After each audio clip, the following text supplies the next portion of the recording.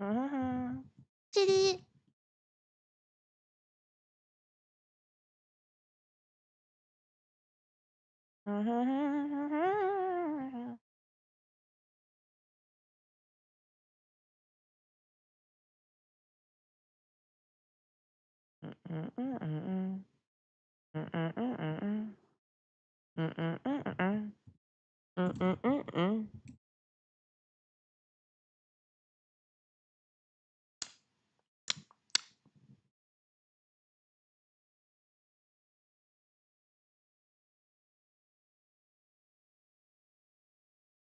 Bro, you so fast. I didn't even know they started like an hour ago. Hey, wait a sec. It's good that for YouTube I could just speed up, catch up, so it's all good.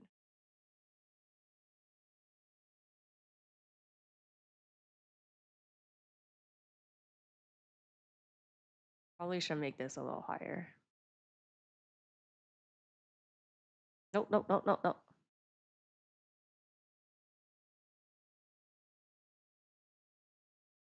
Hmm?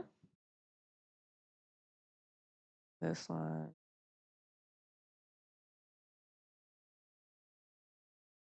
I don't know. Seems like okay, maybe like this. It's just like that. Reasonable time of day. This is my morning. Yeah. Okay, wait a sec.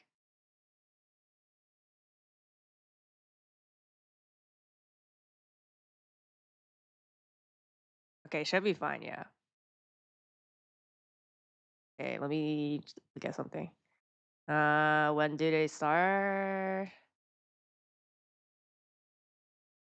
Wait. I don't know. Go back.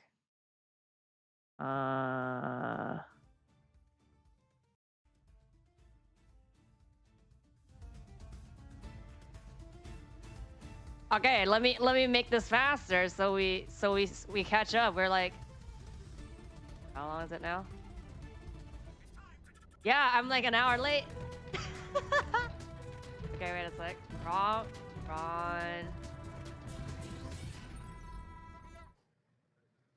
Hello and welcome back to Swiss from around the world to day 2 of the Yu-Gi-Oh! Championship Series Anaheim. Yesterday we witnessed 9 glorious rounds of Swiss alongside a set of brand new competitive strategies.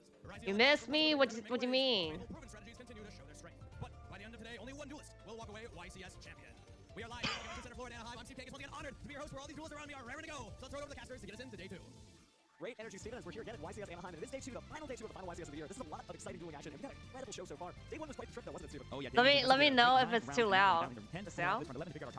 Really great action again. We've seen all these duels before. It's really worth checking out the VOD from yesterday, so if you missed all the action, you definitely want to check out all the day 1 stuff. Great duelists just playing their cards with the best, but we even had some... Bro, the Zeus background. How hard they have worked to prepare for this tournament. And it really showed the quality of dueling. You had so many great strategies, so much cool stuff. But that was just day 1. We still have a whole day 2, so do you want to talk about the event format? Yes, let's go ahead and talk about the event format here. Like I said, we're in day 2. We have 2 rounds of Swiss. I saw some stuff from day 1, but I didn't check out the entire day 1, so. After that, we're going to have top 8 and top 4 at 55 minutes, and then the all-important 45-minute 8 round. 65 minutes. It is going to be incredible. Now, that may not be enough time to duel, right? Oh, final 65. Wait, so does that mean usually day 2 is longer than day 1? The duels aren't just playing for just the right to call themselves. There's an incredible prize pool. So let me talk about those prizes. So here's your first place prize pool. They're going to be competing for an ultra rare YCS series prize card, a Better Versatile Lobby, the newest one, the Yu-Gi-Oh! Championship Series trophy, the Steam Deck, the OLED version, Yu-Gi-Oh! Championship Series Premium Messenger Bag, as well as a top cut game map, and an invite to and there's so many things happening yesterday.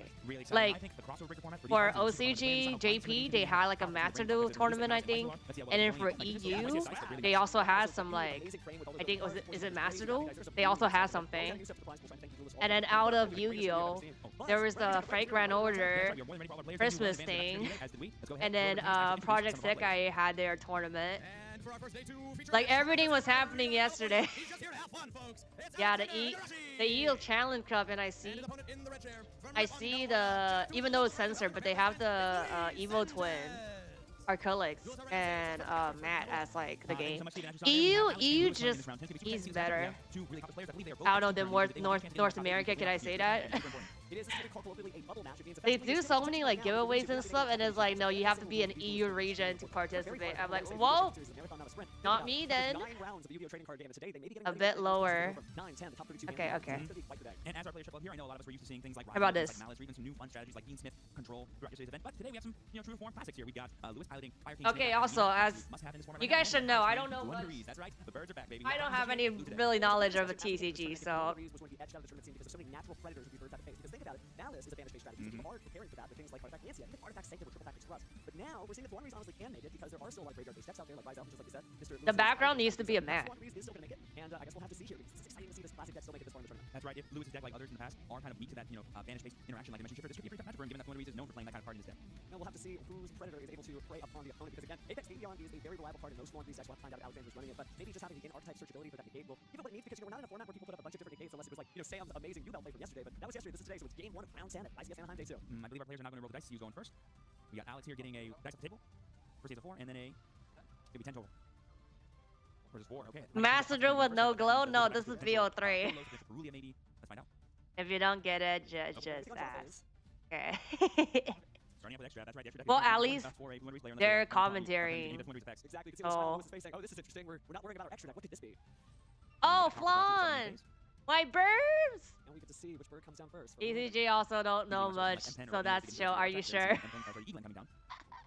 So we're not getting the additional normal summon or the search there. Pretty big, actually. One of the most powerful interaction points for this deck is Snake Eye Fire King. That's a pass. Eagle flying solo today. Bird vs. Bird. The play has passed for Lewis. He draws for turn. Looks like he's going to start off with Fire King, Courtier, Volcanics. The brand new inclusion from Maybe the Abyss that a lot of Master Duel players might be familiar with. This unlocks a whole new world of strategies for this deck. The chat is saying that Chuntaro will be limited in January, same as OCG. Well, they're like an hour. I'm like catching up, so I don't know what the context why they're saying that right now.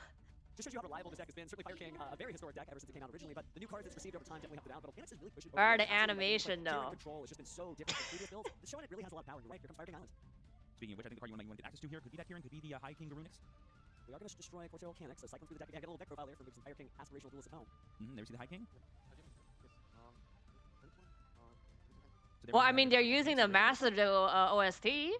Actually, one of the effect of High King to summon itself. Yep, now we're going to be destroying from the deck. I don't know. Somebody in chat are just talking about it right now. Not you guys, like the official. I'm on YouTube watching. That's why I'm catching up. Back to destroy. Now, Arvada's probably going to be the most difficult card about this board because just having that additional monster negate could really shut the line. Empire is worse than Flu. Change my mind. And now that we're done with all the Fire King cards, let's move to the Snake Eyes part of this deck by using that original simple spoil, sending Sacred King Garunix. I remember a day and age where people were like, what fire attribute? There's no fire attribute in Yu-Gi-Oh! No, there certainly is now. 2024 is definitely the year of fire. What pyro monsters? Volcanics? No, we got Snake Eyes now. Don't you mean Impachi? But Yu-Gi-Oh! Grab jokes aside, looks like we're going to go ahead and grab Snake Eyes Poplar and special summons the field with its own effects. And doesn't seem like we're grabbing anything else here, so that may be the limit of the Snake Eyes impact on the deck, but that's enough. Just getting extra bodies on the field. Oh yeah, being able to link climb and go into your powerful link plays like Prometheus, Atlantis, or even Ambulo is so powerful. Right now we're just going for IP Mask Arena, and so we are going to place the Poplar in the Spell Traps of its own effect, and Snake Eye Ash is going to grab that to grab, I would imagine Snake Eye Oak at this point, there could be Snake Eyes Lambert Track. Let's see how it plays. Yeah, sometimes you want to put the Oak in rotation after to have all the names, but just getting Lambert immediately could be all he really needs here, because, I mean, at this point, it's just about counting for damage, right? All we need is 8,000, and we can probably go for game now. Certainly is. I don't imagine too many cards from the hand like Battle Fader being used in this format, although this may have been the perfect situation for it. Yeah, so right now I think we have north of 7,000 damage, right? Looks like so 800. Arvada is 18, 17? Yeah, I believe it's 1800. And then 3,000 for the Flambird. That's 26. Oh, right. Like the first one is round 10 of 11, so they already finished a round before they started showing. And then 3,000. That's game. And that is the game. So, that's the game? What? That's... They can't block together, right? Well, again, then. Yeah, I remember when Fluent Reese first came out, like one of the biggest things was Infirm on Arena, Infirm on Eagle, and you can just turn off their entire turn because they would need some kind of map or extender that isn't monster-based in order to keep going.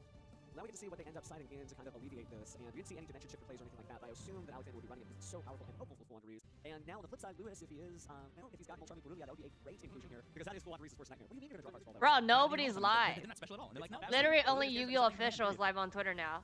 Everybody else that I follow is not live. Well, 9 rounds Yu-Gi-Oh! You know what I should do? Go back to the hotel and play more Yu-Gi-Oh! Yes. You still have to rest, right? You gotta get ready to wake up early in the morning and play some more games. I did see a lot of players who were on the bubble or maybe even X1 for day 1 just grinding it out in their hotel room trying to figure out the best ways they can compete in day 2 and give themselves the best shot at getting top cut. That's this match right here. Both Lewis and Alex are trying to play the hard stuff so that way they can stay in contention. Certainly helps there. Alexander certainly considering his options, a little bit of a pearl brow on his face, but he's still in the running again. It is best 2 out of 3, and Fluent Reese really does play well against graveyard-based strategies, so hopefully he's able to get his game plan going. He probably will go first, so I would imagine, just try to set things up and just pray there's anything for him at the time. Yeah, and hopefully, if, whatever play he does get, they can't be stopped by, 1 point interaction. Or if they are stopped, you can have that, like, little bit of extension in one of his spell cards for the powerful when we start to keep going. Although Duel's still in good spirits up there, seems like they're just about ready to go as they present their decks to us. It's going to be a really exciting tournament one way or the other because we still have plenty of players out there, a lot of interesting decks. I heard there was a Despia branded deck still out there in the format. There's a Memento deck out there too, so a lot of interesting stuff. And of course, the newer stuff still showing how strong it is. Rise Malice still making an appearance. I even heard like Voices was doing really well yesterday. Ooh, Voices Voice. Wow. Alright, all of our duelists are getting their opening hands. I haven't heard what they decided to go for first or second, but let's hop into game 2 and see what happens. Alright, it's time to duel. Why is everybody like watching it but having it in Master Duel category? See what it does? It's not Master Duel. From Lewis. This is TCG. Thing we were afraid of on behalf of Alexander. Let's see if he has a game plan for confronting this powerful jellyfish. Flashes a little peace sign over to the fans in the audience there, and begins his main phase. Announcer yapping. You're like, you know what, Lewis, if you're gonna draw some cards, I want to draw some cards first too. To see Oh, jellyfish. take those 6 off. I know jellyfish. I think the minimal amount of summons to get to M-Pen is gonna be 3, so giving Lewis 3 more draws here is a little scary. Flood win, flood win. Flood win. Really are so useful in a deck like this. All you have to do is draw more names, more cards, and you can break your own. No, I just have a fucked up face. Okay, stop asking me why my eye is like that. There's no maxi in TCG, so when they spend their hand traps, their constructive turn is almost done. Well, I mean, but game 1 was pretty fast. You just like, oh, he went. I'm like, what? I was, okay, I guess he wins. I believe this will be the effect just to. It should be setting because there's no monster on the field. Yeah. Right. It looks like Makes it Master Duel for any more reviews. True, clickbait. I should change it then. Just wait to make his place until next turn. And that's what he's gonna do. Okay. Yeah, he basically just made Lewis Let's see. He's gonna take his sweet time. He's not in any rush. He has way more cards. So Here, okay, now. We in Master Duel now. Can't be with Master Duel got popular. They made a card game. Exactly. Ooh, the hard drop sanctuary is actually really big. So Flood. Flood, I'm rooting for you, Flood. Click main gain, exactly. There's island so far. We're not doing anything too scary. No, it is Master Duel. Look, they're using the OSC. The OG wins the Master Duel at what TCG? Anything goes, especially when your opponent doesn't have a monster on the board. So yeah, we have the Arvada and the Flamberge and the Sanctuary. All cards you would normally search in the Fire King archetype, not really necessarily any of your starters. But we do get access to the Runics here, going to be something that part of the field. By destroying a card from the deck, I imagine. Back in the deck, let's see if we grab. Last time it was Kieran, but this time could be Volcanics maybe. True, Portugal Volcanics would be a good hit right now. And it seems like he's considering several options. He's just not sure. You still don't want to make the mistake, right? Even if you're up game 1, this is going to be a long tournament, so you destroys the legendary Fire King Phonics. After reading these comments, I know why Yu-Gi-Oh! TCG channel always close live chat.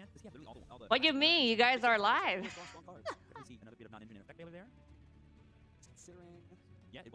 There's no TCG. It's a myth. Exactly what TCG? I only know OCG.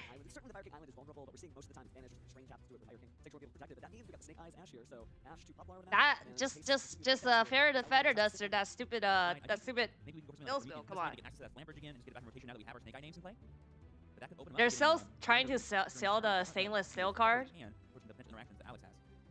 The Dark Magician Girl one. Alex considering maybe now is the time. Taking a quick look at the graveyard, just the cards we've seen so far. If I'm Lewis, I go straight for the link replay. Possible artwork variant Harpy Feather Duster with your physical copy of Yu-Gi-Oh! Early Days collection on Nintendo Switch. Oh, it's the thing. Yeah, it's the thing with a bunch of games. Yeah, this puts it back in the spell and trapstone, so that way you can still have the resource on board and not really go minus at all. Ooh, that's why, because now the Flamberge Dragon is set to the graveyard. Cut to top 32. 9 rounds of Swiss Day 1. That's like the really cool thing about the Snake Eyes deck. Why players still gravitate towards it at the higher levels of play, because there's so many fun ways these cards can just pop around the deck, the field. Oh, they're playing the Duel Links music as well. Look again at the graveyard. Wonder if he's sitting on a Luanda Resent Stree. Yeah, that could be a really powerful target advantage there. Seems like Alexander definitely wants to jump to the duel, but just trying to figure out the right time. Like sometimes you want to wait for your opponent to commit a bit more resources, that way you can like really punish them with your powerful interactions and basically get a pseudo like 1 for 3 because they're using 3 cards to summon this one, you get rid of it, all that fun stuff. But sometimes it can be too late depending on how far they actually get going and the resources they have in rotation. But here we see the Radiant Princess like I envisioned earlier in the turn, bringing back that Flamberge Dragon from the graveyard. The longer Alexander waits, I hate to say the worse it gets, right? Because more and more monsters are in the field, but also more and more monsters are hitting the graveyard. Radiant Princess could cause issues later. And similarly to game 1, we currently have enough damage, so if Lewis just goes enter battle phase, he could force Alex's hand and get basically make him interact with the board. Well, I'm no bird scientist, but I feel like Alexander will need to jump in at some point. I just wonder what those face down cards are. There's a lot of great face down for Wonderies cards that could be used right now, but well, he just hasn't chosen to do anything. But here's the first one. And it looks like we're going for Swallow's Courtier. Or Cavalry, excuse me. Yes. So allowing to basically search for Winged Beast Monster, it looks like. He's grabbed his Wonderies and M-Pen. Oh, but that's the handshake. He just wanted to showcase the M-Pen as he sits on a Harpy's Featherstorm and not much else. Alexander's hands covering his face there. I believe he has been seated again. No, my bird. Engine that isn't really the things he wants to be drawing, but it's still good enough to get him into his Feather Duster, do your thing. Wonderies name. He simply had that Swallow card, which only searched M-Pen, it looks like. He was like, yeah, it's a really cool interaction in my deck, but unfortunately, I didn't draw any other birds, so I couldn't do anything. I love Alexander's true duelist spirit, where he's like, I'm on the featured match stage. I haven't conceded the duel. I activate my card to bring out my ace monster. You win. So just a great spirit to be up there, and you can see, the long set of duels that both these duelists have had. For them, still has, again, no slouch of the dueling area. Sometimes it just doesn't happen, Alexander. But Lewis does take this, and we'll probably get from him soon. But it shows you how powerful Fire Kings are. They're just able to put a very practical, good, committed board onto the field and just get things done. Yep. And I've always said, as much as Yu-Gi-Oh is a game of unfathomable amounts of skill at the top tables, there's always a bit of variance playing in every single game Yu-Gi-Oh. Not every game is the same, and when you have a hand like that, Rallis, not really much you can do. I like his here. And that's always awesome. Now, next set that was interesting. This is the second set of duels that we've seen where you think the big specters of like, oh, Dimension Shifter, Artifact Lancia are going to control the piece of the duel, and then they just don't show up. Right? I mean, we got to see a little Dimension Shifter there just from the duality. But it's interesting that those cards are not just these like one card shutdowns that completely shut this format down, which is refreshing, I think, for a lot of duelists that they they really have to play all their cards. There's not just one thing that shuts it down. And I love formats, particularly like this, where it's like a 2-card combo has to really be the thing that cracks through any board. Maybe you need a little bit of interruption from your hand, maybe a little bit of what we call the board breaker, the counter spell card. But that's very refreshing. This is going to be an exciting tournament as things go on. And as you mentioned earlier, you know, like all these really classically powerful things, like you mentioned Future and 5 Snake Eye, like if you just like use them blind and you end up facing Malice, imagine you just giving your opponent some free extension that you didn't realize was going to happen. So yeah, this one Did I hear Malice? kind of figure it out, Malice isn't out yet. It'll be interesting to see as time goes by. We still have some specters out there. Remember, Blue Eyes is very popular. There is. I don't think anybody's played Rare Raptors. All the returning decks, we have all the Snake Eyes and all the other friends. All that combining into this super format with like anime stuff like Blue Eyes White Dragon Prime. This is going to be an insane year of Yu-Gi-Oh! Anime stuff? What are you talking about? What anime stuff? When it's gone, but it sounds like we're actually ready for an interview. So you're done hearing from us. Let me go and throw it to the stage, right, Steven? Yep, let's go and see what Steve Hanks has to say to our winner, Lewis. Thank you very much, Steven. Steven, it's your on-stage correspondent. Steven here with Lewis after your lightning-fast 2-0 victory on this feature match. Talk me through what that was like from your perspective, because from ours it seemed like maybe a bit of a breeze. Well, for me, it was I was Birdies. You're the fake bird. What are you talking about? Trying to play around Nibiru pretty much because the big threat I had. Oh, and I could play through a lot, but and then when I just like I should just push for a game right now, I didn't feel safe, and that's why I did both times. Yeah. Well, you're also Next I see us go and play Rare Raptors, bro. I cannot play Paper. Oh, that's like I've been playing Like first round, I sat down and then my opponent be like, Judge, well, my opponent's slow play and also doing illegal cheating. I play against 4. Because my guy's slow. Every time you try to destroy them, I go like, okay, that's fine. It's just gonna summon another guy. My guy do something when you destroy it. So it was very fun. So you've been playing since the structure deck release. How did they pick the highlight rounds though? Usually it has to be like some deck that is entertaining or you're kind of important, right? Yeah, for sure. There's a lot of people, but pretty much Where VR set and see the glow. Oh, yesterday all day. Just have to leave the heart of the cards. Now the locals guys that came too. You know who you are. You're the real ones. Oh, you got to shout out the locals. Thank you so much, Lewis, for coming on. Congrats on the win. We're going back to the casters. Wow, great job again, Lewis. Absolutely deserved win. Hopefully he can win the next one, gives us the best shot of getting to that top 32. But that was a pretty quick game, y'all, and we are nothing if not prepared here at YCS Anaheim coverage. We have a bonus game for you, and it's quite the game. We have Shunping versus Raphael Wright, two of the best players in the game, I would say. Yeah, pretty much, because Raphael is a 2-time YCS winner, and everyone knows Shunping for his famous Ultimate Duel Series finish. 2 times YCS winner. So these are 2 champions going head-to-head, also competing to try to secure their spots. You see 7 wins, 2 losses on each of them. They're also on the bubble here. It's going to be Rizel versus... Oh, Shunping, yeah, I've seen him last time. Off their plays, and then just grinds out with the amazing advantage engine that is Fiendsmith, and then of course Rizel needs no introduction if you watch today's stream. This is the ultimate rank 4 deck I've ever seen. Certainly is. I know Tyler and I fans somewhere like, hey. Like the YCS I went to. I think because like the top decking people, they're in the front, right? Like you know the rows? They're like kind of in the front, and then there was a corner where I don't know. It's like I don't know, maybe I don't know if it's top 5 or 10 desks, but he was like it was basically he was next to the stage. Now we got that no Rizel, which would be a nice bit of extension for Runabiru. Would be pretty nice. That's kind of makes Rizel a pretty powerful deck. Because even when you do interact with them, you have a way just to kind of still get back into your place. But there we see the 4 pin droplet coming from Raphael. Going to stop that no Rizel effect summon. Hopefully give Shunping access to another rank 4. And amazing foresight there from Raphael, of course, having a separate droplet, knowing that he was going to lose all his monsters, still happy to hear the final being sent for the droplet pause. So just good Yu-Gi-Oh! And like I said, we joined this game in the middle of it. I'm not sure how many names Shunping has in hand, or maybe even what cards he has access to to keep extending. But it looks like that's it. We're going to the end phase, passing over to Raphael. We have draw. Now, Raphael did get rid of his own cards using the Nibiru, so we may not have access to as many things before, but there we see the Kashtira Bird. Whoa, he's playing some Kashtira cards in his Fiendsmith deck. Kashtira? But Fiendsmith? Oh yeah, I was just seeing, I don't know, is it something in OCG, but you can play Fiendsmith with the live, I mean Sprite? Then I could actually play it, because I have Sprite. I think out of every deck I have, that's the only one that you could work with Fiendsmith. They got a smile on his face there, so it's still trying to win it. Despy feels like ranked in Master Duel. Master Duel is just Maxi. You get my opponent get Maxi, they surrender. They lose the coin flick, they surrender. Okay. Almost look like a match prepared, but just good memory. Exactly. Yeah, he's like, oh, don't worry, I'm going back in a second. Let's see. Could it be something in the Engrave with that Lachman? Just get more access to those cards in the Engrave. I don't believe we used sequence this game, or we did put it back using one of our Fiendsmith effects. I do see the Paradise in his graveyard that he has access to. So happy to see more and more cards used. Shunping also a duelist known for using every card as an engine, right? We saw earlier this year, Ray play with all those sort of underused Belstar cards. Now Raphael showing much the same with Fiendsmith Paradise. Although I think that's going to become more popular. It's not nearly as like indie or hipster as it might have been. Right. Definitely playing like all the cards you can. I mean, I've even seen some of the pure Fiendsmith decks like Raphael's play like 2 or 3 copies of Fiendsmith Sync just to have as many ways as possible to get into that engine. Certainly a powerful card again, using every piece there of puzzle. But passing the turn for now, seems like. Yeah, because the sequence was Mourner, so that way you don't have the ability to fusion summon. And Raphael's like, well, here you go. Shunping feeling good, draws for turn. Ice Rise, so that's a pretty good one. Do we have a interaction with this besides our Paradise? It might just be the Paradise. Seems like we may actually be letting this resolve. Doesn't seem like he's responding, so going into the deck, grabbing a Rizel. Could be Sword, could be X. Let's see what Shunping prioritizes. I'm not sure how many names have already been used throughout this combo, but I know we saw the no Rizel get destroyed, which usually is only one of in Rizel deck. There we see Purge on the effective Sword of Search. Going to be stopping that, or not? Well, there's a trap in the graveyard too, so it's going to be very powerful down this Purge. Yeah, it also destroys. But what? That's the handshake. Shunping understanding. No, I need to cut off on my line. I have those combos and keep sending that handshake, not delaying the game any further. So Raphael is going to take it. An international duelist coming all the way from Brazil. Yeah, very interesting too that I've been seeing more and more of these Fiendsmith decks like Dominus Purge, as you saw. TCG seems really easy.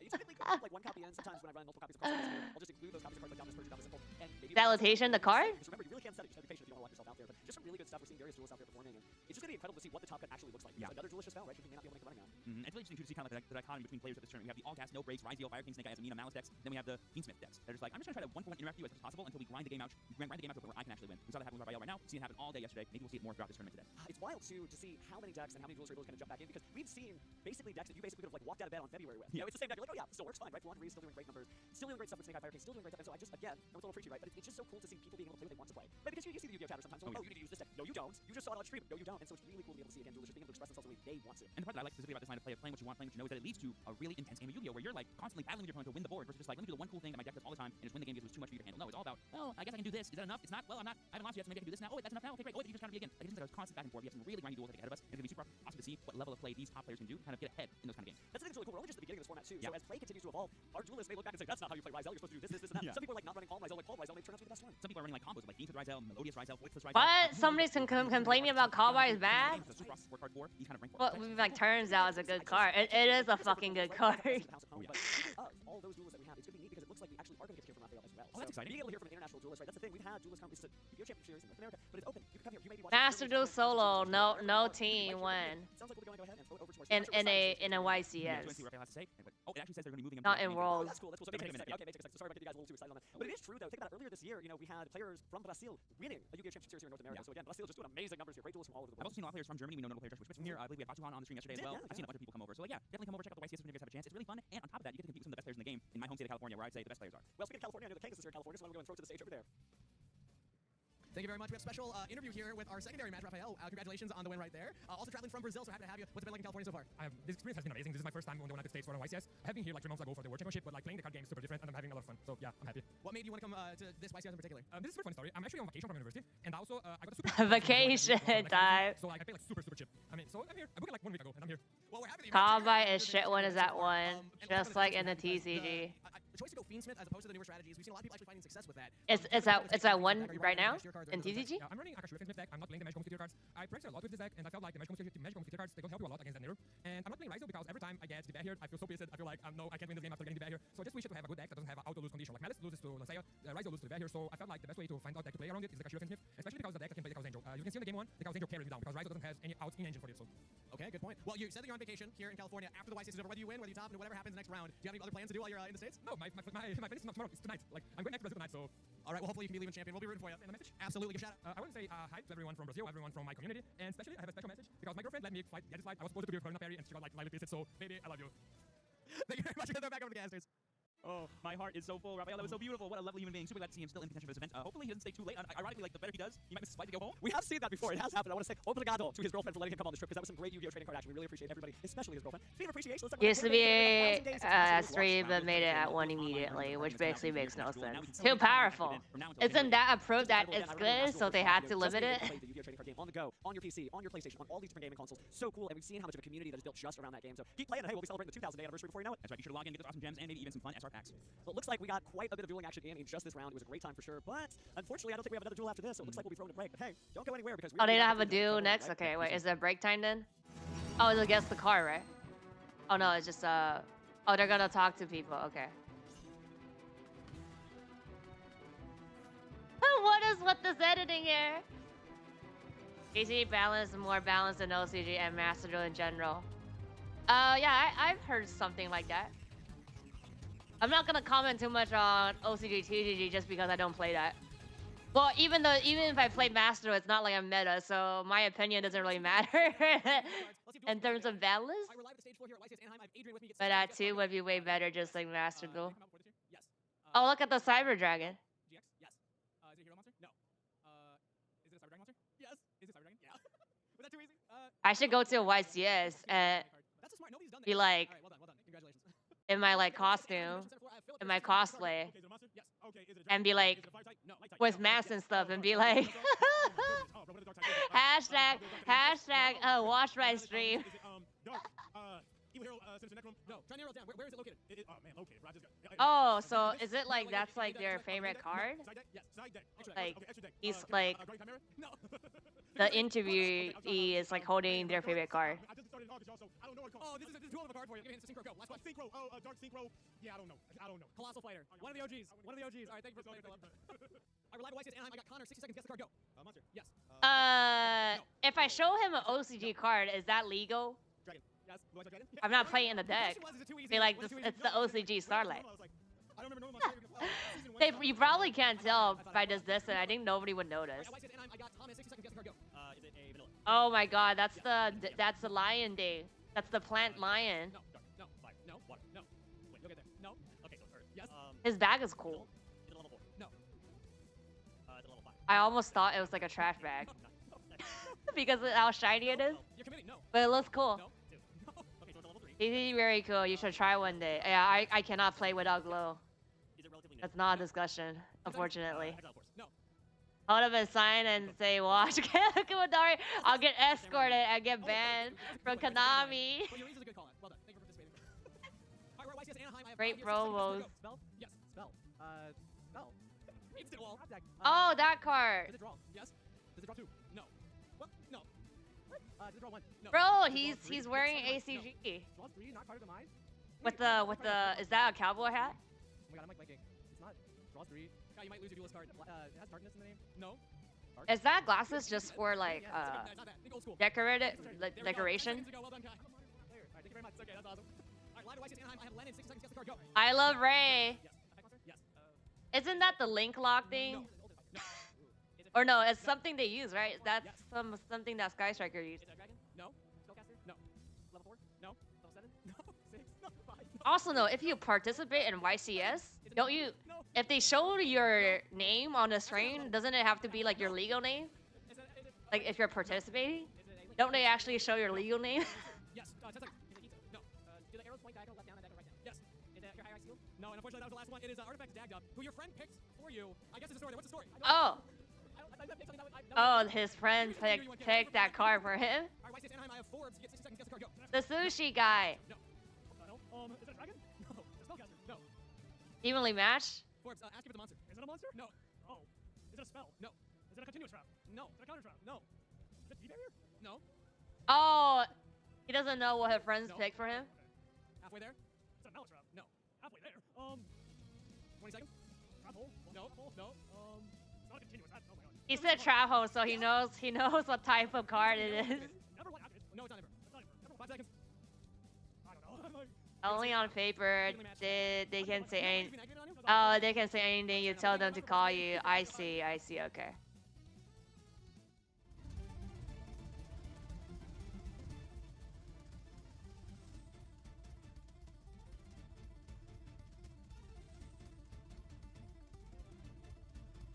Like they have a sign. I don't know if it's usually in the front, but they do say like, "Oh, this is like a public area where you might get recorded." So like stepping in, you basically agree that you might be appeared.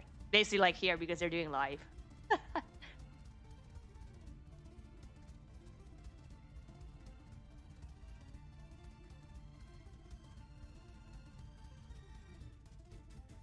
Does it just break? It's like, okay, 2-minute break. I'm like 30 minutes. I caught up half. Okay, let me pause because I don't want to say like miss something. Let me just get something to eat. Meanwhile, I'll be back. My neck will be fine. Okay, wait for like a couple minutes. Just entertainment between broadcasts. I know, but I don't want to miss them. But I mean, no, like this. I'm looking at it's like only like 2 minutes, and then they come back to like talking to people. You should refer me as daddy. Are you sure that's Okay, let me get some food. I'll be back real fast.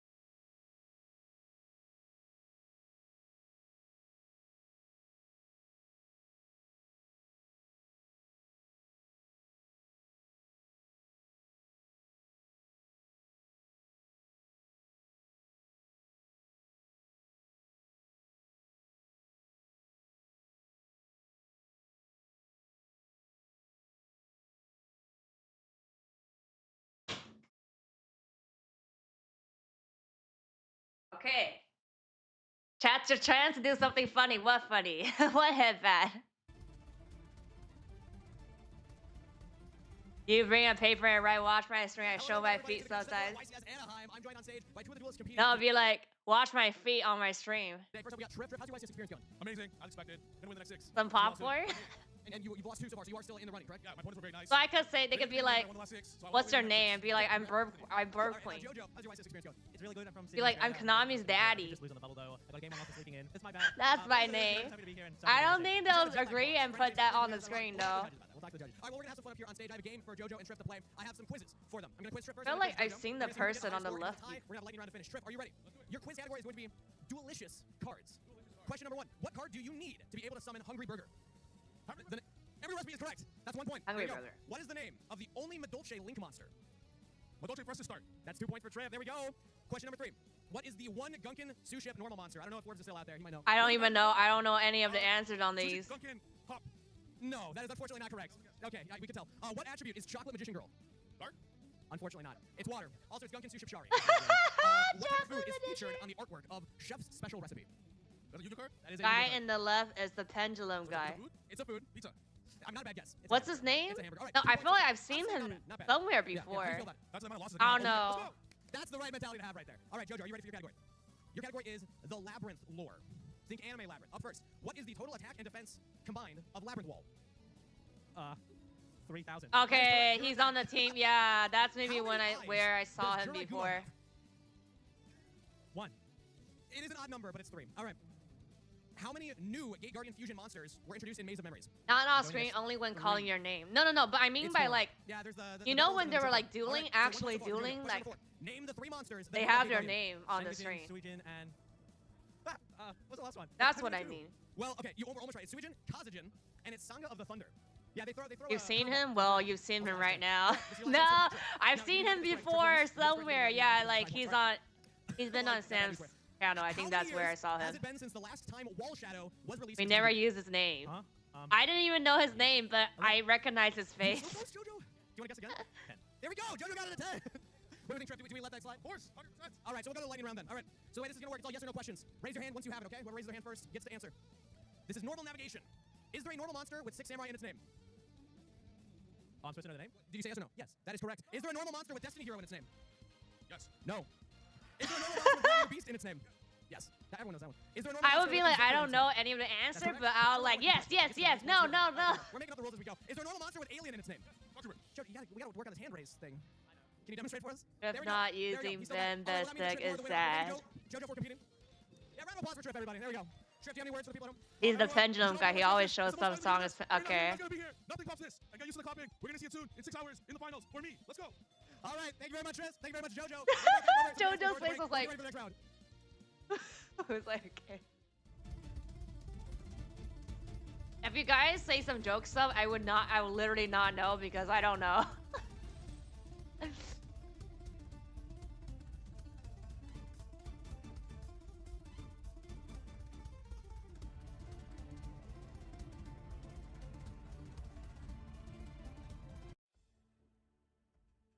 When you must be, oh no, what's up? When you must believe the heart, oh shit. Oh no. When you That's must the right believe the mentality heart right of there. cards. All Wait right, a Jojo, sec. ready for your category. What card do you hope to top deck and why? Guys, what's the answer here?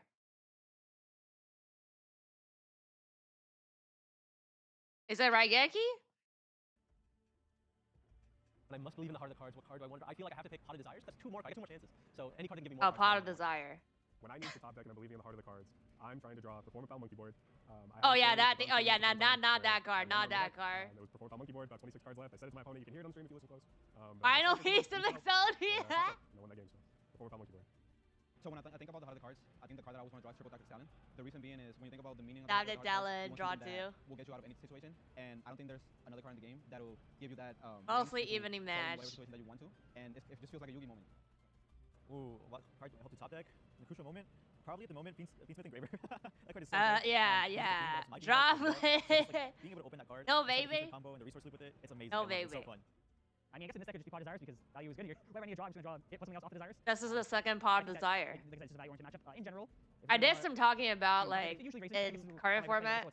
That's one card ESC. And yeah, also like their deck, right? When I'm believing in the heart of the cards, the card I must top deck. I'm gonna go with triple tactics talent. I think that is one that The second tactic. can get me out of a lot of situations. Definitely not Feifei. Feifei fucking frick. I really want to draw Pod Desires because that gives me 2 chances to believe. Look, the third Pot of Desire. Favorite public event. What does that My mean? favorite public event is going to be the Time Wizard events. I love being able to go back to the history I mentioned I started playing during Metal Raiders. So just seeing, getting to relive some of those core memories throughout my life and taking a new perspective on them, seeing how people are evolving and innovating in that space is really, really cool. So. I know it does nothing to your turn. It's a joke. You dummy. Those are the things that's so unique to Yu-Gi-Oh! And like something that you get to like really have a big memory for, and it's just a cool thing that. For turn 1 onto Airy Pot is the correct answer. I like playing. I want a top deck Pot of Greed. Want to be in the main event hopefully. So if I'm playing side events, I like to shake things up. I also like the structure deck events. Those are also fun. I think my favorite public event would be the giant card. It's really cool seeing Yu-Gi-Oh! With different forms of prizes, especially something that rare. I'm a fan of the main event. I think the main event brings a competitive aspect in every player. I think every player comes into the main I don't event, even know what are the public events except YCS and Roars, so I don't know what they're talking about. Which is deck building, bringing in ideas and then see how they perform. I think that would be it. The public event I enjoy most is Time Wizard. Also, I think they sometimes do charity events, right? In OTS stores.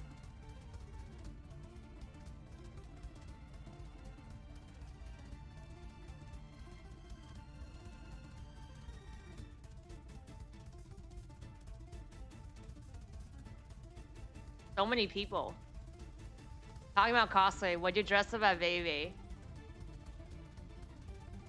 Why? No.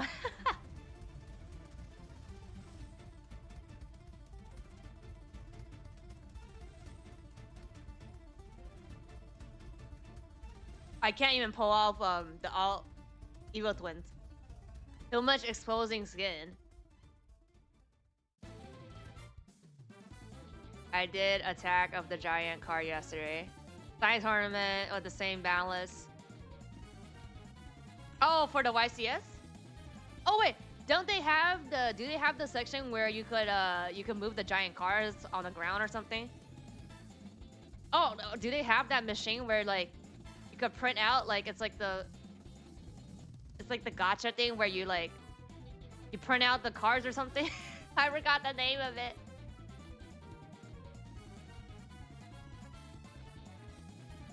Why not? Because of his attire.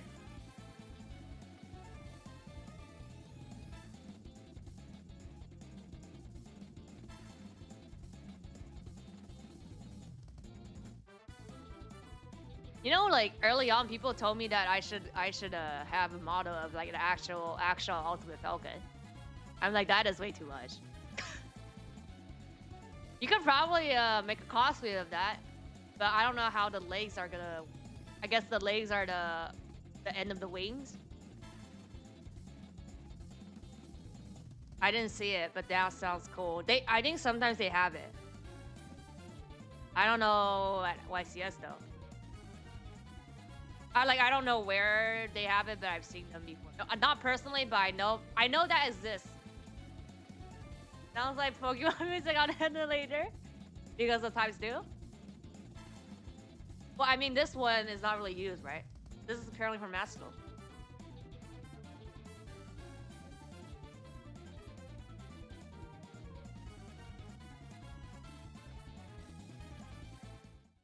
Dueling World, we are back here at day 2. That's right, it's Sunday at YCS Anaheim 2024. It's been an exciting YCS, one of the best I've been a part of in quite some Maybe time. Ultimate Falcon. Some amazing duelists, and we're still The problem is your legs. Before we cut to the top 32 single elimination playoff. We started with so many players, but now there's only one undefeated duelist. In the last round, it was Gabriel, aka Jib, some of the players might know him, against Joshua Smith, and I think Jib and his battle strategy came out on top there. Yeah, I was actually able to watch that match, and he did in fact triumph over the Heat strategy. We watched Joshua play yesterday. He is our singleton undefeated remaining.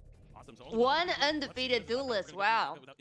Who's the undefeated duelist? How are you feeling about this YCS, Joe? It's really been everything that I thought. We see a huge impact from crossover breakers. It's been really exciting to watch the new strategies. We're going to see a little bit of that here in our final feature match before we move into the top 32. These bubble matches are always high intensity, so it's really an honor always to commentate over them. Definitely can't wait to see how it's going to play out. But without further ado, Kangas, introduce our players for this final round of Swiss. For our last Swiss round of feature match in the blue chair from Arcadia, California, a YCS commentator representing the best duelist on the broadcast, Asama Waduthantrige. And his opponent in the red chair from London, England, he's just a modest guy who likes to travel the world, Simon He. Duelists already on stage, so let's throw it back to the casters for game number 1. All right, thank you so much, Genghis. We have an epic bubble match here for you. That's right, the guy who's usually in the seat next to me, Asala Watu Tanjige, has made it all the way here at an 8-2 record, taking on Simon He, YCS champion, well-known player. Both of these players are extremely well-known, been playing for quite some time. I mean, you and Simon He have a little bit of a connection, I think, right? Yeah, so Simon placed second at YCS Long Beach well over 10 years ago now, and I placed in the top 4. It was during a time period where he and I had kind of gone back and back consecutively topping YCS a lot during that year, but we never actually played each other formally. Oh, wow. You'd think after half a dozen top cuts with each other, we would have played each other. Nope, we just kind of always cross paths next to each other. Sit next to each other every round, yeah. One of those. That's awesome to see. But all the way here from the UK, I mean, made this long journey. I mean, Simon, he kind of travels to a lot of North American events, even the Latin YCS as well, so he's definitely familiar. And of course, if you've been watching our broadcast for the past couple of years, you recognize Asala and his amazing analysis that he gives us here on the caster desk. But he's never stopped dueling this whole time. So now that we're here, pretty close to his hometown, he saw us from Arcadia. That's just a hop and a skip away here from Anaheim. He decided he wanted to show his stuff here this weekend, and with a brand new strategy coming out of Crossover Breakers Malice, probably intrigued him a little bit and led him to play here instead of joining us on the caster desk. Yeah, so we'll look into Asala's mind. Isn't that like every meta player? From this perspective, really great to see that. Yeah, definitely. We'll see who be the enemy. Gotta jump on the next bandwagon. To win. Hopefully my tiebreakers are good enough. When you're facing, YCS champion on the other side of the table, can be quite That's the thing. There's been people arguing with me of like, they're saying trying to say like, oh, Ray Raptor is possible to top, and I'm like, yeah. Yeah, show me. I'm like, yeah, you're gonna argue with me that it can win the champion. And they're like, it's possible, it's doable. There's people, and they're like, oh, do you like not know? Like somebody played like a less meta, I don't know, some stuff, and also like the roles. They're like, oh look, Sorcel went to like a champion final, and I'm like, okay, that's different though. Genmu in a place he knows well. He was able to summon Dragon Ross mode on stream, which is cool. But then he had another follow-up. So he at least had an awesome moment. But now he's gonna try and create more awesome moments here. Like this is not about skill issue or now. This is actually like about power creep. Okay. This is where it all comes down to. All the prep, all the weekend play comes down to this one final round. It's game number 1, round 10, YCS Anaheim.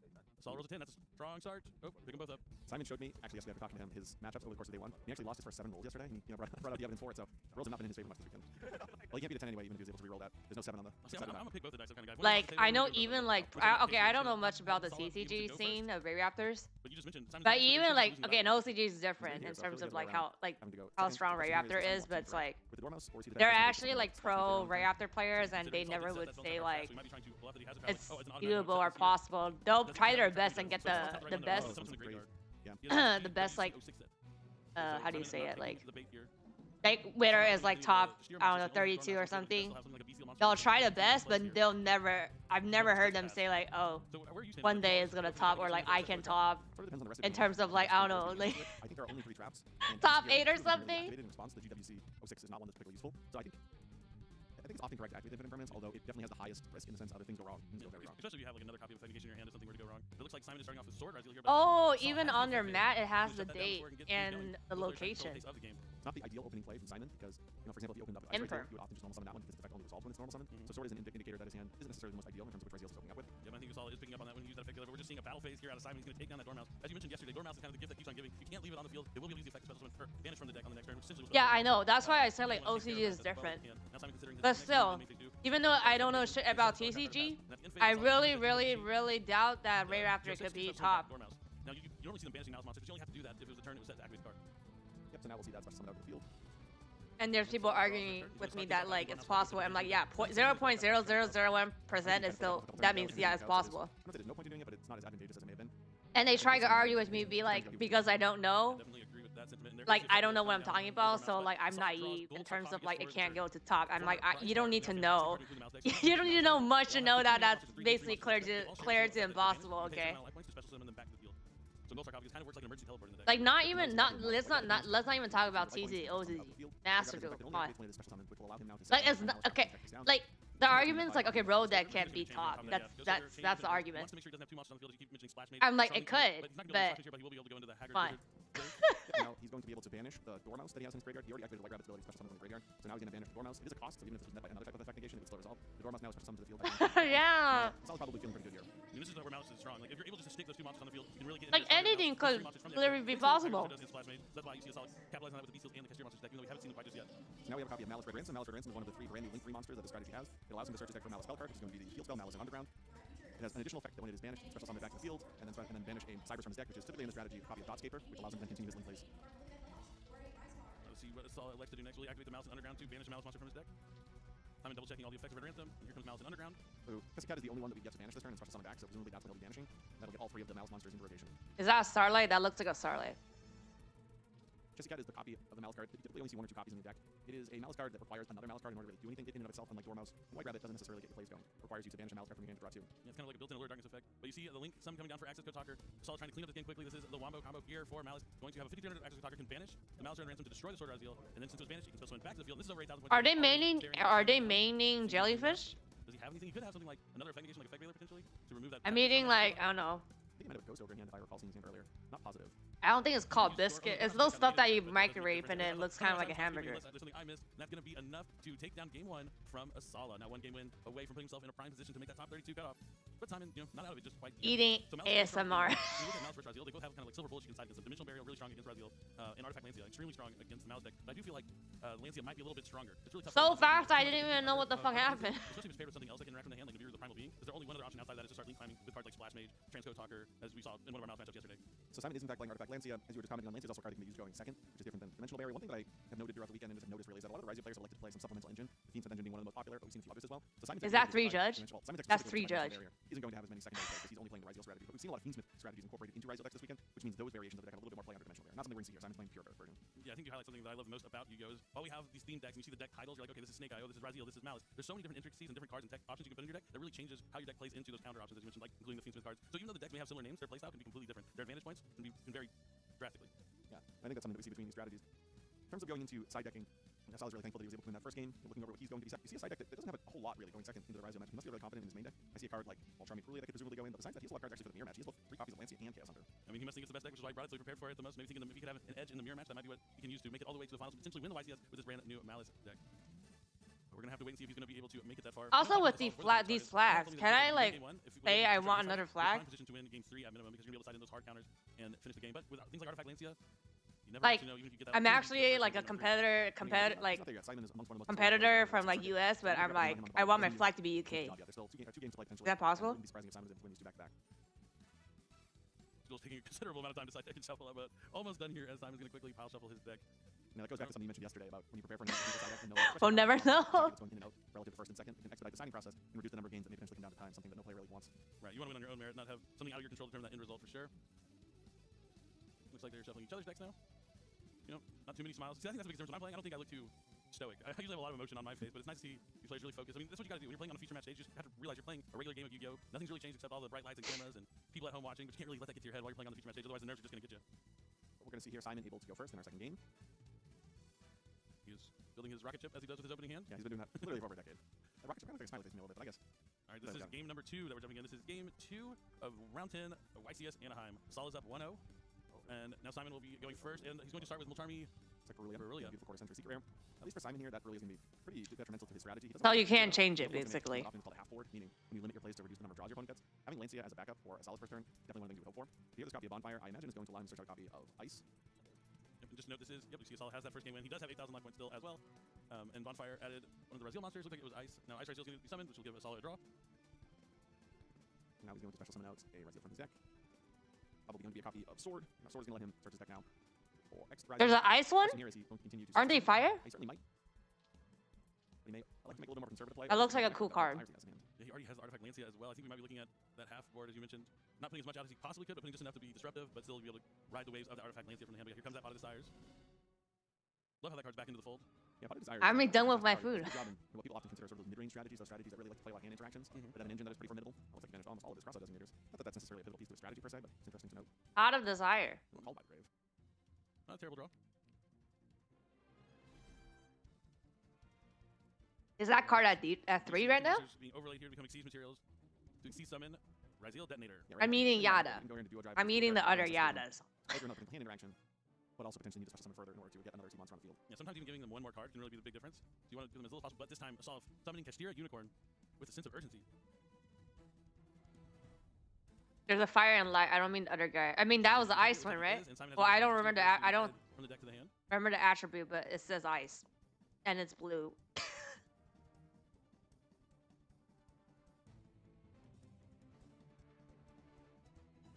I was pondering out this next play.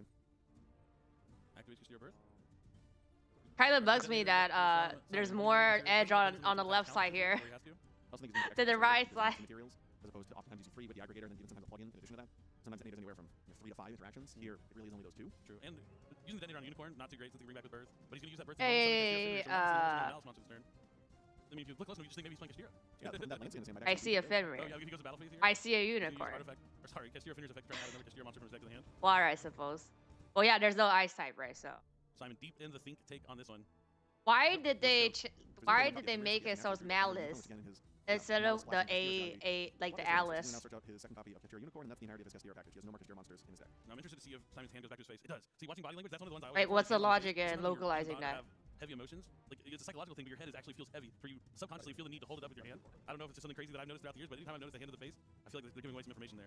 But it could be false reads that Simon's trying to give off. He does have Lancia in his hand, which if you were to rank the cards that you would want to draw, That would be top. that would be towards the top. See here, we actually see the Fenrir attacking into the detonator, and we might see that artifact Lancia. It could be the bait. Simon is a skilled duelist. First question is, does he want to activate detonator effect? And then from there, does he want to chain the Lancia? Hitting Birth seems like a pretty reasonable thing to do. And then chain the Lancia. He wants to chain the Lancia to the Fenrir effect, I guess. Oh, Forbidden Droplet. He's going to send the Unicorn from his hand. Now he can't chain the Lancia unless there's a spell somewhere set. It's a call by the grave. I think you just have to call by the grave so that you can then chain your Lancia. He'll still be able to use Lancia in the next, like in an open game state window. I think. I believe he attacked with the Fenrir. Yeah. But that would mean that the detonator gets banished. From, I don't think he's activated Fenrir's effect yet. Handshake. Lancia doesn't need to. And now in a separate chain, he's going to be able to activate the effect on Unicorn. His detonator activated in the previous. That was a huge Forbidden Oh, I Droplet. have that same paper day. To add a spell to the chain link. The and then activate notepad? in response to call by grave. Oh yeah, for sure. No, yeah, that's 100% what I he won did. that from Unless he one of the wants to hold booths. Lancia. Maybe he realizes he doesn't need to this turn, and he wants to save it for the next turn even. I think that could be potentially. Like you Yeah, play that's you tough. you, That you would play require their these- like speed do stuff and then you get the token and then you go spin and gacha. Oh, we can see something from the banished. The droplet's still going to negate the detonator, so it's not like he'd be able to either protect with the detonator or get the resolution from destruction. So maybe he's just saying, you know, this detonator's not all that valuable anyway. You can search them You never easily on Master Duel. We don't see any Malice in Underground. The Malice in Underground would have been a key card for a solid play in mid phase 2. Oh wait, did they change that Ray Raptor spell then? Because that Ray Raptor has, you know, like the two are mirroring. Oh, I think they did. Now it's going to come down to what Asala has in his hand in terms of interaction. Just having two unicorns in Fenrir, not No, but they could just not have the A. They don't need to have the A like upside down. They just have like A like the normal A. Fenrir would be activating his chain link 2 to the aggregator. That's chain link 1. But because aggregator is actually just the first card that starts the chain in this turn, like Fenrir's going to get negated before it's able to activate its effect in a separate window. With a separate chain link. Definitely huge. That is the way that X Raziel works. Simon looking through the extra deck, contemplating his next step. I see a Node Raziel in his hand. Yeah, he can summon that node from his hand. He has a Raziel or an monster in the graveyard. Instead, he's going to elect to normal summon. Looks like a copy of Ice, which would then allow him to search his deck for another Raziel monster. Doesn't look like he has a whole ton of them left after the pot of desires, but hopefully enough. Can't wait till the Konami release a archetype that is a zero card combo and hand traps and cards that activate from the deck. Even then, I don't know if that's going to be quite enough. So we're at 1, 2, 3. It's 2025. Now we have zero card combo. Place a Raziel monster as an XC material, so that's why he didn't put the aggregator underneath. Wow, they're saying they have lag. The official stream. Well, I'm not there yet, but that's what the chat's saying right now. So he gets a point of interaction on the opponent's turn, the ability to conduct an exceed summon on the opponent's turn, and Cypher? extender on his turn if necessary, or another interaction on Sal's turn. Wait, what do you mean Cypher? How many detonators? We have 2. Yeah, it might not Oh, you mean like? Unicorn banished one. Oh yeah, that's true. So it might be a little Well, harder it's to supposed to be called what? Sky Dragon? Oh yeah, they're both banished face down. I mean, if you're talking about the direct translation, right? If there was one in the grave, he has cross, which could recycle it, but as you just mentioned, the other banished, not just banished face down. Simon running some calculations. Back to check the extra deck. This is a tough spot for him. And like, this is his tournament life on the line. This could be the last game of his tournament if he loses to Asala here. So he definitely wants to give it all he got. And this is one of those situations where, you know, you can plan it before the event and say, okay, if I hit by drone locker and... Slow playing caused the stream to play slow. Desires and you're out of your key extra deck monster. So how can you use that toolbox in your extra deck now to navigate through this without just defaulting to detonator, which a lot of times the strategy is going to do. And we see here the light dragon... Oh, I guess you're slow playing. It essentially is just a piece of removal. Oh, this is still this duel. Okay, we're close to catching up. Modern day Castell. Yeah. Which we actually didn't see on screen, but heard players using this weekend, as you mentioned yesterday. He is a weird beast.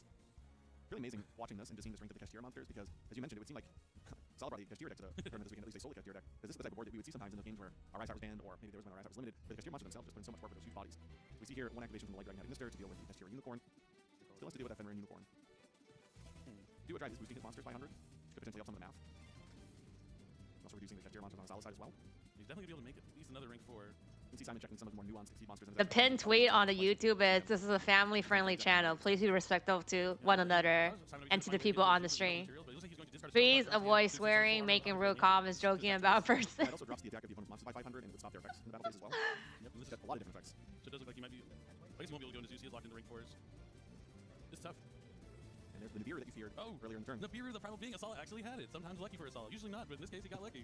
Sorry, Asala. I mean, if he's going to draw a hand, I mean, let's be real. He didn't draw any Malice cards. So what else could he possibly have in his hand? And this game's not over just because this Nibiru is coming down. It's going to be a huge token. Probably one of the bigger ones we've seen on stream. And I love the fact that he still has that Castillo Birth on field. So The Maws are strict in the stream. I don't know. I'm seeing the chat right now on the side. I don't know about that.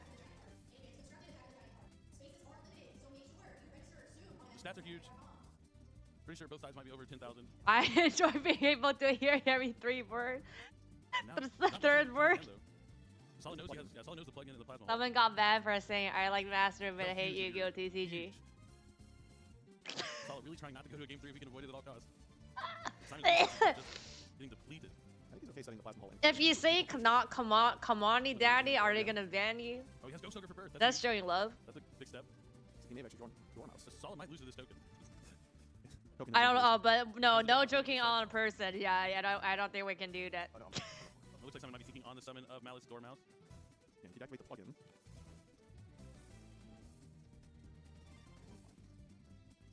And he's going to use the Lancea. That's a token, right? Oh yeah, that's the Nib token. So no Try it? No, I'm not gonna get banned. You try it. No, not Konami. It has to be Kamani. As he moves the door down to the extra monster, this is what he meant. Yeah, I think he's trying to go link 3 into SP Little Knight. Can you use that under Lancea? No, it won't banish the token, but at least, go into it, yeah. I mean, it's something. Yeah, the token's still going to end him. Yeah, this is tough. Yeah, Sala has these alternative pathways when you don't have 2 Malice monsters, but cards like Agribuzios and Escalibur can actually banish a single Malice from your graveyard. But underneath the Lancea, I'm not sure what his pathway will be, because both of his monsters are different types. You know, they're both Cyrus monsters, it'll be a little bit different story. Plus, this plugin is going to put Duo Drive back on the field. It's going to allow him to equip multiple cards to it, and then he's going to have that plasma hole. Yep, the plugin lets him attach material from the deck or graveyard, I believe. And then Duo Drive effect on summon. Bow, Plane, and a shard. I'll try it. Okay, I'll see if I can see you on YouTube. The Duo Drive is Penetrate special summon, which means it does have this interaction here. The Detonator and Duo Drive, those additional materials that you get are pivotal in terms of grinding out some of the games like this where you need every last resource. So it's important to know exactly how to utilize those cards. Looks like Assault might be considering using Link Karibo on this plasma hole. Plasma hole. I mean, if he does negate it, then he can just destroy the Wing Revo, so it's kind of one of those, do you just limit Simon's ability to make the choice, or do you make the choice for him? Yep, gonna negate it. Makes a lot of sense. But he still have to deal with this Nibiru token. All that's left is this giant token. And he's just gonna have to pass it. I'm pretty sure it has to have over 10,000 attack. It's gonna be enough to attack over Nibiru for 8,000 points of damage, which means it was at least 11,000 attack. And unfortunately for Asala, he had the Nibiru, but it was the beginning of the end for him. Yeah, I mentioned, after that Nibiru came down, that plugin. Oh, I see your heart. Wait, no, cannot be Konami. It has to be Kamani. Just because that token is there, all you really need is that one interaction with the Lancea in hand to sign any of Asala's Malice plays that turn. Yeah, I mean, and Simon didn't just bumble into that win here this game. He had to make some huge, tough choices to put himself in that winning position. He had to choose to save the call by, choose to not Lancea, choose to let the Finner resolve. You need all these choices knowing that you would have the follow-up. Are you banned?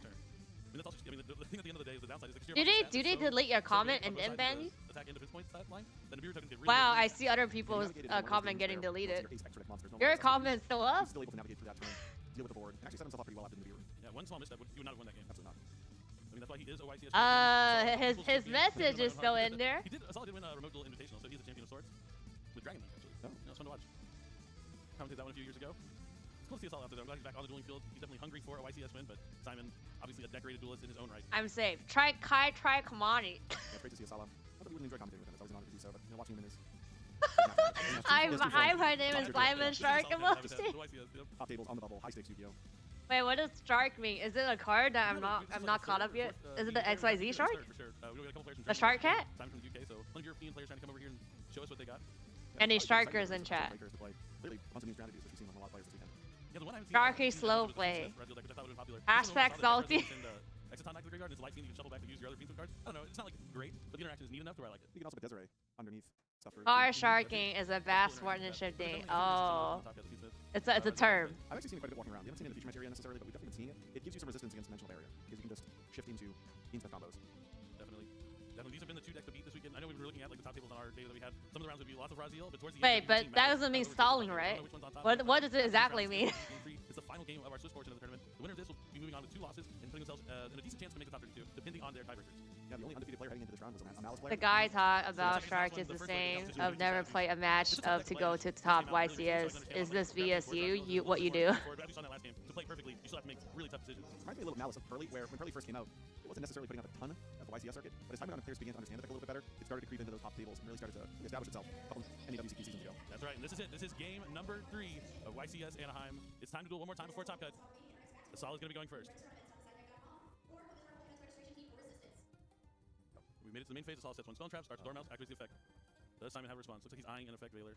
He used it in the first game. This time though he's combined with Nibiru, but he has both effect Veiler and infinite impermanence. Usually that's one of the best 1-2 combos of hand interactions you can ask for. If you make a mistake that you can take back, they don't let you take back, so they gain advantage. It could just end the same turn. But he has 2 effect negations. That's not bad sportsmanship, though, is it? Maybe he only wants to use a Veiler on this turn to save the Imperm for his own turn. The risk is that this is going to set us all up for future turns. That's what I'm saying. You use Imperm, and it actually resolves. Yeah, you're good. Yeah. Alright, so he's gonna set TV. I don't know. That's you misplaying. Activated the turn they're set. Oh, that's will charm me for Wallows. Some action you can't take back. A response? No? Well, to be honest, most of the 99% you can't take it back unless I don't know you drop the card Oh man. See, that, I don't know. accidentally and then it got placed on the mat. He doesn't have a way to deal with the Dormouse, so he needed to rely on drawing cards off Wallows. Yeah, he needs this Nibiru here to do. Yeah, if it's misplaced that you can't take back, then So he's gonna go into that Haggard Lizardos. It's basically just let you banish a I card don't from know. graveyard or field. I mean, you can banish itself. This is a competition, so I don't know. It's basically just serving as a way of going from link 2 to link 3. I wouldn't say that's bad sportsmanship or shark. One thing to note, and I think we commented on this yesterday, although this is a strategy that is going to pay light, it also has the ability to very quickly gain life back. So although you might be looking at the time and thinking, well, is Malice able to win under these conditions? Yeah, absolutely they are. GWC06 allows you to gain life points if you control a Malice Link monster when it's been activated. No, we kind of like just glossed over this. I think he had to use one of the effect negations on the White Rabbit. Because at that point, once the White Rabbit resolves, they're guaranteed to have a trap set that they can dodge those effect negations later on in the turn. But it's going to be one of those things where now you're no longer using it on Malice monsters. True. It's a gray area, but for sure sharking is a thing, Yu-Gi-Oh. Community is trigger happy with the word. Something to note for those players at home that once you allow the resolve, one of these Malice traps gets set automatically, and then your effect failures, your infinite impermanences, you're not going to line up as well as you want. Now, the way to play around Nibiru with the Malice strategy is to always have like a trap set with the link 3. That way when you get Nibiru, you can change the trap banish link. That's another thing that so I have a judge friend, right? But he judges in the OCG specifically. I think specifically the Chinese format, but maybe also OCG. And I was asking him, because I think something happened and like ruling, and I was just asking him, like, trying to get inside information of like, you know, anything, like, do you know the actual truth, kind of, because you know you got, I would assume that you know more than you know people.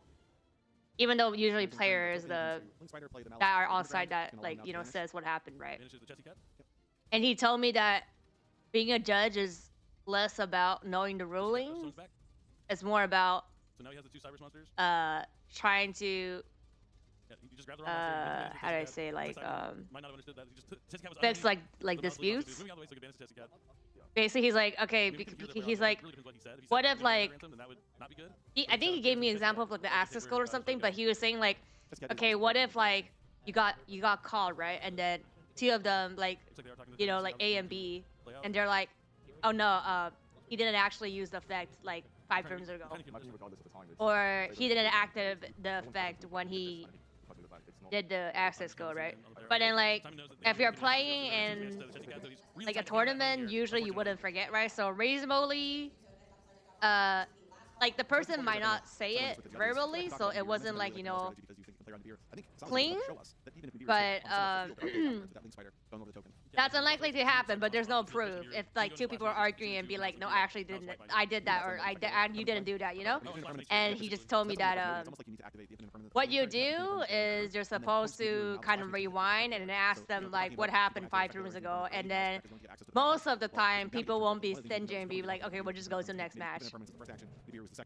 And and if there's something that is not clear or something, he just calls the head judge.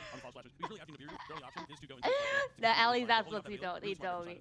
Especially when you compare the effect Veiler infinite impermanence dynamic there. A lot of players want to use the Imperm before the nibs out, right? Yeah, there's a lot of cards. Whether this deal card, Phantasme every now and then is in the format of Nibiru. There are lots of cards that put a monster on your field by virtue of their effect, and all of a sudden, if you've not sequenced your infinite impermanence versus effect Veiler correctly, you can actually catch yourself middle of the turn and go, oh, I didn't think it mattered when I activated a few turns ago, but it actually very much does. Yeah, every decision you really want to pay attention to and think about it, because you don't want to catch yourself in, you don't want to catch yourself in the infinite impermanence in your hand and then looking down at your own Nibiru on the field. I've definitely been there. It's kind of similar in Fire King. Like, you gotta make sure that you Nibiru before you summon the Promethean Princess back from your graveyard, otherwise you're gonna be stuck with it in your hand. But we're still waiting on just the resolution for what got banished here from Malice in Underground. But either way, like looking at Simon's opening hand, no Raziel cards. Now that the Nibiru's on the field, that limits the amount of cards that he can actually draw off the top of his deck. X Raziel won't be anywhere near as good since he has Nibiru there. But still probably looking for something like Desires. But even like Ice Raziel might be good. But it depends if Asala has an infinite impermanence. That first set spell trap isn't necessarily a Malice trap card. Could be infinite impermanence, which really would limit the cards that Simon can draw to get back into this game. Yeah, I think that's what's really hinging at this duel right now is what's on the top of Simon's deck here. Because I don't think, unlike the previous game, he's going to be able to win. Obviously, he doesn't have the Nibiru token. He has actual Nibiru at the time. He was able to basically win with just a token that last game at the very end. I don't think the same is the case here. Yeah, he ran out of all his Raziel cards to just have that token. I mean, if this was a playtest game like I'm playing at home, this is definitely one of those games as soon as that Multarmy got Ash Blossom, I'm checking the top card of my deck. Like, do we need to continue this? Like, is there a chance that there's going to be no play after the following turn after this. But you're just talking about the whole YCS as a whole. Like it's very rare for there to be something like this so exciting when a brand new set comes out with multiple brand new decks. And not like a core booster, like one of the packs that you can essentially build a deck out of, right? Where there's brand new strategies. They usually come with 3 strategies. This one came with Raziel, Malice, and Ryuge. Ryuge we haven't seen so much of this weekend. That's because it's more of like a strategy kind of splash into other strategies. It's like dragons. It's really cool. They're dragons that want to be dragons. It's like sea serpents, dinosaurs, and worms, and then they want to ascend to become the ritual. That's actually a dragon. It's a ritual pendulum monster, but we haven't seen too much Ryuge, but plenty of Malice and Raziel. Yeah, absolutely. And I think both of those decks have really lived up to the hype. Going into this weekend, you're asking players, are you playing one of the new strategies? Are you sticking with the old? And I think a lot of the players this weekend elected actually to incorporate these brand new strategies, taking the leap of faith that their performance overseas was going to translate into the TCG, even with a completely different forbidden and limited list. Yeah, definitely. It's interesting for sure. Do you have so I've talked about how much I like Malice, and I was looking for Malice to do is Banish the wrong card, and Simon says that he had to banish that card. Only cared about winning. Pause to resolve. Oh, this is what happened here? That if you collected all of them in Collector's Rare, I would have a difficult time not using them, which isn't how you should determine what you played in an event. But if you're asking me, but I'll tell you, it is how a lot of us, like even the top level players, we care. Like, yeah, I guess that's what. No, but they have it on the stream though. They could rewind and look at it, right? I think there's gonna be innovation with the strategy. Yeah, that's another thing. Like I was talking about, like with my judge friend, because I was like, what if there are people that are like third party on the scene and they saw what happened? Can you take them as a witness? And he's like, you could never do that unless there's actually another judge that's seen it. You cannot take anybody's words, like in terms of like, oh, what had happened. And I was like, okay, so I was like, the only way to prevent stuff like that to happen is everything. I was like, every single table there needs to be a camera recording all time. Right? I mean, assuming nobody's gonna tamper with it. And he was like, that's not really reasonable because of audio. And I'm like, yeah, with audio. So you could hear if they activate or what, if they said activate or, you know, like respond, you know. I'm like, literally, I mean, it's not reasonable because they're not gonna put 10,000 cameras, right? But I'm like, that's the only way to be like 100% fair because there's actually a record of what had happened. That is a card from many years ago. It is a fun one. It's fun to watch resolve. And I feel like a lot of the newer players now, like back in the day when first came out their 204s, you're like frightened, but now they're not used to that. I don't know to what extent. I guess what nice part. Remember the old play where you would activate Chain Link 1, Gear, and then Chain Link 2, Chain Exoton Knight? So Exoton Knight resolve clear the field, but then Gear with Chain Link 1 and resolve onto a clear field. I guess you could theoretically do that with plugin. It's not as advantageous as back in the day with Gear, but I also love the plays where you activate Exoton Knight in a Chain Link. That is pretty cool. I do like that. Yeah, and then I also seen people talking about like decking, right? Of like, you know, dumb shuffling, or I guess like even if you let your opponent to shuffle a cut, you could still kind of like manipulate the orders and something like that. And everybody's like, okay, then you just call the judge and let them shuffle everything. Like that's the only way to prevent something like that, right? But like realistically, most people are not gonna do that every time. Competitive spirit, getting to be around my friends, getting to see what it's like the gym at the affiliate, it's almost impossible. Yeah. All in one space in one building. There's nothing else like it in card games. No, but like judge and appellates, you could argue that they're subjective and have a bias, right? Well, I mean, you could here because there's no video proof, but I'm saying like if there's actually video proof, like clear, like okay, you didn't say activate, or you actually didn't do it, then there's actually a record of like, yeah, that did not happen, or that actually did happen. So there's no argument. I'm on the commentary team, but it feels good to be able to play again. I like having a moment to like actually play. If it's stuff like that, you know. I get a lot more in depth with like the practice and everything. Like it'll help me do my job better. But as Nidak can recline his finger and figure out what happened. Yeah, they could because no, they could have only done that because they're on the spotlight or like the highlight table, so they could rewind and see. Okay, wait, let's see what happened here. Super excited though. I don't even know if I'm gonna have to drink coffee. How like pumped up I am. Oh, I don't know. I don't think they can pick up audio though, right? If they have the same stream that we were watching, then they can't hear. Unless the 3 judge, and you would imagine they had 3 judge next to them. So one of them must have heard if they said activation or something 5 turns ago. Hey! He's cute. Go rush it.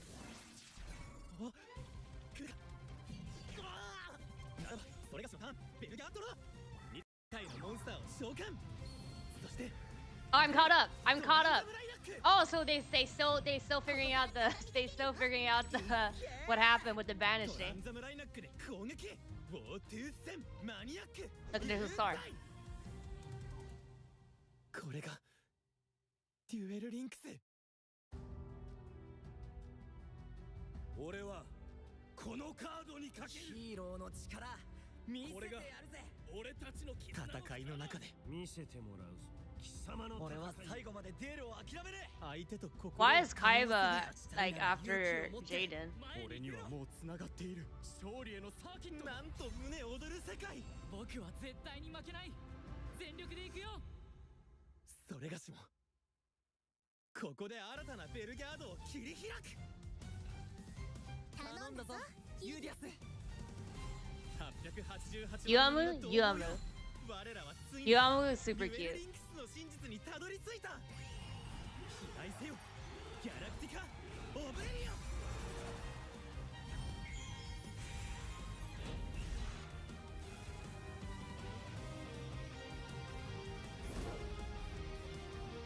Wow, look at those rarities.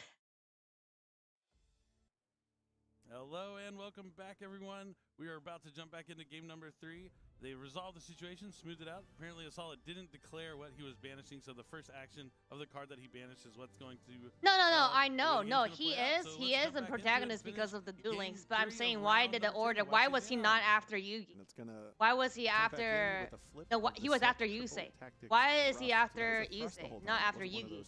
I'm talking about the order. We do see that Red Ransom is banished. Yeah, people were complaining when he had like the banner in duel links and was counted as a protagonist. I'm like, why are you guys mad?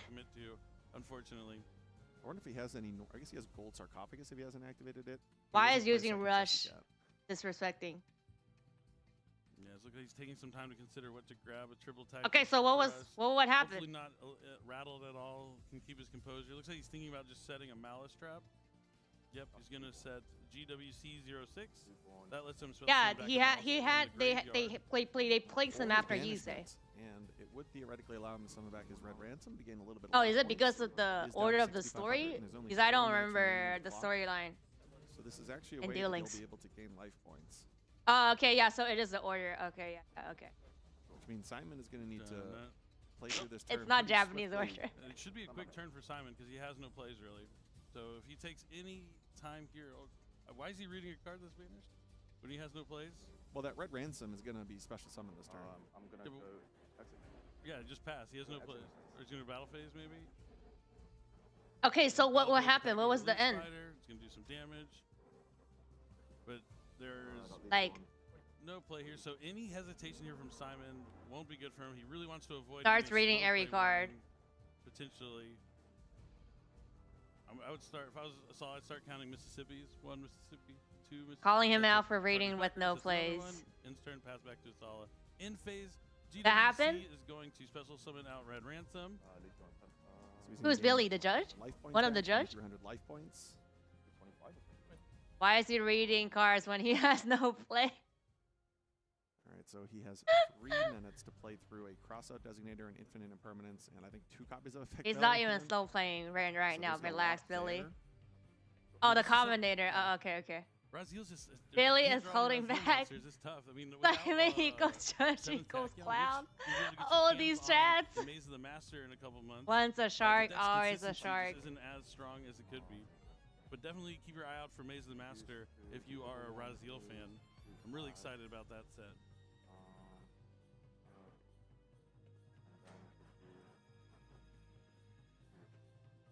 What is Simon checking the graveyard, reading the same card for the second time? That is okay. He was deciding whether or not he wanted to respond to the effect of White Rabbit. There's only 1 trap left. Checking grave. Asala's deck. It looks like the judge is going to be giving Simon a slow play warning here because he did check the graveyard, read the same card over and over again.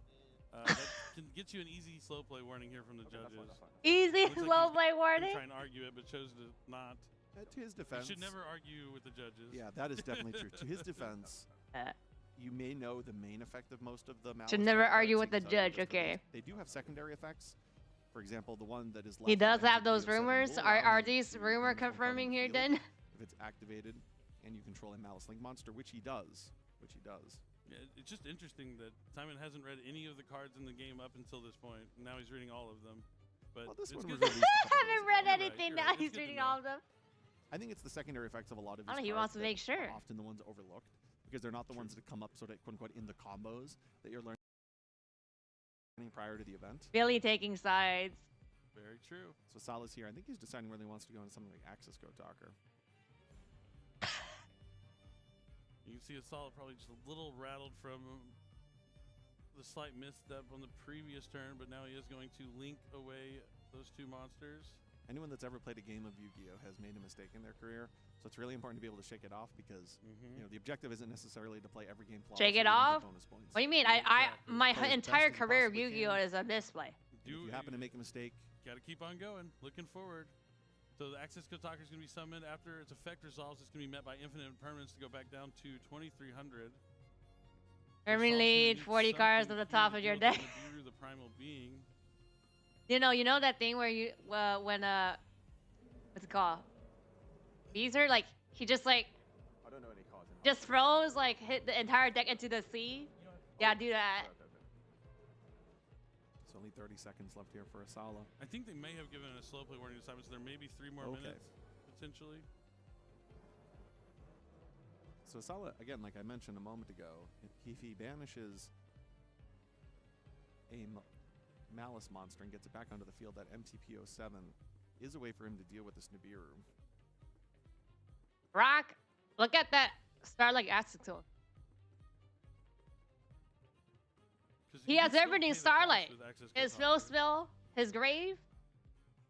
Well, that's the same card, right? Maybe his board let him read. Another copy of Malice and Underground? Yeah. Okay. Yeah. I know. Because I said this before last year when it was rolls and everybody was like OCG players are slow playing and they're like blah blah blah doing on purpose. And I'm not offending anybody, but I'm pretty sure it's because of how it's just how the way OCG players play. It looks like he might be Well, at least from what I've heard. This is not making excuses for anything, but I think a lot of the OCG players think like 10 possibilities and then make one move. But in TCG, everybody is so used to the not burning, but like, you know, the time limit. He's gonna read it again. I don't know the term in English, but there's a type of move like that. That is the one that does allow him to destroy. I'm just saying there is possibility if they're not they're not actually. It's gonna be met by a failure. I'm not saying Simon here, but I'm just saying there's people. There might be benefit of doubt that they're actually not doing on purpose and doing slow play as a strategy to, you know, Yeah, he is going to still pay the cost. prolong. It's going to allow him now To like buy time to think or something. By paying 600, it's now going to allow him. Oh, GJ, I have 3 turn rule. Okay, I don't know exactly what it is, but I know that is a thing. White Rabbit, which is So, the one that needs to hit the field. I mean, we're not looking at OCG here, but I'm just saying there might be reasons why you think they're slow playing, but they're not slow playing. That's what I'm just trying to say here. Okay, I'm just saying. Benefit of a doubt is fair. I don't know if it applies to TCG here, but I'm just saying. He already searched the underworld this turn, so he can't search that spell. Looking at his field here, I think he's in good shape. He's quick when checking LP, though. If he can get out of his own head and continue the game, that's what he needs to do right now. Not let the pressure overcome. They're saying the opponent is the same. They just need to change the time rules again to stop this nonsense. Yeah, he has the link on field, so now if he banishes the Dormouse, it's gonna allow him to. I mean, what, like, for a Malice. if you're an opponent and you're annoyed, what, you just call the judge on the side and be like, hey, you should warn him. Like, what do you do? What's a reasonable thing to do? Even let's say even if you're pissed, and be like, and there's no like benefit of doubt. It's like for sure like he is slow playing, but the judges hadn't say anything. What to do? You just wait. Like, what can you do? In Sala's favor, and we know that Simon has entirely non-engine and has had non-engine the entirety of this game. So his next play needs to be Pot of Desires into 2 engine cards, because he has to deal with now just top deck pot. Layers of interaction. Look at Baby. Yeah, he has not been in good shape at any point in this game. He's still going to need a top deck to get out of this. I mean, honestly, we're probably now going to see Walk the dog, took a shower, did other stuff, and they're still playing each other. Establish the Cyberverse P-Save Worm. So I don't even think Pot of Desires is going to be enough.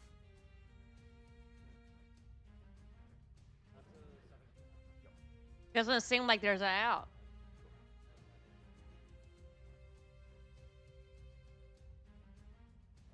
What do you mean written the name of the winner? Alright, so we're going to link away the White Rabbit for Decoder. Link Decoder. All the monsters are going to be sent to the graveyard for... You called it.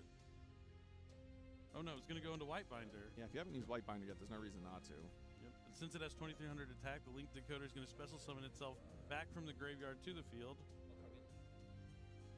Whitebinder is going to be negated by Effect Veiler. It banishes 3 cards, but Simon realizes it's game. He never drew a single Raziel card in game number 3. Oh, okay, okay. He had nothing to play with. Unfortunate draws there from Simon, break. But Asala is going to finish with 2 losses and then a chance to make top 32 with the strong, brand new Malice strategy out of Crossover Breakers. So, I mean, Malice finishing higher in Swiss, going undefeated into this last round. We don't know how it did. Malice taking down Raziel here, even though in that game 3 it was more like not Raziel cards. Malice first. Oh, lag. Is that lag? Okay, that's not me lagging. Cards in the Okay, room. we're good. Yeah, basically. But he's Look, able to clean up and find. I'm the OG duelist here because my stream is like the official one. But then also, you want to play at a fast pace, but I mean, yeah, the banish there is tough because to me it looked like he was moving it out of the way so you could get to the next one and then swap him out. But it is what it is. He was still able to find a way to control the game and come out with the victory there in game number 3. I think one of the questions people had going into this weekend in the Malice strategy was, All that stuff to not draw the massive skill issue, if you ask me. but a lot of Malice players felt, no, I can win without it. Kind of training wheels, I don't need it. Seeing games like this, though, even when it's negated, the ability just to continue to pay cost may actually be what puts it over the edge. And we've seen it now summon in multiple games throughout the weekend, so I think that question has probably been settled. Oh, yeah, I can't imagine playing Malice without Access Code Talker after seeing how impactful it's been in all the Malice decks this weekend. I mean, the cards all summon themselves when they're banished. Access Code banishes to wipe out the opponent's field all the way. Seems like a match made in heaven. But what game is this?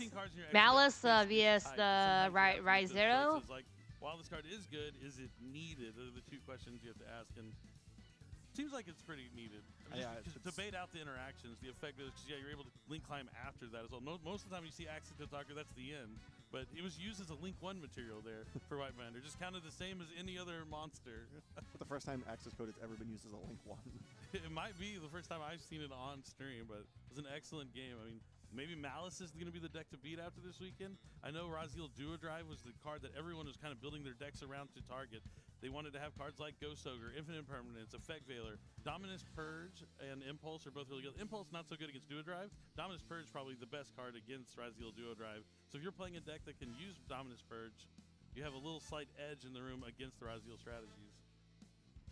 But it's been an incredible 10 rounds of Swiss. I mean, we have so many excellent players. That guy means it was game 1, 2, 3. Oh, game 3, game 3. Who's going to be in the top 32? Game 3. That's going to be coming up really shortly. But first, we're going to hear from our winner. He's on the stage with Kangas.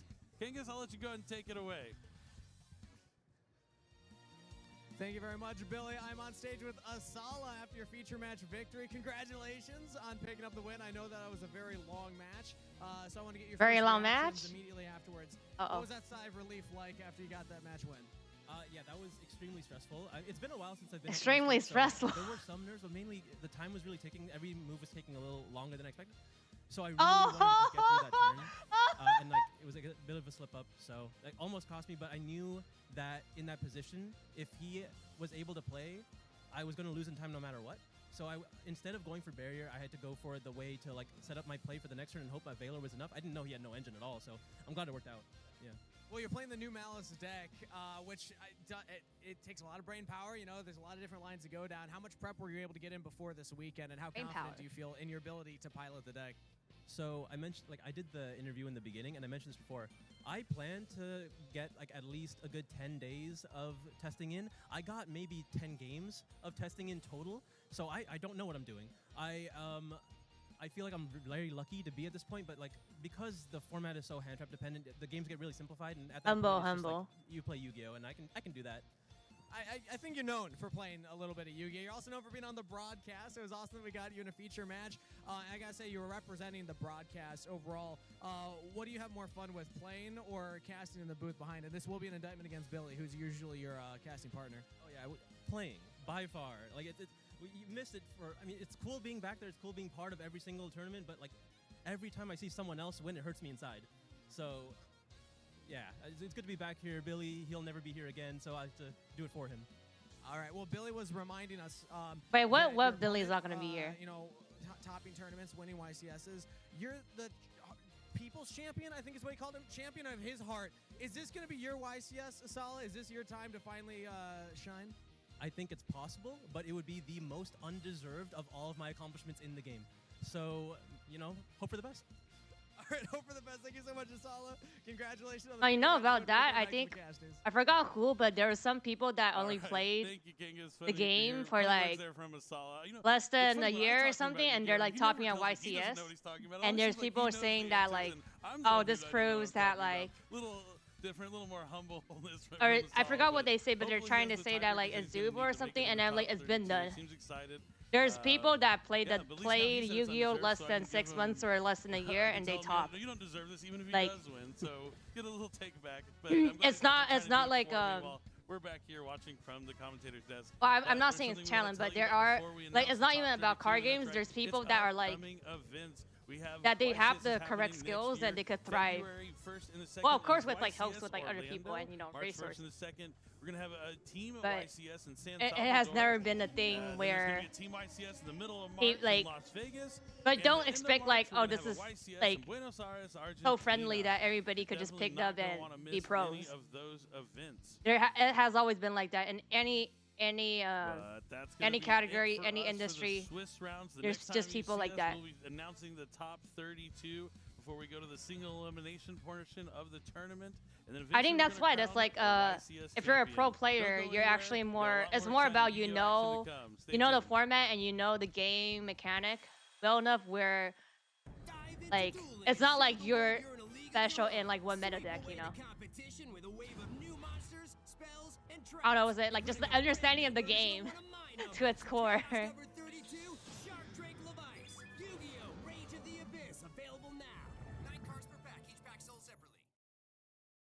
What's up, everybody? Why does it not have Live at Konami YCS Anaheim, and here? we're at the convention They center always have floor, that so in JP. Let's go meet some of the duelists. Why don't they have Show floor, Konami Tyler here? Pfeiffer, UDS champion from For 2019 TCG. winter. How's your YCS experience going so far on registration day? It's fun.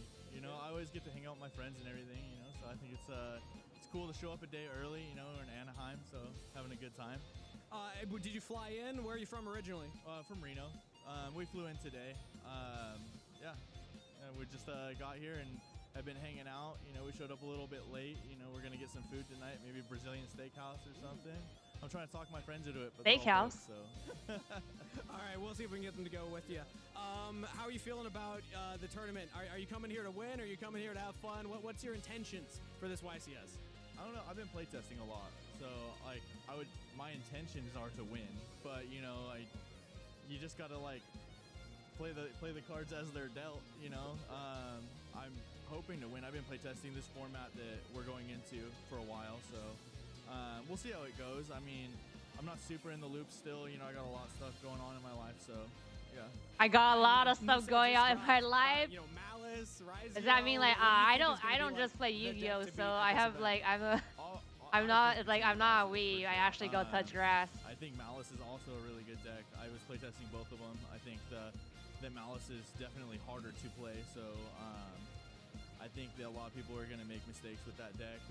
People are obviously going to play it great too, but I think Ryzeal will shine better just because of it's a little more simple and I don't know, it's very mid-range fun deck, you know. I think it's just really good. All right, ease of execution, right? Well, thank you so much, Tyler. Best of luck this weekend, man.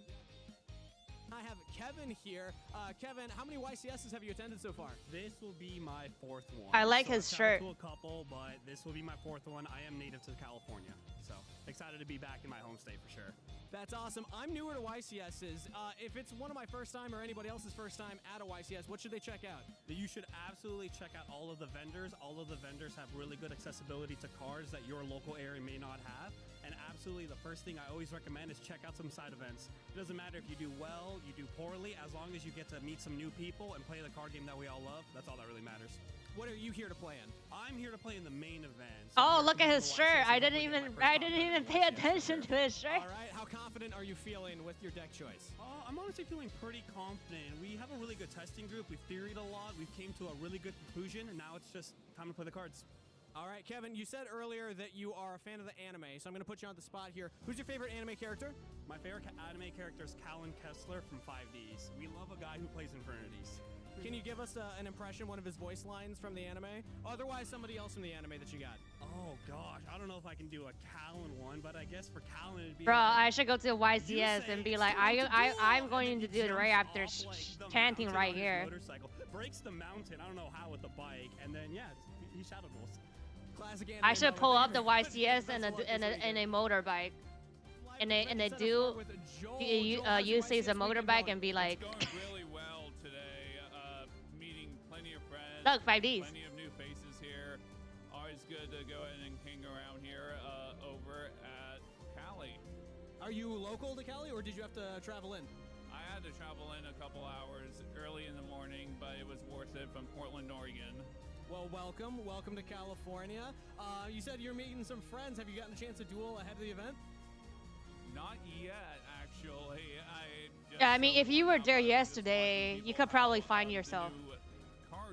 When they, when they zoom out and then just people in the front, like just standing. Ryziel or Malice? That's the discussion going on right now. Which one's better? Siglo Synchro. No, I'll do the full thing in the motion and then like, when he like. When he has his ear in the arm, and Konami needs to add some like red effect with the tattoo, the dragon tattoo on me. Looks like a pretty powerful deck. So how confident are you that you could beat the Ryziel deck with what you brought this weekend? I'm playing Tenpai. So to be honest, oh, he's playing Tenpai. Okay. To be honest, if you're in a Yu-Gi-Oh cosplay, they probably would walk up to you and talk to you. Voice line for the to interview you. Let's rev it up. Thank you very much, Joel. Have a good weekend. I have Robert here with me. Welcome to YCS. How's the weekend going for you? It's going great. We flew in this. Yeah, there's even people that cosplay excited for tomorrow. While dueling to the tournament. Do you have a friends group here? I have a buddy over here playing a game, but we both flew in from Washington, like southern Washington. It's only like a 2-hour flight. Okay, not too far. Still West Coast, so you don't have to get used to the time zone or anything. So you have a friend here. Do the two of you play together? Yes, we do. Come on, me daddy. How many YCSs together have you been to? 2. Only 2? Okay. So is this the second one? Yeah. How are you feeling about your chances then? If this is your second experience, second time going through the gauntlet? I feel pretty good. I recently got my first couple regional tops. I feel pretty confident going into it. I did a lot of playtesting for it, so. Yeah, how I ain't like cosplaying girls. Brand new format. I have both How Evil confident are you in Twin, deck the that you alt chose one. to play I this have weekend? both. I'm very confident in it. It plays well into multiple kinds of hand traps. I just don't have a friend that could cosplay with me. I'm happy with it. Okay. All right. Perfect. Well, thank you so much. Best of luck going into the weekend. I'll see you around. Well, I do have friends that cosplay, but I don't think they're gonna go with me to the YCS. Luke, welcome to the YCS. How's the YCS experience going? It's been awesome. I literally walked in, no line, registered. It's been sick, man. It's like, you usually have to wait. Also, it's awkward. What like we were like we're not like competing, and then we just stand there. We just stand there I'd say for 10 hours, like 30 or 40. Play the side of it for 10 hours. How many have you topped at? 2. This will be 3 this weekend, right? This weekend. Why are you confident this weekend? Because I've been grinding this deck. One of the new decks been grinding it, so we're going all the way. Okay, so the new decks, Ryziel, Malice, I'm not going to make you out it, but what's your opinion in general of what you expect to see the field play, and what do you think the popular ones are going to be this weekend? That'll be cute. Yeah, it'll be cute if one of my friends go with me. But I don't think that's but I think that it does have a pretty high. That's ceiling, commitment. And I think that it's just to be in one of that costume. These really cool rank 4s. And you don't actually know anything or care about anything about Yu-Gi-Oh. It has like different lines that you can go higher. I've said it before. In real life, I don't really have friends that are into Yu-Gi-Oh. Mess up and just be interrupted. Okay, no, there are girls that are into Yu-Gi-Oh. But outed himself. Hopefully none of your I don't think we're close enough to be like. I gotta ask. Are you a fan of the anime? I have a thing to ask. You think you can drive up? Meet me there. Can you give me who's your favorite character? Go to me with the YCS with the costume with me. One of their iconic voice lines. I don't know any iconic voice lines. Okay, my toxic trait is I like Jack Alice. That's not toxic. He's the real hero. He's sick, man. What's a line? If you can give me a line, I'll say it. I don't know. I say he's my favorite, and then I don't have no idea. Give me a line. I'll be shouting in Japanese. I'm ready. Can you give a Joey line? I mean, what way to find out? One of my favorite things You ask Joey that. I don't need to ask. has said is he says. No, in, you know like, people are one like, of the first just episodes, ask. Look at that Just ask. And I'm like, I'm not gonna ask. I know, like, no, you asking first of all is kind of like. That's my favorite thing Joey's ever I don't know. This doesn't set well with me. Okay. I'm gonna have to look it up. Look it up. Look it up. It's the best. All right, thank you, Luke, for taking the time. Best of luck. Shadow Duelist, guys. In the Shadow Duelist Season 2, a new duelist joined the fray. Axel's a rock star with some serious shred. It sounds like you just finished a concert. I think I have like 1% You of knew when you were supposed to be here. girl watchers, so. Whoever volunteers. The clues were a little harder to decipher this time around. You might say Axel's Also, I'm not childhood good with was makeup, just so the person that gonna go with me.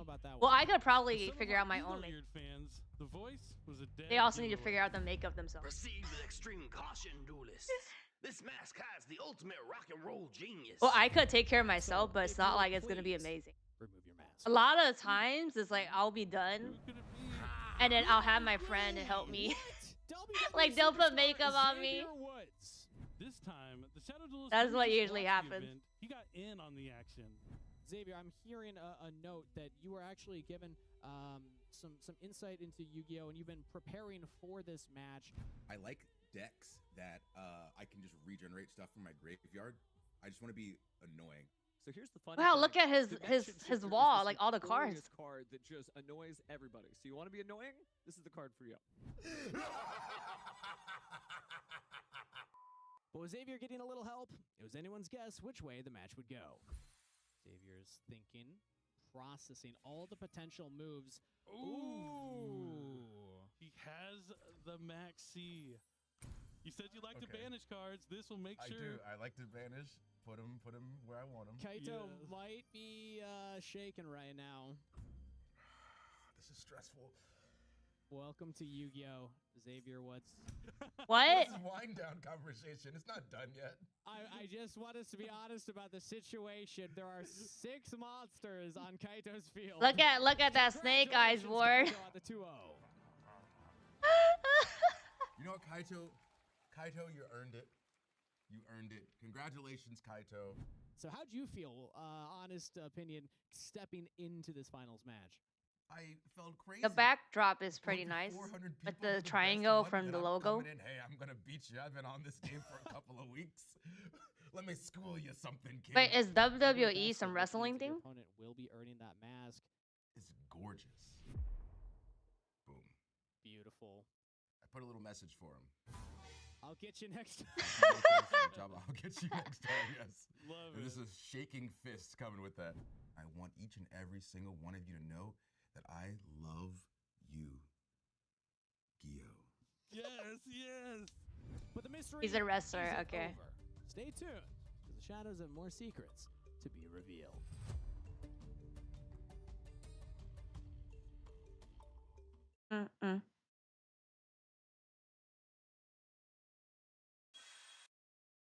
Nah. Is that a judge chair? I think that's a judge chair.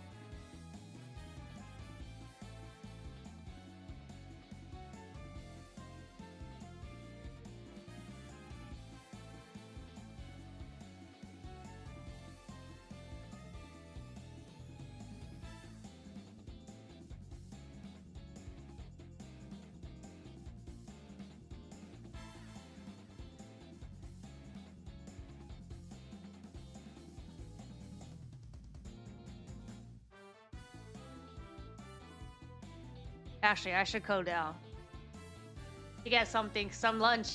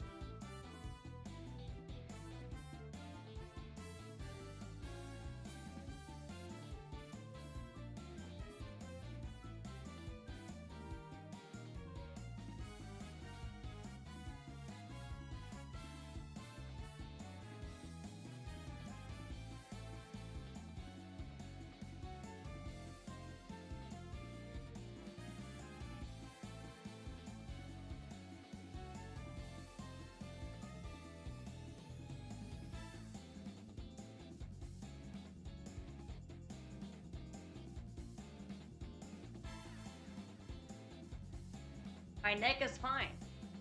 There's so many stuff. I don't even have space for all the food here. Wait a sec.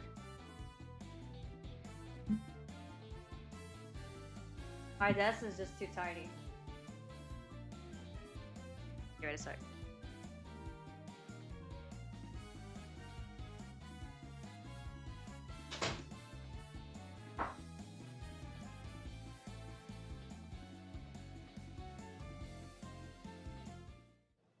Like enough food for an entire day. Hello and welcome duelists from around the world. We are live at YCS Anaheim, and the duels behind me are eagerly awaiting the reveal of the top 32. How's everybody feeling? Oh, it's already top 32? That's fast. Without further ado, we're going to send up to the stage where head judge Jordan Marquez is waiting to announce the top 32. All right, everyone, we're about to read out our top 32 duelists. Oh, they read their names? In first place with 33 points and undefeated, Gabriel Idris. Wow, Bakery. undefeated. What are they playing? In second place, Donovan Ulysses Nguyen.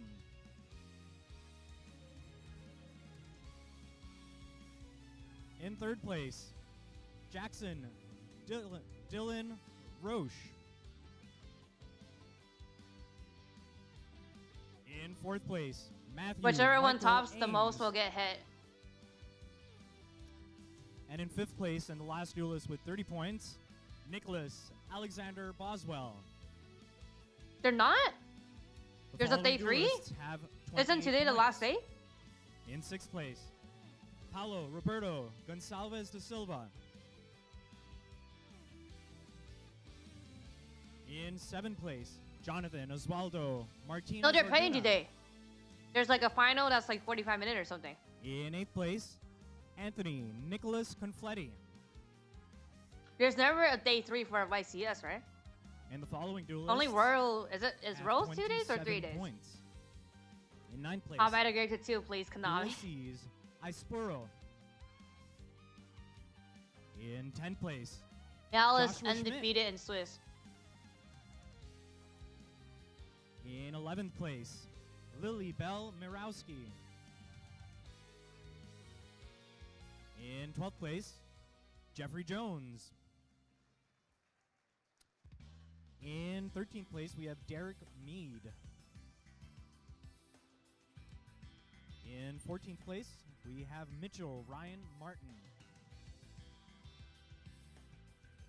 What the heck is this? 15th Only place, top we day have should be Ryan announced, not Paul top 48, 32, or 16.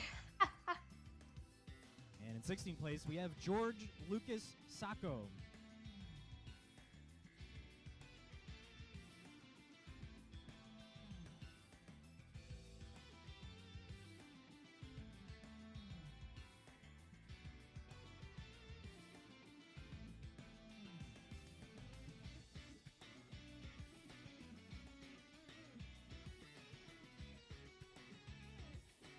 Wait, is it 8 rounds after? on.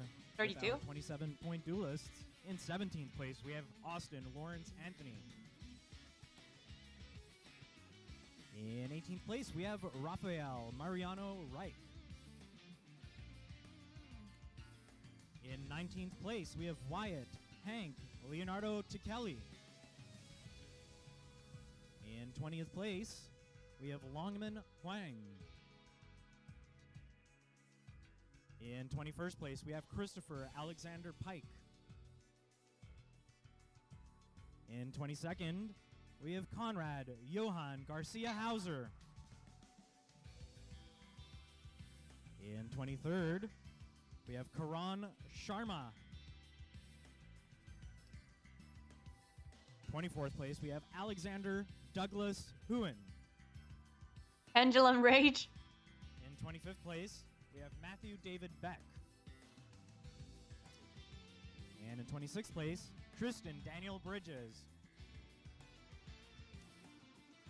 In 27th, Michael Brandon Aviles. In 28th place, we have Isala Watufantrige. Handling that top gut. In 29th, we have Daniel Cardno. In 30th place, Steven Santoli. In 31st place, Nicholas Charles Jadusing. And finally, rounding up our top 32 duelists with 27 points, Stephen Trifanowski. What? All right, thank you to our top 32 duelists. Oh, he's the last one. Okay.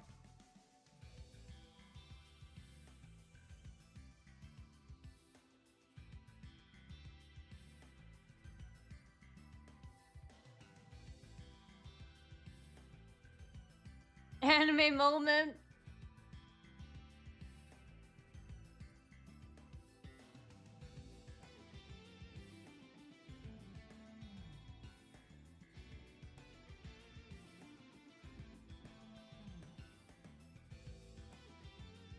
Oh, he was at 28.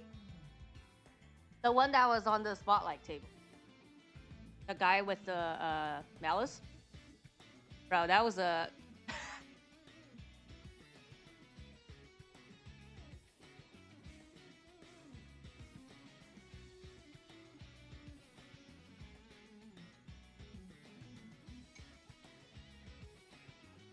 Josh has Europe on his back.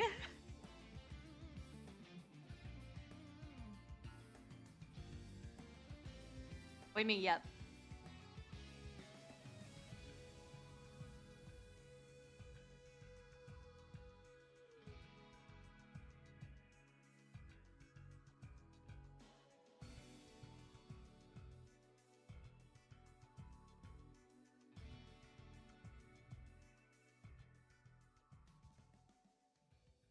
Bruh, I just realized I have spelling mistake.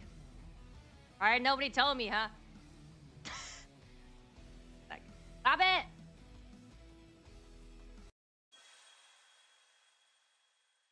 Anaheim. Right? Wait, no. Him. Oh, there's no A. And I'm. Oh no, E-I. Okay. Stop it. No. Okay. Okay, got fixed. It's fixed now. Like A-N-A. Yep.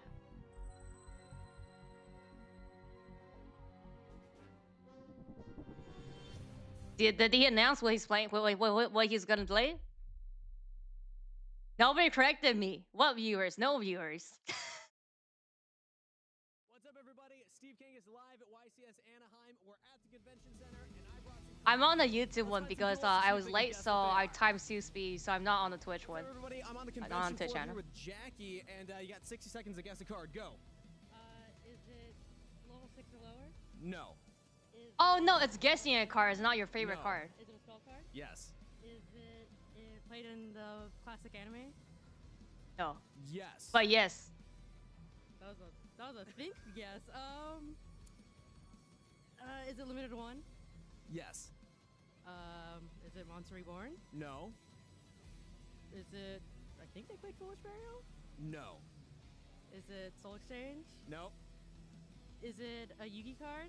Yes. Is it Polymerization? No. What's a Yugi deck? Okay, is it? That is? I don't know. Dark Magic Curtain? No. What else is in his deck? Oh my gosh. 10 seconds. That's used on the last duel. Yes. Okay. Come on, we're rooting for you. I don't even know. Dude. I named every. Limit 1. Limit 1. Raigeki. Unfortunately, it is Gold Sarcophagus. Might be played this weekend. Raigeki is not anime classic. Oh, that's such a good pick. Thank you. Thank you. Well done. All right, we're live at the convention center floor with Forbes, aka the. I don't know. Sushi Guy. I don't know Get the 60 seconds, balance. guess the card. Go. Is it level 4? No. Is it Level 5? 4. No. Oh, this is a sushi guy. Yes. Is it level 7? No. Is it level 5? No. Is it part of an archetype? No. Is it a fiend? No. Colonization is also it a always at Cypress? 3, no? No. Is it a warrior? No. I would be destroyed in this. I'll be like, Is it a dragon? and they show me the card. I'm like, I don't even know what the fuck that card is. No. Holy heck. Is that a machine? No. Think about the levels again. Well, it's not a level 4, it's not level 5. Is it a level 6? Yes. Oh. First, you should ask, is the Yes. spell trapper monster? Level 6 spellcaster Dark. Come on, spellcaster dark.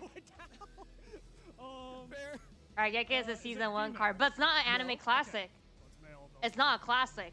Nobody be It's like, not part oh, of a an archetype. Yugi classic card is Raigeki. No. 3 seconds.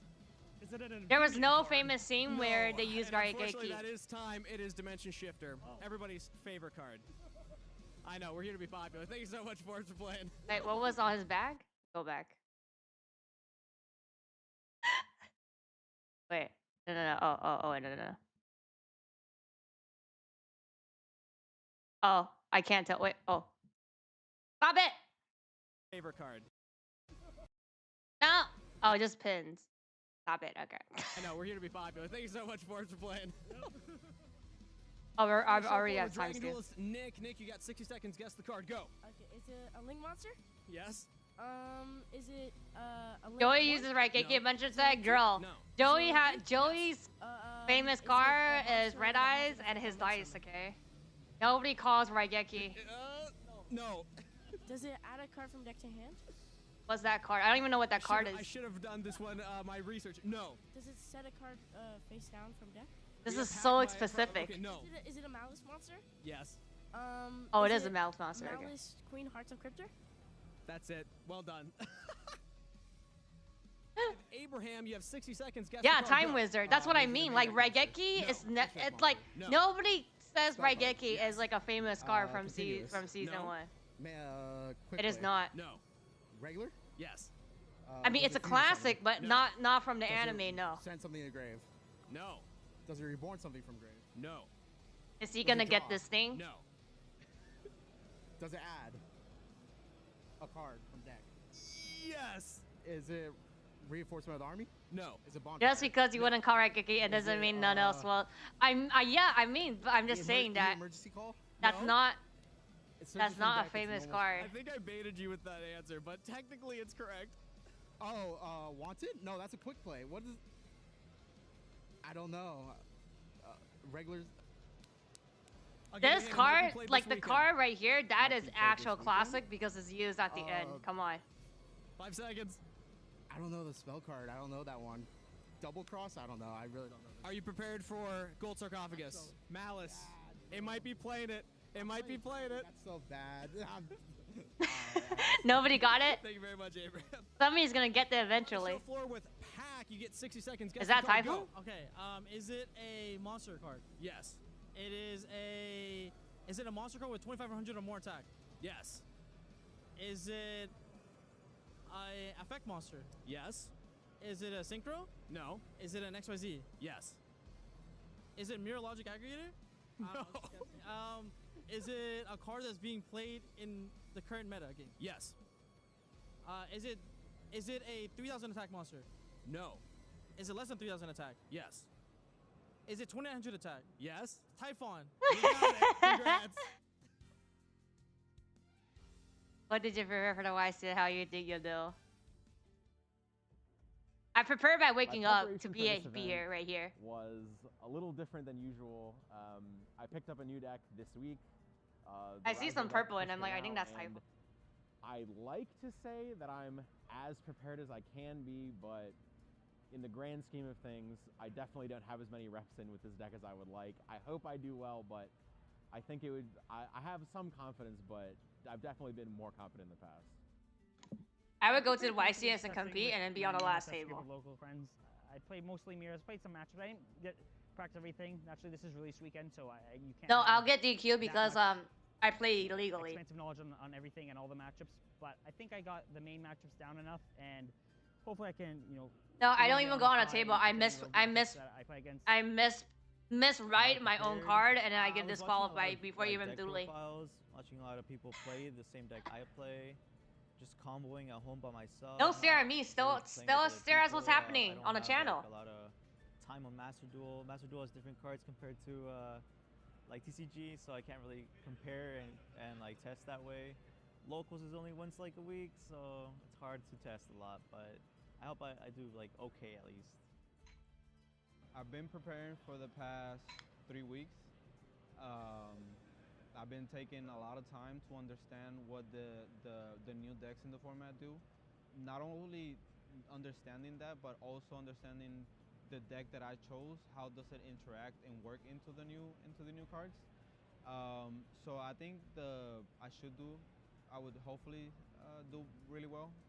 I think with the preparation. What good sushi? I think that the deck will get me where I need to. I prepared for this YCS quite last minute. About a week ago is when I got to really start preparing. Last minute means this morning, not a week ago. But I got to lean on my group that I practice with, and we had a strategy Wednesday, started from scratch Thursday morning, and submitted it about 3 a.m. last night. 3 a.m. I think we'll do well. I think we have some interesting choices that'll do some of the. You mean like 2 nights ago? Because today's already day 2. Probably not as fine-tuned as I'd like to be, knowing what the new cards do, but I feel good about this weekend. Oh no, last night. Oh, because yeah, you enter morning at 10, right? So literally like 7 hours before you enter. All of us working together to try to figure out what the best solution, best strategy was going into this event. I think I'll do really well, but there's a lot of variance in the game, so I don't want to make any promises, but I'm very hopeful. How do I prepare for the YCS? Usually I just have like a close circle of people that are very good at the game that I'm lucky to know.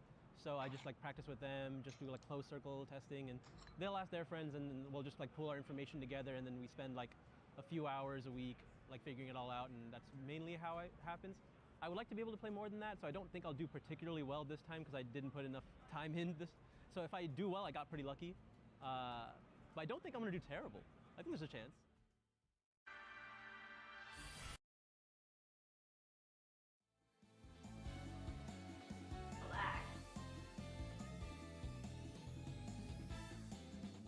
Look at all the drinks. Isn't that gonna aren't you going to pee if you drink that? I guess they're not top decking, so they're just chilling now.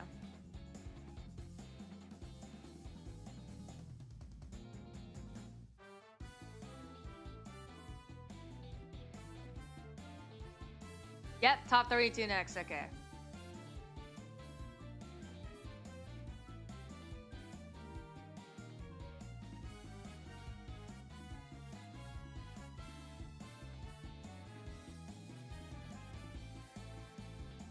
I'm okay. I'm just eating.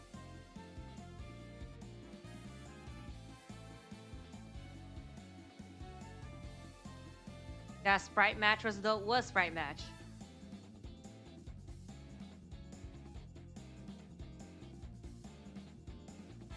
What, huh? On what?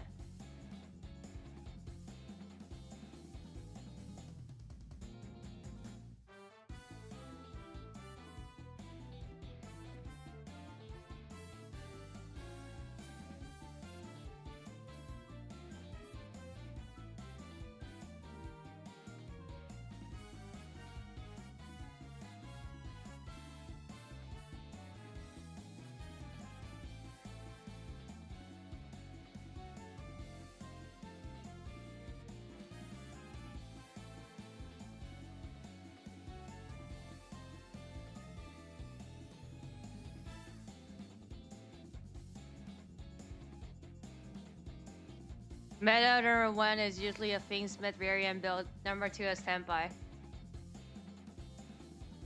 Oh, the giant card event. What's the giant card?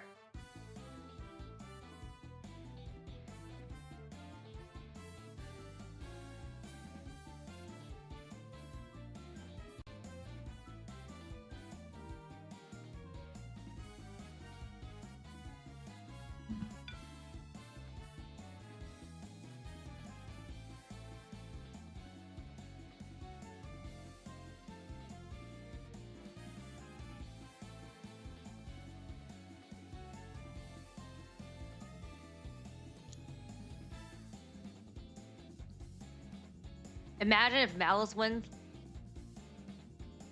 I win. My money is Malice winning top.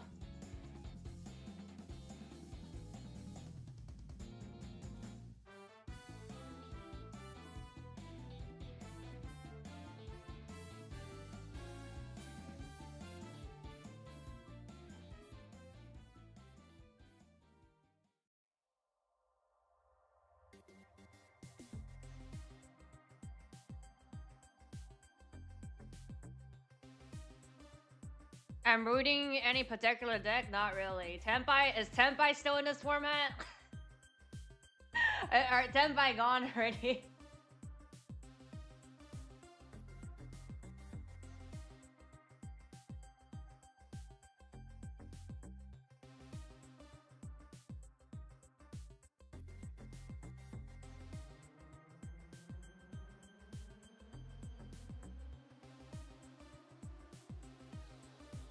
All right, no, let's root. I don't know what rogue is happening here in the top. I'm rooting for any rogue deck. How about that? That bad really has a bad matchup against. Well,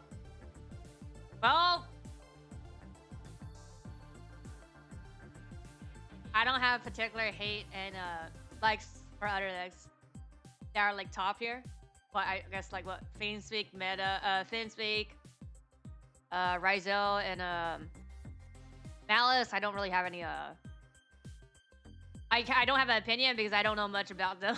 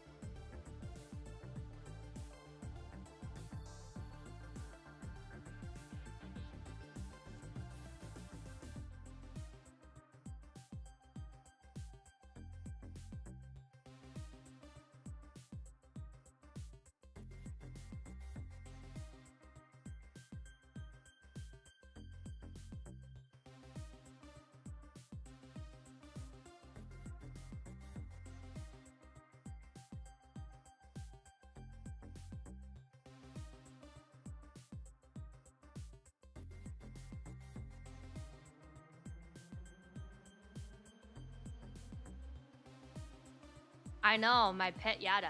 Oh, let me show you something. Show you.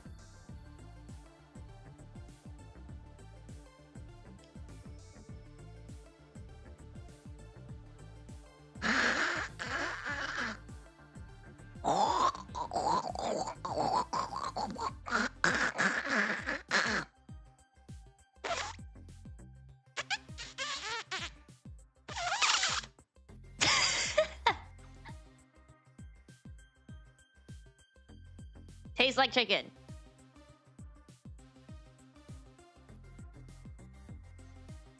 Oops, not wrong. Give me hands. I'll do this one.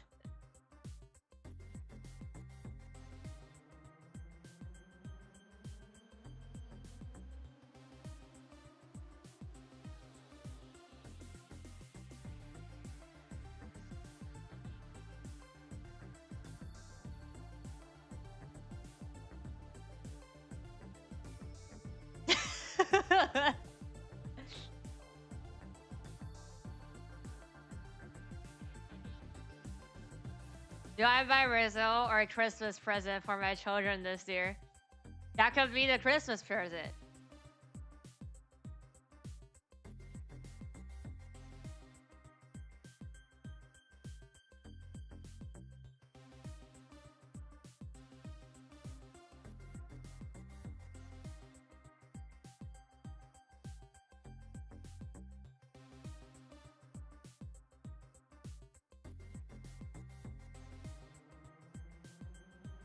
No, Yada does not look terrified. Yada is healthy. Is happy. Look at that. He's happy.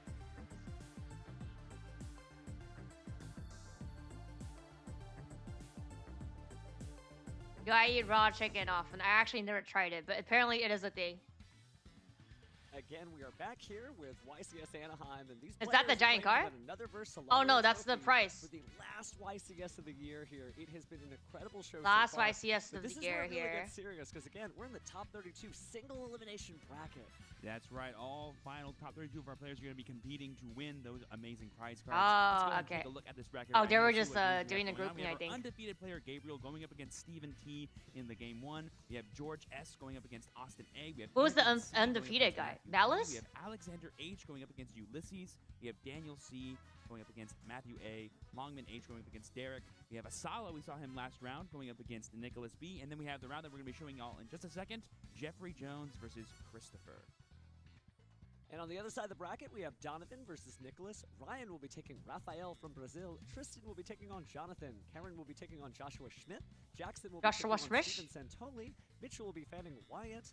Michael will be fighting Paolo G. And Conrad will be fighting Lily, an international cast of amazing duelists. We have some people that we weren't able to catch yesterday, but hopefully we can see them today as they conquer this very powerful bracket of duelists. Let's go ahead and throw over to Stephen Kangas and introduce our duelists.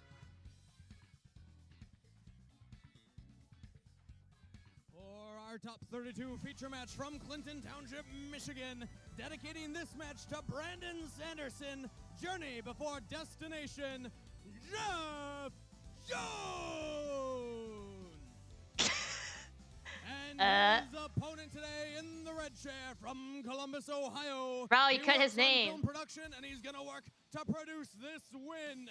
It's Christopher Paul! His favorite card is Sky Striker Ace Ray. Ready to go, so let's send it back to the casters for game number 1. Kind of. Jeff Jones versus Christopher. Jeffrey playing Malice and Christopher playing Ryziel. Oh, these two things again. Certainly, for sure, this is the dawn of a new format, but these two decks have really... Dawn of the format. And speaking of power, notice that Jeff is wearing that amazing UUDS jacket there because, again, he was an Ultimate Duelist Series competitor. Not only has that belt, but was one of the stars in our Ultimate Duelist Series in February. And still doing great, right? Not a has-been. But his opponent is no slouch either. This is going to be an interesting matchup. We've seen Ryzel versus Malice quite a few times. People are still figuring out which of these two decks is better. You know, whenever I talk to people at home, you know, as they, you know, don't, like people at home that aren't as familiar with competitive gaming, like I have been for the past 10 or 15 years, they always ask themselves, what if you fight against someone who's like max really out good? your Are you, Sky like, Striker nervous or deck? anything? I don't know. I accept the Max, challenge. you're already Staring off against an Ultimate Duelist competitor. He's like, you know what? This is actually going to be awesome for me. I might be playing the best I ever have because that's what it's going to take to win this trophy that's right next to me. It also means that Ni you're hao, into, you can just expect to play from Jeff, and that way you can kind of just be comfortable. You can let the cards do the talking, right? And that's the thing, while these two decks have gone against each other, we've seen different results, and there's not really a best deck in any format, but we are seeing that, well, this is going to be a matchup that we'll probably see quite a bit through the day, but I'm excited to see how it turns out.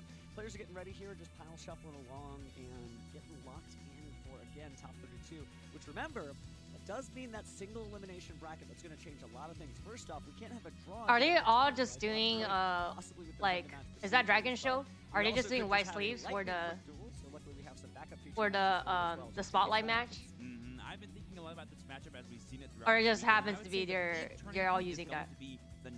Because last two was also both of them had just white sleeves. You're not really doing any of your really impactful plays, but you want just the right amount to make sure that your opponent is not just steamrolling ahead with advantage, because both these decks, if left unchecked, can create some pretty amazing boards.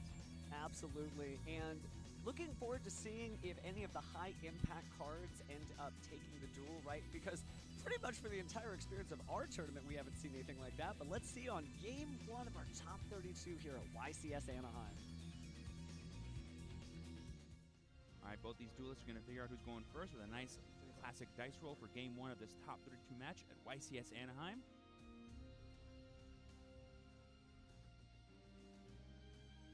Both players are just being confirmed. Oh, it's 45 for all the top 32. This is not the time to get a false start penalty, that's for sure. So we're gonna go False start penalty. Wait, why did he say that though? What happened? Christopher proudly announcing that he's going first. The handshake of champions is dealt, and here we go. We are opening our hand. Ooh, I see up front a plasma hole in Christopher's deck, showing off a really cool Ryzel extender. But other than that, I don't see any other monsters. Yeah, I don't see any Ryzel, so it looks like he 1, 2, 3, 4, 5, 6. Oh yeah, it's a big yeah, pass. He completely passed. Would not commit a card to the board. Now he does have infinite permanence's hand and an effect veiler, so starting off with the traditional Malice play of setting a card. Maybe it's a good one, maybe it's not. Here comes Dormouse to the normal summon, and we're going to see the infinite permanence. Is the trap real? Imperm. Bluff. Knowing Jeff Jones, he loves a good bluff, and there it is, the Imperm resolves. Okay, so no chain there from one of those patented Malice trap cards. Take a look at the extra deck here, though. Looks like we're going to go ahead and link off that Dormouse. Into the Link Decoder. Ooh, we can banish this Dormouse in a multitude of ways. All these powerful bestial cards that we've seen a lot of Malice players choose to include in their deck have been awesome, not only as interruptions, but also as essentially extenders. So minus 300 off the board there, but another infinite permanence to stop the Dormouse. Was it just the mega bluff? He's like, you know what? I'll let that one go, and then I'll counter it this time. This is not a Master Duel. Would be a very heads-up play. This is not a Master Duel in real life. This is nothing close to Master Duel. Where's my Maxi, huh? Where's my Maxi? We just have 3 bodies, right? Definitely makes it easier there. But now there is the effect veiler. Yep, just 3 ways to stop effect negation. That was Christopher's hand. Like I mentioned, you never want too much non-engine, too much interaction, because that happened. What do you mean? That's why they changed it to white sleeves. Like in this really control-y state. No, but very slow also like I think people were complaining about like the change of like you could only have official bat and sleeves, and they were joking that some old like. So now we've got. Looks like Etsy was actually official mat or something, or they're like, oh, I'll show up with a paper mat. But that was, I don't know when exactly they had that in OCG, but that was like, yeah, I know, like, but we can go SP, I don't understand why people are mad on that. Ransom and then bring it out that way. That's kind of a way that we've seen some OCG players. And they didn't even say like all official. It's like official or like non-branded, like just one color or something, or like plain. To get that down, and right. So using the SP Little Knight, of course, banishing it, paying the 9. Double him, bro. Time to banish the white rabbit, so we're gonna also Veve Veve. all the way down the rabbit hole. Yep, I believe right now we've taken 1,200 as Jeff with all of our inflict damage effects. I think 15 because it was 3, 9. Oh look, he has the Dial Bill Star. So just He's for the extra. And we use Dormouse. That's right. Yeah. Definitely need to keep track of those life points. Everybody needs to get a pen ready if you're playing against Malice. Here we go. This could be the white binder play. That could be pretty huge. Definitely the right link materials. Yep, it is white binder. Probably just gonna banish some of Christopher cards, if anything. I think he wants to keep his graveyard. Yep, because he's already resolved all the Malice cards that are in there. He's not gonna get any value out of it. And there we see a second copy of GWC coming down for. No, he set MTP before. Got a couple of different chapters here. Let's see what we TB11. first. TB11. Okay. That'll banish the white binder, which can summon itself, and then it'll also summon from the main deck, basically an E-Telly for the archetype, bringing out Chessy Cat.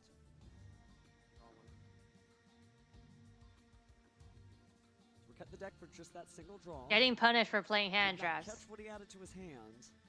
You forgot that banish?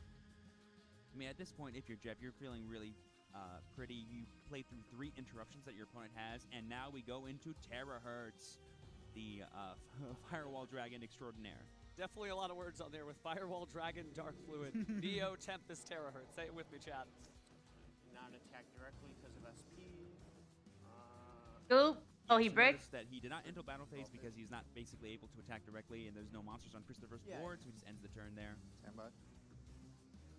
Looks like we just drew another spell card here. Apparently a cross-out deck. I don't know. I'm going to assume Malice or Ryzel, right? The classic draw standby. Let's go to game 2. Unfortunate for Christopher not drawing any engine there. Like I said, that's kind of like the give and take when you play as much non-engine as the pure Ryzeal deck does. I think essentially it's like 20 to 23 cards are all not engine.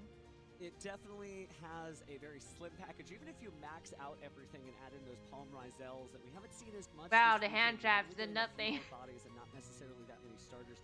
Kind of is familiar with a problem duelists might remember from a previous NAWCQ when Kashtira was all the rage. It was a great deck, but it also just had so few monsters literally in the strategy. So you had to just add as many cards as you could and just hope to draw those powerful cards. But looks like Jeff took that first one, so let's see what comes out of the side deck. Yeah, going into game 2, I'm sure I know exactly what's on both these players' minds. Things Got like OTK. Things like Artifact. Give me FD-Gade. Just end the opponent's turn. Essentially, you get what Christopher's game 1 was, but even if they draw their cards, let them get into their plays. Really powerful. You see how you just run away with games like Jeff did in game 1. Absolutely, Jeff seeming pretty locked in there as he just cycles through his... Set cards for dominance. Christopher doing much the same.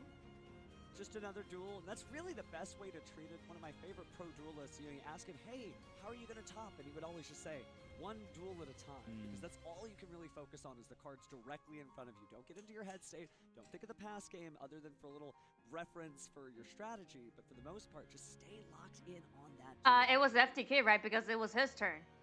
He did imperm. Here we go, duel shuffling up. It was the Malice turn, and then it was no. Most likely. Well, no, it was not first turn. It was second turn. He drew and then he surrendered. Game 2 and game 3 are the most important. But I mean, that's pretty close to an FTK. Information about what your opponent could be playing, and that way you have everything you need, hopefully, to win the game. No, it's not FTK. But I mean, familiar with each other. That's like me doing Kali Yuga log and saying that's not FTK. Come on. Christopher's going to go first here, trying to hopefully draw a few more Ryzel monster cards this time. Yeah, this time he'll really go first instead of just pseudo going second, but actually giving. They're not going to ban Malice. It just came out, no? At least he definitely got to see what his opponent is playing, although Jeff, certainly a notable duelist, may already have known. And just didn't want to commit anything to the board. But speaking of committing, now it's time to commit to game 2, again, of our top 32. I see the Lancia in Christopher's hand, and I see the Plasma Hole once again, but sadly that's a sign of bad things to come. But not this time. We're starting with Sword, Ryzeal, Normal Summon, Effect to Surge.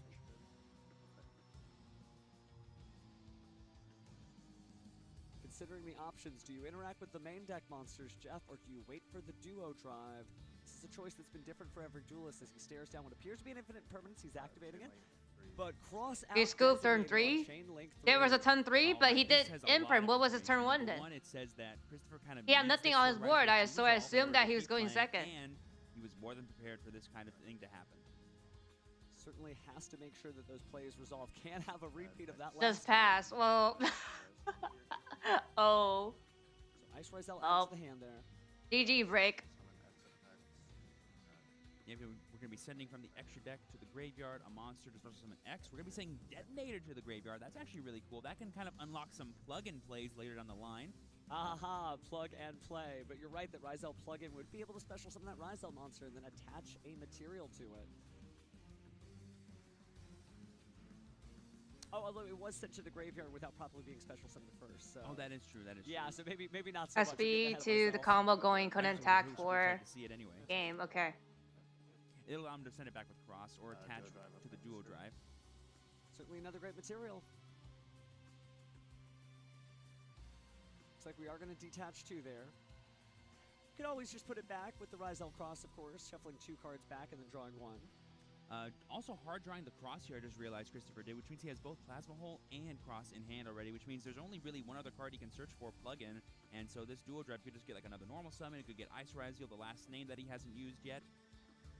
Well, he hasn't used the Palm Ryzel, but... or the node that's in his hand as well. True, true. Don't worry, Palm Ryzel, your day will come. Yep, so we're going to go ahead and cross, return those 2 cards back to the deck, get that pseudo Avarice-like effect, and draw an extra card. Great way not to burn off any extra deck cards, right? Some duelists would want to put the Myriologic Aggregator in there immediately, but with nothing on the field there's not really a reason to. Then we see Node, send Sword.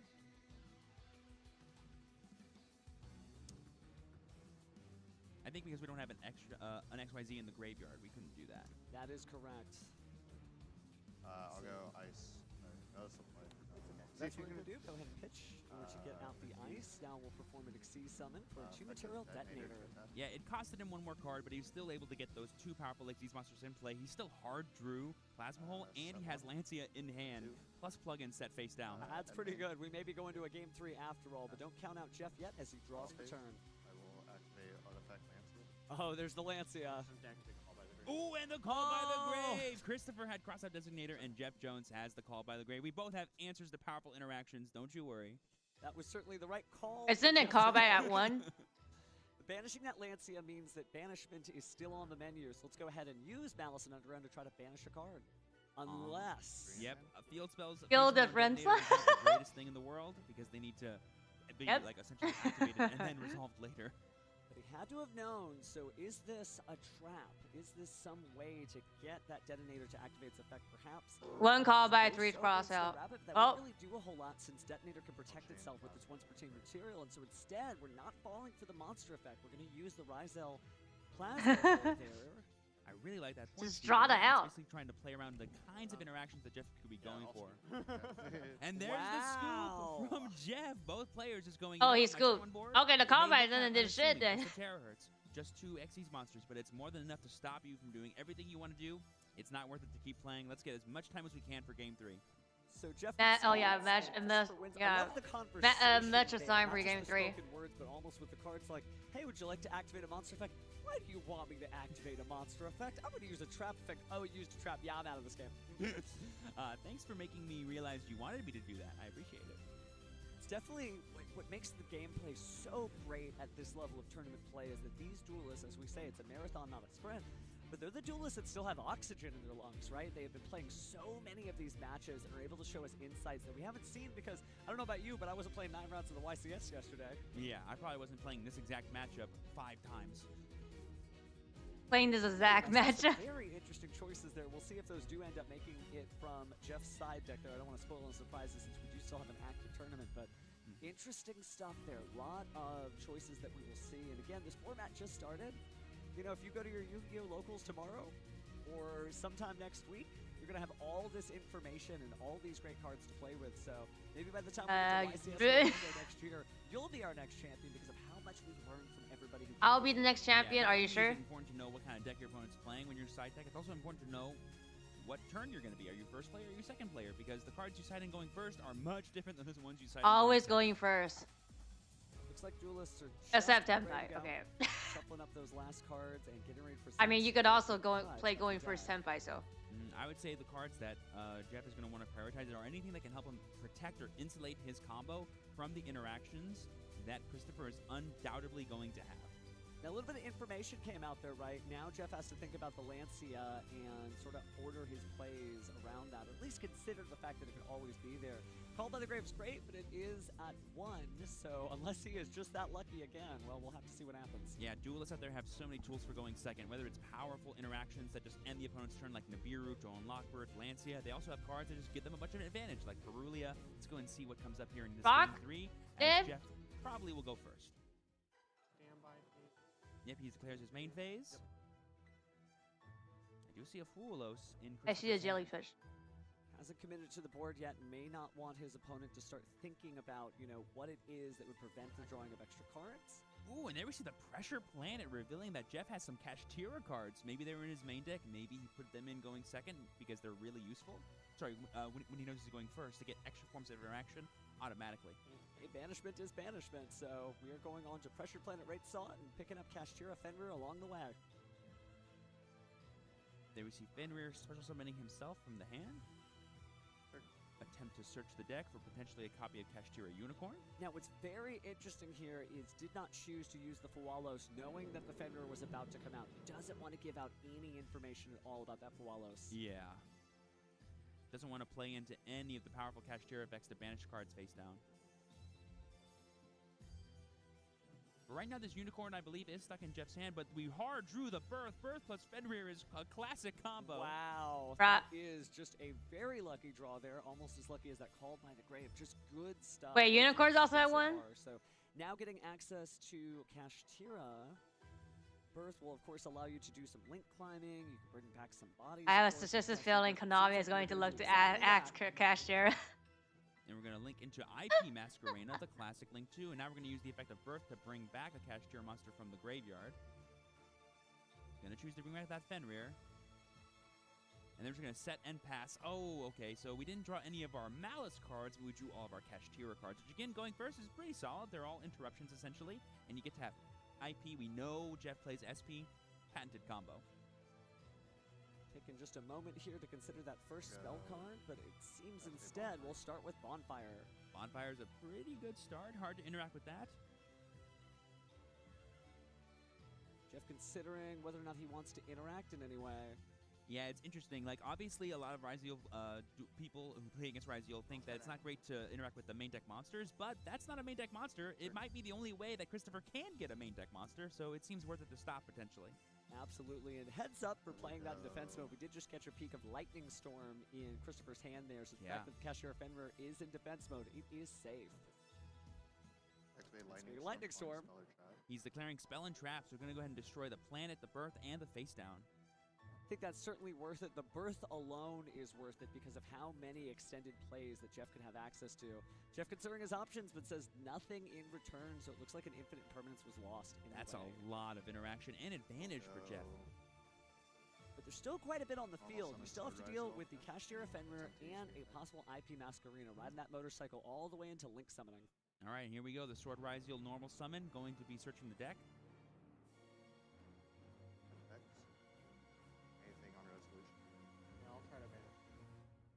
If we're going to intention to banish with Kashtira Fenrir here, I wonder if Jeff has any other form of interaction for the potential duo drive that might come out. I would imagine the IP Masquerena has to be good for something. Christopher deciding which of his next cards to cycle out. Gonna go ahead and bring out Fuwalos. Really great idea. Almost forces the IP Masquerena, but I don't imagine Jeff is an impatient duelist who would link summon just to draw one card or avoid drawing one card on Chris's side. Yeah, very heads up play from Chris. He's like, I don't need Fuwalos probably after this turn, and I want to draw cards that are better than it. I have no cards in play. Let's use it. So now the Aggregator is going to try to negate the IP Masquerena, or at least force it out, but Jeff is going to use it now, so IP Masquerena's effect activates, and where are we going link summon-wise? Taking a quick look at the graveyard, and looks like the right choice is SP Little Knight. And I believe we revealed that we added Node off of Sword, so we know that because that Aggregator is now in Christopher's grave, he can still access a rank 4 play, even if this Ryzeal gets banished. Eric Cash is at 3. The side of hires our bros banned. Oh yeah, he's banned, yeah. Probably going to come into effect since likely going to use an effect in order to special summon out another body for the Ryzeal family and perform an Xyz summon. So a little way to jump in, but after that, that's pretty much it for Jeff.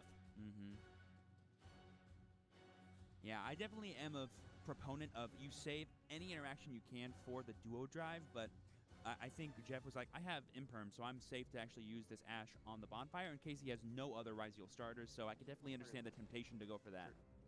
Well, we've heard a lot of players talk about how effectively you can mix and match, right? Sometimes you want to use interaction from the hand, sometimes you want to use cards with powerful spell cards like Lightning Storm, and Lightning Storm was a really heads-up inclusion here because getting rid of that Imperm is what got us here to this duo drive. And here we see Jeff banishing the Aggregator, and then Christopher special summoning Sword from hand to go into duo drive. Really heads-up play from both players, just trying to figure out the best way they can play around everything that we know about, getting rid of that Aggregator to turn off Node. Now we're ending battle phase and just straight up attacking into the SP. Take 1300. Takes the 1300 there, which means duo drive no longer has to worry about it getting blown off the field by SP Little Knight and not having an Xyz monster to detach materials from. So detach, and we're going in. And now we're going to get the powerful plug-in as well as the powerful Ryzeal cross. I don't think we, in all the Ryzeal games you and I have seen, have actually seen the cross effect to negate at resolution, but that card is pretty crazy. Yeah, it is, Steven. I was thinking the exact same thing, that this may be the first time all tournament that a duelist has gotten to this comfortable position of being able to grab the perfect Cassanders, the spell card, and plug-in. So here we go. We got Node Ryzeal sending from hand to special summon a monster from the graveyard. We're going to get Sword Ryzeal again and go into our second rank 4 in Detonator. Well, the Detonator not nearly as strong as it could have been because Jeff did a great job of banishing the Meteorologic Aggregator, so it just couldn't be reused and reused and reused. Yep, and there we see him purposely putting Fuwalos under Detonators, that way he still has 2 Ryzeal names to send back to the bottom of his deck and get that extra draw off cross. Oh, an infinite permanence on the draw there. Very impactful. That's a lot of materials attached to it. And so with only 2 cards in hand now after drawing, it is all going to come down to this. 2 cards can do it in Malice for sure, but with Ryzel Detonator on the field, those 2 cards will get whittled down, and he gives the handshake. Jeff concedes, and Christopher wins our first featured match here on the top 32. Congratulations to both players. They both did the best they could in trying to navigate those turn 2s, but their boards were just so powerful, and they were able to break everything and just be like, well, Jeff, you did it good, but I got my Detonator in play. That's all I need. Detonator is certainly very powerful. I wonder if we're going to start to see different types of ways to break boards so the players can just get rid of the Detonator and then start playing. I would not be surprised if by this time next YCS, we're looking at Kaijus getting splashed in the decks. Yeah, honestly, just like ways Kaiju, you mean like lava golem? Reacted to because egg. Not once per turn or once per chain, just blow something up. It's crazy. It's a crazy card. Definitely a landmine you don't want to step on unless you're going to hit the Detonator. But jokes aside, certainly something that duelists will have to consider. They can't just rest on the laurels of I'm going to try to play through this card. It's going to be a card that, much like some other things like Zodiac Trident in the past, you're really going to have to come up with like a new strategy for dealing with Detonator, because if not, I mean, maybe some board breakers like Dark Ruler No More could come back, or Forbidden Droplet might Dark be a good Ruler No example More, Droplet. but Detonator is definitely Evenly something matched. Everything's coming back. Yeah, one card that I saw on a lot of players' side decks throughout this tournament was Ultimate Slayer, because you can't respond to it with monster effects. Oh yeah, Really powerful way to get rid of it. And then you could send your Meteorologic Aggregator. Even if you don't like play a deck that would normally benefit from it, you could send that to the grave to get another negation. So that is a really good play. So maybe we'll be seeing more of that. Hold on to your trade binder copies if you still have them. But beyond that, not every deck has that level of extra deck space, right? Think about, I hate to say this, you know, we had a lot of Destiny Hero players that were still playing in the tournament. We did. Hero deck has some of the most cramped extra deck space ever. But there's also some decks like Labyrinth, right? Labyrinth could just be like, yeah, I could add a spell card or 2. I don't use what extra deck, right? So there's going to be a lot of different options, but it's just interesting to see the impact of Detonator on this format just instantly like that. But oh, yeah. Got to figure out a way. That said, Malice is really strong. We've seen how powerful that field spell is, and I think players are really learning to respect that. Between the Ghost Ogre and Stone Rabbit, the Artifact Lancia, there's a lot of good options. Is there anything weird, I guess, that we've seen that we weren't expecting? I mean, I definitely wasn't expecting the Kashtira package to be lump-sided alongside Malice. Like, we saw Asala playing it in his main deck last round. We're seeing Jeff have it in at least Game 3 here, and it seems like a really, like, not obvious synergistic combo, but it kind of is, because you get to protect yourself more going first, and if your opponent doesn't interact with you on any of your mouse I know, you can put cash in a lot of stuff, so get rid of their extra deck monsters that are important. We saw Asala get rid of both of Simon's Detonators in one of the games, and having that kind of utility and sort of disruption built into cards that naturally help you extend is really cool. Do you think Ghost Reaper and Winter Cherries might be an option in this format? I mean, it depends on how popular mirror matches are in the past. You know, that's going to be like the biggest. Like, if you think I'm going to play against my deck 9 rounds in a row, cards like Metal Tronus, Winter Cherries become valuable. Some really cool stuff out there. Speaking of cool, though, why don't we go ahead and throw it down to the stage, because we can hear from the duelists themselves, Christopher, on how it feels to go ahead and clinch that first top 32 match. Let's see what they say.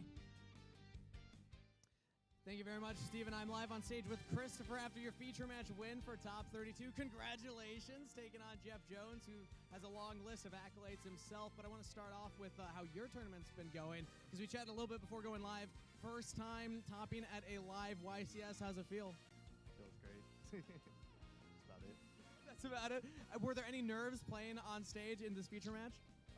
Yeah, definitely after I saw my game on hand, I was just like, I got the curse. I'm about to just swiftly get 2-0'd, but luckily I did it and I won, so. Now, I gotta ask, the key success can sometimes just be going back to the basics. Ryzel feels like a lot of players are saying it's an easier deck to understand from the new decks. How was your experience learning the deck and getting accustomed to it? Yeah, I actually did 0 testing for the event. I just showed up and I asked people like what I should run. I read Detonator, the main boss card, and I was like, this is definitely a me deck. Like, just summon a big dude that just keeps popping your field. Like, that's all it is. And it's just a lot of hand traps too. So it's, if you know how to hand trap the other decks, it's super easy to learn. it's a new sprite. Get it right. It does like they do look like sprites Jeff Jones, because of the electric. Himself. And before coming up, you did remind me, you're like, I've never won a YCS, I've never won a UDS. Do you think that this could be your YCS now? I don't know. I kind of got destroyed in Swiss sometimes, so we'll see, I guess. I don't want to jinx it, but... All right, cool. Well, any shout-outs you want to give for anybody at home watching? Yeah, shout out my brother JJ. Shout out Austin, aka GB Grinder. That's about it. All right, thank you very much, Christopher, for coming on. Congratulations on the win. We're gonna throw back to the casters. I always love seeing duelists who are so humble and so back to their roots. Like, you know what? I do have some shout-outs. Shout out to my brother, man. He's why I'm here. I appreciate that. I just love the idea of summon a big dude, and yeah, that works for me. But speaking of works for me, how about another duel? Let's go ahead and switch over to our bonus. Oh, maybe we're not. Oh, it just ended. Dang. Ah, swing and a miss. Sorry about that. We want to give you as many duels as we can. But why don't we give you a bracket update to talk about those duels that we just heard finish? Yes. Let's go and take a look at this bracket here so that you guys know. Obviously, we have the top board of Gabriel, our undefeated player, actually losing to Steven 2-1. That must have been an upset of the game. Here we have George S fighting against Austin. They're currently 1-0, and the game is still going on. We have Anthony versus Matthew. Matthew taking it. Moving on to top 16, we have Alexander H and Ulysses. That was the matchup we had for you guys on stream. Oh, but no, it's just one duel? And they just cut to They're 16? still playing it out. Not player. Don't they look at yet. points? The total points? Versus up against Matthew, going 0 and 1 for them respectively. They're still going. We have Longman taking it 2-0 against Derek. We have Asala and Nicholas's game still going on with 1 going to Nicholas. And we just saw Jeffrey Jones against Christopher, 2-1 for Christopher. So turning on to the other side of the bracket, we have Donovan and Nicholas at 1 game apiece. Raphael is up 1 game against Ryan. Tristan and Jonathan are tied. Karan is losing so far to Joshua, but hey, it's not over yet. Jackson and Steven are 1 and 1. Mitchell is leading Wyatt by 1. Michael is doing the same against Paolo G. And then finally, Conrad does advance against Lily 2-0. Very cool. And I believe the update for the game we had was against Donovan and Nicholas. So I believe that was the Tenpai versus Voiceless Voice matchup that we would have saw. But because it's Tenpai, the game finished. There's Tenpai and Voiceless here? Not quite sure who took that one down, but there was a match winner decided. We'll find out probably later. Well, speaking of later, if you didn't enter this event, you can still enter some regional qualifiers. And man, the swag that you get for topping those events are amazing. Oh yeah, that beautiful Heart of the Blue Eyes playmat and the orange World Qualifier box. Ooh, I wish I had one. Definitely. Hey, I mean, there's always the next regionals, right? Regional qualifier. After this. But again, that regional deck box is so cool. I don't know if you've seen it in person, but it like flips open. It's got 2 different cases in it. But I guess the only way for you to feel one in person is to go. Why is it orange though? All right, I'm on. Why did they pick orange? I'll start my grind tomorrow. Oh, goodness. Well, speaking of starting tomorrow, don't worry. You don't have to go anywhere. But we are going to take a quick break before we move on to the top 16. See you in a bit.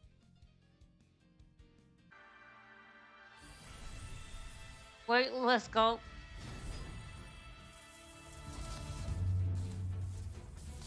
Game on, world.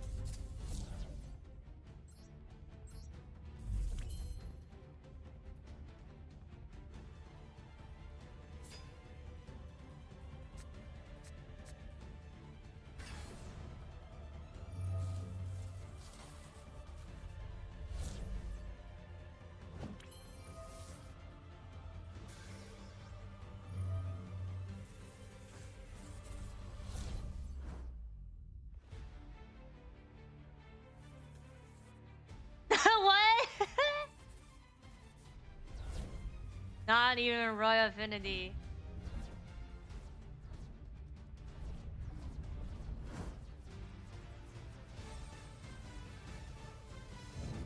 Another game, world? I like her room. In the back with all the merch.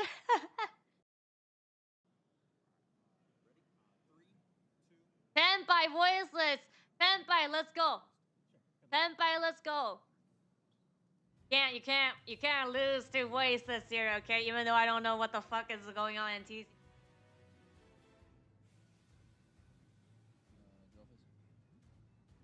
You have appearing and standing? Oh, here. Yeah, 30%, 31%. Right, so 19% Malice, 13% Fin Speed. 10 by 6%, let's go. His spins you bell 6%. Voice 3%, okay. 10 by is out.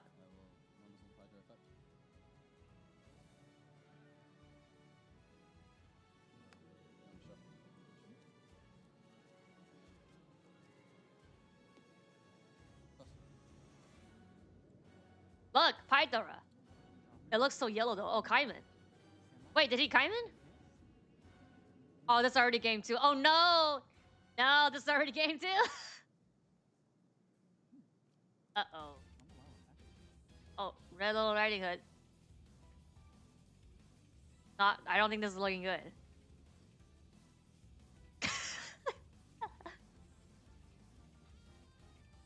Wait, does that mean that he lost the first game going second? Wait, whose turn is it now? Who's going first on this turn? I mean this game. Game 2. Bruh. This is looking really bad here.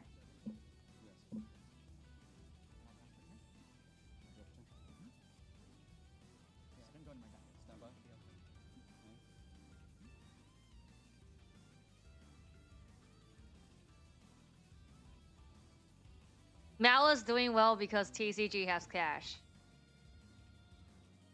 Why did Tenpai choose first? Oh, so he chose first, game 2. Going first, game 2.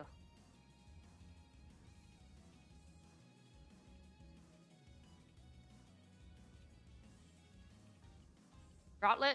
Better Duster.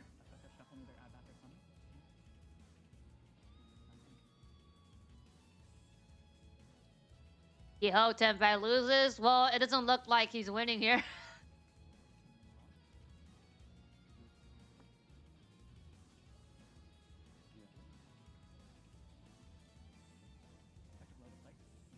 Look, he has green sleeves.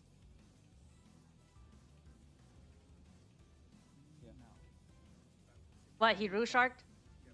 What happened? I didn't hear what happened. I was picking my target. I was picking my target. That was the first thing I saw. I have multiple targets. They're arguing? I can't pick my targets to choose. What? Oh, yesterday someone dropped card and picked it up. It was allowed. So it was revealed the whole time.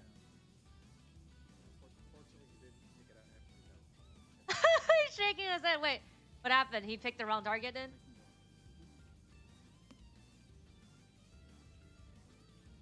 Well, I don't know what happened. So I don't know what they were saying. They're like, I can't pick my target. He was supposed to place the spell that ritual on summon.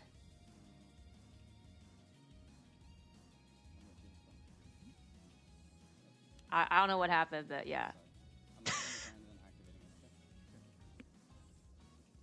They called that, but not the 700 errors from yesterday. I don't know what's happening, so I'm not gonna say anything. Tenpai Shark. What else is new? Sorry, guy. Tenpai win. Oh, Chundara. What a big mistake.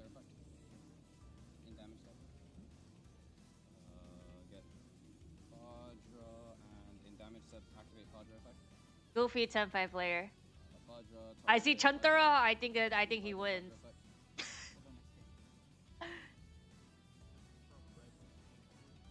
Right? Yeah, he surrendered, right?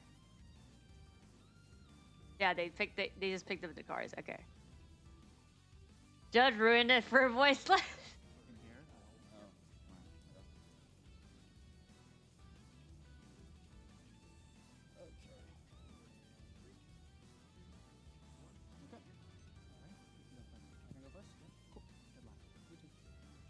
He let go of the card as top 32. Good call from the judge. To be honest, he totally did place it, but it's also clear he realized it was wrong. That's the second.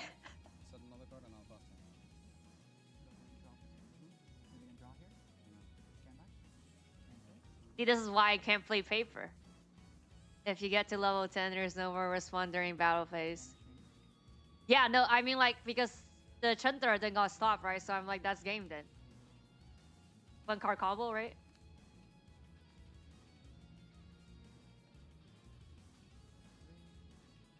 Voiceless spells look so similar, so it's hard to tell. I'm no judge, but that's potential in misplay. You can't take bets, so I wouldn't call this Sharky. Yeah, no, I'm just reading the chats.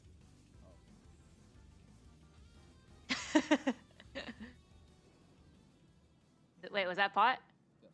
Oh yeah, pot. Okay.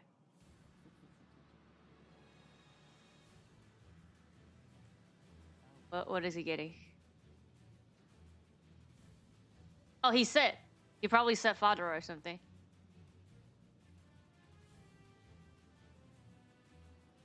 Yeah, he didn't confirm to put the spell on field. He still hold the deck close to the spell, meaning he's still unsure to put it or the other voiceless spell trap.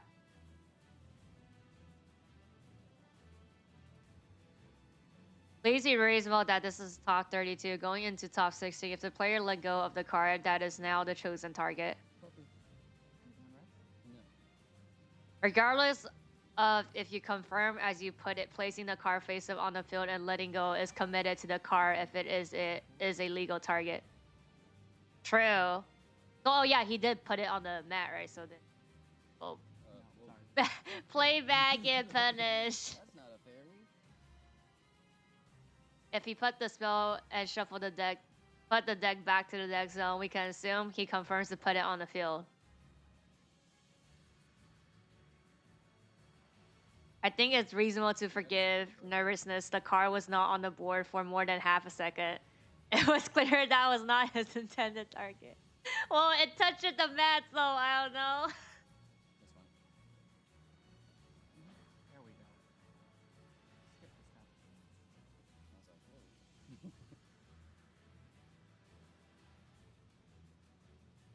Regardless of intention or not, well, true. If I don't know, I guess if it touches it, I don't know.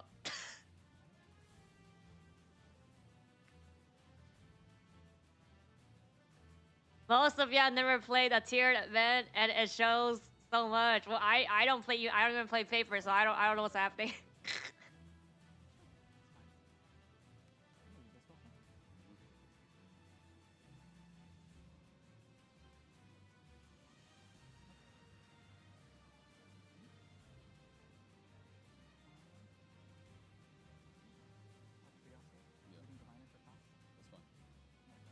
No.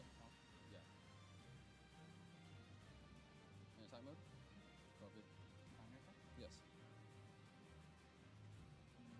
Yes. Yes.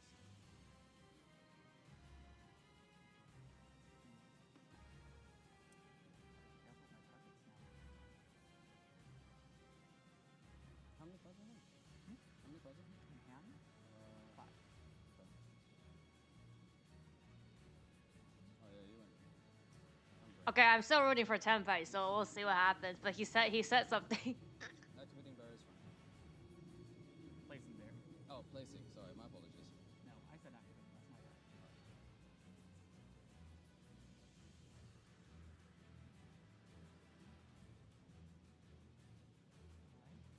Let's go ahead and activate barrier.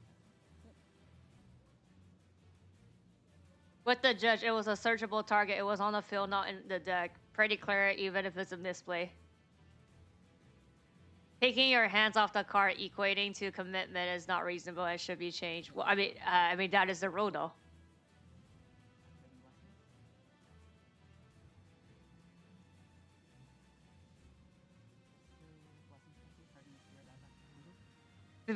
People pay thousands to travel and prepare for these events only for some power tripping mouth reader to disqualify them based on them touching a card wrong for half a second. I don't know.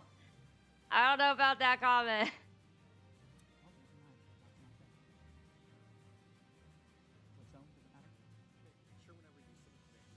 These comments. I don't have a legal target. Why are you attacking him as a mouth reader? I still have legal targets. Do I need to go into it? This judge is brain rot. Making a mistake that breaks the rule is still breaking the rule, even if you didn't intend to. Exactly. Those comments are crazy. I don't see them deleting that comment, so I don't know. Family-friendly channel. Did he got a warning not having an attempt, but still having a proper target? Senpai failed to OTK voiceless. Judge is too harsh though. Voiceless player is clearly nervous. Yeah, the green one's Fight Dora. Oh no, it's not. Oh, it was Fight Dora? No, I mean deleting comments about judges. They did?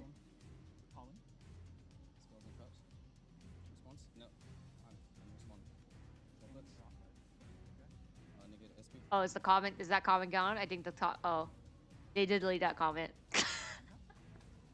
Or I don't know. Wait, let's see. Can I find it?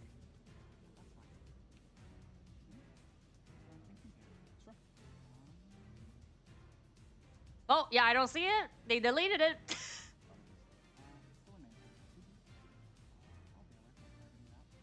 That is completely correct.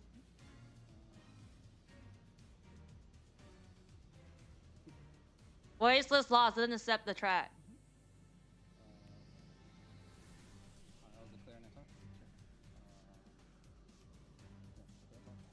Which one did they delete it? The mouth breeder one? The people spend thousands of dollars in travel? Just to... Look, he said, look. This is a family-friendly channel. Please be respectful to one another and to the people on the stream. Please avoid staring, making rude comments, joking about first day. That was foul. Yeah, I was like, why? Especially because he said mouth breeder. I'm like, what? Where did that came from? Yes. Holy. Wait, who won? Damn. When you knew me, so like I cited these.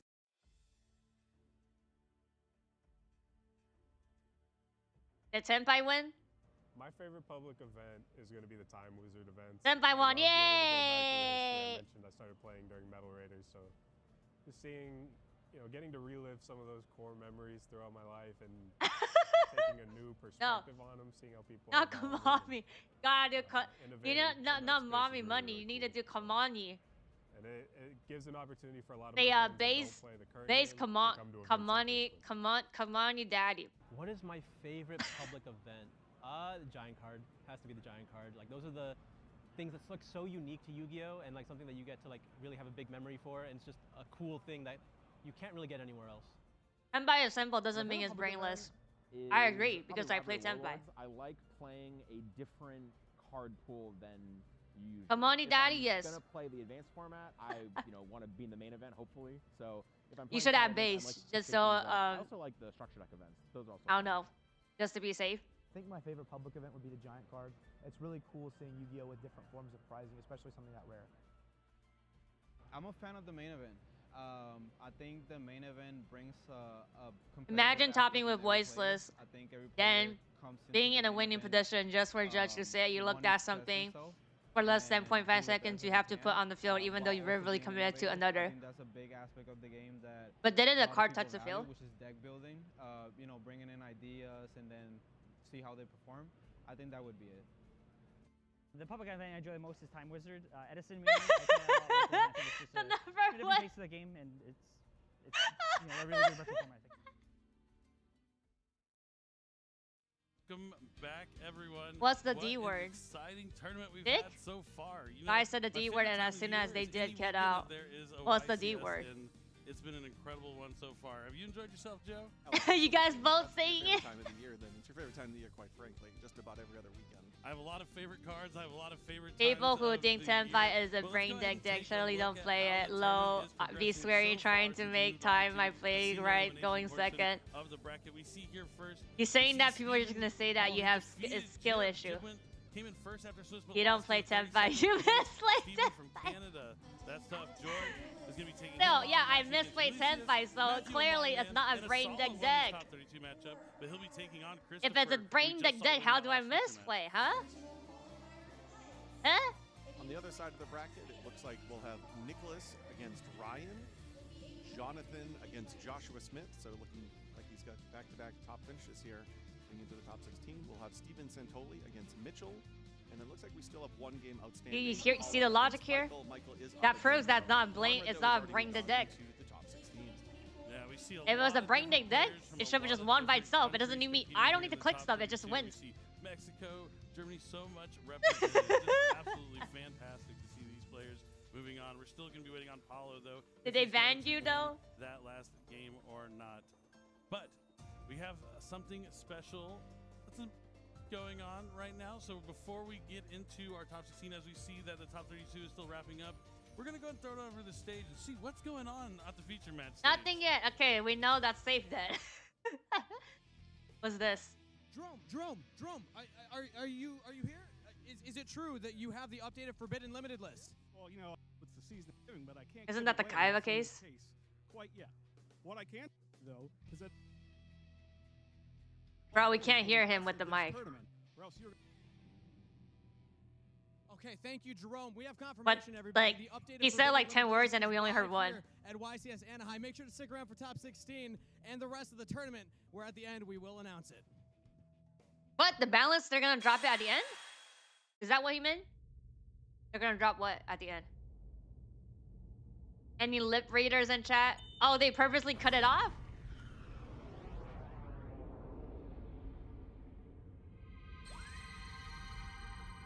Maxi return, exactly. Maxi return or doesn't matter. 宇宙からはるばるやってきたぞ。これで準備は整ったよ。ぼーっとしてると見逃すぜ。Yamu, good girl. 気合十分だな。では。 I didn't feel like personal, but I guess that makes sense. Yeah, I think that wasn't intentional. But it's not like he already leaked the ban list, right? But but what he was saying, that are they really dropping the ban list after this? After this ends? それがしのターン。ベルギャードロー。2体のモンスターを。 Early Christmas drift. いでよ。トランザムライラック。ここから畳みかけるよ。いっけー。トランザムライナックで攻撃。ウォートゥー戦マニアック。優待。これがデュエルリンクス。俺は。 Cast Sarah on Flubber on the floor now. Make them all limited. Like Master Duel. Fine. 相手と心を通わせる。勝ちたいなら勇気を持って。俺にはもう繋がっている。勝利へのサーキット。なんと胸躍る世界。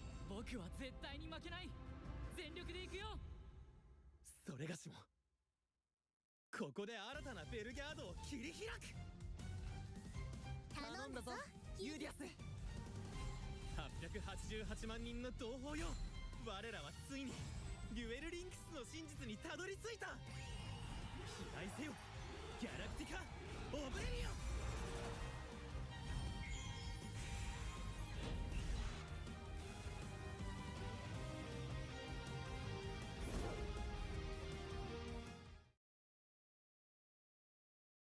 Konami.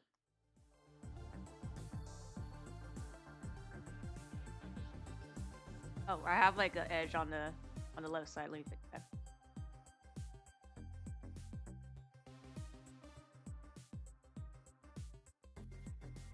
Yeah, that's fine. That's fine. Though, I mean, everybody on the chat was like balance, so I was like, okay, I guess that's a balance then. They weren't clear. Like, he just said like, oh, we'll see it at the end. We'll drop, I don't know, something. He didn't use the word balance, but yeah.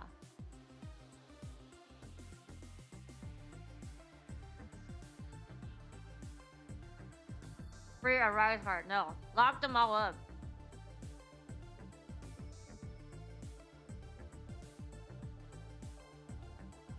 Shifter to 0, Kit to 1. Free my voice spirit elf, please Konami. I know! What this right elf did wrong, huh? Detonator to 1. Free Lord Savage. Ash Blossom Land Van. If Konami actually dropped the ban list, that's gonna be a huge win, not gonna lie. Release Maxi. What I say? Yeah, I agree. Release Maxi. Maxi to 3, come on. No shot, they said they are announcing the ban list. Bad SP Little Knight, less interruption. I don't even know the TCG ban list currently. Same. Limit Witch, Limit Wanted, Limited Oak is not even in top 32 anymore anyways.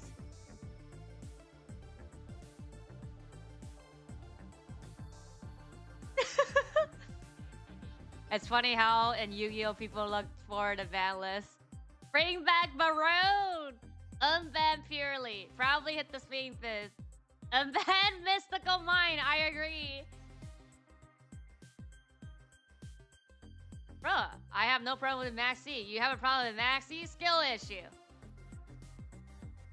Oh, go sleep.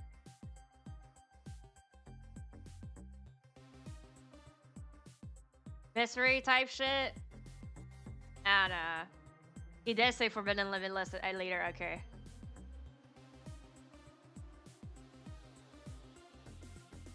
Maxi is GOAT. I mean, I shotgun Maxi. You asked me if I enjoy Maxi or not?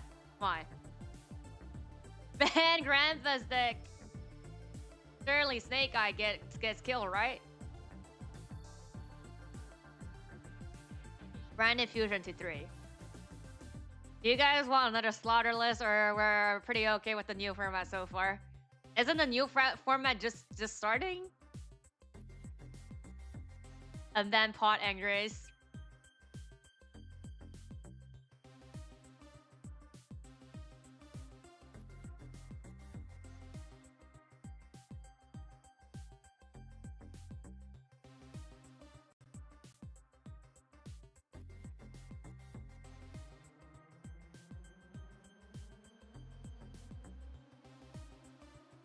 And then Mystic Maya and Maxi, exactly.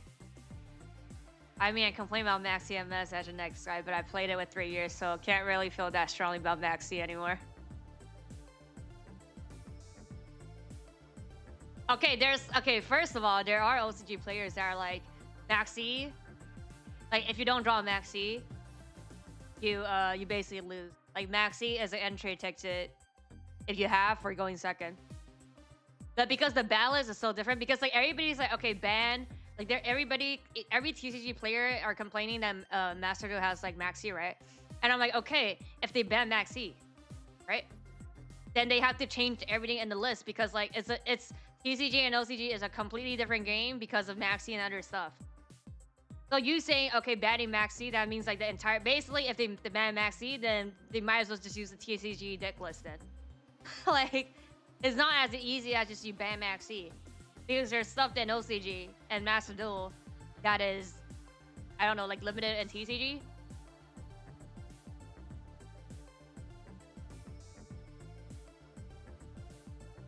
Yeah, and it's so funny because like, I've said this before, like when Maxi was like, they changed it to 2, right, for OCG? And everybody on the TCG side was like so like excited, and OCG was like, well, people were like, oh wow, it was at 2, but like OCG people talk about Maxi less than TCG people. And TCG doesn't even have Maxi. They only talk about it because I guess they played Master Duel, so they hate Maxi and Master Duel. Also, even though they kind of tried, I guess, the ban list in Master Duel before making an OCG, it's still a completely different game because it's BO1. I don't even know if the argument of like saying Master Duel is closer to OCG is true, because it's just not the same.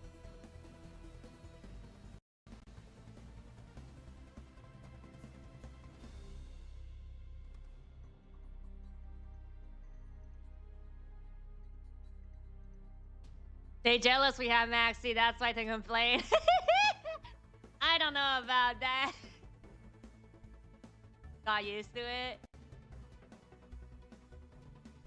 Well, I don't know. I'm just saying, like, seems like a skill issue if you're complaining about Maxi.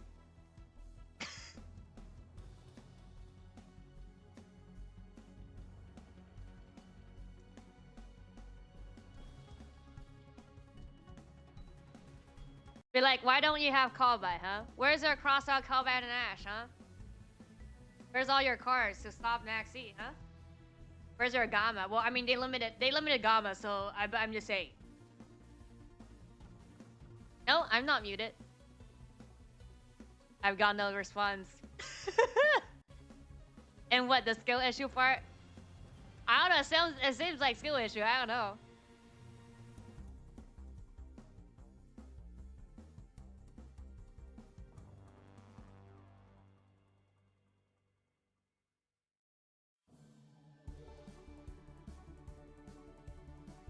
I know. I'm just saying. No, I'm just saying. Like Master Duel, OCG, TCG is 3 completely different games. But I've seen people argue that okay, Master Duel is closer to OCG because it has Max C, and they did kind of trying to balance.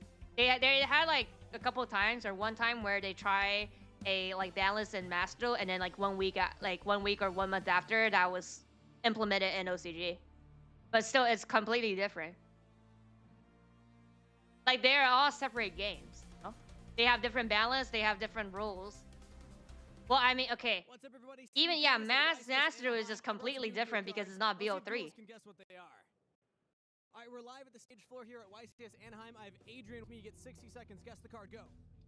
Is it a monster? Yes. Did it come out before this year? Yes. That's what I meant.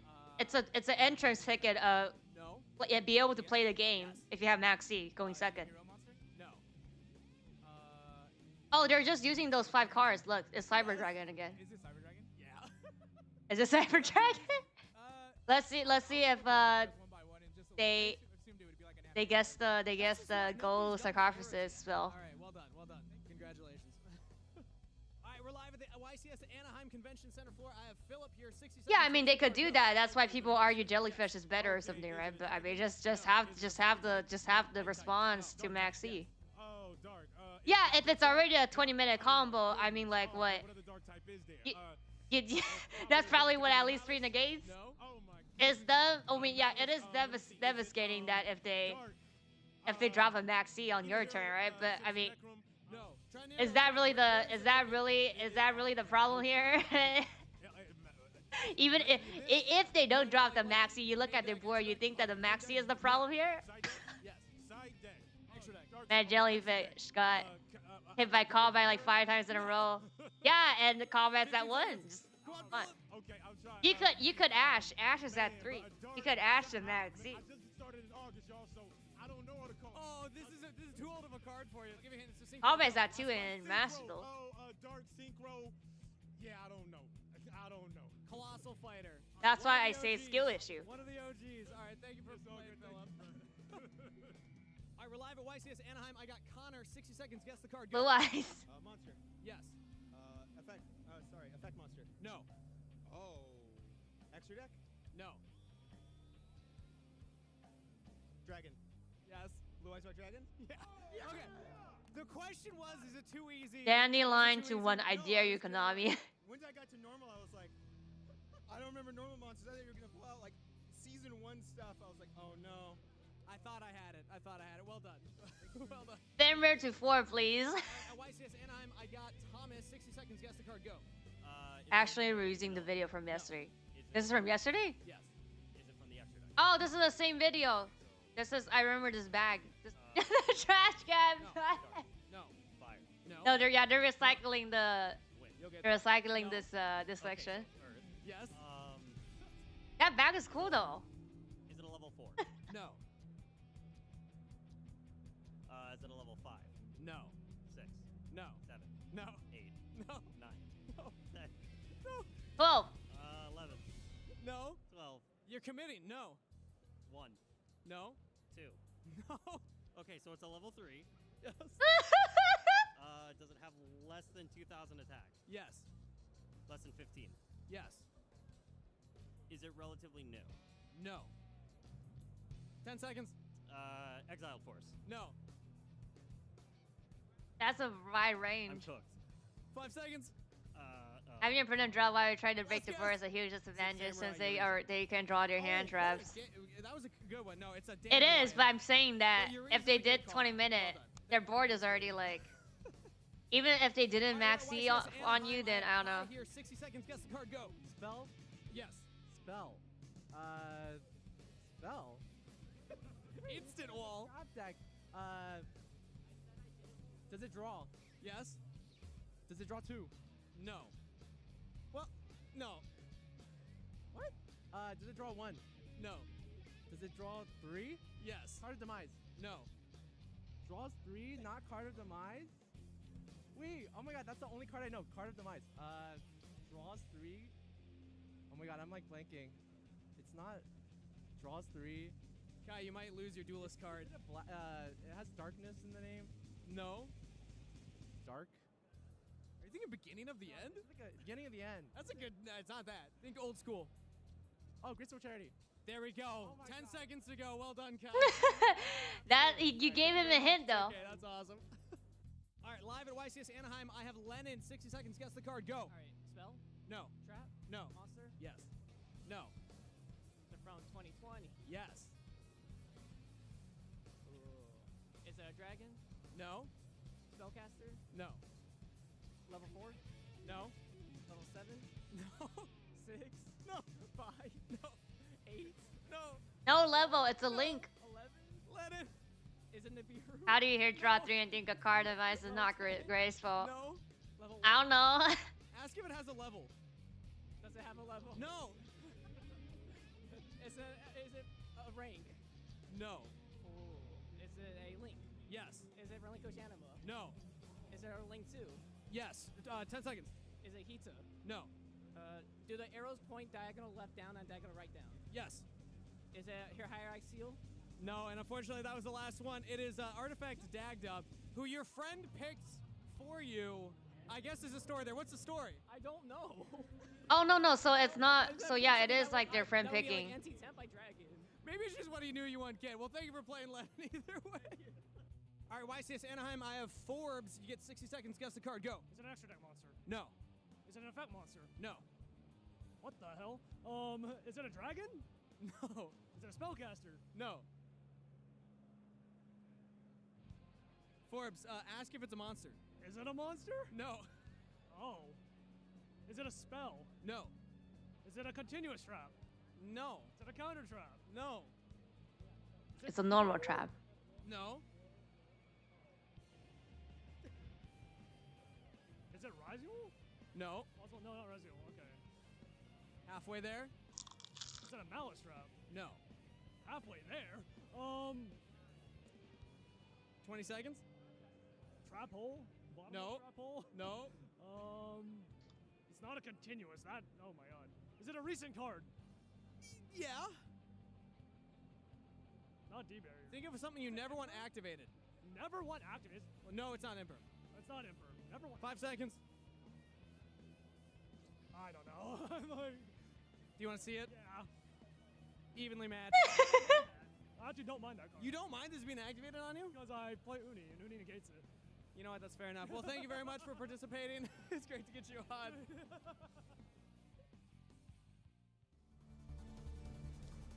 Round 9. Is it only 11 rounds? So we're like almost done. Yeah, after 16 is 8, and then it's like 8, and then 4, and then 2, right?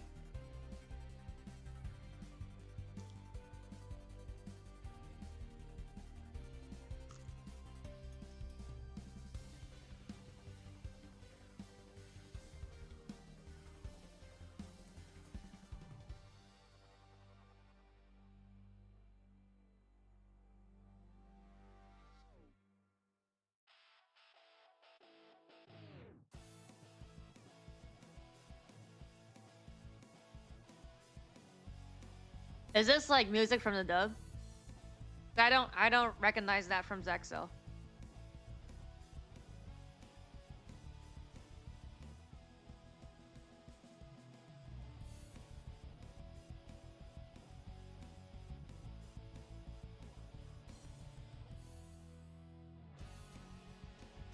That's the dub. Is it an opening then?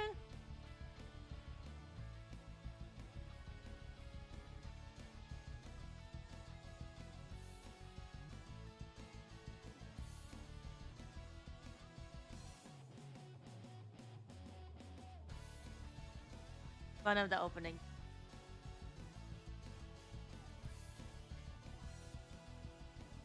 The only dub I watch is Duel Monsters. The 4Kids one. That's the only dub I watch.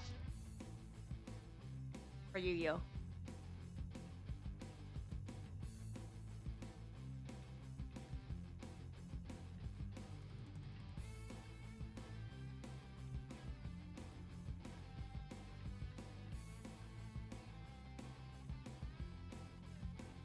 If that balance announcement was a troll, that's gonna accept a ton of people.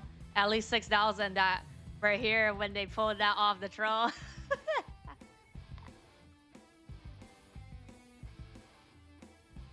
What good one? The 4Kids one?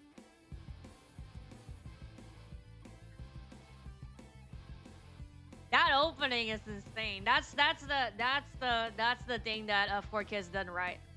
That opening.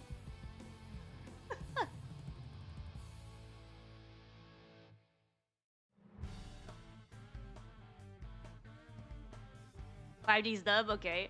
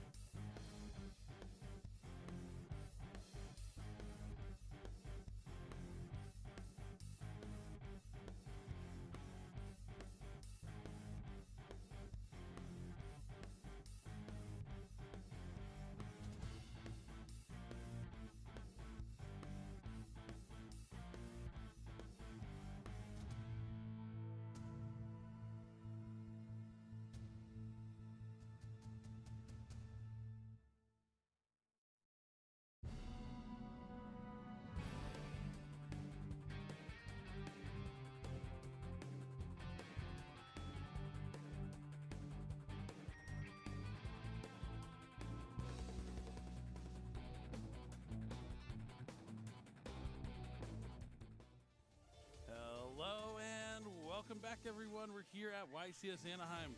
I know y'all just heard about that exciting announcement that is coming at the end of the stream. Oh, so they're confirming it. We will be announcing the latest updates to the Forbidden and Limited list. So you're going to want to Okay. make sure you stick around for that so you can find out what's going to change. But before that, we have to finish the YCS. We are all the way in top 16 here. Only a few more rounds before we crown a YCS champion. But without further ado, let's go ahead and jump right into it. Kangas, who do we got for our top 16 feature match? And introducing first in the blue chair from Redwood City, Arizona, an alum of the school wants to shout out Arizona State for their win at the Big Ten Championships, hoping to pick up his win today. It's Mitchell Martin! And his opponent today in the red chair, from Hamilton, Ontario, he shares the same birthday as Miley Cyrus. What? Steven Santoli! That's so random. Duelists already on stage, so let's throw it back to the casters for game number 1. All right, thank you so much, Kangas. We're finally here. We're looking at these two decks again. Elite matchup in front of us. That's right. It's Mitchell Martin up against Steven Santoli. The top tables are not, these players are not strangers to the top tables. Steven Santoli, a YCS champion, world's competitor in his own right, and Mitchell Martin has been a veteran of the tournament scene for quite some time, has many YCS tops under his belts, also has topped NA WCQs, so he's definitely hungry for his first win here today. It's actually interesting when you think about these new types of strategies, these strategies that do a really good job of playing sort of that mid-range control strategy. Steven Santoli is one of the first players that comes to mind. I'm always curious what he brings into an event. I remember back when he won with Rescue Ace, that was a very similar type of an event where people expected Rescue Ace to be a top-tier deck, potentially the best deck. He proved that it, in fact, was the deck to play that weekend that he won his YCS. And see here, this weekend, he's bringing Ryzeals to the event. Yeah, definitely. Not a surprise to see Steven Santoli on Ryzeal. But, you know, in true Steven Santoli fashion, it's not as typical as all the other Ryzeal decks that we've seen this weekend. Yeah, I'm looking over his deck list. There are multiple cards where I say, oh, I haven't seen that at all, at least in the main deck, a card. Potentially like Solemn Strike, a card that is a popular side deck card, a card that he's elected just to put into his main deck. What do you think about a card like Solemn Strike into a format like this? I love it. It's actually a really cool card. It's something I was considering to include in my side deck because, you know, you want to have it for when you go first, but it really isn't that bad when you go second because since you mentioned it's more of a mid-range kind of format where you can put up smaller kind of boards, you can still go second, draw it, set it, and deal with some the game push that they're going to have on the following turn. So the fact that he has it in his deck and made it all the way to top cut does not surprise me in the least. What about you, Joe? Are you a fan of the Solemn Strike? I've always been a fan of Solemn Strike. One of the things with Solemn Strike is Steven's still elected to play 40 cards. So in terms of what you have to cut, it means he's going to play less cards like Nibiru cards, which we do not see in his main deck. He's not going to be playing cards like Ghost Mourner. He's not going to be playing some of the other hand interaction cards that you find particularly popular. You have to find other ways of interacting with your opponent if you're electing to play a card like Solemn Strike. That's right. And on the other side of the table, we have Mitchell Martin. He is on Malice. 3 M's, but that's where we're going to find out if he's going to win. It's game number 1 here of the top 16 feature match.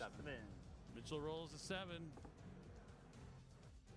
and a 9. So Santoli's going to be going first. Both players wishing each other good luck. And you mentioned how Santoli likes to play those mid-range kind of decks. I think Mitchell's also kind of in that same kind of boat. I mentioned he topped in a WCQ. He topped with Gold Pride, Punk Gold Pride, actually, not this past year, but the year before, which is pretty fantastic. And he's going to start things off by activating Dimension Shifter. And Steven is going to help the Plays Salad, Mirrors, Manga Show, and Rescue Ace. No, but that's not his name. Are you talking about Steven? Oh, are you talking about somebody else that's not here? Right here before top 16, so you see those brand new sleeves on their decks. And those beautiful World Championship qualifier sleeves. We actually saw a Solemn Strike banished through the effect of Pot of Desires. Fortunately for Steven, he has another copy, but he does at least have a sword. This one searches? Yep, searches for the light.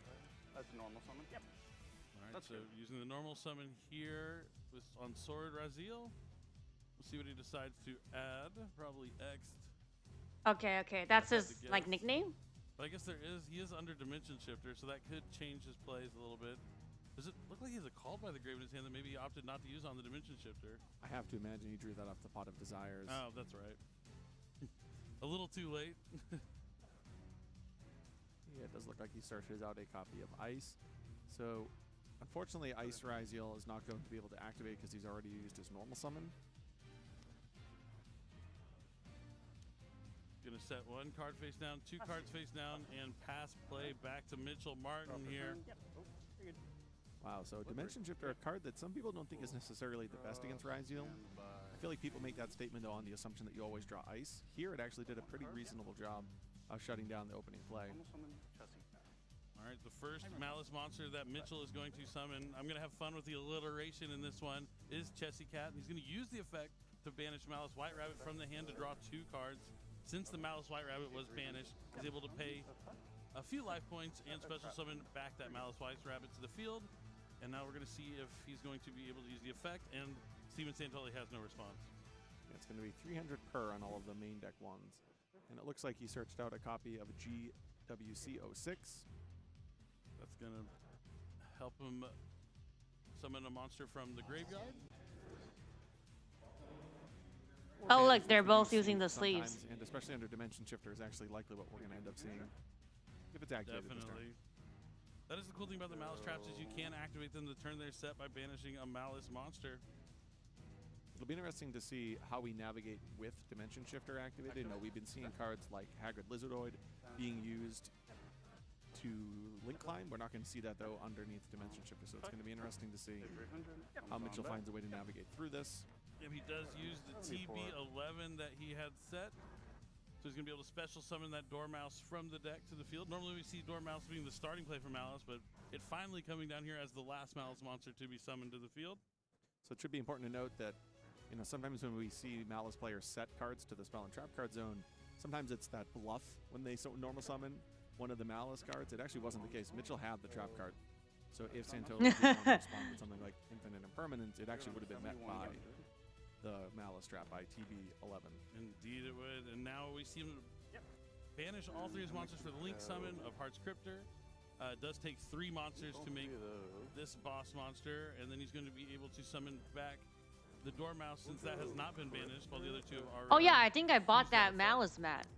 Heart's Cryptor is a really cool one. It has a quick effect where you can shuffle back last the time Malice card into your deck to banish a card on the field. Yeah, it reminds me a lot of Mirajade. That's a pretty good Mirajade? solid comparison. But it can do like some cool tricks because you can banish your own cards and get some extra attacks in as well.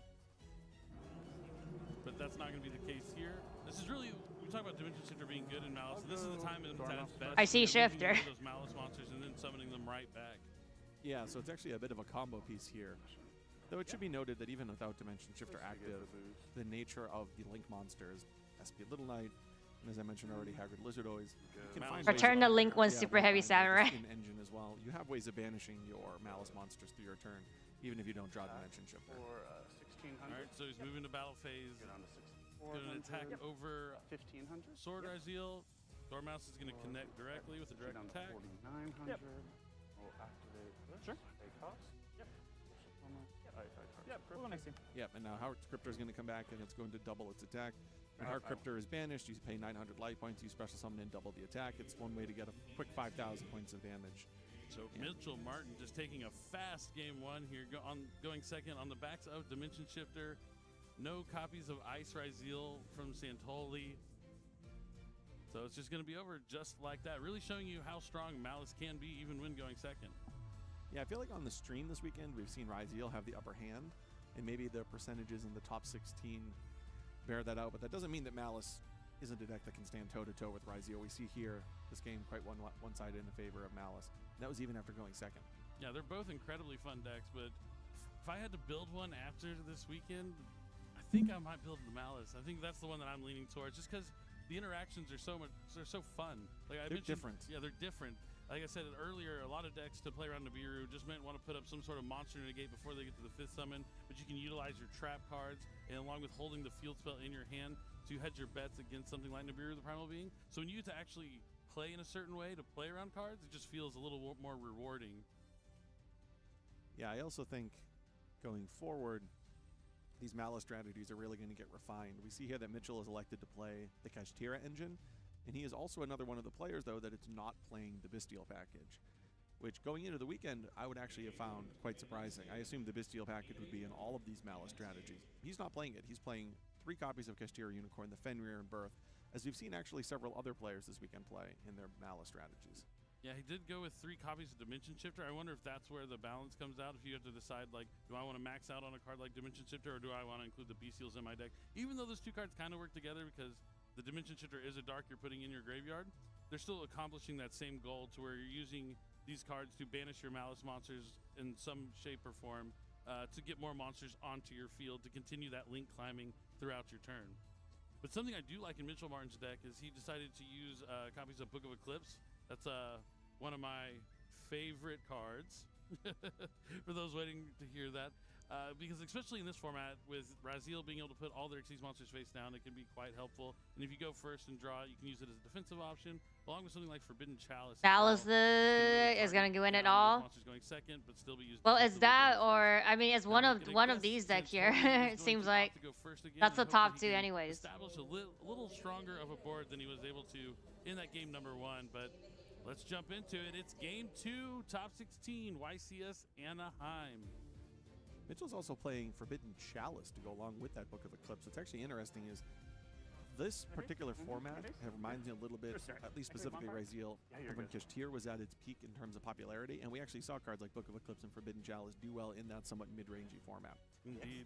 My favorite card was Enemy Controller during that format. A lot of fun, but we see Santoli starting off with Bonfire to add extra Raziel. Extra Raziel can special summon from the hand. It's not an activated effect. And then he's also going to have to send down the aggregator from the extra deck. This tells us that he probably doesn't already have the field spell.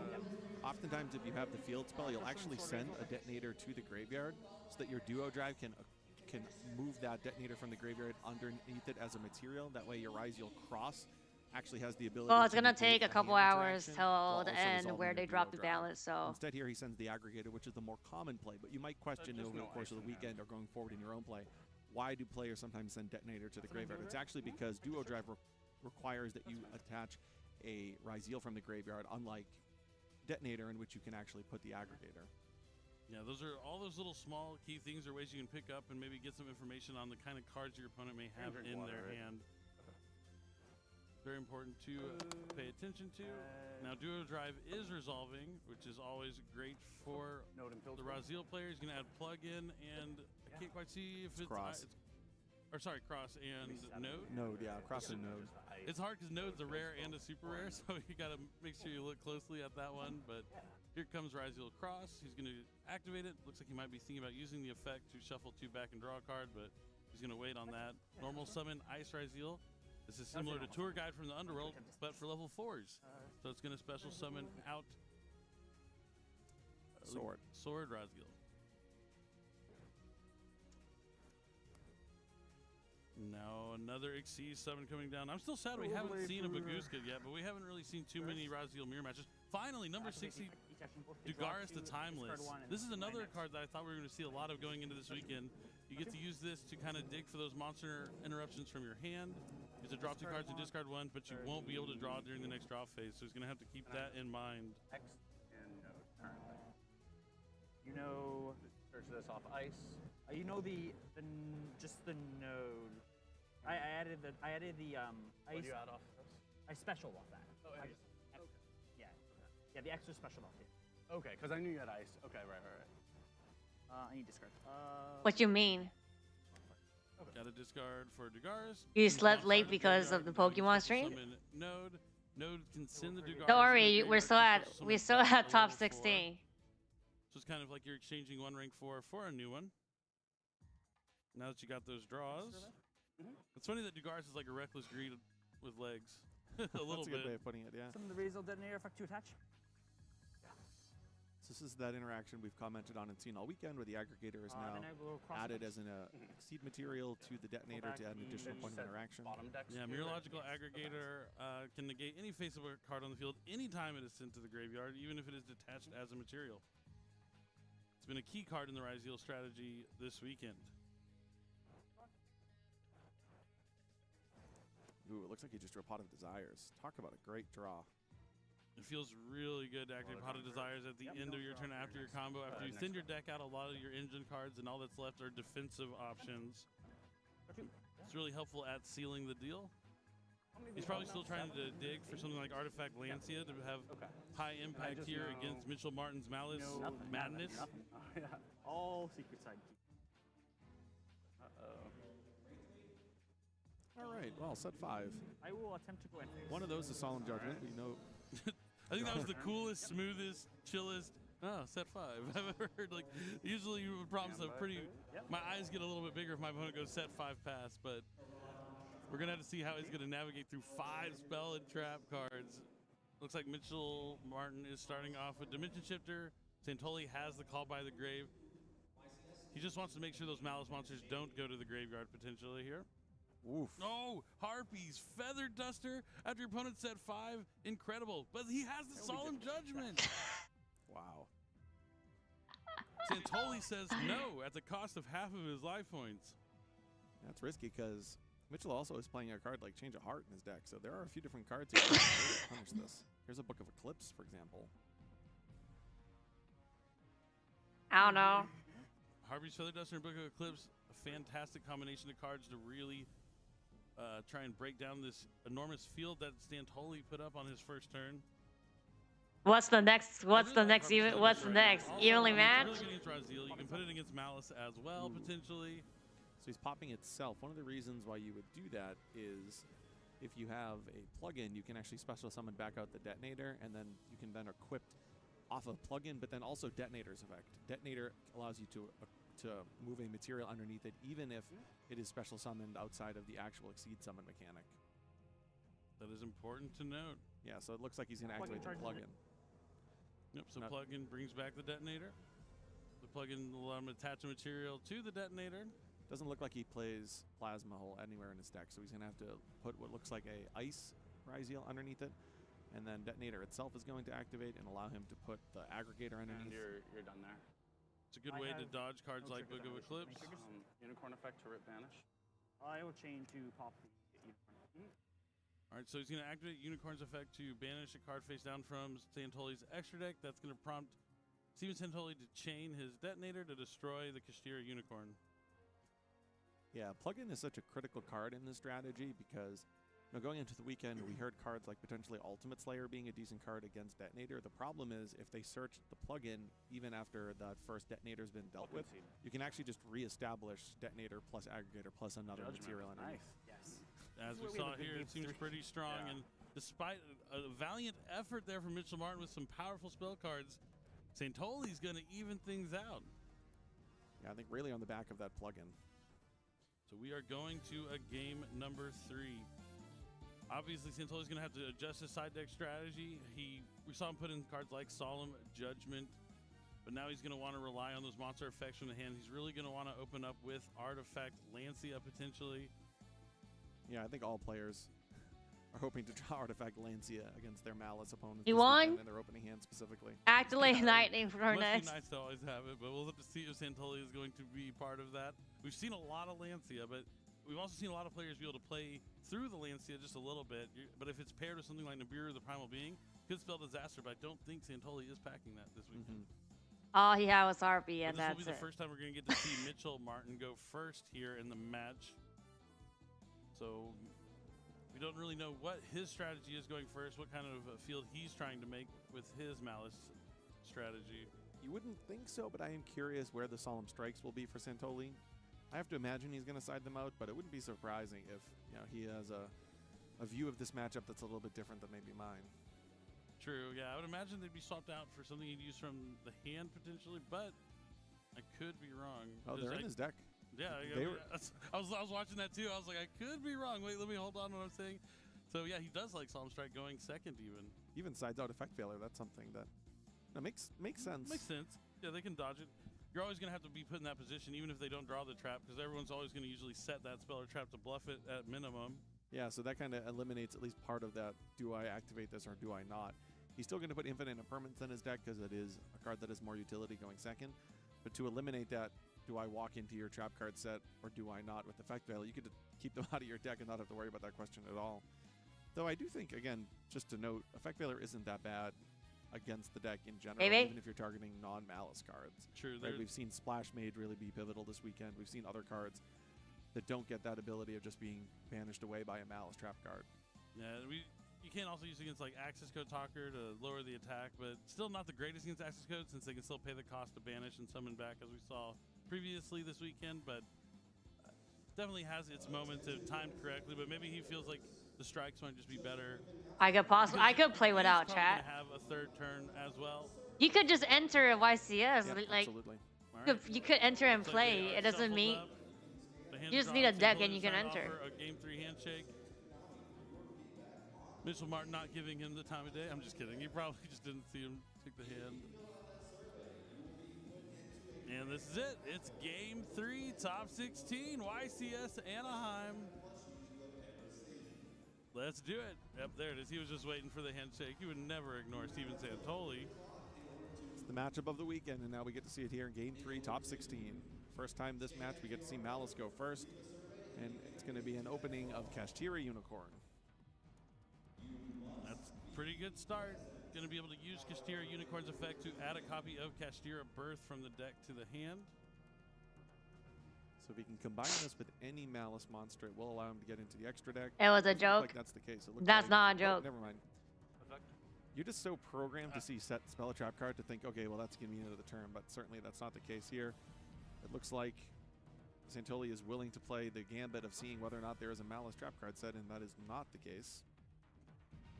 Bold move pays off here for Santoli. Now, this is why the Kashtira cards are good in the Malice deck, because if your all-important Dormouse gets cut off, you can still use the Unicorn to go into Haggard Lizardos, which will be able to banish the Malice, which comes back to the field when it's banished for 300 life points. And he still has the Birth to bring back Kashtira Unicorn as well. Yep. We've seen this before where those two monsters turn into Link 2, which now suddenly turn into a Link 3, which now allow him to go into Red Ransom. Red Ransom is going to allow him to search Malice in Underground, the field spell upon activation. We see here another copy of Infinite Impermanence at the table. We know that Mitchell did not have a trap card initially. Highly doubt he has one here. I guess now what is slightly different is he could activate it in order to special summon out the Dormouse from the graveyard. That was not available the previous time, so there actually is one more possible trap card that Mitchell has at his disposal here that could be chained to this Infinite Impermanence. He might actually have it. His body language is suggesting. Okay. No. Oh, he just set the birth. birth. He set the birth. Okay.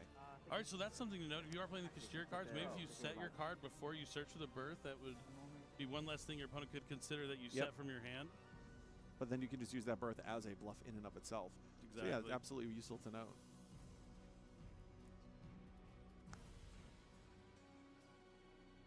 So thinking here, probably going to bring back Unicorn. I think he's got Ogre in hand. Oh, Santoli's thinking about responding here to the birth. Yeah, he has Ghost Ogre in his deck, so.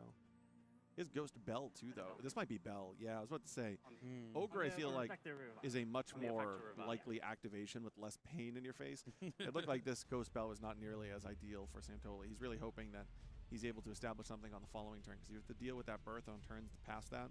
Yeah, negating the effect, but not getting it off the field is rough. Especially if he doesn't have much going for him in his hand.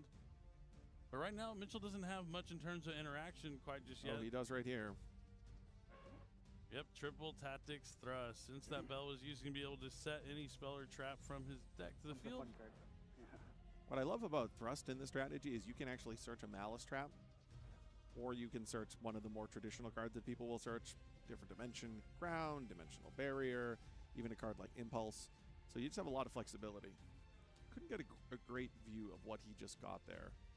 Bell cost him the game. Yeah, it was way too quick. I would assume it's infinite permanence. Oh, I guess it could be dimensional barrier. It's probably a dimensional barrier. It's likely, but I couldn't see it exactly. I guess we'll have to just see naturally.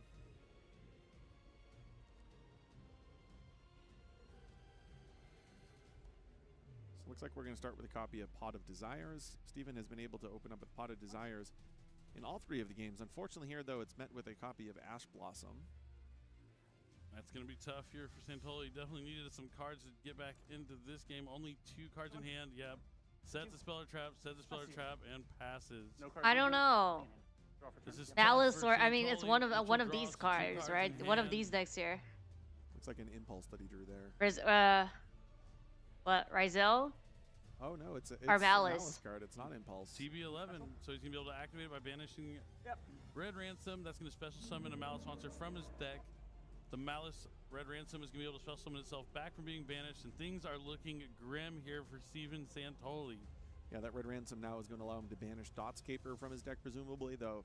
It's actually interesting is this is going to be a little bit more of a complicated decision, just in the sense that a lot of times when you summon Red Ransom back from the banish pile, you've already gone through a lot of your Malice monsters. In this case, he's only gone through that Dormouse effect, so he can actually use any of the Malice monsters that he wants in his deck, as opposed to just going straight into Dotscaper. So I'm curious to see how he decides to navigate this. You know, you're so accustomed to seeing what's the ideal opening. Just go gracefully. Here's that use of Solemn Strike. But as I was saying, you're so used to seeing sort of the quote-unquote ideal opening play. It's interesting how turns 2 and 3 might actually shift what you would do with the Red Ransom. So either way, they were not going to be able to see what he would have summoned from the deck, or banished from the deck, subsequently summoning, because Steven Santoli has utilized that copy of Solemn Strike to negate and destroy. Go. Let's see where Mitchell goes next from this. He still has the Kastira Birth on the field. Yep, but he's going to bring back Kastira Unicorn from the graveyard. One thing to note for viewers at home who might be curious, the monster summon of TB11 cannot activate its effects this turn unless it kind of cycles out into a different Malice into its own self back from the banished pile. So if you're able to banish it off the field and return it to the field, it will forget that it was ever there. It has to go down into the rabbit hole and return to the field before you're able to use the effect if you summon it from that trap card.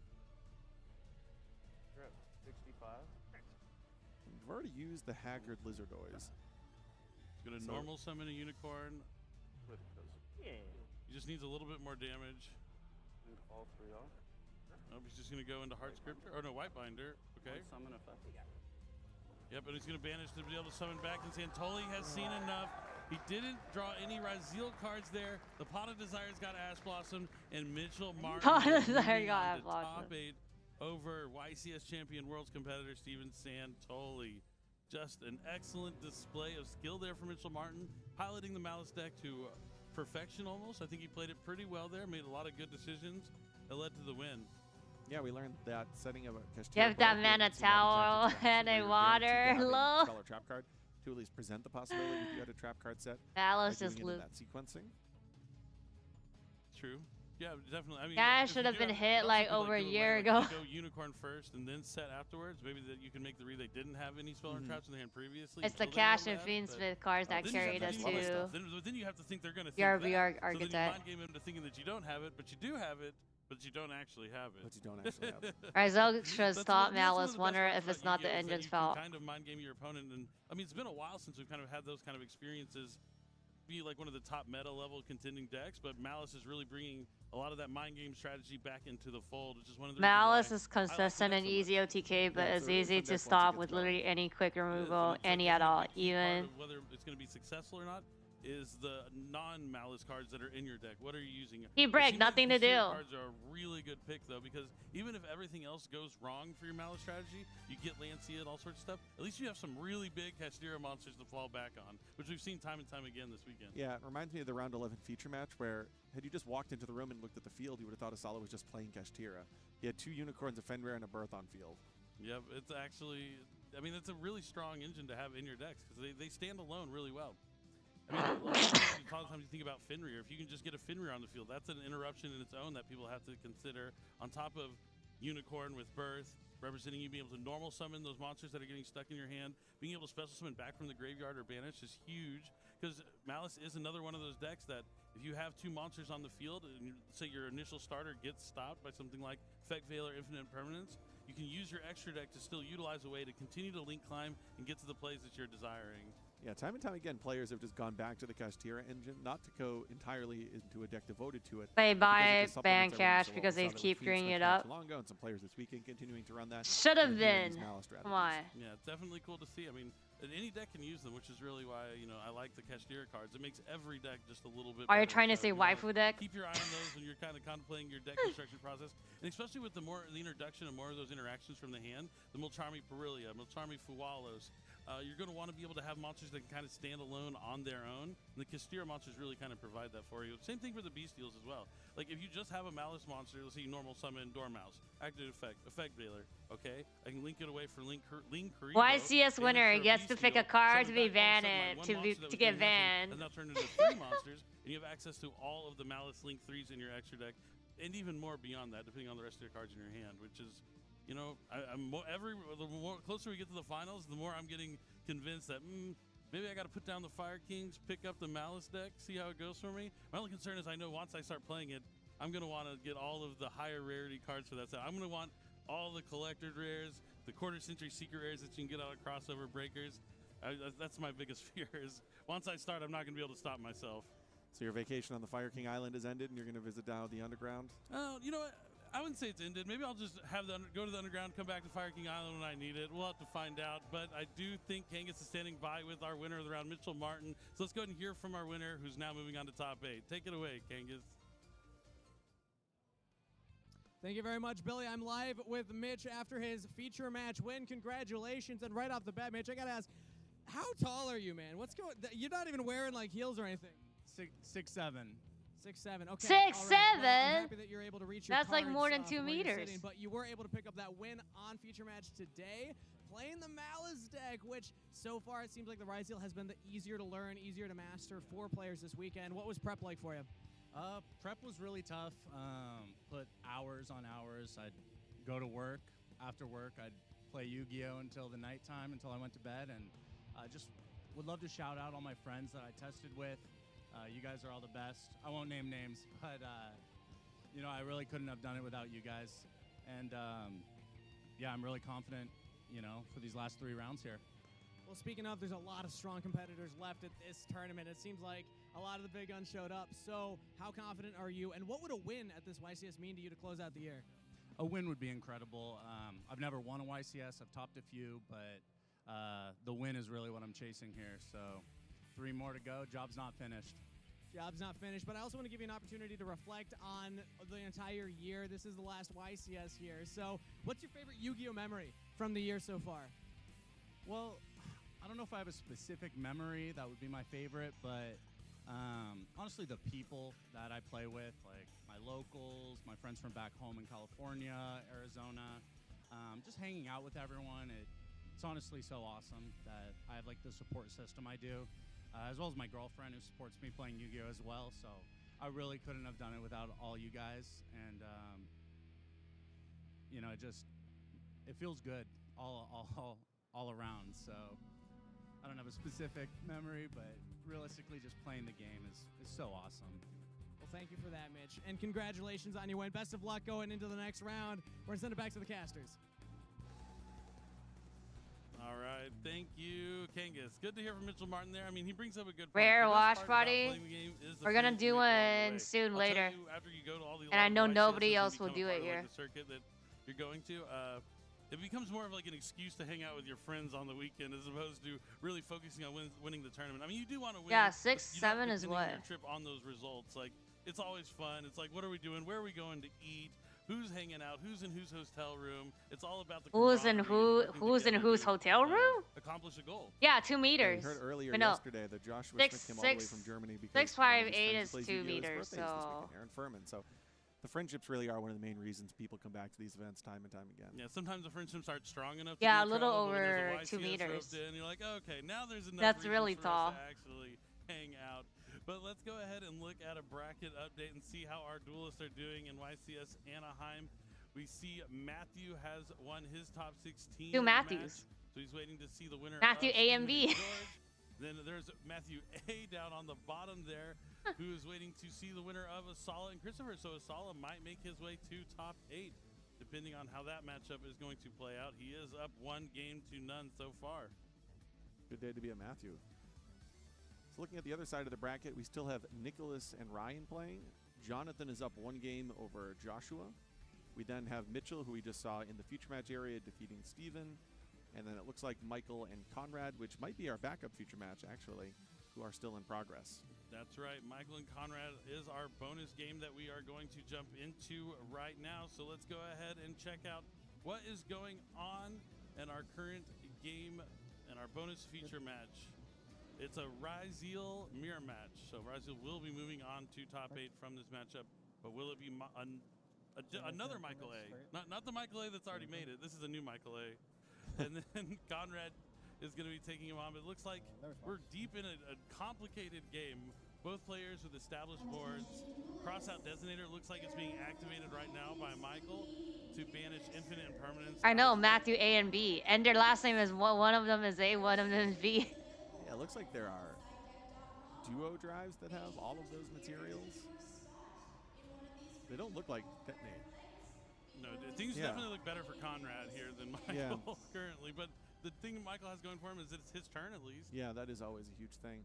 Yeah, And so his yeah, duo two drive meter, driver just dissolved. 2 meters and He just 1, added like a cross 201 plug-in, meters. so I mean, even though what looks like a 201 centimeters, 2.1 meter. plug-in can very quickly shift that back. So yeah, over 2. That's tall. Michael did win game 1. You can see that from the game count up there. So he has that in his favor. That's like a a basketball He'll have tall. the option to go first in game number 3, which is always huge.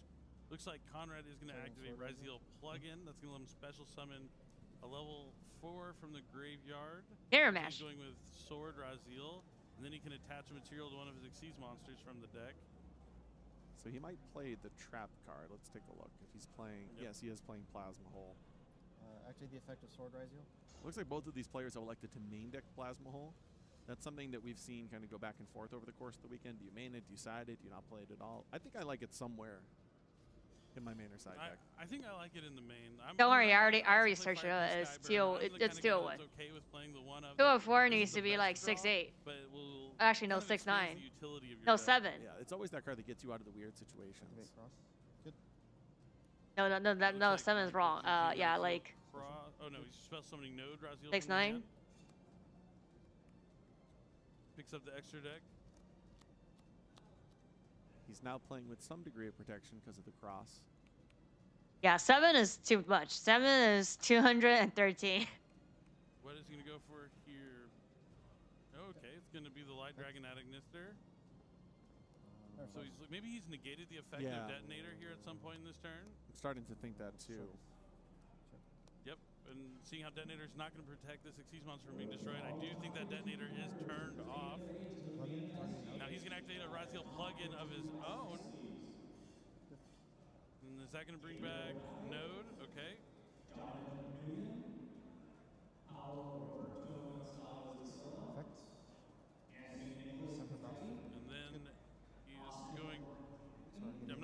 Light Dragon into the graveyard.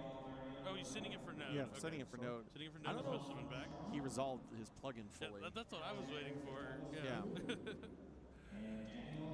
But plug-in, a great way to like kind of swap. Well, node is a great way to swap out of one Xyz monster into a different one because you're swapping out a rank 4 basically for a level 4 from the graveyard. We see that a lot with the Dugaris lines on the opening turn, where the Dugaris now no longer has materials. It's already done that pseudo reckless greed effect, and now we can exchange that for something else.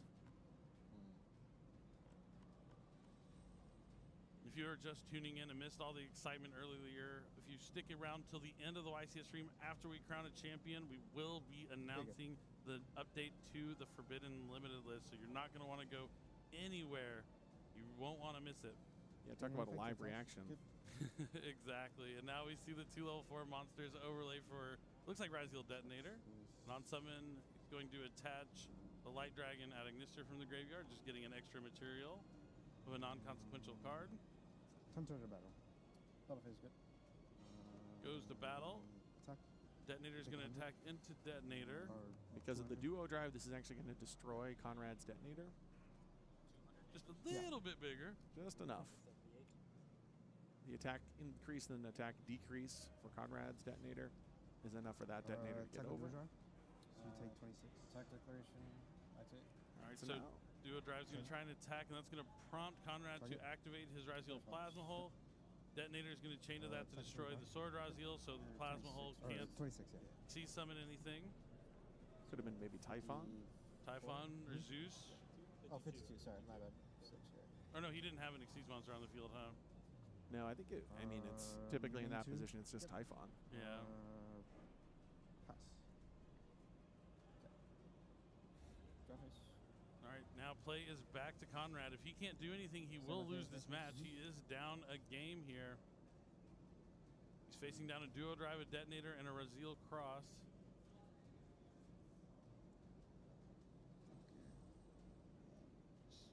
Hesitant before making this play. It's not a good sign. Yeah, if his hand was something like Ice, Book of Eclipse. We would definitely see the Book of Eclipse come down with the swiftness. Doesn't look like Conrad has Book of Eclipse anywhere in his deck. 1 copy of Metal Tronus. That's another card that would be a quick activation that he only has 1 copy of. Talk about a card that's my favorite card. Love Metal Tronus. Are you normally or special? So it's a normal. Did you normal summon the extra Raziel? Or is that Sword? It must be Sword because you would never normal summon extra Raziel. No. Oh no. Okay. And now he's just going to go into Typhon right away. That's a good way to deal with Detonator since it does have 3,000 attack. He could move to the battle phase. Now I believe it doesn't stop him from using the protection effect of Detonator since that effect doesn't activate. Activate cross targets. But he also has Raziel Cross, so he's going to try and put back a couple of Raziel monsters to draw a fresh card. Plug in as well as node. Yeah. Yeah, and he needed to do it this way because he needed to shut off the Detonator effect. No. You know, typically you'd want to draw as early in the turn as possible in case that changes how you want to navigate and sculpt your turn, but that's unfortunately not an option here. So he needs to put Typhon on the field, and wow, look at this. He draws into Pot of Desires. That's a good card to draw. If you're just drawing 1 random card off the top of your deck, it turns into 2 cards. Pot of Desires, what does that do? Banish 10 from grave, draw 6.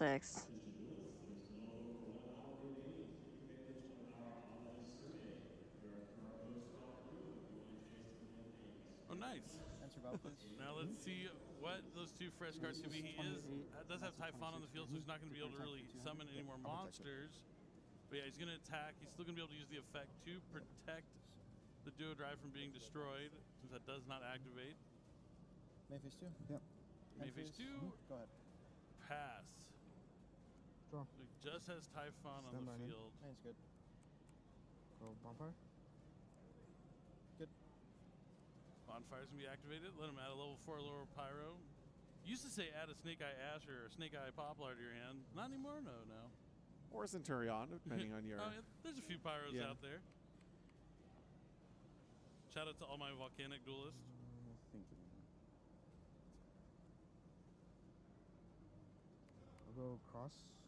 He's going to start things off with Raziel Cross. Make sure he replenishes some of his Raziel monsters. I don't know what's happening, so. And also will net a fresh card just like we saw Conrad do on the previous turn.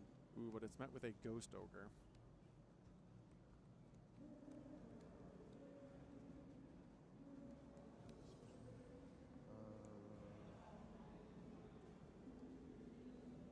So now he's going to send Aggregator to the graveyard, special summoning extra Azil. Aggregator is going to be channeling 2, negating Raziel Cross, it looks like. I don't know. Azolia Priest. I think he pointed at the cross. I think so too. And now Sword Raziel is going to allow him to look through his deck and add. Let's see what he decides to grab.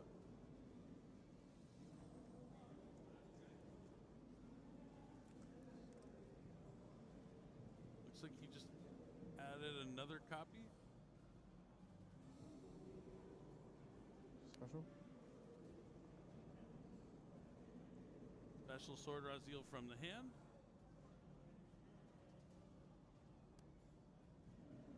Overlays those 2 for Castell. Oh, you were talking about him earlier this weekend. He's back. Castell, the Sky Blaster Musketeer. One of the best OG rank 4s. Yeah.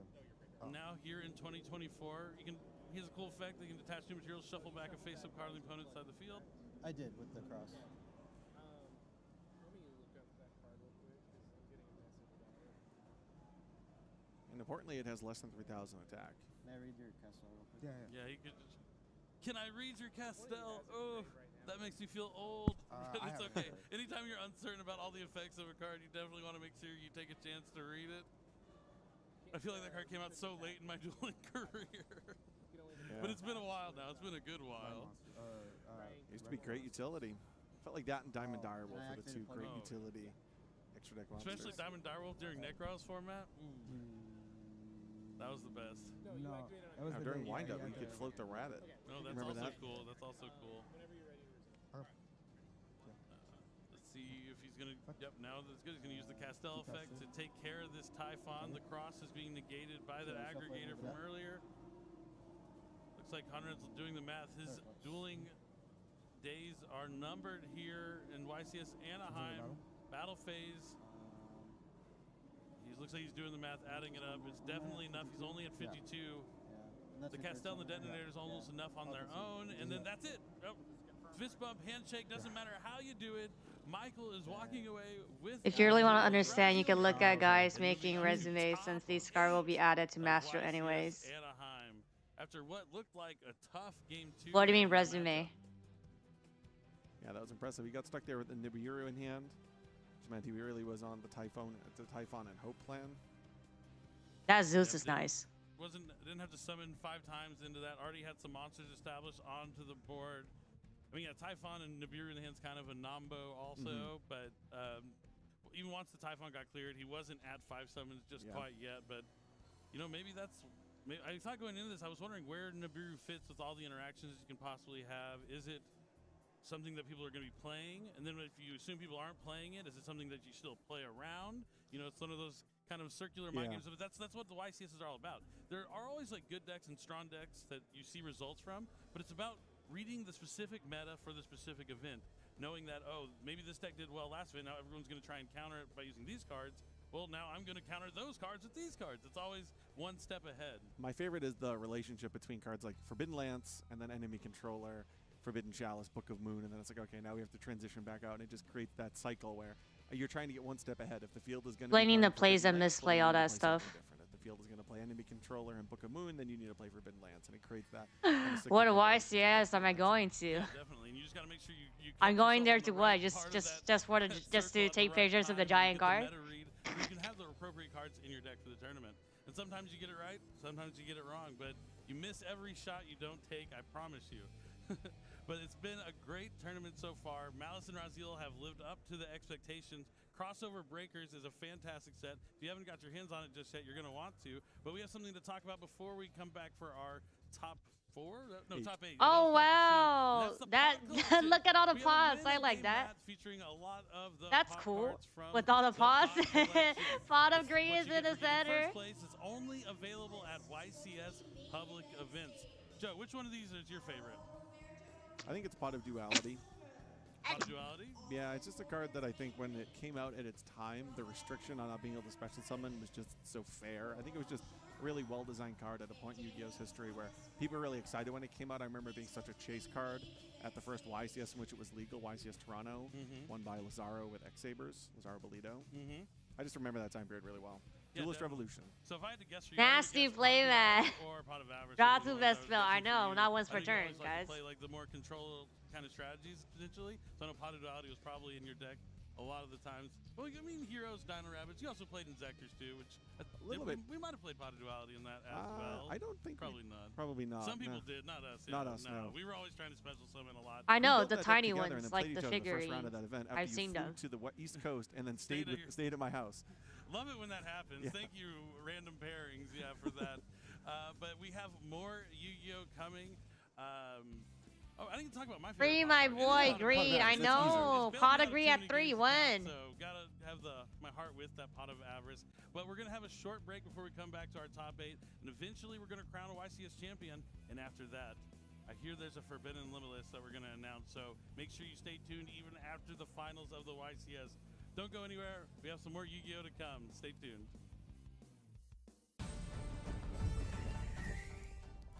They are the pots? The figures? They're tiny though.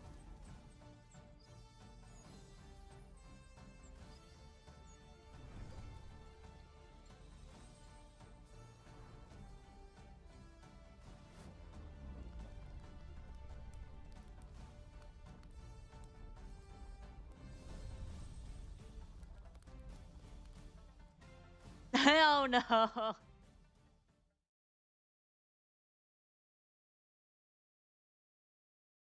What's up, everybody? Steve Kangas live at YCS Anaheim, and we're at the convention center floor, so let's go meet some of the duelists.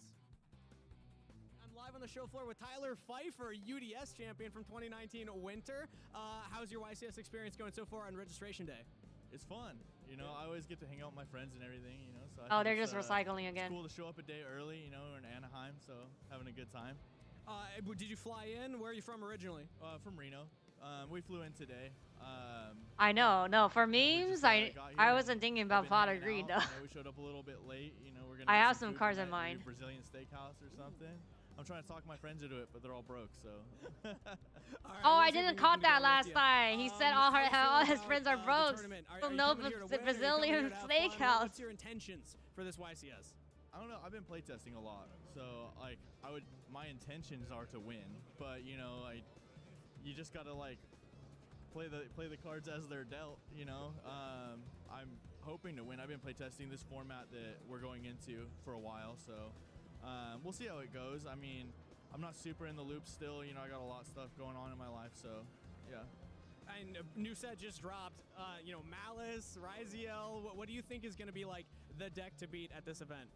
I think it's gonna be Ryziel for sure. Yeah, Ryziel Malice is either one of one of those are gonna get top. Both of them. I think that Malice is definitely harder to play. So I think that a lot of people are gonna make mistakes with that deck. People are obviously gonna play it great too, but I think Ryziel will shine better just because of it's a little more simple and I don't know. It's very mid-range fun deck. You know, I think it's just really good. Dynasty, yeah, no, there's a specific card that I thought about, but it's not that. Kevin, how many YCSs have you attended so far? This will be my 4th one. So I've traveled to a couple, but this will be my 4th one. I am native to California, so excited to be back in my home state for sure. That's awesome. I'm newer to YCSs. If it's one of my first time or anybody else's first time at a YCS, what should they check out? You should absolutely check out all of the vendors. All of the vendors have really good accessibility to cards that your local area may not have. And absolutely, the first thing I always recommend is check out some side events. It doesn't matter if you do well, you do poorly, as long as you get to meet some new people and play the card game that we all love, that's all that really matters. What are you here to play in? I'm here to play in the main event. So I'm here to compete in the YCS and hopefully get my first top cut in the YCS for sure. All right, how confident are you feeling with your deck choice? I'm honestly feeling pretty confident. We have a really good testing group. We've theoried a lot. We've came to a really good conclusion, and now it's just time to play the cards. All right, Kevin, you said earlier that you are a fan of the anime, so I'm going to put you on the spot here. Who's your favorite anime character? My favorite anime character is Callan Kessler from 5Ds. We love a guy who plays Infinities. Can you give us an impression, one of his voice lines from the anime? Otherwise, somebody else from the anime that you got. Oh gosh, I don't know if I can do a Callan one, but I guess for Callan it'd be like, "You say it's time to duel," and then he jumps off like the mountain on his motorcycle, breaks the mountain, I don't know how, with the bike, and then yeah, he shadow duels. Classic anime moment. Thank you very much, Kevin. Best of luck this weekend. Live at the convention Beat center Ash, floor but with it's Joel. Genmu. I don't know Joel, how's about your that. YCS weekend going? It's going really well today. Meeting plenty of friends, plenty of new faces here. Always good to go ahead and hang around here over at Cali. Are you local to Cali, or did you have to travel in? I had to travel in a couple hours early in the morning, but it was worth it from Portland, Oregon. Well, welcome. Welcome to California. You said you're meeting some friends. Have you gotten a chance to duel ahead of the event? Not yet, actually. I'm just so worn out, but I was just watching people how the new cards work from the current set, so... Who you got, Ryziel or Malice? That's the discussion going on right now. Which one's better? I think that might be Ryziel.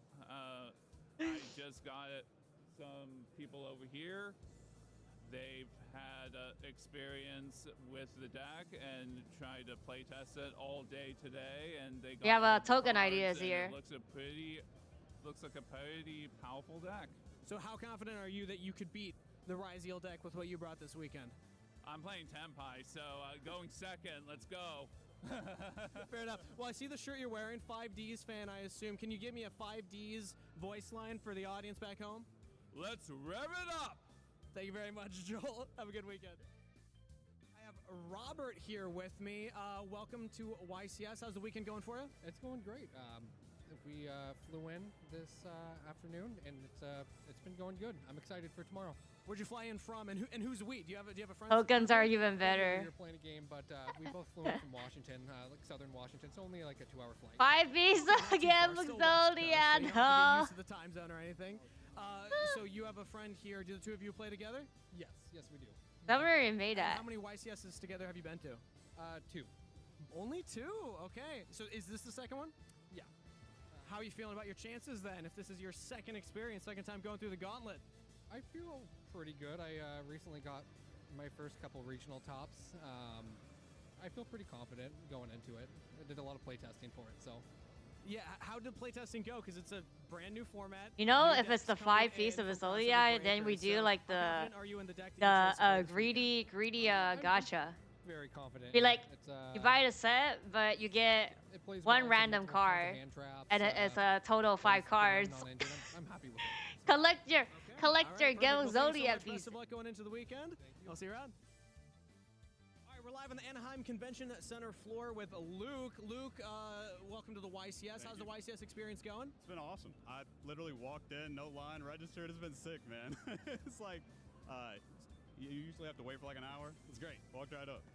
And you said that you've been to a lot of YCSs. How many YCSs in total would you say that you have been to, if you had to guess? I'd say 30 or 40, which means that my turnover rate is awful. How many have you topped at? 2. This will be 3 this weekend, right? This weekend. Why are you confident this weekend? Because I've been grinding this deck. One of the new decks been grinding it, so we're going all the way. Okay, so the new decks, Ryziel, Malice. I'm not going to get into it, but what's your opinion in general? No, you know what? What do you expect to see the field play? What do you think the popular We make the 2 feet the lowest rarity. It's like you have to buy 100 set to get like, and then that's the rarity pretty high ceiling percentage. It's just like it does what it does. Ryziel, it puts up these really cool. And then out of 1,000 set, there's one set that has both feet. It has like different lines. Or both legs. Your ceiling can go higher, but it also isn't like the right leg or the left leg, like one of the leg or arm is like more rare, right? That's what I'm playing. The original one? All right, yeah. Out of himself. Hopefully none of your opponents see that. All right, so you sure make the ball head the most rare? No. It's a card game, but are you a fan of the anime? I've seen like half of the anime, so I do like the anime. Yeah, I like it. That's a lot of the anime. Can you give me, who's your favorite character, and can you give me and the audience at home an impression of one of their iconic voice lines? I don't know any iconic voice lines. Okay, my toxic trait is I like Jack Alice. That is not a toxic trait. Man, Jack is If king. you give me a line, I'll say it. I don't know. I say he's my favorite, and then I have no idea. All right, let's think of an easier Waga one. Tamashi. Leto Demo Dragon. Can you give a Joey line? Dragon. Oh, one of my favorite things Joey ever has said is he says in He like one was of the first he episodes, was look at that squirrel. he does. And he's He does. Ore da. squirrel in like a really New York accent, man. That's my favorite thing Joey's ever said. I don't recall that moment. I'm gonna have to look it up. Look it up. Look it up. It's the best. All right, thank you, Luke, for taking the I time. think the head has always been the highest rarity fleet. Really?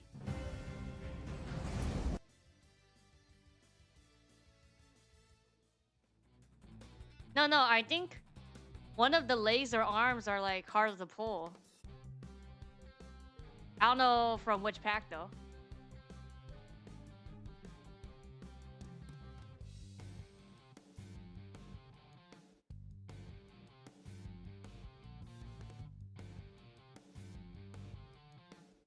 The same one that Raisin signed.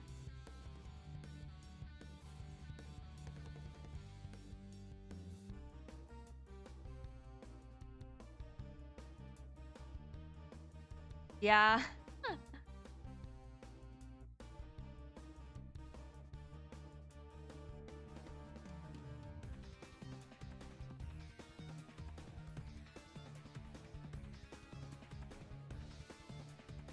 Wait, did you let him? What was it yesterday?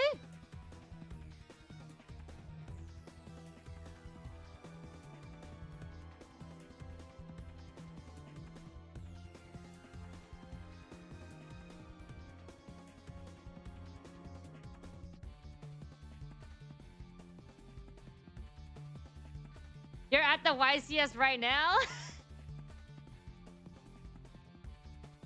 Call him out. Call him out for not responding last time. Be like, who?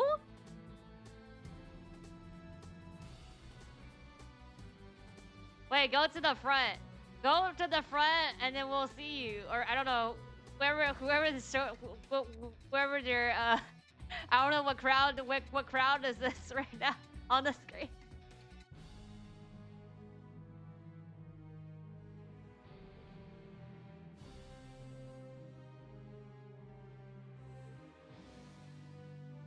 I don't know where this camera is. Me too.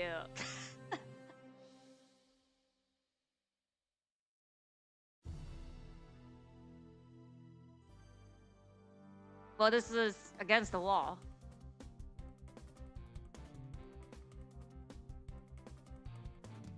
I'll try to look for a Care Bear. Oh, you have a Care Bear? What Care Bear? Which one? Which one? The green one? Oh, green sweatshirt. Oh, you're just all green.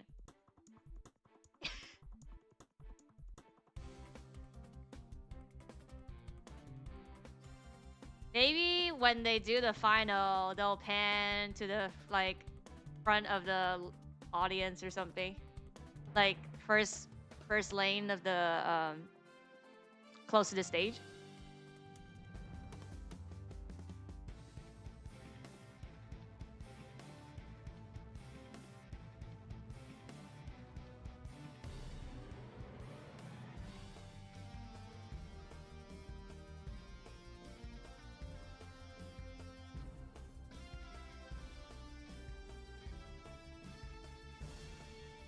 Looking for that roll-up door.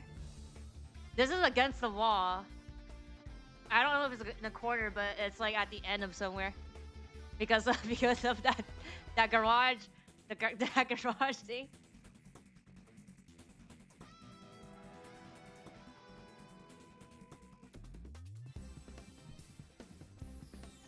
Is it like a big venue? It has to be, right?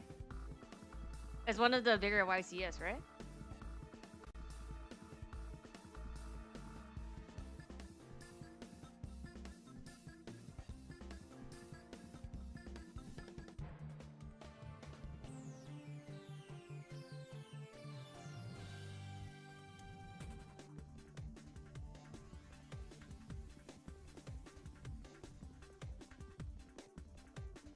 It's kind of empty now, but it used to be like 1,400 people. Like beginning of yesterday. I mean, that's how many people participate, right? Sign up.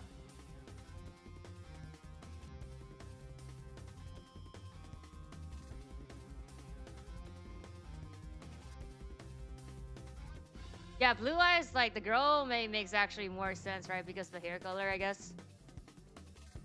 I'm competing. If I was competing, it would be really obvious. I'm there lurking. How am I also streaming then? I have my entire setup with me, just like my entire table, and I just move and compete there. How's that even possible?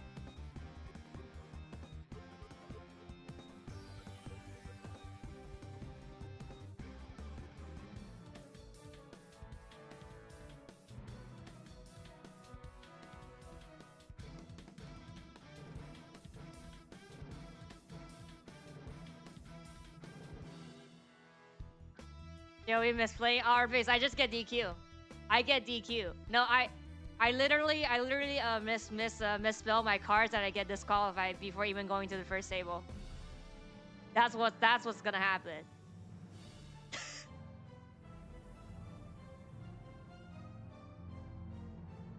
Table, strap, shoulders. What do you mean?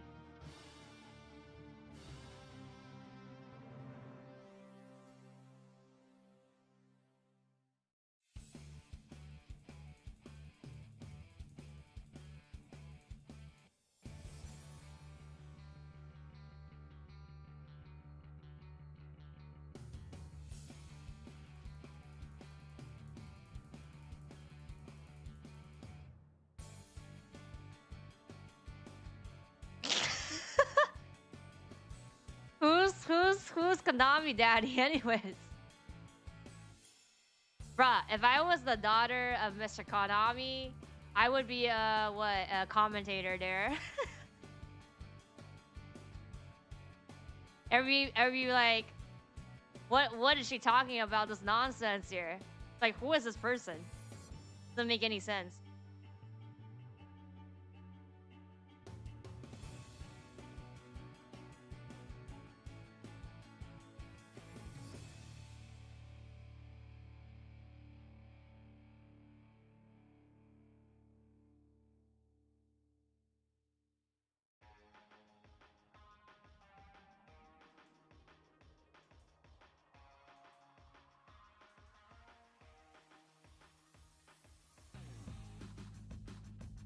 Did they finish like the 16? That's why they're just like making the top 8 now.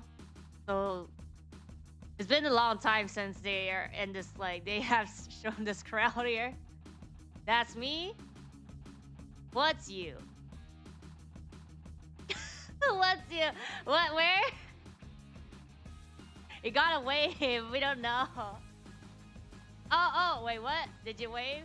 There's a lag. I waved. Okay, wait, did you walk the way? Yeah, the white with the green sweatshirt. Wait, why you walk away?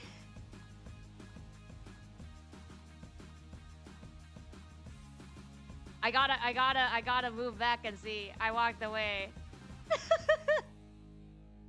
we gotta replay. We gotta replay. There's a lag, so my timing was off. I didn't see the Care Bear though. Okay, wait. Do you mind if I go back and see you again? Or we just don't see you again? Do you mind that? Hashtag doxing viewer at YCS. That's fine. Okay, let me go back. Okay, wait, no, we go back. We go back. You just made it. They just cut. They just cut. They literally just cut.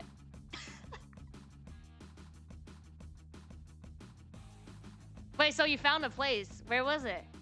Was it in the corner?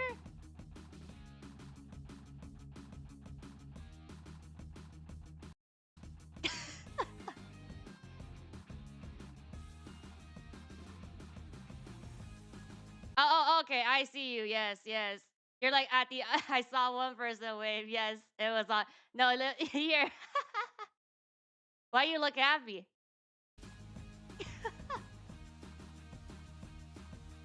Wait, what do you mean by the Care Bear though?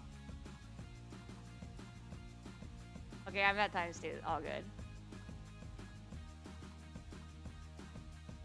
Was it the shirt? But we couldn't see it because you're bad.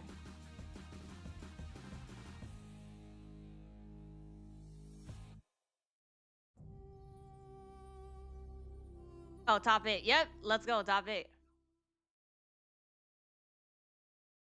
My bag was blocking it. Okay. No, I thought you meant you actually had like a Care Bear plush.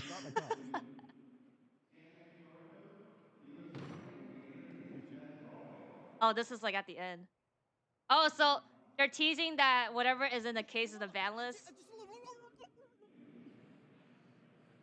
Oh, this kind of this is kind of cringe here with the plot here. Let's do this.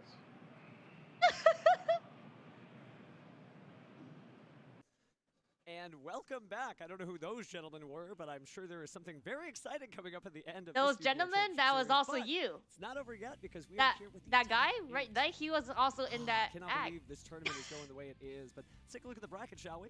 Finals. We have Steven versus Matthew going on right now. We have Matthew A versus Christopher P. We have the match for y'all today. We have Nicholas J versus Jonathan M. And finally, we have Okay, Mitchell M and seems Conrad like this C is that we saw shorter last than time in the last bonus feature and regular yesterday then. feature. Super exciting for this top 8. Since they're already at top 8. 1,429 duelists entered this tournament, and only 8 remain to figure out who is the last YCS How many? champion of the 139? year. Let's go ahead and throw over to our friend Steven Kangas over And at go the back. What the? How many entered? Top 8. Yes, we have Steven versus Matthew going on right now. We have Matthew A versus Christopher P. We have the match for y'all today. We have Nicholas J versus Jonathan M. And finally, we have Mitchell M and Conrad C that we saw last round in the bonus feature and regular feature. Super exciting for this top 8. 1,429 duelists entered this tournament, and only 1,429. YCS Okay. champion of the year. Let's go ahead and throw over to our friend Steven Kangas over at the main stage to introduce our duelists for this top 8 match. For our top 8 feature match in the That's blue the chair from Hoka Kingston, image, right? Jamaica, he wants to shout out his wife in the audience, Kayla, and everyone watching back home. Judgment Nicholas Dragon. Jadu Singh. And his opponent in the red chair, born in Acapulco, Guerrero, Mexico, but he wants to shout out everyone back home in Tijuana, Jonathan Martinez. Shooting Star Dragon. Duelists are already on stage, so let's throw it back to the casters for game number 1. Love seeing that much energy from these two. They know they're in the top 8, and they're some of the best duelists in Anaheim right now. We have Nicholas piloting Tempai, and we have Jonathan piloting U-Bell. Kind of a blast from the past from YCS Sacramento, actually. These are two of the top decks going on earlier this year. Certainly shows you the impact of every set that came out this year, right? We're so excited about crossover breakers, but it does First show guy you is that Tempai legacy player. destruction Oh. still is making a huge impact all the way back from April. And no matter what happens, both of these duelists should certainly be proud of themselves for making top 8 in such a stacked tournament. I mean, talk about stacked. I want to mention that Jonathan, in order to get to where he is right now, had to beat Joshua Schmidt in top 16, which anyone watching yesterday knows he was putting on quite a show with his pure Fiendsmith deck. Absolutely, certainly Oh, a pure legendary duelist in his own Smith. right. But hey, we got new legends here, so maybe we'll have some household names that we crown just from this set of duels. This is going to be an interesting match because Tenpai and U-Bell, right? I want to do all the damage. Oh, Tenpai Tenpai and U-Bell. Okay, I understand this then. I think Jonathan is going to be surprised when, if he loses the dice roll, still gets to be told you're going first. That that'll is be true. exciting. Tenpai, Well, certainly the destroy duelists have that to know U-Bell each other there. at this Wait, point. but is Remember, it they are is sort of U-Bell quarantined Sphinxes, right? over in that area Can't be where the pure top pure part U-Bell. gives you a nice Can't be area where pure you're just pure around U-Bell. yourself, and you've got all those judges there to help you, but you also get to like see some of the duels as you're walking around, so they're probably pretty prepared for this. And every U-Bell player likely has played a Tenpai duelist at some point, and vice versa. So they've got to be prepared for this matchup for sure. Oh, 1,000%. I'm actually really excited to see how they both kind of go about this, because I always remember classically thinking this matchup is so cool to me because we have Tenpai, a classically battle phase-oriented deck, and we have U-Bell, which classically, when you attack them, kind of isn't a good thing Classically. Oh yeah, Nightmare Pain has been a vibe, and really U-Bell's been all about that since 2008, but now we're in 2024, so it's exciting 2008? to see this fan favorite strategy go so far, right? Some people joked around that it was the U-Bell World Championship because of U-Bell's impact on it, but just some incredible gameplay that would get you this far. Didn't And again, U-Bell we talked won about the this last yesterday, one, but or some like duels thought, recent? no, No, like U-Bell's they not really topped the deck before. anymore. All these new things are going to make it, but look, this is top 8 of the YCS. U-Bell is still here, so U-Bell detractors, you may be eating your cards. Yeah, a combination of Fiendsmith, U-Bell, Ryziel, and Malice all seem like the top Yeah, performers of this Fiendsmith, tournament, but we also see U-Bell. decks like Tenpai still showing up and showing us just how powerful they can be. Absolutely. U-Bell needs to go, I agree. No. But jokes aside, these duelists, again, they're playing for that beautiful trophy there. So you see Nicholas just getting ready those last moments before they get locked into the duel. Yeah, if I was in either of their shoes, I'd be so nervous right now, thinking this is a game that matters. All the other ones, they were important, but this one is one step closer to earning that trophy, like you said. Well, Duel is passing the decks across the table. Jonathan seems like he's just clarifying with the judges there, making sure they get those instructions. You don't want to make a mistake this far in the tournament, so it's always fair to just clarify things. Even the best players, it's okay to ask questions, make appeals, do that sort of thing. But especially if it's make your appeals? first time on a feature table and you're like communicating with the judge that's right next to you for the first time in your life, and you're like, oh my goodness, I have access to a really smart person about Yu-Gi-Oh! Am I doing everything okay? Yeah, you're fine. Okay, great. Definitely gives a nice environment there. So certainly the pressure is on because they've gotten this far in the tournament. They don't want to just be top 8. They want to be the YCS champion. So let's go ahead and get right into game 1 of our top 8 featured match. So we've got the dice being rolled here by Jonathan. He rolls a 10. That's a pretty big number, above average, some may say. And there's 9, not enough from Nicholas, but Jonathan just declared he's going first, and Nicholas is like, that's fine with me. That's what I really love about Go second strategies like Tenpai, where it's like... Toxic format needs toxic answers, so let's free up the mystic mind. Well, maybe still wants to set that field up again. Even if he knows that Tenpai is coming, Yubel has a lot of good battle phase-based game plans, right? Roll yourself now. Seems like we've got a pretty decent hand. I think somebody nibbed his hairline. Bruh. So let's start off with Samsara D Lotus. You don't get better than that in the Yubel deck. Any response to the summon here from Nicholas? Nicholas is considering the options here. He might be revealing what kind of Tenpai deck he's been playing. We've seen players in the past, kind of like Andre, who won YCS Sacramento. He kind of favored having a more interaction-focused one. But let's also have a lot of Go second cards, like Ultimate Slayer, Lightning Storm, etc., which doesn't really help when your opponent's going first. But there's the Squirmer, and then the Link 2, it looks like, using Samsara D Lotus. So it looks like instead we are going right into, wow, it's Fiendsmith time, effectively, as we have the Moon of the Closed Heaven. Why does it have to be a deck that I never played? The position John might be going here is he doesn't necessarily need to go into his Yubel engine yet, and there we see the Fool. I guess whatever meta it is currently, which I don't play meta anyway, so. Except Tenpai, but that's not the reason I play that. So whatever meta it is. Or are we doing like trolling content than a Zodiac? Unless your opponent is stopped dead in their tracks by that terrifying little wing beast. I also just noticed that Jonathan has Nightmare Give it Puckett. So he's like, even if all my cards get stopped on the Smith side, I still potentially have access to my Yubel engine, so I don't necessarily need to go beyond this. Okay. So looks like I'll play Yadalok. Gonna let that resolve. I never play Yadalok, so not here in a single elimination top 8. So we are gonna go ahead and link that off to make Fiendsmith's Requiem here. Yep, there is that little coffin going to be played. Going to get the draw off Fulos there for that summon from the extra deck. The Jellybird. Ash Blossom and Joyous Spring added from the deck to the hand there with the Fualos. And there we see a Droll and Lockbird in response to the first draw, meaning no more draws from this point forward, even though we had Fualos activated. That's awesome. Really awesome counter for Jonathan there. Didn't have the Ash to stop it originally, but he does have the draw. That's Droll. Certainly something we see in Master Duel from time to time against Max C. But just as good a move. Just a troll? No, I'm just saying like. Slowing herself down. What's your goal here? Am I trying to win here? Taking a quick look, or am I just trying to do something? Targets, thinking ahead of time. Yeah, because we open. Because if I get invited to rolls, which means like I'm competing, right? Like I said, we have infinite access to our. And it has to be a deck that I don't play. I don't play a lot of decks. So if we're trying to win here, then something that's meta. Multiple cards. In that format. Still summon Desiree. Or I mean, we could just be trolling. Certainly can be, but we are just piling on through here. I believe a Necroquip Princess on the way, and there she is in defense mode.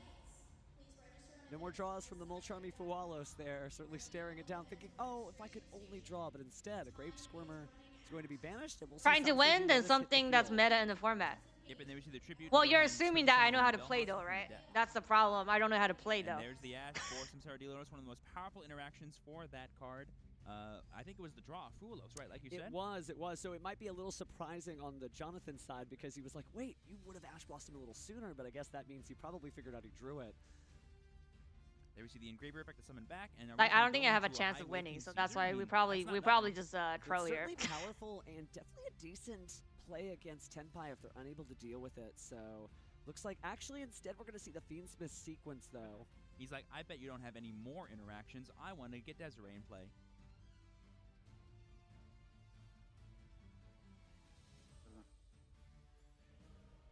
going to be shuffling back in Graver. Oh, this might be Aerial Eater. Yeah, it is actually. That's something that the Yubel deck specifically has access to that not all Fiendsmith decks actually use. Really useful, lets you dump some more as well. So take a look at the graveyard there. Necroquip Princess, Psalms, Radiant Lotus, and Droll and Lockbird are about to be joined with some new friends. So what shall Jonathan send?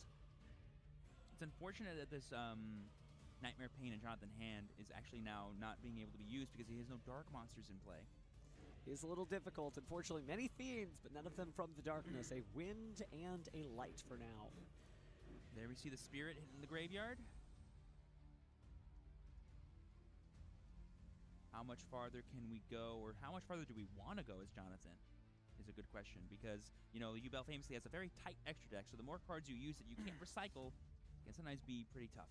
We did see yesterday some Yubel gameplay that went a little too long, and that way the extra deck was completely emptied out of any options. But still early in this duel, so Jonathan's going to put down an SP Little Knight. Oh, that does give him access to darks now. You're going to go ahead and banish the Foolos just because you can. You're not attacking this turn because you're going first. We're now going to go ahead and summon Phantom of Yubel, but putting 2 monsters shuffled back into the deck that are Yubel and Fiend. Yubel definitely powerful, lots of insurance against various different effects there, and the possibility that even if his opponent starts to play well, it's Yubel time. So with SP Little Knight and Phantom of Yubel, we'll pass turn, and Nicholas will begin. So there we have a monster replacement effect as well as a banish with the SP Little Knight. Really solid interactions. Might not need that much. He obviously doesn't know he's playing against Tenpai yet, I don't think, but let's find out what we get. We start with the Ultimate Slayer. That Phantom there. But I've heard so much about. It's a really powerful going second tool for helping you to break boards, being able to not be responded by monster effects. You go ahead, you send a card from your extra deck, and you send a monster of the same type, shuffle it back in the deck. And practically for free, because with Garura, you are going to get to draw a card as well. So it's almost like you got it for nothing. Just clarifying everything for the players of how this resolves. Ultimate Slayer? I think, are they asking if Garura activates on a new chain? I believe it does. It should, that's correct. Just double checking. When that card is sent to the graveyard, it just basically draws you a card. And a very strong play indeed, getting a little further in the deck, and again, getting rid of that powerful Phantom of Yubel, again, for absolutely free in terms of card advantage.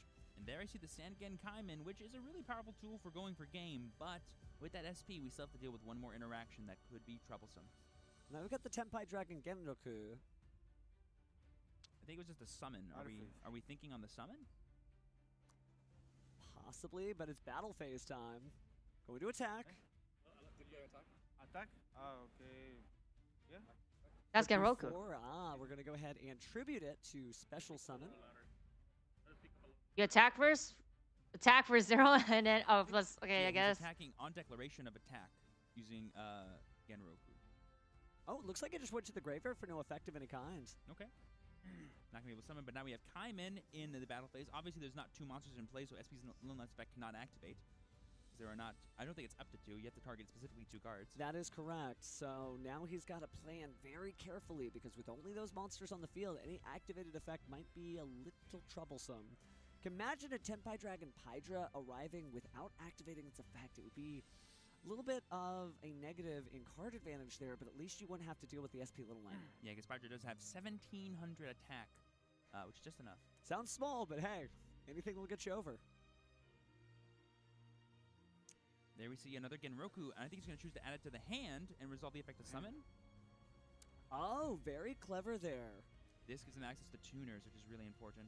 But it also puts multiple monsters on the board, so now the SP Little Knight is not nearly as frightening as it once was. Oh, I see. We chained That's game.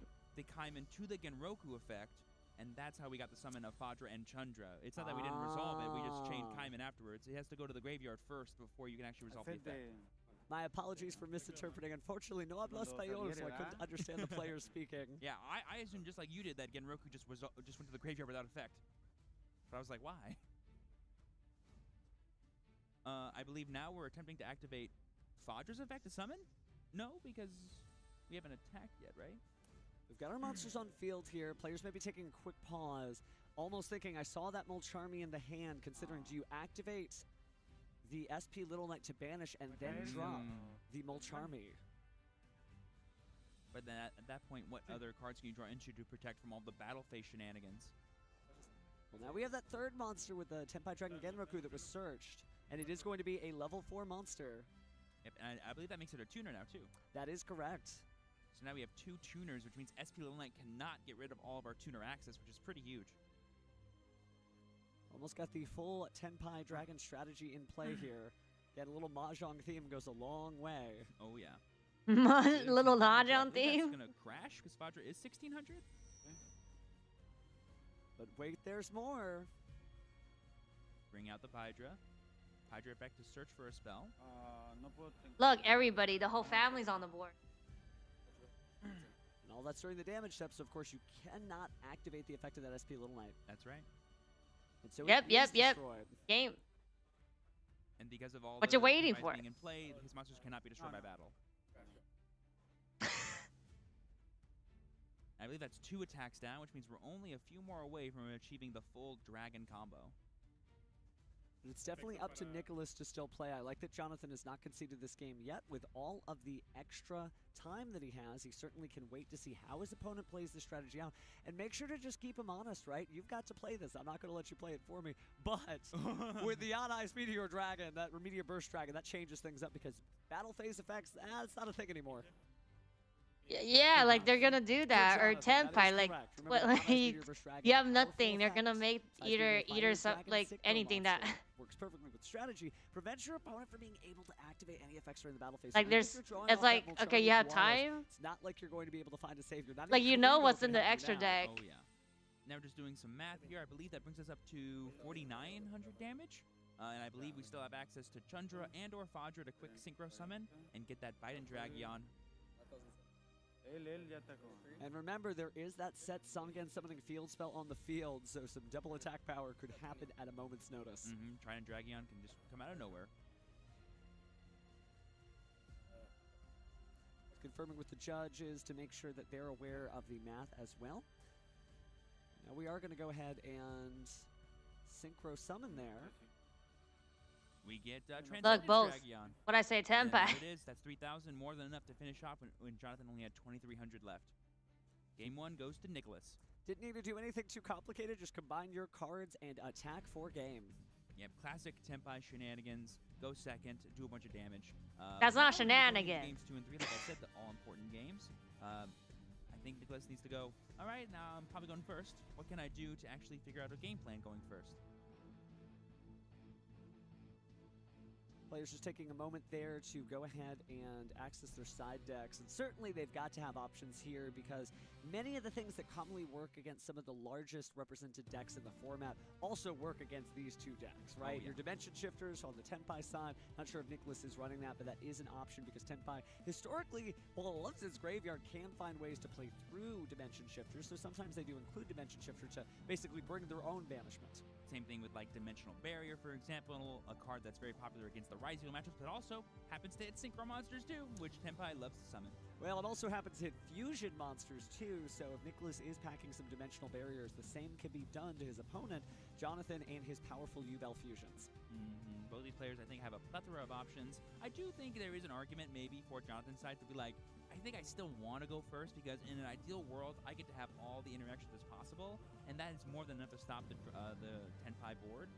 But if Nicholas reads on that and keeps his breakers in his deck, might not be enough after all, like we saw the powerful effect of Ultimate Slayer. Certainly some mind games that could be played. Maybe you want to go ahead and let the Tenpai player go first, right? Not a lot of players are running Sangen Kaiho, the trap card, right? Because, well, you know, usually they just find they could side Heat Wave. So there are very few instances where you just want to go ahead and let your Tenpai player avoid that pressure seat. But it's going to be up to Jonathan. He seems like he's just mulling over the card, shaking his head just a little as he's side decking there. Yeah, I think a lot of things that players go for when they're going first as Tenpai is just like have some kind of interaction like a D barrier, like some powerful cards in hand like Lancia for the Malice decks, Nibiru for the decks that summon a bunch, or again any of your Nibiru, and then just have Hermetic Seal, a bounce, and a summon of one of your dragons. Sometimes it's all you need to survive one turn, and then once you get your one turn of attacking, that's all you need to close the game out.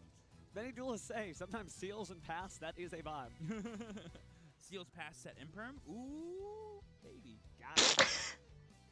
Speaking of got it, looks like the duelists are getting locked in, getting the last side decked cards in there, and go ahead and shuffle their decks to go ahead and present them. I do want to see what Jonathan goes for, because I always love the mind game of siding. Like, if is my opponent siding their go first cards? If so, I'll make them go second. So now those cards are a lot worse. Both players just locked in, by the way, not doing anything except shuffling, just thinking card thoughts, card thoughts, card thoughts. That's what it takes to be up here in the top 8 and still grind. Remember, guys, they played all day yesterday, 2 rounds of extra splits today, and here they are in the top 8. And I think sometimes players forget how long the marathon of the YCS is. It's not necessarily just the fact that you're playing all of these rounds of Yu-Gi-Oh! You also had to travel to this venue. Neither of these players are from this area nor this country. Oh, yeah. So they had to travel international. We have so many international duelists who are represented here in the top cut of the North American Yu-Gi-Oh! Championship Series. So more power to them, just built different. Yeah, I always love having duelists from other countries come and show us just how good at Yu-Gi-Oh! They are, too. Certainly a lot of different vibes all over the world. So regardless of where you're watching from, we see you, we hear you, and hey, we'd love for you to come out to the next YCS. All right. Looks like they're shuffled up. They're as secured as they're going to be. Jonathan has a battle-ready pose. If I've ever seen one, just hand me my deck, give me my cards. There's the trophy I'm about to win. Let's do this. I'm always so nervous with the trophy being right at the edge, but speaking of the edge myself, it's time for game 2 here. Yeah, what if they knock off the trophy? What happens? And it breaks it. Again, we have Jonathan playing. Do they just make one later again? Replace it? Dragon 2, I would say classic deck at this point in this format. Gotten a lot of support in the past few sets. Let's see what they can do. Oh, hearty handshake too. Even though these players are both in it to win it, they're not disrespectful to one another. Always offer that handshake. Always be the better duelist. We're all true duelists here.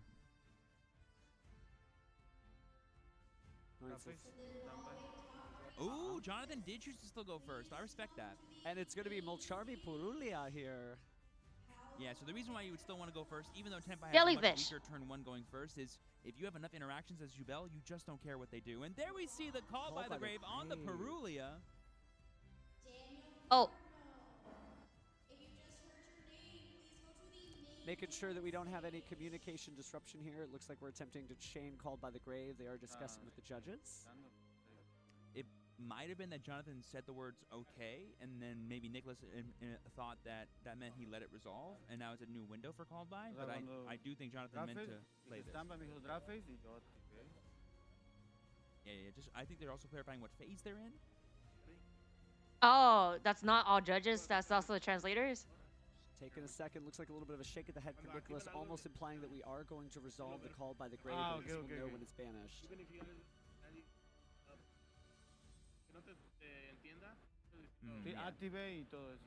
Do have a great judge team here again. Just because our players speak Spanish doesn't mean we don't have Spanish-speaking judges, so happy to have them. But it does look like we are going to banish that, and so there won't be. Okay, I mean Spanish just because there's probably judge that speak Spanish, but what if it's like Germany or Italian or something? Drawn, which confirms that Molcharmi Purulia they probably have to have translators then, even if it's not a judge. For Jonathan to deal with, so getting rid of that with call by was definitely a heads-up play from him. Absolutely. Like even if there's no judge that speak that language. Strategy, whether it's your Grave Squirmer, maybe the additional copies of Yubel if they happen to sneak their way into the hand and Spirit of Yubel's effect resolves. But speaking of resolving effects, we're going to Fiendsmith's Requiem to bring out another Fiendsmith, the Fiendsmith Engraver. The man that makes all these fun toys. Certainly gets a lot done. I'm so glad that we got to see more Fiendsmiths. Because only 10% of Mexican speak English. No. I mean by like, there's a high chance of a judge from the hand, gonna go ahead and California that knows how to speak Spanish. So it doesn't need to be like, but I'm saying like, what if it's like some other language and there's no judge that speaks that language? They'll have like, they'll have translators on site then, right? That's cool. And nothing else. Oh yeah. But in here, it's very impactful, allowing Jonathan to go ahead and keep playing. So there's looking we're sequences effect to return these 2 monsters back to our deck, and I believe that gives us. No, because I was like, oh, there's 3 people. Maybe they're not all judges, but then they said like, oh, they have judges that speak Spanish. I'm like, oh yeah, actually that's like that's not like that probably like high chance of that happening. But what if it's not Spanish? There is the Spirit of Yubel hitting the graveyard. Thanks to Aerial Eater's effect. Taking a quick look there, a reminder of all the fun fiends that have fallen. Yeah, this is where I do not envy any Yubel players. I'm like, where do you go from here? I can go anywhere. I can do my whole thing now. Up, down, left, right. Let's see where we go. Yep, there we see Unchained Soul of Yama. Going to be accessing the Unchained version of our deck. All these powerful Fiend cards all have so much synergy with each other. It's beautiful. So Sharvara added to the hand. Let's see where we go next. Jonathan taking another look at the graveyard there again. There's a lot of Fiends. We're going to go and activate an effect here, banishing the Infernal Grave Squirmer, grabbing that Spirit of Yubel, and special summoning it. Going to go ahead and get that Nightmare Pain out of the deck and set it, I would assume. Pain! Go ahead and say, you know what? You go ahead and go into your battle phase. See what happens. Please attack me, Yubel says. Activate Nightmare Pain. Nightmare Pain is activated there. Going to go and destroy the Yubel.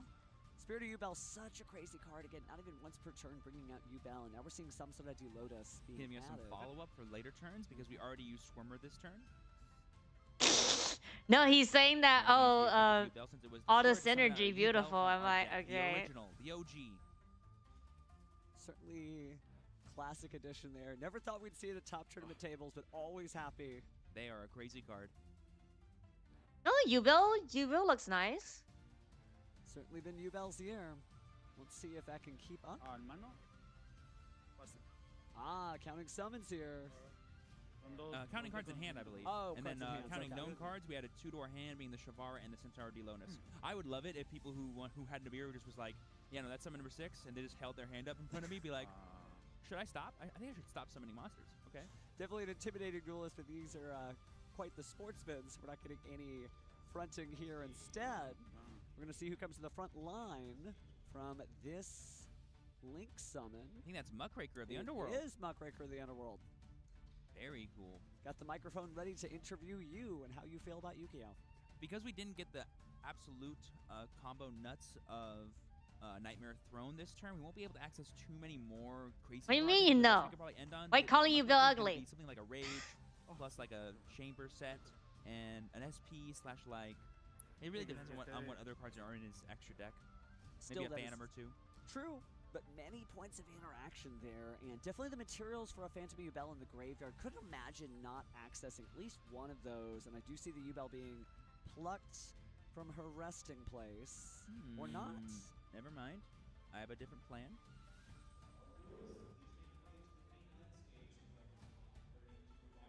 Jonathan thinking where to go next. I don't believe we resolved the Muckraker's effect, right? Do not believe so. We have She not stands discarded. alone. I think he's just trying to figure out how best to use this Shavara in hand because he still needs to destroy something. Gotta figure it out, but looks like... Okay, Alright, so we are using the Muckraker effect on summon. And goodbye Samsara D Lotus? Maybe. Really thinking about it? Really concerned? And that's going to bring back Spirit of Yubel. Yeah, so target and then pay the cost to target. Got it. No, es chain. Es un efecto junto al de descartar. No es costo. Yeah, I believe the discard is part of the effect. At least caught that part from that, so certainly learning a lot of language lessons here. It's amazing that Yu-Gi-Oh! Is the language we all speak, right? Oh, it's almost yeah. a pictographic language. We all recognize these cards no matter where in the world we're watching. Speaking of recognizing cards, you definitely recognize this play. Sharvara going to go ahead and destroy that Spirit of Yubel.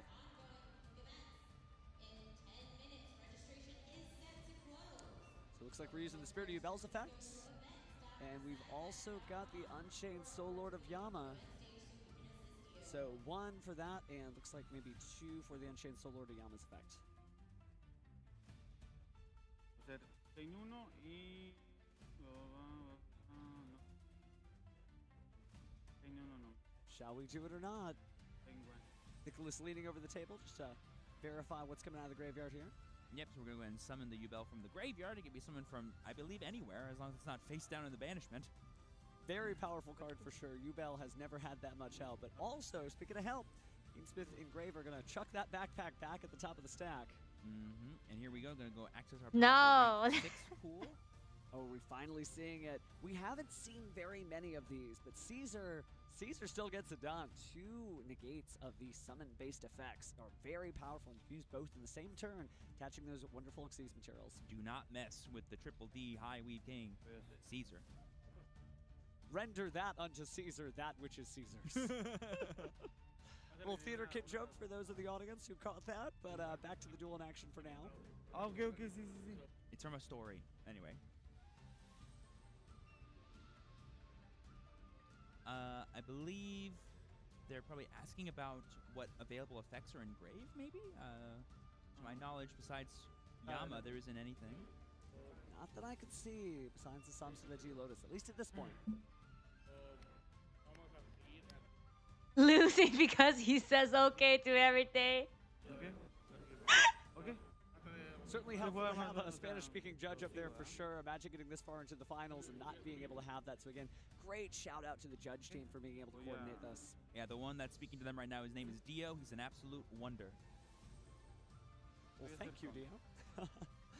And speaking of thanks, I think we are going to go ahead and be thankful that we've got Yubel in the graveyard and at least an effect monster, because here comes Phantom of Yubel. Y te voy a dar.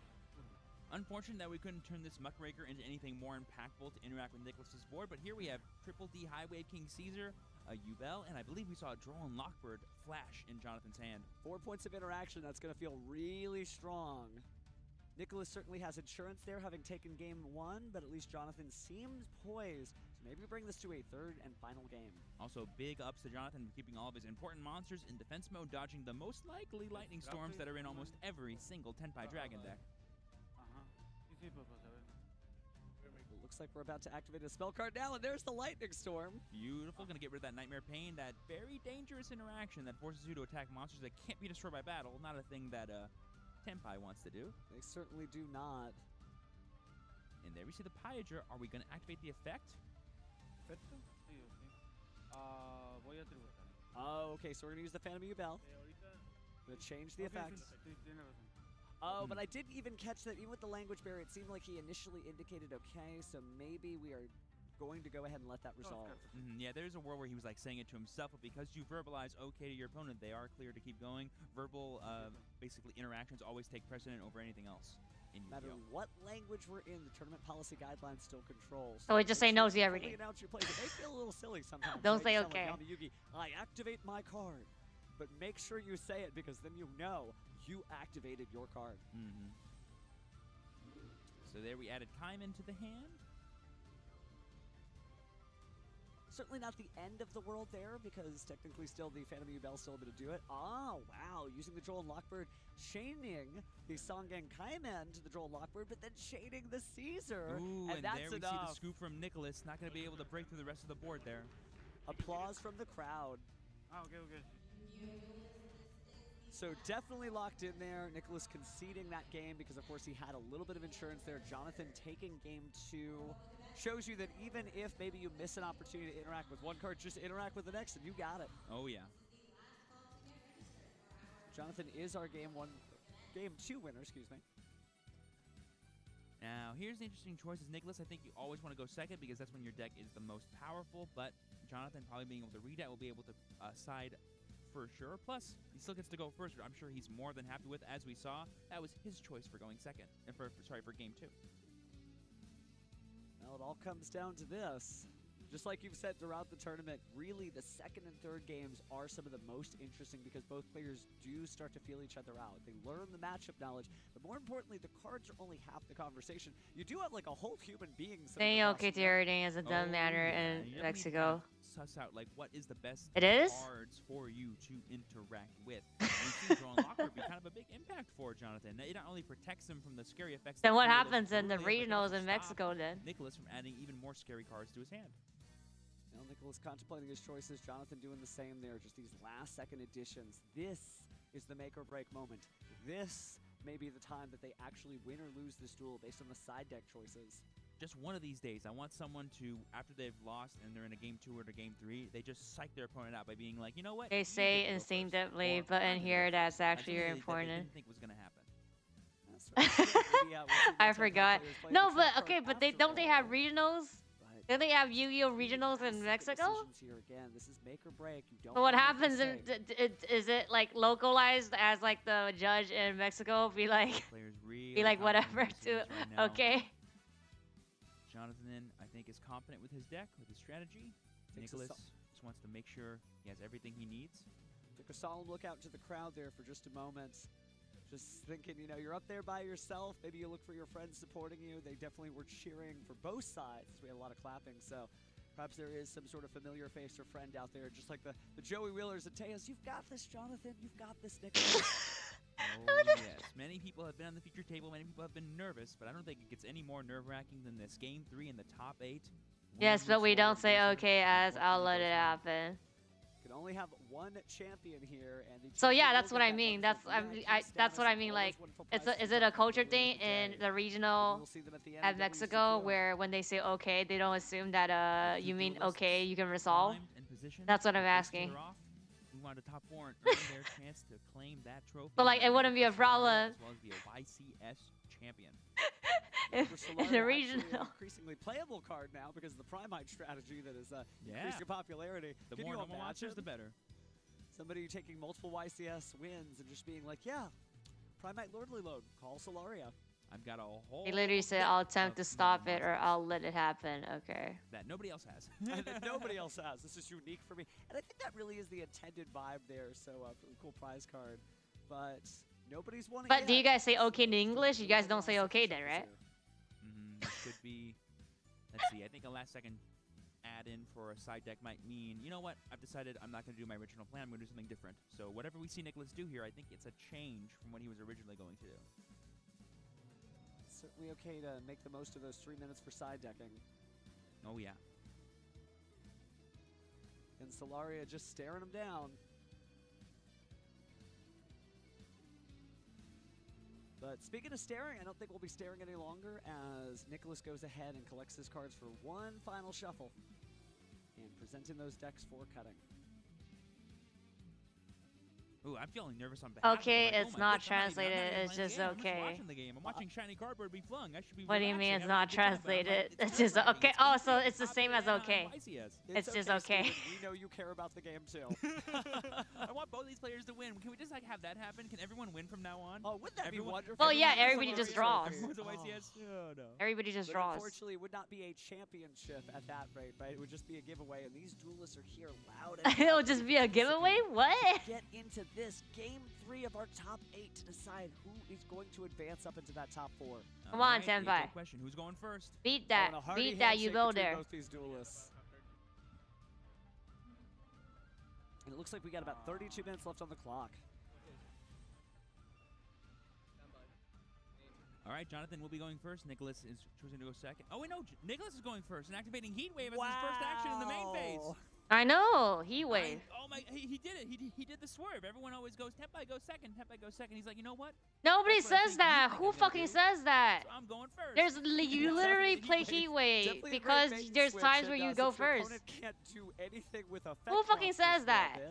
bit. Well, yeah, it's heating on up.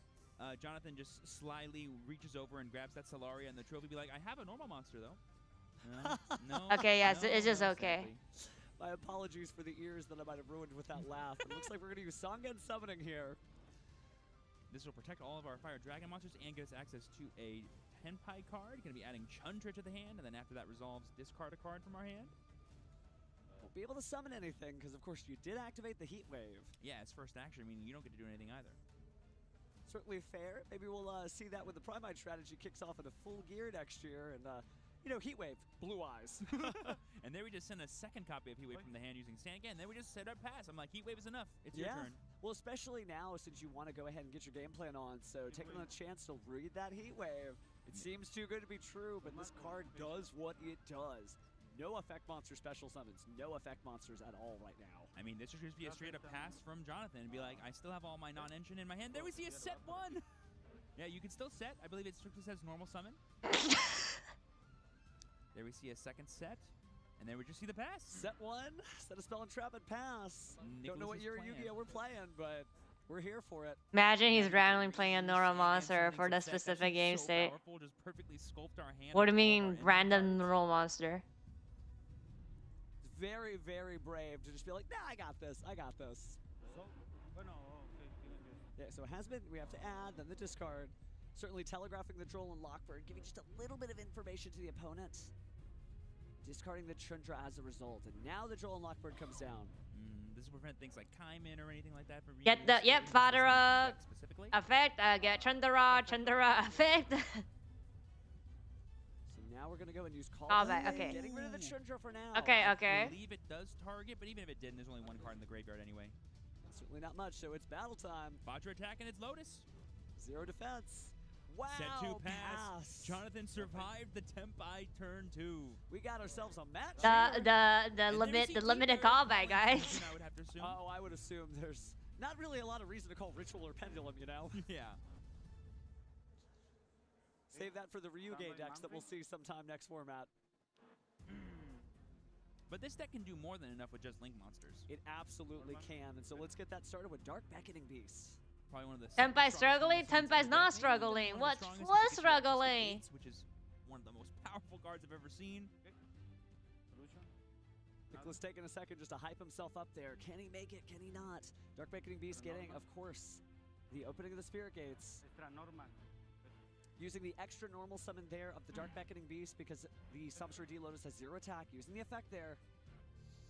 Fumbling for the card, but using it as well. Dominus Impulse, and there is a trap card in the graveyard, but not relevant, of course, since the monster was tributed there.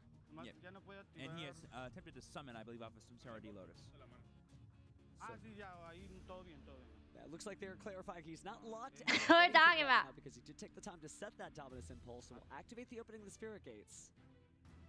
And we're going to use that to... Well, that proves that I could be topped in YCS. Is that what you guys are trying to say here, huh? Sometimes it's Chaos Summoning Beast. There's Chaos Summoning Beast, but we've already used our extra normal. But we could always discard a Fiendsmith. Wow, I assumed the discard was going to be off of the opening of the Spirit Gates, but this combo is just starting. So Fiendsmith Engraver. I know, he vanished the Chundra because of the combat. I saw. Like a really powerful Link monster like SP Little Knight or Unchained Soul of Rage, as well as Highway. The father is still on the field. Track being added off of Engraver, automatically activated. Gonna go ahead and search for what I would assume is the pseudo Fiendsmith card. There An honorary Fiendsmith. Yeah, he's just a little guy. Just a swell little guy. Gonna be specialing from the graveyard, summoning to the board. And then here we're going to see the Link 1 into Fiendsmith Breakaway. And we may not have access to the powerful fusions, but we do have plenty of good cards. That is a real consideration here, right? Because no Necro Quip Princess, no Phantom of Yubel, no Fiendsmith's Desiree. So it does really hinder this combo. But it's still true that you could just play as if you didn't have those cards. You're just acting like it's Legacy of Destruction format. Oh, yeah. There we see Lacrima being summoned from the Requiem. Going to go ahead and dump from the deck. Are we going to see yet another Fiends Within Paradise, one of the best cards ever for this format? It would be a really great setup, but it looks like Fiendsmith Engraver going to the graveyard instead.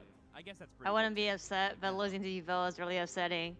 We're still doing some Fiendsmith combos, right? Not completely Legacy of Destruction flavored here. He has one set, right? Back that Requiem, sorry, that Engraver. He still has one set or something. To bring back our Engraver and then equip the Requiem. Requiem effect to go ahead and destroy Fadra. Don't even. See what I see? I see stars with the monsters that are light or dark. We could see a Chaos Angel here. Please tell me the Tempai player gets punished for not playing, for not calling Synchro on their own D barrier. Oh well, who would call Synchro? But that is why we've seen more and more Fiendsmith players including that, because Dimensional Barrier only blocks one dimension, so just call the other one. So there we see the opening of Spirit Gates, discarding Terror Incarnate to bring back Samsara D Lotus, and here we see the Link 2 into Unchained Soul Lord Yama. No! And if this grind game continues, technically you do have those powerful Yubel cards in the graveyard, so you could just start off with a Phantom of Yubel next turn if the duel gets that far. Very true, and this could be a really awesome Shavara turn, getting that Lacrima in the graveyard, summoning What's it back. What's the draw? What's the top deck here? Access to Caesar. Oh, we're ending battle phase. Gotcha. Yeah, this is probably the most amount of damage we'll have in play, and that lets us also play around Lightning Storm in the following turn by summoning any monsters we summon after this in defense mode. I think it's 52, 51, something like that. Sounded like it. Because it's 2,000, 2,800 plus 13, right? From Lacrima. Well, we should be seeing the life point counters faster. You can say B. Oh, not 51, 41, 41.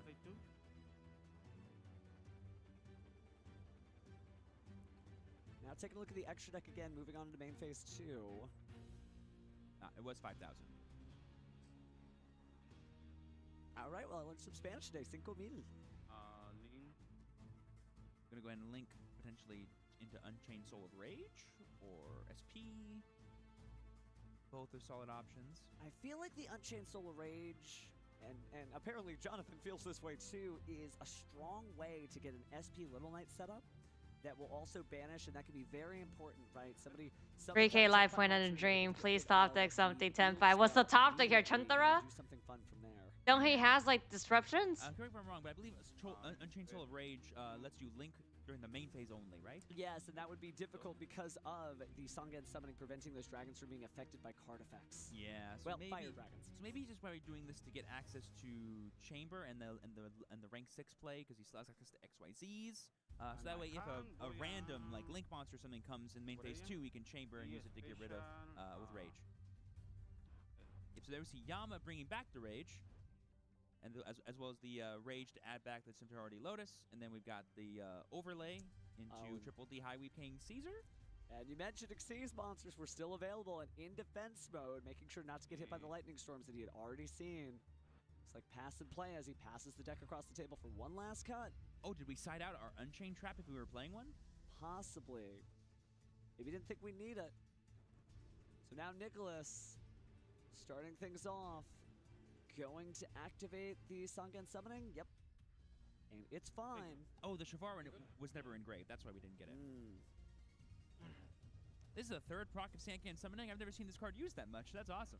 I didn't know it could be used on multiple turns in a single duel. It is a pretty powerful card. There's a reason why it's limited in Master Duel. Absolutely. Some crazy stuff going on in Master Duel, but over here in the TCG, we got Ultimate Slayer. That is huge. Sending the Aggregator to shuffle back the Triple D High Wave King Caesar. I believe that was the top deck for turn because we already had Hydra in hand. And negating the Unchained Soul of Rage with the the materials go to grave. Yeah. The Caesar goes back to the extra deck. That is correct. And now we use Aggregator to negate Soul of Rage, and then we illegal. Chandra. So you ain't doing nothing with that Link monster. So let's see what happens. Wait, what? With Chandra here. Forgot to replay. It's main only. Showing just how powerful of a one card that could be. It takes a little bit of an investment from your extra deck, but completely worth it. So Chandra's effect going to activate here. Doesn't seem like we've got anything that we can respond with. So Fadra. Nicholas knows we have a Lotus in hand, which is not going to do anything.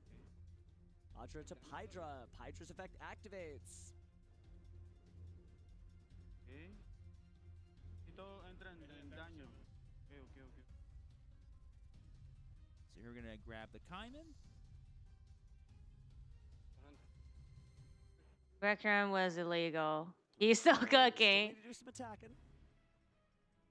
There we see Fadra attacking. I believe it's a 16 to 18, but we don't take any damage. Wait, so yeah, he wins. Just want to get those attack numbers up. Does matter. Future Biden Dragion.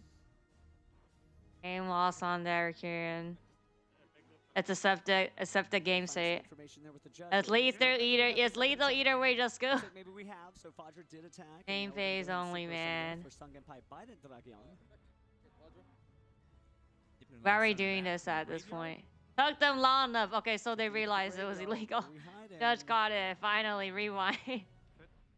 Effective engrave of Lacrima. Gonna go ahead and send. Oh, yeah. Go ahead and place it back in the deck. Special summon Requiem. Oh, interesting. Just maybe to reduce the amount of damage dealt? Yeah, that is 1,000 less damage he's taking this turn.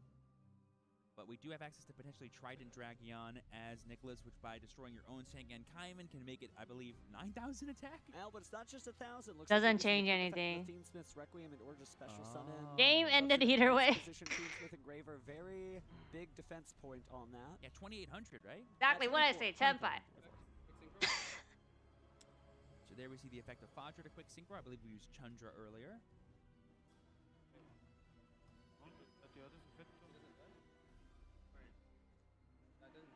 Did he top deck Chandra? Was that what happened? No, he searched it with the fill spell, right? I believe. Well, who was the target of the attack for Rage? Sorry, for Biden Dragion. That is true. I don't know. Oh, because there's a replay. Yeah, so they would have to redeclare the attack. So I don't think that they properly have done that. And I mean, switching all monsters to attack mode and stopping all battle phase effects. You either touch under or that spell. I think he used a spell. Special summon, which means we get to destroy the opening. He had one card in hand, and then he drew another card. It looks like it's not even worth it wasn't like he only had one. Battle, battle, battle. Oh, and is it coming? The ever famous Trident Dragon. 6,000. Attack, attack, attack. Attacks in that field spell if destroyed will increase the attack of Trident Dragon by double. Making it 6,000 and will in theory attack 3 times.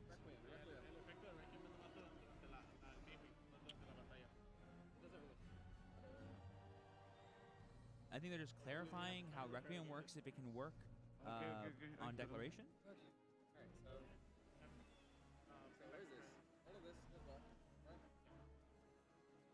Oh, I think we're reversing the board state here. Just rewinding just a little bit. One of our wonderful judges must have caught something.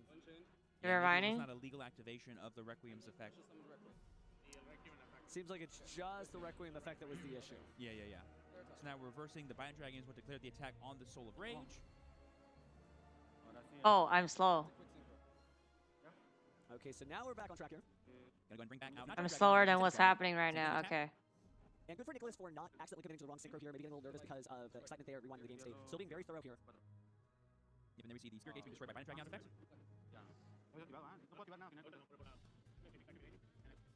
Yeah, there's no effects. These judges. And there we go. The Trident Dragon effect, destroy Kaiman. Sorry, summoning, increase the attack twice. Trident Dragon, 6,000 twice. That's 12,000 on total. There's the handshake. The crowd goes wild for that one as Tenpai Dragons manage to continue on, and Nicholas squeaks by with an incredible duel against Jonathan's U-Bell strategy.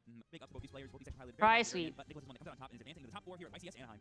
Wow, just incredible stuff. I know there are many duelists around the world who have different thoughts about Tenpai, but it's still very much attack. It really can just basically battle it out with the best of them. That's what's the name of the deck, right? It is one of the strongest battle phase decks we have in the current format, and just some good looking out there. Just very consistent plays, some interesting decisions, decide to go first, and dropping that heat wave. Just my goodness. And for all players watching at home, go sleeve up your Ultimate Slayers now, because that card was an awesome topic for Nicholas that enabled that amazing final turn to go for game. It's definitely a good Ultimate Slayer format if you can find a deck that can fit in multiple different strategies. I think Beansmith is a good example of that because, of course, they have certain synchro plays, they can make fusion plays, they can link, so you can go ahead and curl the Neurologic Aggregator. I guess technically you can go ahead and put some pendulums in there too if you're able to add them to your extra deck. Just some funny stuff there. Go ahead and sign the Sacred Slip. Just some really great gameplay across the board. Oh yeah, absolutely wonderful. Congratulations to both these players. It's nice to see, like, it's not all Ryzeal, it's not all Malice. Yeah, these are still awesome. A lot of duelists came into this format thinking, okay, I'm just going to play Malice, I'm just going to discard Dimension Shifter, and everything will clear out of my way. Or I'm just going to play Ryzeal, I'm just going to make my combos and I'll be fine. As you can see, as we advance to the top 8, that means your top 4 you have Tenpai. So a lot of decks that have been coming out earlier, they're still negative. This is still Yu-Gi-Oh! Anything goes. Yeah, Tenpai can still just make, I don't know, 16 or 18,000 damage in a single turn. More than enough to win games, I promise. Really is. And we don't have those heat waves. It's nice that we got those ultra rare reprints that we're getting to see them actually hit the board. Sometimes the card gets reprinted, it's like, yeah, I'll just put that in the trade binder or the bulk. No, not in this case. Those are real cards for some real duels. Yeah, I'm telling you, that's what Nicholas Trade binder? I'm gonna choose to go first this match. Put in all my heat waves and just go, I'm gonna try to buy as many turns as possible for me to draw the hand that beats him. And he was able to do that. Yeah, so now it's really down to just the 4 duels. I'm excited to see what the Tenpai Dragon match looks like next round because we still don't know who he's going to be playing against. There's still various other duels in the tournament. There's 6 other duelists still competing and whatnot to figure out who our final top 4 will be.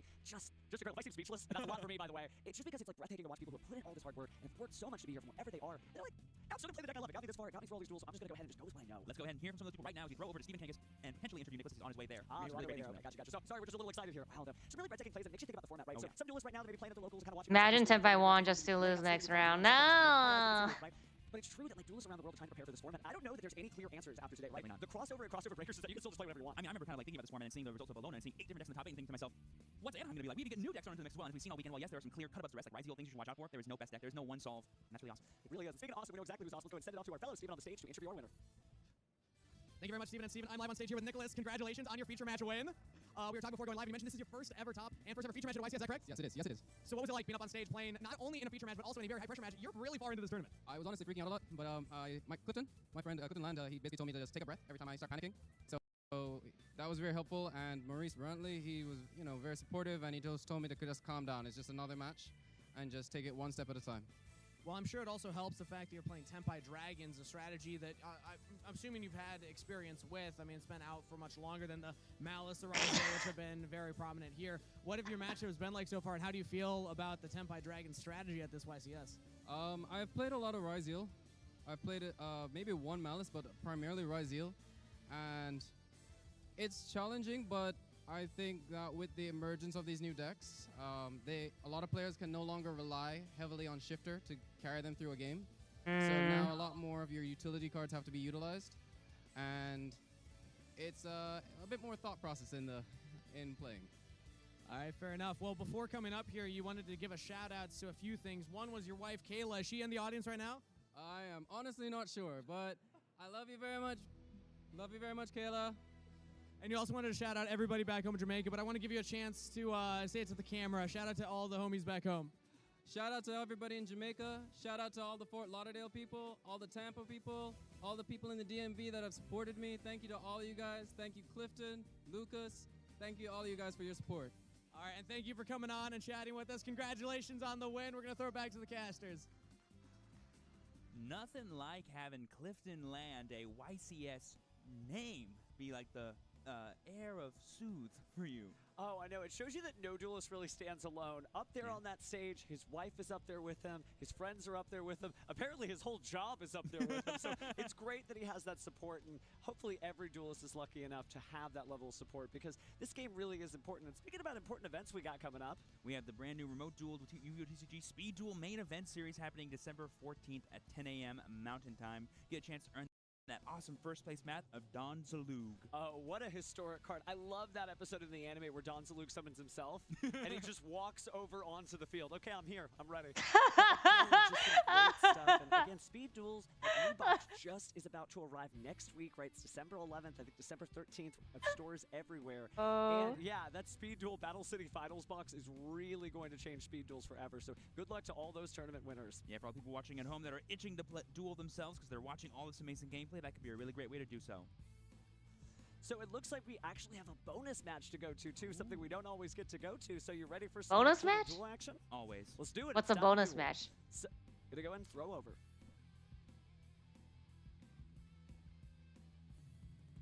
Oh, it just means that we just see another table here.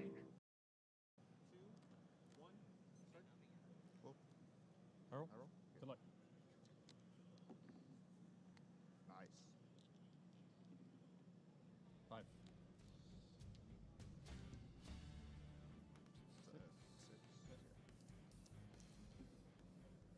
7. I'll go first. Good luck. Good luck. Draw phase? Yep. Same phase? Yep. Main phase 1? Normal summon Sword Rise Eel. Activate effect. Sure. 4 cards in hand? Yep. Special time? Sure. Wow, he says like everything. So clear.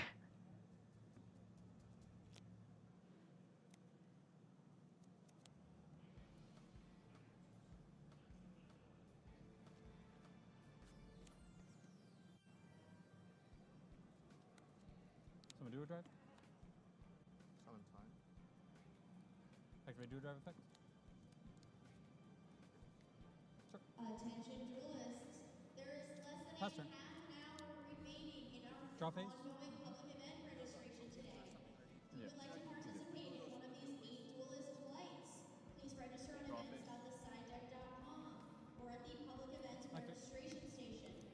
Time is running out. To earn points, to be able to participate in our public events points playoff, where you can win a prize card. Special. Effect. Think. 2 cards in hand? Activate. Chain like 2. Chain like 3? Oh, I can't. Yeah. I'm so sorry. Call imprint. Thank you. Last card in my hand is no. Unfortunate. Real quick pause. Your blue, your Perulia, can you have your remove from play zone above your Of course. please? Just so cards aren't getting mixed together. Oh, that's your card. Whoops. Okay. Thank you. Of course. Add sword. Sure. I'll scoop. Good luck game 2. Just to confirm, red player 1, game 1. Correct, yeah.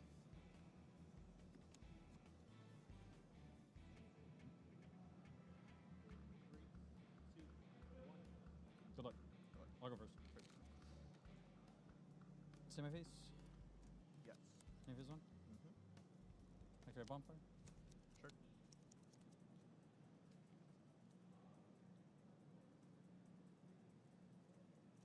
Search ice? Anything on resolution? What happened? What do you mean? Oh man. Grave is second option play. What do you mean? Okay. The Ryzel? I don't know this deck, so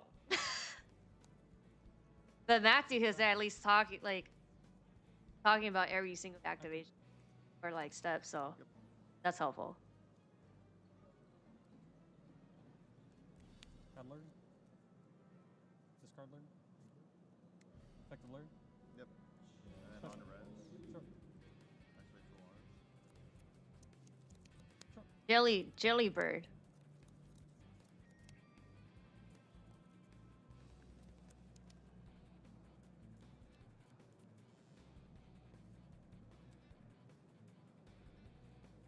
Arkin. Sure. Set one. Pass turn. Draw. Standby. Sure. Main. Yep. I play bonfire.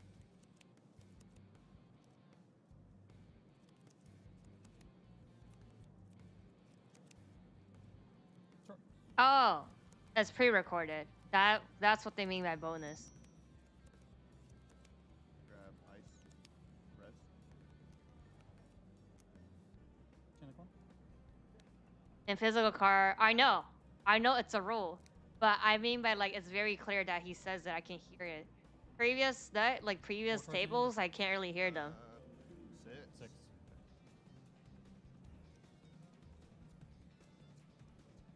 Normal ice effect. Activating effect. Yeah. I'll chain. Okay.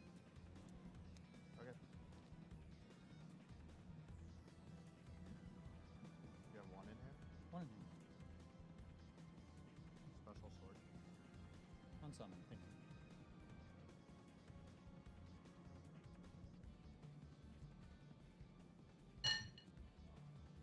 Activate Requiem effect. Okay.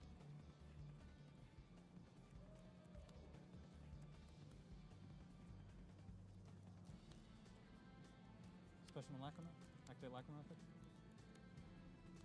What an entertaining match. Send trap. Some people just talk way lower. Any quick effects on res? Well, I mean, also the commentators are not talking, so that I guess that also helps. Calling exceeds. Oh, yeah. I speak loud as fuck, so everybody's gonna hear if I say something. Sure. Yep. 17. I will take 17. 1700 damage current. Correct.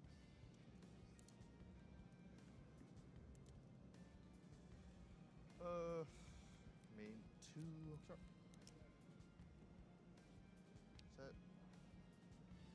Set. And main. Sure. End phase Lacrima effect. Sure.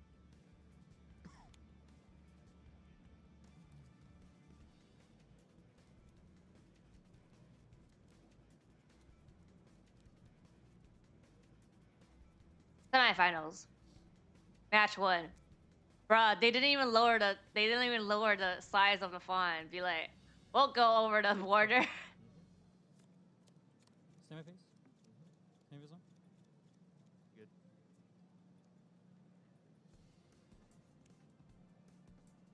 Yeah, so it seems like this is gonna be shorter than yesterday. Effective Requiem. Yep.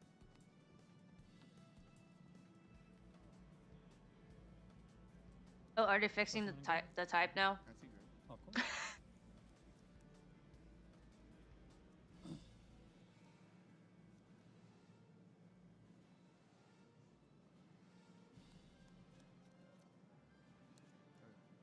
Real quick though, players, make sure if you're quizzing your main deck inside the zone. Thinking. 2 sets, 2 in hand.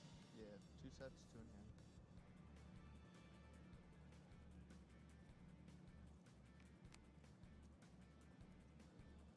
I'll start off with Requiem equip. Okay. Effective Engraver, target Requiem and Heist. Sure. Anything on res? Nope. Normal set. Attempt active effect.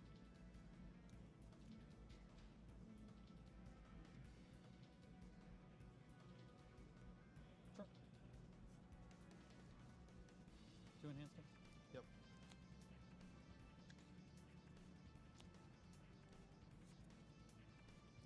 Ban everything from your bill, nuke that deck, destroy it. I agree.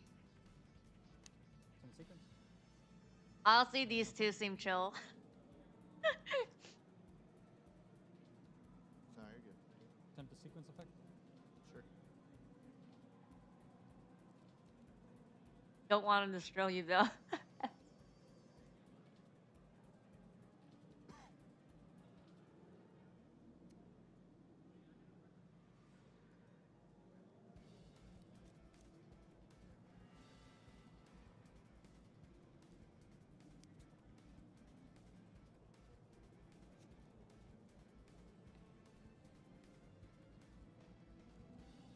Desiree? Yeah, can I read it? Sure. It's been a little bit.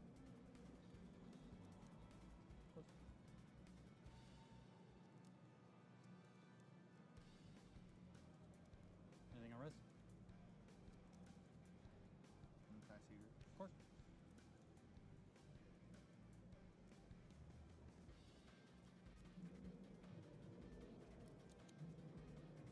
Good.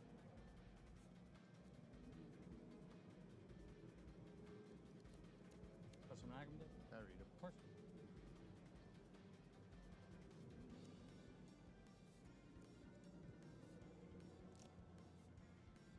Ain't no rare you gotta read. Okay. Effective Desiree to send. Target. I will shuffle back and grip. Yes.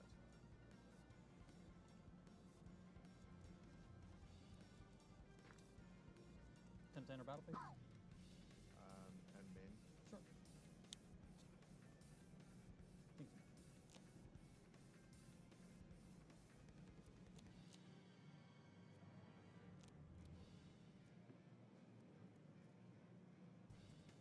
I'll chain Agam Day effect.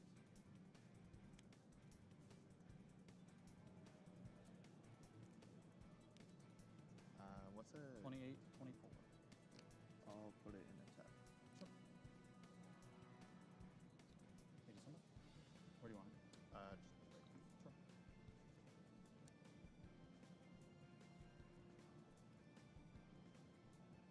I will pass turn.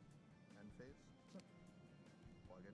Could the following top 32 duelists please come to the main stage? Sure. Paulo Roberto Gonçalves da Silva. Yep. Karan Sharma. Daniel Cardno. Oh, they just changed it to semifinals. Not match one, just semifinals. Pass turn. Send my main. Sure.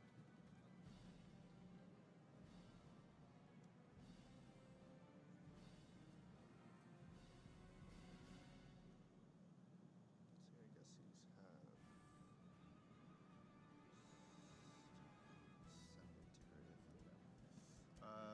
We got 63. Yep. I got normal ice effect.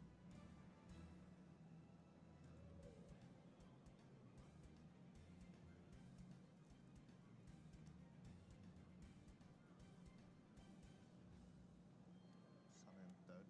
Sure.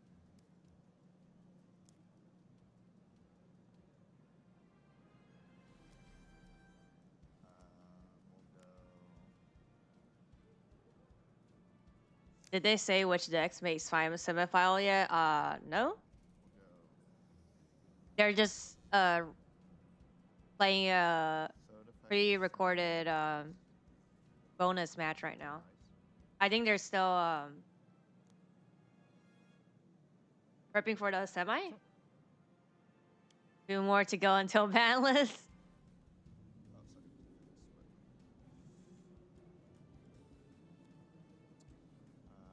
Summon. On summon, I'm thinking. Do you have chain link 1? I can't activate it. Sure. Activate Phoenix Myth in Paradise effect. Sure.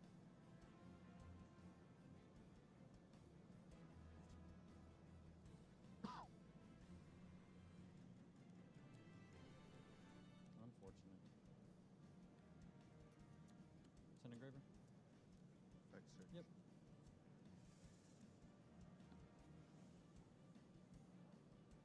I'm sensing a cash hit, honestly.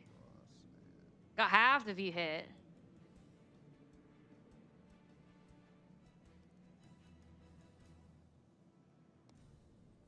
And you have no activated ice effect this turn, correct? You have Not from. not something the from hand, but you yeah, normal. I normal. Okay. Activate. Sure. Effect to a foot. Sure. Funny.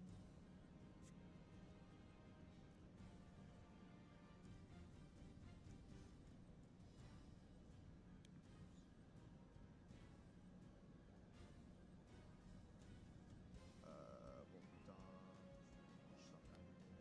X. Sure.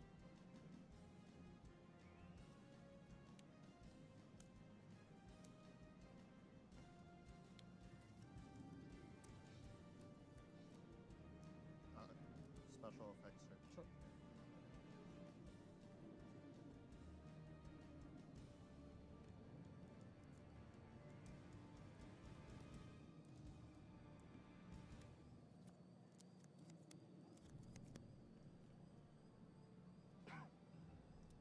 Cross. I left the venue to get some dim sum. Dim sum good. Are you gonna be back for the finals?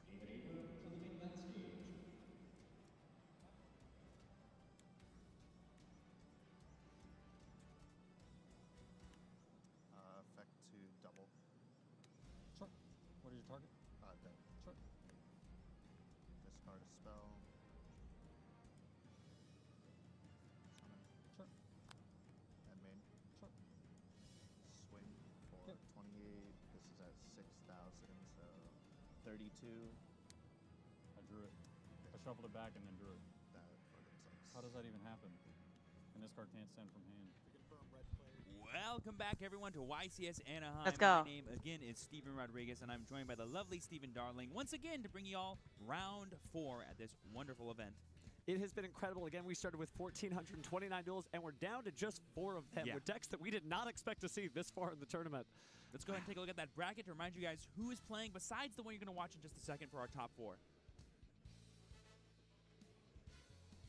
Here you can go ahead and see that match that we have for you guys is going to be between Steven Tripanovsky and Christopher P., someone you saw earlier in the top 32. And then we have Nicholas J. and Michael. Go back to the hotel. My phone dying. Last 4 duelists remain, right? This is practically a Battle City Finals in and of itself. So cheer for your champion representing various different countries, all from this side of the hemisphere. It's just incredible, all these different duels. And also duelists from all Wow, different walks of life, US, whether what they're traveled happened? here, Only whether 2 they're left. entertainers. Maybe this is their first YCS, like we heard from Christopher. Just some crazy, crazy stuff. You can't write it this good. We couldn't script it this good. And remember, there might be a special surprise for you at the end of this, so don't go away no matter what. But speaking of go away, let's go ahead and throw it to the stage for our duelist introductions with Stephen Kangas. For our top 4 feature match in the blue chair from Columbus, Ohio, his confidence is high because his next Who's opponent about is to already lose in tested their at own a past backyard? YCS. It's Christopher Pike!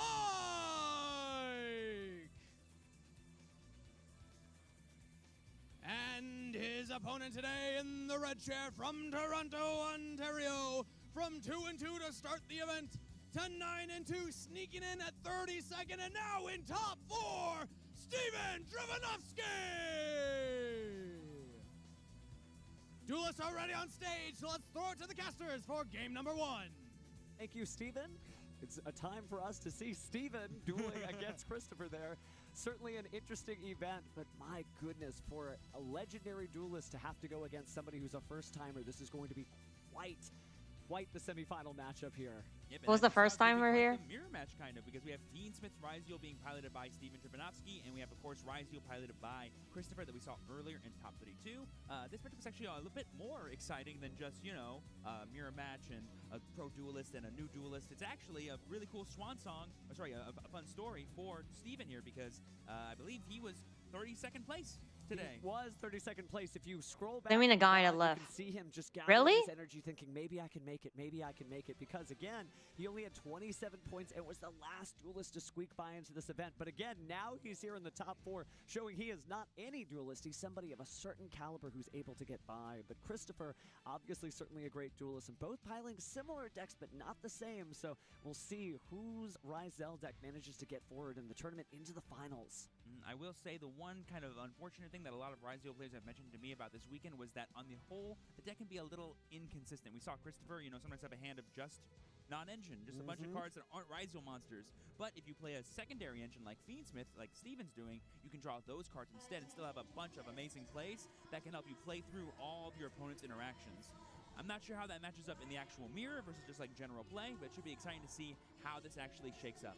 I love Christopher's demeanor there, a little bit of a wry smile there, but mostly keeping his energy just I concerned see. and focused on the duel ahead. Steven instead being just kind of, you know, hyped Well, up, I don't know. excited He to might be not. here He once might again. not. He might Just be kinda first squeaked by, timer. but here we are in the top 4. Just getting some final instructions there from our assistant head judge who is sitting there up at the table, and you got the head judge for a very short walk just in case there's an appeal of any kind. And you can see that wonderful new regional championship deck box up there, the orange one. So a lot of cool stuff to see. But obviously we're not here at the regionals, we're at the YCS, and they are itching to win that trophy. Yep, I'm really excited to see these two top players duke it out and show us just what it takes to be in the top 4 of YCS Anaheim. Look at the smiles. They're very excited. Steven waving to the crowd. Even Chris has finally cracked a smile as well. Oh, yeah. I mean, they deserve to be happy. They've worked hard to get here, and they're honestly killing it. Yeah, nobody can take away the top 4 finish, and a top 4 finish is something that the other 1,425 duelists would have loved to have, but they did not make it to Game 1 of our semifinals. Alrighty, both players switch their luck, and we do the dice roll. Triff gets a 7, and Christopher gets a 5. Steven automatically declares that he's going first, switches their luck, and here we go. I love Steven carefully just finding out each card one by one. Doesn't want to spoil any surprises.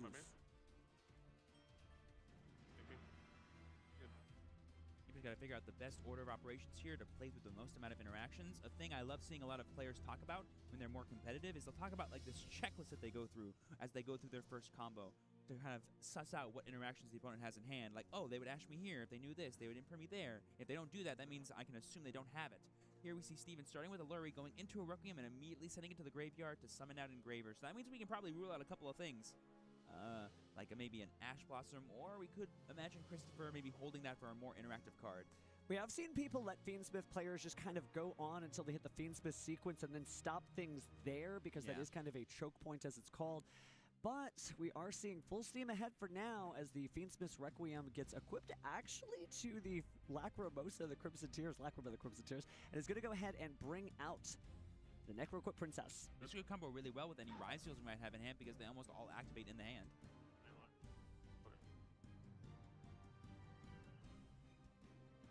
And there we see a Tract coming down from Steven, just more access to these powerful Fiendsmith cards. A very robust engine, actually, if we're playing Lacrima, Tract. Yeah, we always offer the response to your opponent, but Chris didn't have any problems with it, so I'm sure it's fine. Gotta be silent. Get in the habit of saying no response. Even up here, you get comfortable when you've been on the top tournament table. No response? But you still have to play the game to the best of your ability because, again, it's the semifinals. Don't make a mistake now. Go ahead and resolve Tract, discard the Fool Us, and then we're going to activate Engraver's Effect to send. Going to add a second copy of Tract, so we know Steven plays at least 2. Definitely a very committed Fiendsmith strategy, not just sort of sprinkling it on top of a Ryzel deck, but maybe more close to half and half. We'll have to see the deck profiles after this event. We're going to go ahead and get a draw there because of Necro's Effect activating a card from the hand. There we go, return Lurry to special back Engraver, and now we have 2 level 6s. That's another cool thing you can play. Another rank 6 Xyz monster potentially that we've seen, and Ryzeal, that could be pretty special. Certainly a great way to get the rank 6 out before you get locked into rank 4s, even if you do get locked into rank 4s, but it seems like with the normal summon of Lacrima earlier in the turn, probably going to be likely locked in if you are going to extend with your Ryzel monsters. And also, we got to see that Fabled Lurry, it doesn't feel great to draw it in the opening hand, but it's still Light Fiend, so it got this combo going. But set 2 and pass. There we go over to Christopher, he draws for turn. Now he's got to deal with a Caesar and 2 back row. Starting off with X Ryzeal, 2 special from hand, sending a card to the graveyard. It sends for cost, which means Caesar cannot interact with it. Sorry, it's an inherent summon, which means Caesar cannot interact with it. That is correct. That summon doesn't start a chain. But this sure does. So we're going to try to negate the Caesar. So Caesar's not getting anything handed to it. I wonder what those 2 set cards could be. Do you think he hard drew Feast within Paradise if he plays it? That'd be pretty funny. Could be. We've also seen duelists set a number of other cards. Maybe it is a Dominus Impulse or something like that. Something that feels good if you're able to set it, right? Maybe a little awkward if you have to draw it, but, well, only time will tell. I'm sure Chris is wondering, what could those set cards be? Probably just a Imperm, maybe, is his safe assumption. Was that a special of Sword Riser or a normal? Looks like it was the normal summon. I think because Christopher's playing pure, it's perfectly fine just to go for the straight special because he's not going to lock himself out of anything important. Just make sure he has as much sort of robust field presence as possible. That is correct there. So we are going to go ahead and grab. So what are we grabbing from the deck here? Also going to be the special summon. I guess we'll find out soon. Yeah, because it must be, because he wants to keep the Ice Ryzeal normal summon as like a potential thing for him to do next. Very powerful to get another level 4 monster on the field from the deck. But there we see the first rank 4. Is it the Duo Drive? Feels like Duo Drive would feel pretty strong here, and it might be able to get something out of those face-down cards. Like, please activate them. I need to know. Going for the detonator first. I think recognizing that he's going second wants to maybe try to do some interaction with those boards. Like you said, get them out of contention. So it was the normal summon. So he did special summon the Sword Rizel. So Ice Rizel being normal summoned. And no response. I'm curious to know, maybe those aren't necessarily helpful cards. Could be like a Rizel Plasma Hole. Oh, yeah, maybe. If Trip does play that, that'd be pretty big. So on resolution. Interesting. Maybe using one of those face-down cards. Probably just thinking about where Chris could go from here. Obviously, we can make a duo drive. Obviously, we can make other rank 4 XCs. We still have to question what Christopher has in hand, because every card we've seen has all been from this one X Ryzeal that he began his turn with. Oh, but no response there. Checked the cards and decided not to activate anything. I think we recognize that we have Node in hand, which is just like a really hard card. And there we see Abyss Dweller coming out, automatically activating the effect. It's one of the few cards that can pretty proactively detach. It's definitely going to be powerful there. This does give us access to Node Ryzeal now, too, to get some value out of the graveyard. Now we see the infinite impermanence. And there we see the chain of Detonator. Maybe not going to set the aggregator because we cannot use it again this turn, I believe. Well, certainly nothing to aggregate right now anyway. Did he use Detonator to target his own Dweller? To protect it from Imperm, maybe? That would be a way to do it. If it's not face up on the field, it can't be negated by infinite impermanence. But he hasn't declared a target yet. I haven't seen any pointing, so... Yeah, it was the Dweller. It was. Wow. Heads up play, so Dweller's effect is going to resolve, so no graveyard effects for now. Imperm goes to the graveyard. Notably, the Imperm was played in the second column from the right. Everyone remember that, as it was set. Be nice to see some of those Master Duel bubbles. Yep, and there we see the Node Ryzeal being special from the hand. Going to be sending X Ryzeal, I believe, for that cost. And then bringing back Sword Ryzeal. Is it duo drive time? I feel like maybe it is the duo drive. Yep. I really like Chris's player, sort of forcing out the interactions from Steven as early as possible, so that way he can pretty much guarantee that this duo drive goes through, and he can get access to cross and plug-in. A second another Imperm. one. Wow, very patient there. Those two cards he set were very helpful. Now, technically, you could be very interesting. Take a look at the graveyard. I forget, duo drive detaches at the end of the effect, right? You don't detach before? Correct. So if it's special summon, you can attach a Ryzeal monster. Oh, whoops. Yeah, you could. So you could. Oh, no, but it's during the main phase. That's an ignition effect, so there would not be a version of this where you could do it. But we're going to use infinite. Infinite Purpose is going to be called by the Crossout Designator.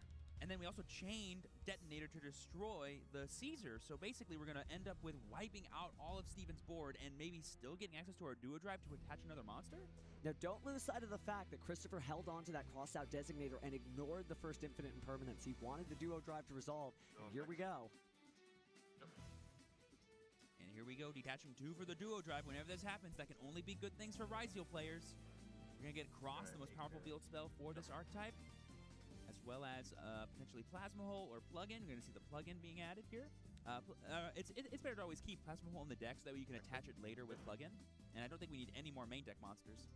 Certainly do not. Everything has gone Christopher's way so far in this duel. Some very skillful play. And going to go ahead and plug and play right now with the Ryzeal plugin. I mean, we still have our battle phase, so there's a world where we can do some big damage to Steven this turn. And it's only game 1. Hey, there's the Plasma Hole. That is going to be a really powerful card for him. I don't think we have access to any more level 4 monsters, though, so I don't know how we're going to be able to Xyz on the opponent's turn. We did use some of our extra extenders to get that Dweller in play. Oh, but that I forgot works. We can summon Ice Ryzeal. I didn't know we had another one in hand. Sending a card from the hand to the graveyard will definitely get it done. So what will the final Xyz summon be? It's going to be a Dugaris to revive? Is that going to be enough damage? It very well may be. Attach 2. It could be draw. I'm not sure which effect we're using. That is true. Because I believe the summon effect will make you skip your next battle phase or this battle phase. I believe it's the next battle phase, but that was enough for Steven. We're not going to see a next battle phase here as he concedes and scoops up his cards. Christopher taking the first game and bringing him that much closer to the finals. Wow, and that was the match where Steven went first as well. Christopher did an amazing job of just dismantling all of Steven's board. Look at that subtle smile from Christopher there. He's trying to keep his cool as best he can, but even he's like, yeah, I might have won. I might be getting close to the finals here. And now he knows the camera's on him. He's like, I gotta look really cool, I gotta look really stern, but that was an awesome game. I can't believe I got that win. Is that the secret to being an even higher level pro duelist? Pro duelists know how to play the game. Even better pro duelists know to look good on camera right after winning a match. Yes, the maker of true duelists. But hey, this is not over for Steven. We saw what an amazing turn when he had using only Fiendsmith cards. Because remember, that was basically Fiendsmith only versus Ryzeal. I imagine if Steven can maximize his combo potential of getting all the Fiendsmith cards he wants, imagine having that Caesar plus a detonator. Oh, it would have been an incredible difference there. So we'll see if he is able to bring things in. Take a look at those last side deck choices. It's going to be important. Still an active tournament, so we're not going to spill any secrets here, but you can see just a little bit if you follow along with the camera there. They are swapping cards out ad nauseum. I wouldn't be surprised to see things like, you know, in everyone's side deck, like D-Barrier, like the occasional Perulia, Mulcharmies, depending on if you think you're going second, some going second cards, like Thuster, Storm, Ultimate Slayer, we've seen be really impactful. But who knows what other spice could be happening from these players. I mean, they're at top 4 for a reason. I think it has to do with how they play games 2 and 3. So. Oh, wow. I didn't notice that Steven had one of the classic regional deck boxes there, the singlet. That's really, really cool, showcasing something he probably has used for a long time. Sort of sentimental. I love that duelists get attached to stuff. Really, it's not just the heart of the cards. It's your heart. It's your story. And that story ends with that beautiful trophy there with the Another vs. Solaria.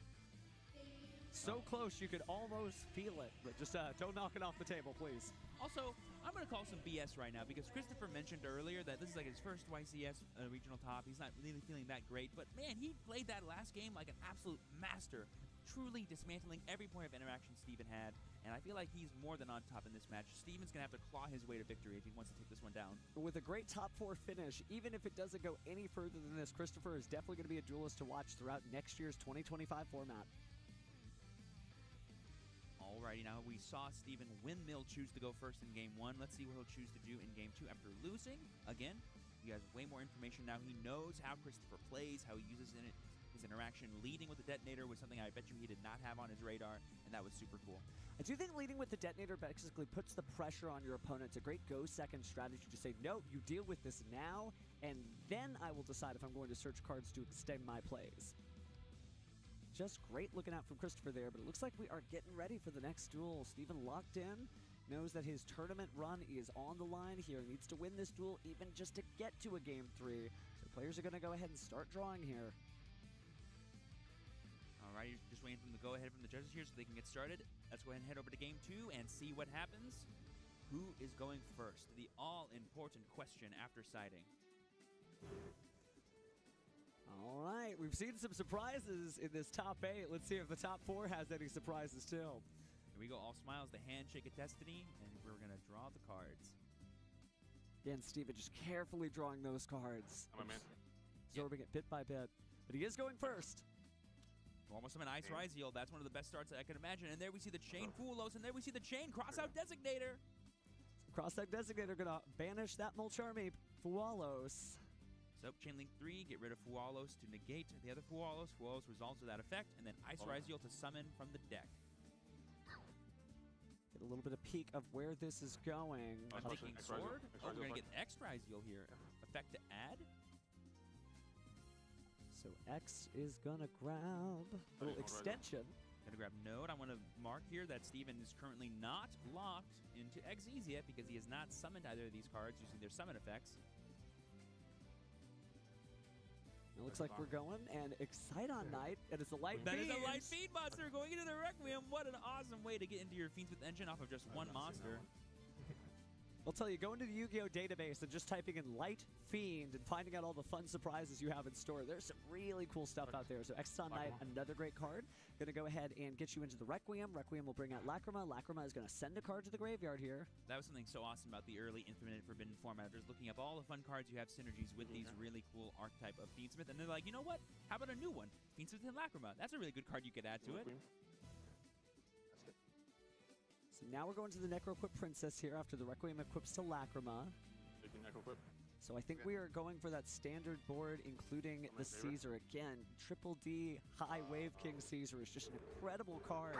and really powerful here. Just having those two negation abilities, right? Detach both those materials in a single turn to stop 2 special summons. It's also important to note here that I believe this Engraver is the 5th summon, which means we have to Nibiru now, otherwise Caesar comes down, which means we won't be able to do it again. It's like I said, that checklist that players go through when they're trying to play through interactions. Okay, this is the best time to do this. This is their best time to Nibiru. Clearly they have it, and now I can keep playing. So Steven might have thought that he was safe from the Nibiru of the Primal Being because his opponent only had 4 cards and wasn't going to draw. So it looks like it's a 3,800 attack, 4,400 defense token. It is pretty beefy. Very much so. Now we're going to use Sword. Sword, of course, locking us in now. Because I believe we specialed it, right? Mm-hmm. Since we normal some of the Ice Razel earlier in the turn. Exactly. Going to be adding that X. This is Sword Ryziel? Yes, sir. I have a Ryziel engraved. Yep, all you need to do is have a Ryziel engraved. You can summon it from the hand. Certainly accessible summoning condition there, but does come at a cost.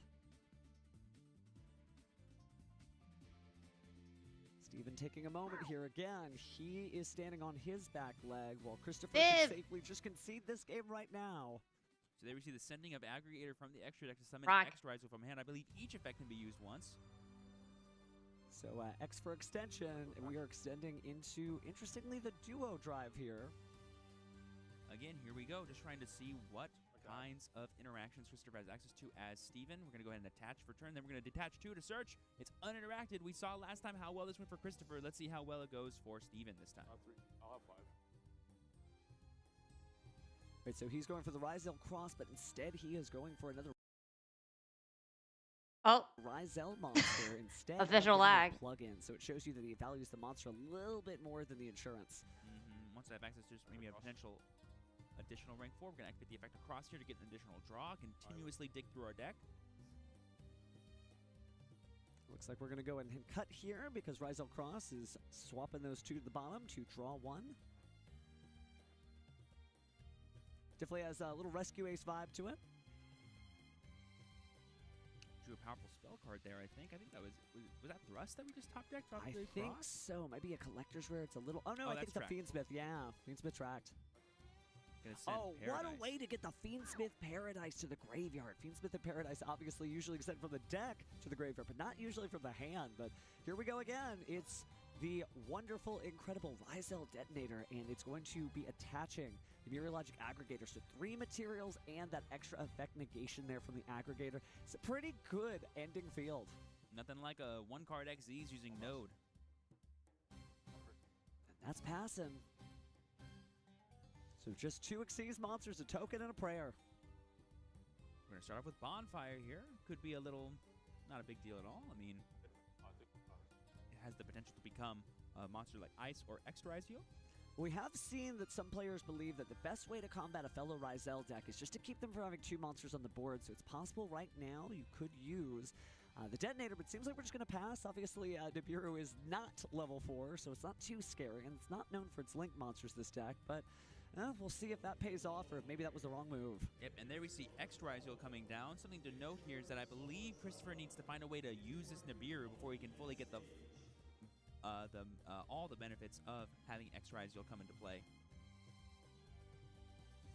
So taking just a moment to consider those options. Christopher doesn't want to give up the lead here.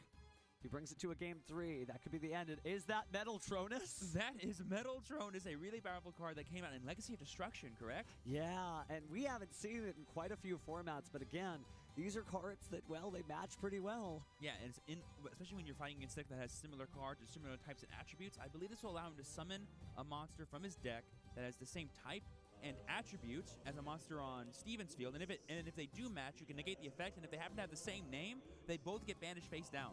That is correct, but, well, the good news is he doesn't have to worry about the same name since he's not going to be special summoning too much, but I guess you could special summon from the extra deck to burn off that card. So again, staring at the Metaltronus, what do I do? Do I decide to go ahead and detach now? Maybe do I detach and destroy my own monster? But the problem is your opponent, in this case Steven, can't activate the targeted monster's effects in response to this card's activation, so you can't even chain with the Metaltronus here. Yep, and this would let him summon a Light Pyro, I believe, from his deck, so he can get either Ice or Extra Ryziel, both really good cards. Yeah, it doesn't technically have to make the match, but it looks like he is going to do it as he picks up his extra deck there. So we are going to go Detonator to banish Detonator face down. And there goes all those wonderful materials that could have been. That's got to be face down, though. Flip that over, Steven, when you can. Yep, no plugin can bring that back.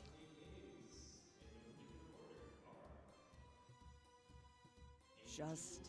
Can they just lose? I want to see the balance. This far in the tournament. I believe it was Paolo who used it earlier at Yu-Gi-Oh! Championship Series Indianapolis. And it shows you, practically 6 months later, still an incredible card. I mean, if you think that you have the best deck in the room and you're 6 months later, still a good card. Including your side deck.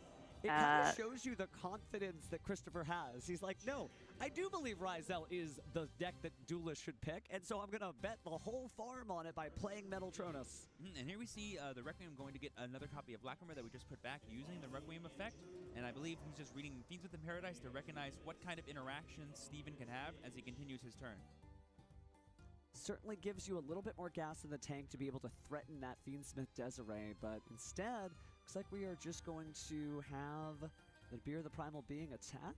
And I believe it's 3,800 attack token, which means we will be able to basically clear our own Nibiru and give us access to our full extra Iziel that we added to our hand earlier. That is right. Those effects don't always work if you have something else in the field. Ryzel is supposed to be a Ryzel strategy, and so here we go. It's Ryzel time. Gonna go ahead and set the Aggregator to summon Ext. Gonna go ahead and target the Cross using Aggregator so that way he does not get that powerful negate on resolution effect, unless he wants to do it now on Aggregator, in which case it's the same thing. And he loses some material off Duo Drive. Well, it looks like he is not going to do it as he picks the deck back up. So Ice Ryzel added to the hand. Yep, that's a really powerful one-card XYZ, and there we see the special summon of Sword, or that could be normal. I don't actually know, but my assumption would be that it's special. I would assume so based on the field. Notice that there is a Ryzel in the field, so I feel like that indicates to me that Sword Ryzel was special summoned. And that way you can use your Ice Ryzel that you just added as your normal summon for turn. Definitely lets you feel the field out too. But just incredible gameplay here from Christopher as he puts Steven on the back ropes. But you wouldn't think that looking at Steven's field, but really just depends on how this turn plays out. There's no favorites here, but now we are going to Xyz summon. This could be the Duo Drive. This could be Detonator. Again, we see Chris really favoring going for that Detonator. Depending on how many he plays, this could be the last one in his extra deck, because he did banish his own as well as getting rid of Steven's. Certainly proudly professing that card. And I think that's a quarter-century secret rare as well. Of the Metaltronus? Of the Detonator. Ah, yes. Looks gorgeous. Really does, really does. Like you were saying, shiny cardboard, right? Oh, yeah. Only way to go. Steven taking a quick look at the graveyard here, considering his options again. Every single decision determines the future. I think he's going to Paradise now, send the Desiree, and then just try to immediately deal with the Detonator, because I believe Desiree sends, which means I don't believe Detonator can protect it. That is correct, but we are going to go ahead and detach to destroy the Ryzel Crossfield spell, send the Desiree to the graveyard. Resolve the effect to equip a new material, and then we're going to chaining to the Desiree effect to send. We're going to chain Detonator again to probably destroy Duo Drive? Question mark? Imagine it's worth clearing things out bit by bit, and the Duo Drive, obviously you want to clear as many Ryzel cards as possible, and you don't want to have another 2-material Duo Drive just in case there's a Ryzel plugin later in the duel. And just, we are going to get rid of the Nibiru token. I guess it is the largest monster on the field. And I think it's important to note that, again, depending on how many Detonators Christopher plays, that could have been his last one. Most duelists play two. There we go. Steven remembered to banish it face down. Always important, because if it wasn't face down, plugin could bring it back. That is correct. That is correct. So here we see Ice Ryzel being normal summoned. Man, and we still have Node Ryzel in hand. That's so much extension. And we've already conducted our battle phase this turn, so we're not really too worried about anything else happening. But we could go for, like, I don't know, a Dweller. We've seen people play Babushka. All kinds of really powerful utility rank 4s. Well, speaking of utility rank 4s, we are seeing the Duo Drive arrive. I love attaching Detonator. And there we see the Nibiru on the summon of Duo Drive. Way to hold on to that one, Steven. Great interaction. Rock and rock. A gigantic Nibiru token. In defense mode. I think it has something like 2,000, 4,000, like 58. Looks like we're counting the numbers now. Maybe about 3,700 attack, it seems like. Double rock, I know. Rock versus rock here. Big is what it is. Big rock. Big rock. Be careful of what's inside. As we've learned from the recent Megachins, there is a monster that lurks beneath. That would be awesome. Yeah, which is the bad nib. Why are you mentioning it? All right, but let's see what we got here. We still have access to Node, but I don't believe because we have a non-Ryziel.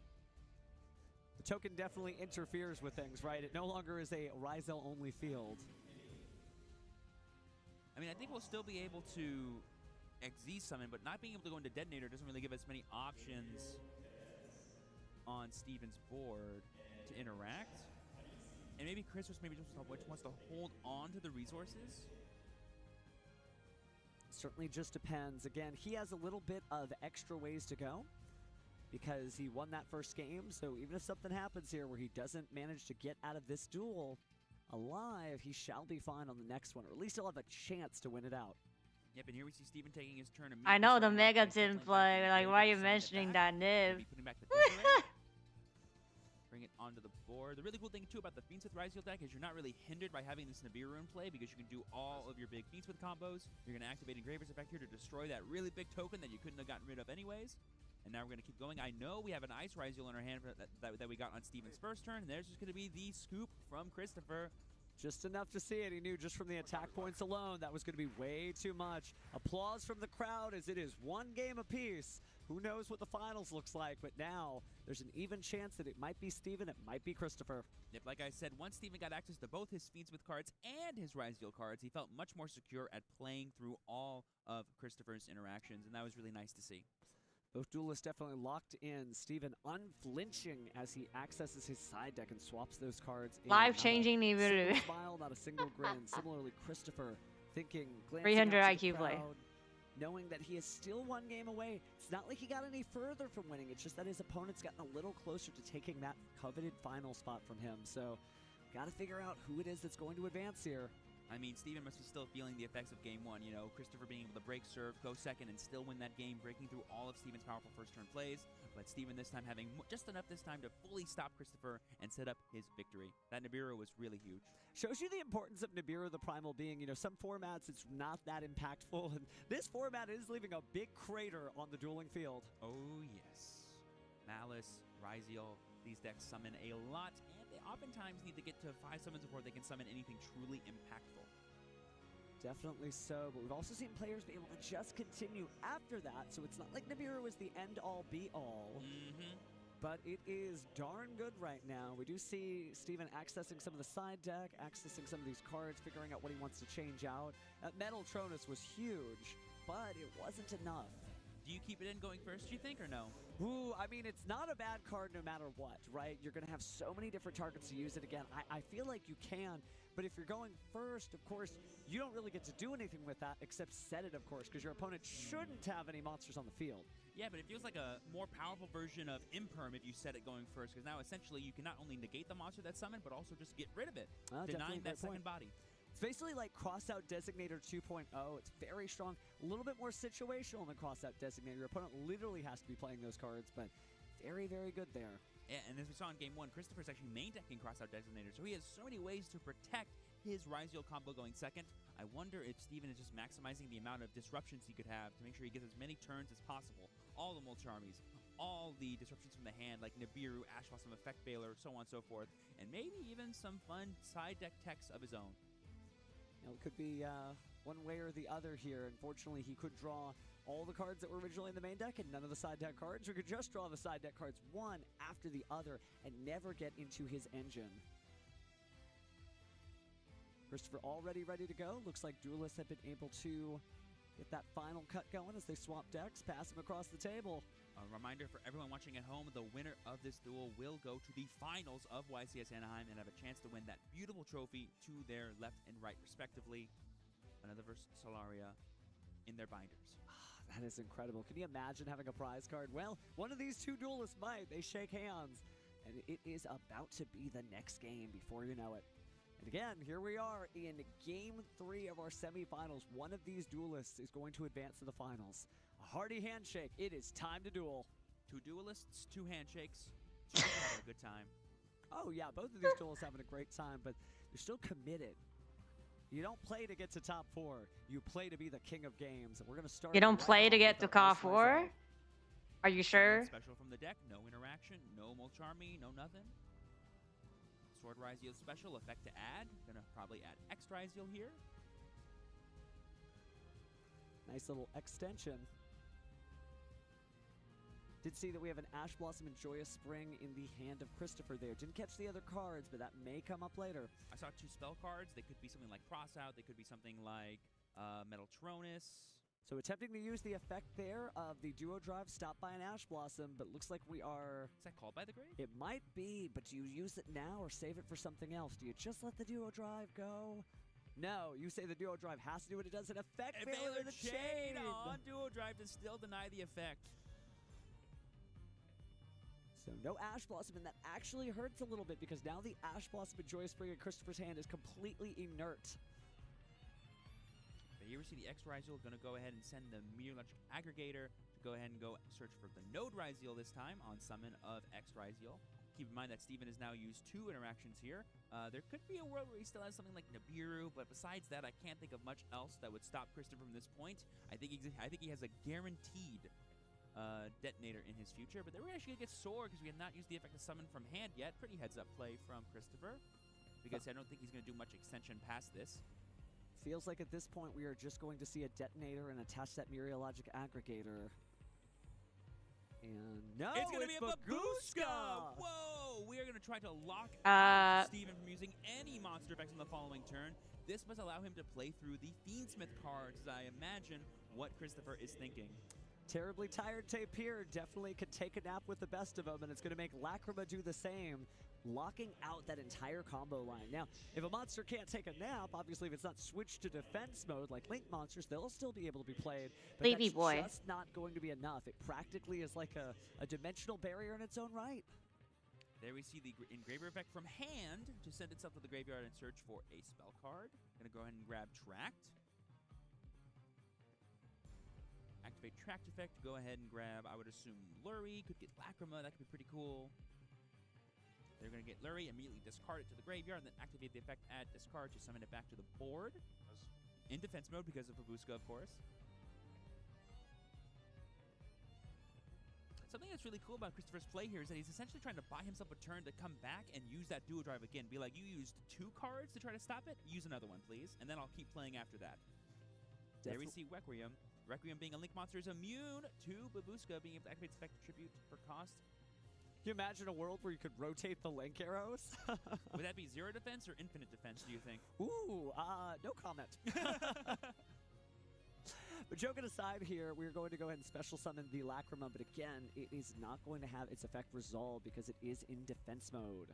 Yeah, normally Lacrima requires a ton of cards in your hand to actually stop all of its amazing effects, but here we just needed 1, Babushka.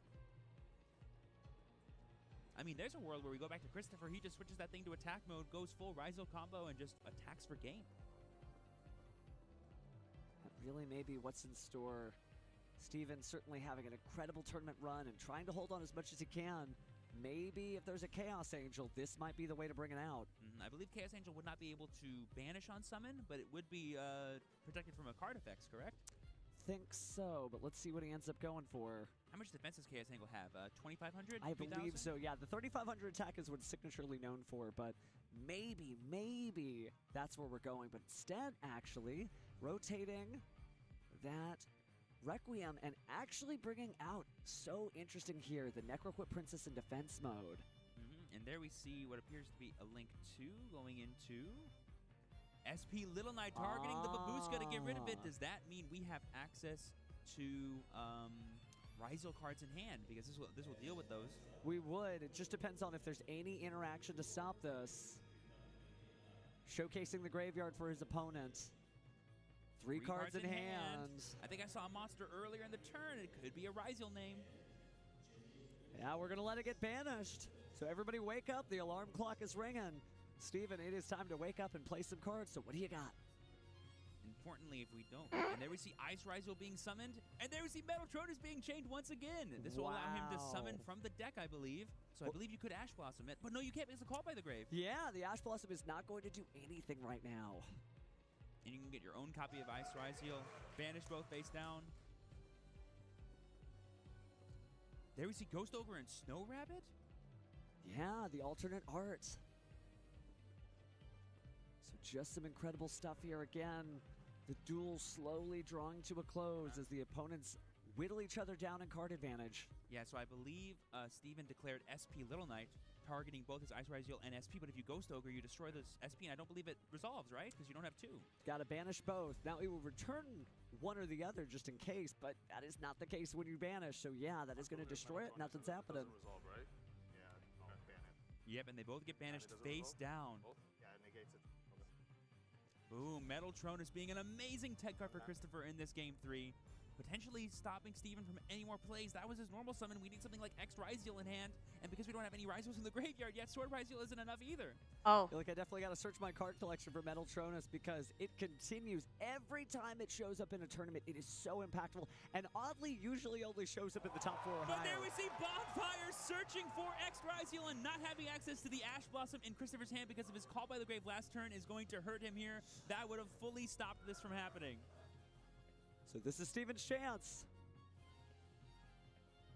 And we saw Christopher contemplating, like, do I call by that Ash Blossom and turn off my own? Is it worth it? For Duo Drive it is, but here that could be his downfall because you could have stopped this X Ryzeal from adding to hand.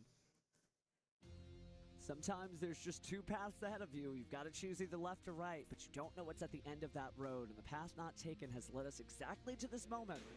And there we see Steven choosing to send Detonator to the graveyard for X Ryzeal, so that way he has access to a Ryzeal name in the graveyard to summon Sword Ryzeal, which will then special summon itself and then add a copy. It's over. Give him all the names he needs to continue and make these awesome rank 4 plays. Metal Tronus alone may not be enough. A great card that we were certainly singing the praises of, but it doesn't necessarily stop things here when the last point of interaction that Christopher has, again, does nothing.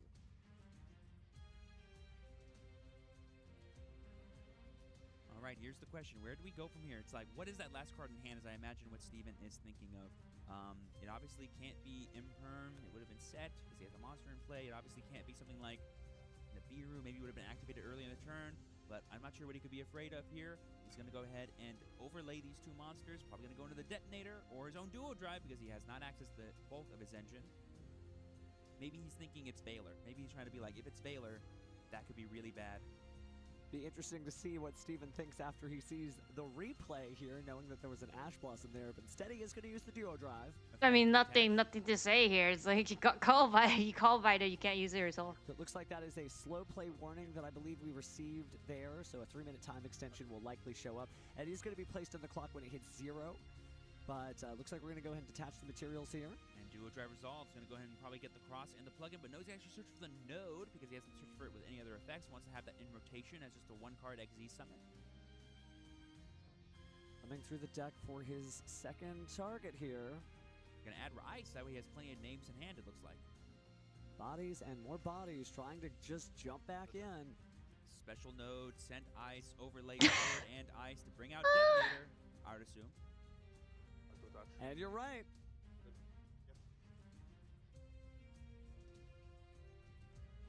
Man, if only Chris did not activate that Call by the Grave. Slow play while moving fast and playing fast. Certainly would have wanted to get that play through, but now it's just time for just some straight battling. Yeah, I believe that's 3,300 damage. Duo Drive should be increasing the attack of monsters on Steven's side by 100 and decreasing the attack of his opponents by 100. And speaking of opponents setting a card, the crowd goes insane as they see that. Using the Requiem effect, returning, and there's the handshake. Steven Trivanovsky is going to the finals at YCS Anaheim, beating Christopher. That was an amazing game, well fought on both sides. Christopher breaking serve in game 1, Steven being able to claw his way back in game 2 and gets the game 3, and Chris just couldn't close it out, unfortunately. Steven finally cracks a smile there and begins interacting with his opponent again. Some of my favorite moments are when the pressure's off on both duelists, but the pressure is still on for Steven. He's going to the YCS finals, but if he wants to be the champion, there's still 1 more duel ahead of him, or at least best 2 out of 3. Just when you think you fully stopped the Fiends with Ryzeal deck, they just go Bonfire, full Ryzeal combo after that, and you're like, bam, I guess you got the extension. I couldn't stop you. Shows you why the Fiendsmith Ryzeal deck definitely has some selling points to it, right? If your friends are trying to talk you into it, you may think, maybe this deck is actually all right because It's yeah, over. you can It's slow it down over. completely on one entire combo Nothing. line. Okay, cool. Let's start another. Let's just do it again. Do it again. Do it again. Wow. That was a really exciting match, and I think for the two of us, that's the last match of this competitive year, huh? It really is. What an amazing year of competitive Yu-Gi-Oh! This has been. Just insane. I cannot believe that this year started with the UDS. That was our beginning of competitive Yu-Gi-Oh! The best of the best of the best. And then we managed to get all the way here, right, from February all the way to December. And it's not like Yu-Gi-Oh! Is going to be paused, right? And at the same time, we've got plenty of tournaments that you're probably going to enter, right? We got those holiday charity tournaments that are coming up. We have all the cool events that are going on. In fact, I think if you're on Yu-Gi-Oh! Duel Links right now, you should be in the Goha Corporation Cup, right? So there's so much of the Yu-Gi-Oh! Trading card game left to play. And as we begin next year, there's other Yu-Gi-Oh! Championship Series already on the calendar, right? Oh yeah, and products too, like the Say Goodbyes of Blue starter deck as well, which is gonna be super exciting. And products as well. I hate to say it. As an anime fan, it's really cool to see Blue Eyes White Dragon when it's at the top tournament tables. It has been since, what, 2016 since the World Championship where we saw the Blue Eyes mirror match. Can you imagine 2025? And speaking of upcoming events, let's look at the 2025 calendar. February 1st and 2nd, we're going to Orlando, Florida. March 1st and 2nd, see you in San Salvador, El Salvador. March 15th and 16th, we'll be in Las Vegas, Nevada. And March 29th and 30th, we'll see you in Buenos Aires, Argentina. That is so exciting. The calendar is already filling up. Super awesome to see all these amazing events. I think I'll definitely be showing up at Las Vegas. Worst thing that happens is I get to stop playing and go enjoy the town with my friends. Oh, yeah, that is a great time. That's basically a vacation no matter what, right? And all of these great events are about, you hear all these duelists say it, it's not just about entering the tournament, it's also about the friends you make in the tournament, right? I didn't know you before I played the Yu-Gi-Oh! Trading card game, but I found it, you found the game, and here we are, right? And we're all better for it, I'll tell you that much for we sure. We really are, and hopefully you guys have been having a great time because, again, this has been an incredible year. All of the duels have been exciting. And, hey, Metaltronus making a return appearance is also really cool. I mean, yeah, it's like we mentioned earlier. Like, if I know I'm playing the best deck, and I'm imagining everyone else could be playing the same deck as me, I may as well have options for the mirror match in my side deck.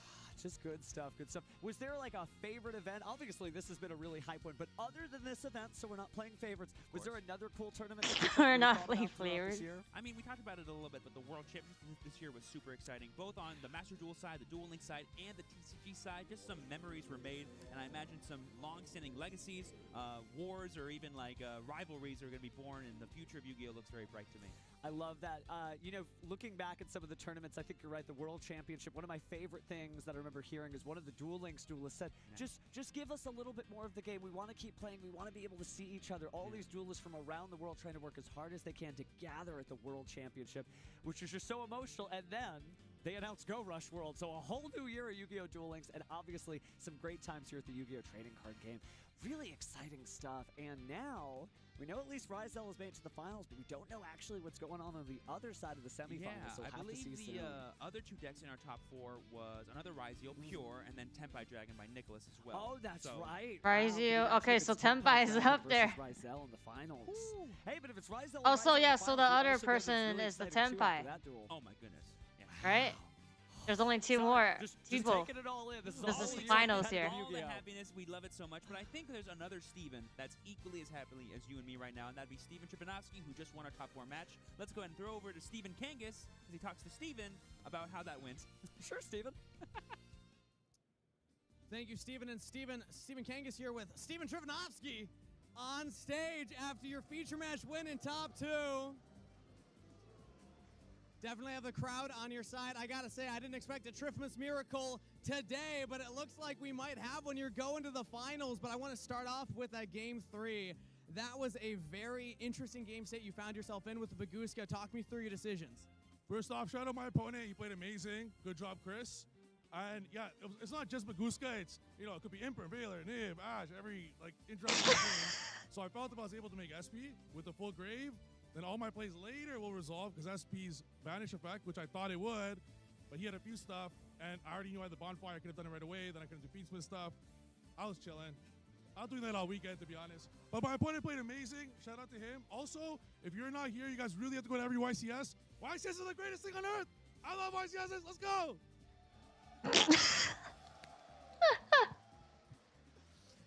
Well, you talked a little bit about your journey to this point before coming up on stage. You started the entire tournament 2-2. You snuck in to Top Cut at 32nd place. Talk me through your nerves on the day and what the entire weekend journey has been like. Not surprised. At 2-2, I told myself, I'm going to the finals anyways, but it's a mindset. It's a thought. I'm just going to play so good that I will not give myself the opportunity to lose. And it turns out that worked. So here we're in the finals now. I'm excited to see if I'm playing Ryzel or Tenpai. I don't care. First place doesn't care about second. Let's go! All right, well, I got to call you out on one thing, Triff. And I think it's what a lot of people at home are wondering, because earlier this year you mentioned something about winning a YCS. And if you didn't, that I believe you would delete all your social media. Is that bet still true? Because you are going to finals. You have a chance. It is. If I don't win, I'll delete all my social media. Let's go. It's winning. All right, well, best of luck, Triff. I mean, if you delete it, you could just remake them again. Very, very exciting. We love seeing that much energy going into the finals. You definitely need that much to keep yourself going after a really long weekend, for sure. You definitely do, because, well, we're actually about to find out exactly who his opponent is, and he needs that energy no matter what, because that's the thing. It is a marathon, not a sprint, but he can see the Pro wrestling his job. It is totally different to have that energy around when I'm going to do it, I'm going to do it. It's totally different when, like, yeah, that trophy really could be mine. I got to figure out how I'm going to put my luggage, like, together just to get that thing home safely. And that's just a little bit of extra stakes to it, being like, I'm going to turn off all my social media. No more friends for me if I'm not a YCS champion. It's not worth it if it's not. It's still worth it. It's still worth it. If you need social media to have friends, that's kind of sad. I don't know. Oh, we're really doing this. Are we about to this celebrate guy, for man. the last time this year? I think we will. Yeah. Oh, actually, we're going to toss to a bonus game 3. Oh, How about we do that playing. instead? We love that. Yeah. More, I ain't getting off the for us to stage. You talk ain't getting about. off the stage. Let's do this. So let's toss to our bonus game 3. Yeah.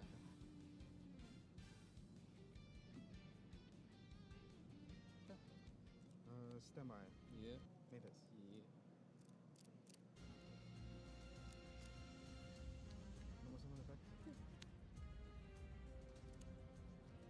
Oh, this was like the other side. This was the semifinals.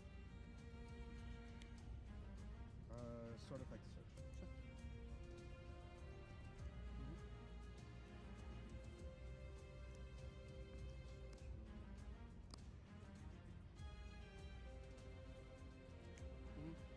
Everybody hating on Tenpai.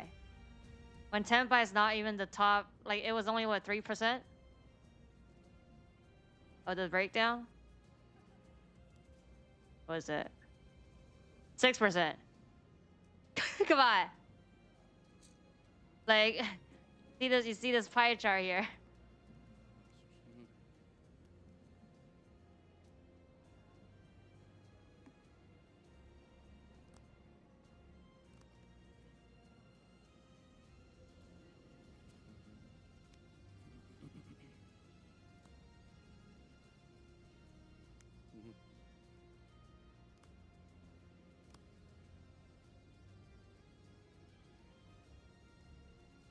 Factor attach. Yes.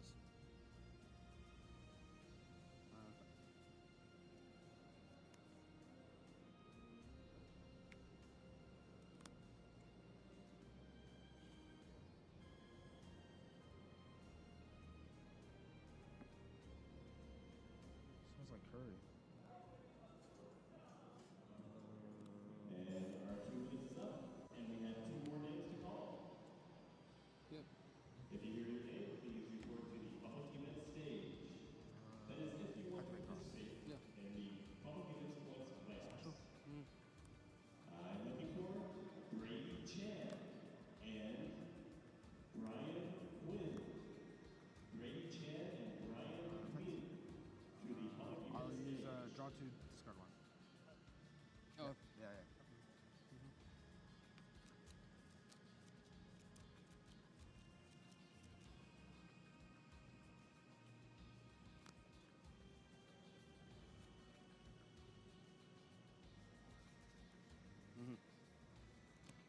The deck is an autopilot, like brainless though, not hating, just opinion.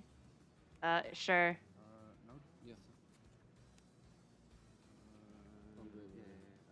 Targeting That's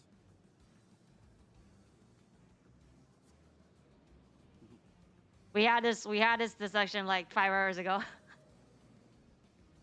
Yeah. Sure.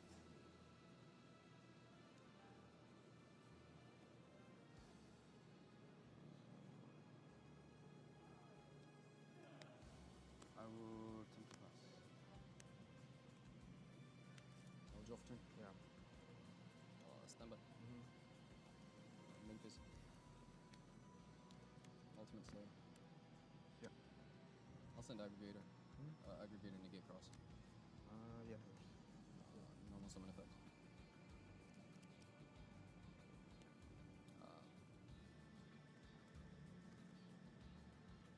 Phase declare. I play combat. Yeah.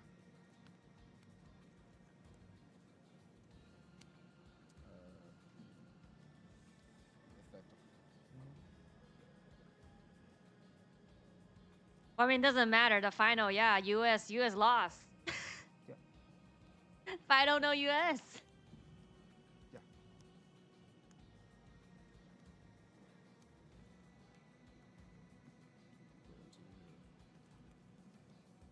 Whose side is that thing? 26. 26. Okay. And then yours lose 100. Yeah, that's fine. Effect. That's fine. Does it destroy? No. Okay. Just make it better. Yeah, but didn't Tenpai win? Tenpai's in finals. So we already know who won here.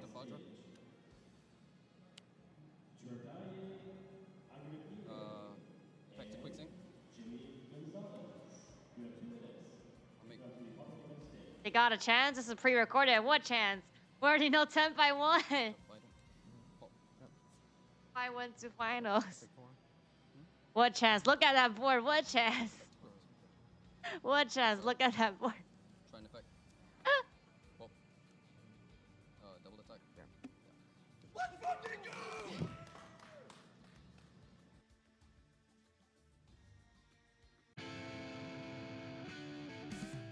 In the Shadow Duelist Season 2, a new duelist joined the fray.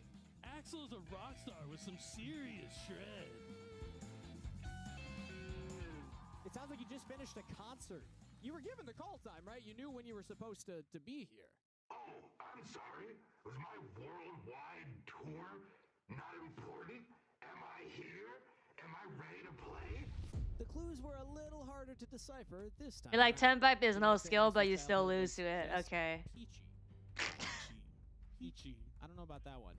For some of our eagle-eared fans, the voice was a dead giveaway. Proceed with extreme caution, duelists. This mask has the ultimate rock and roll genius. Axel, if you would please remove your mask. Who could it be? No way! What? WWE superstar Xavier Woods. This time, the Shadow Duelist didn't just watch the event, he got in on the action. Xavier, I'm hearing a note that you were actually given some insight into Yu-Gi-Oh! And you've been preparing for this match. I like decks that I can just regenerate stuff from my graveyard. I just want to be annoying. So here's the funny thing. Dimension Shifter is this notorious card that just annoys everybody. So you want to be annoying? This is the card for you. But with Xavier getting a little help, it was anyone's guess which way the match would go. Xavier's thinking, processing all the potential moves. Ooh. He has the Max C. You said you like to banish cards. This will make sure. I like to banish.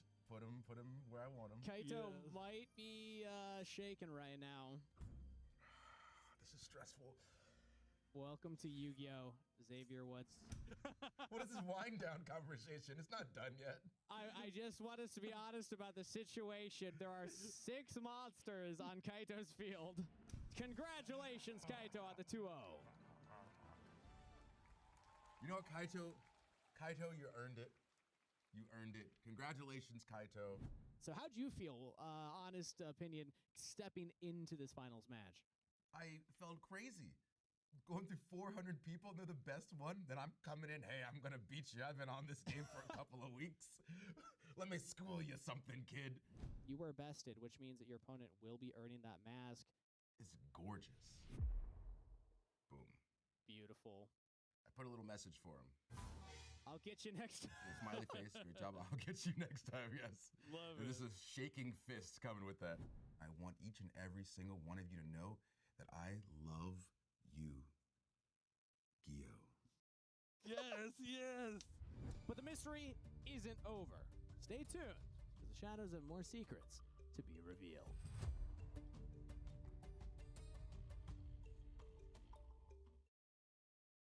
Konami.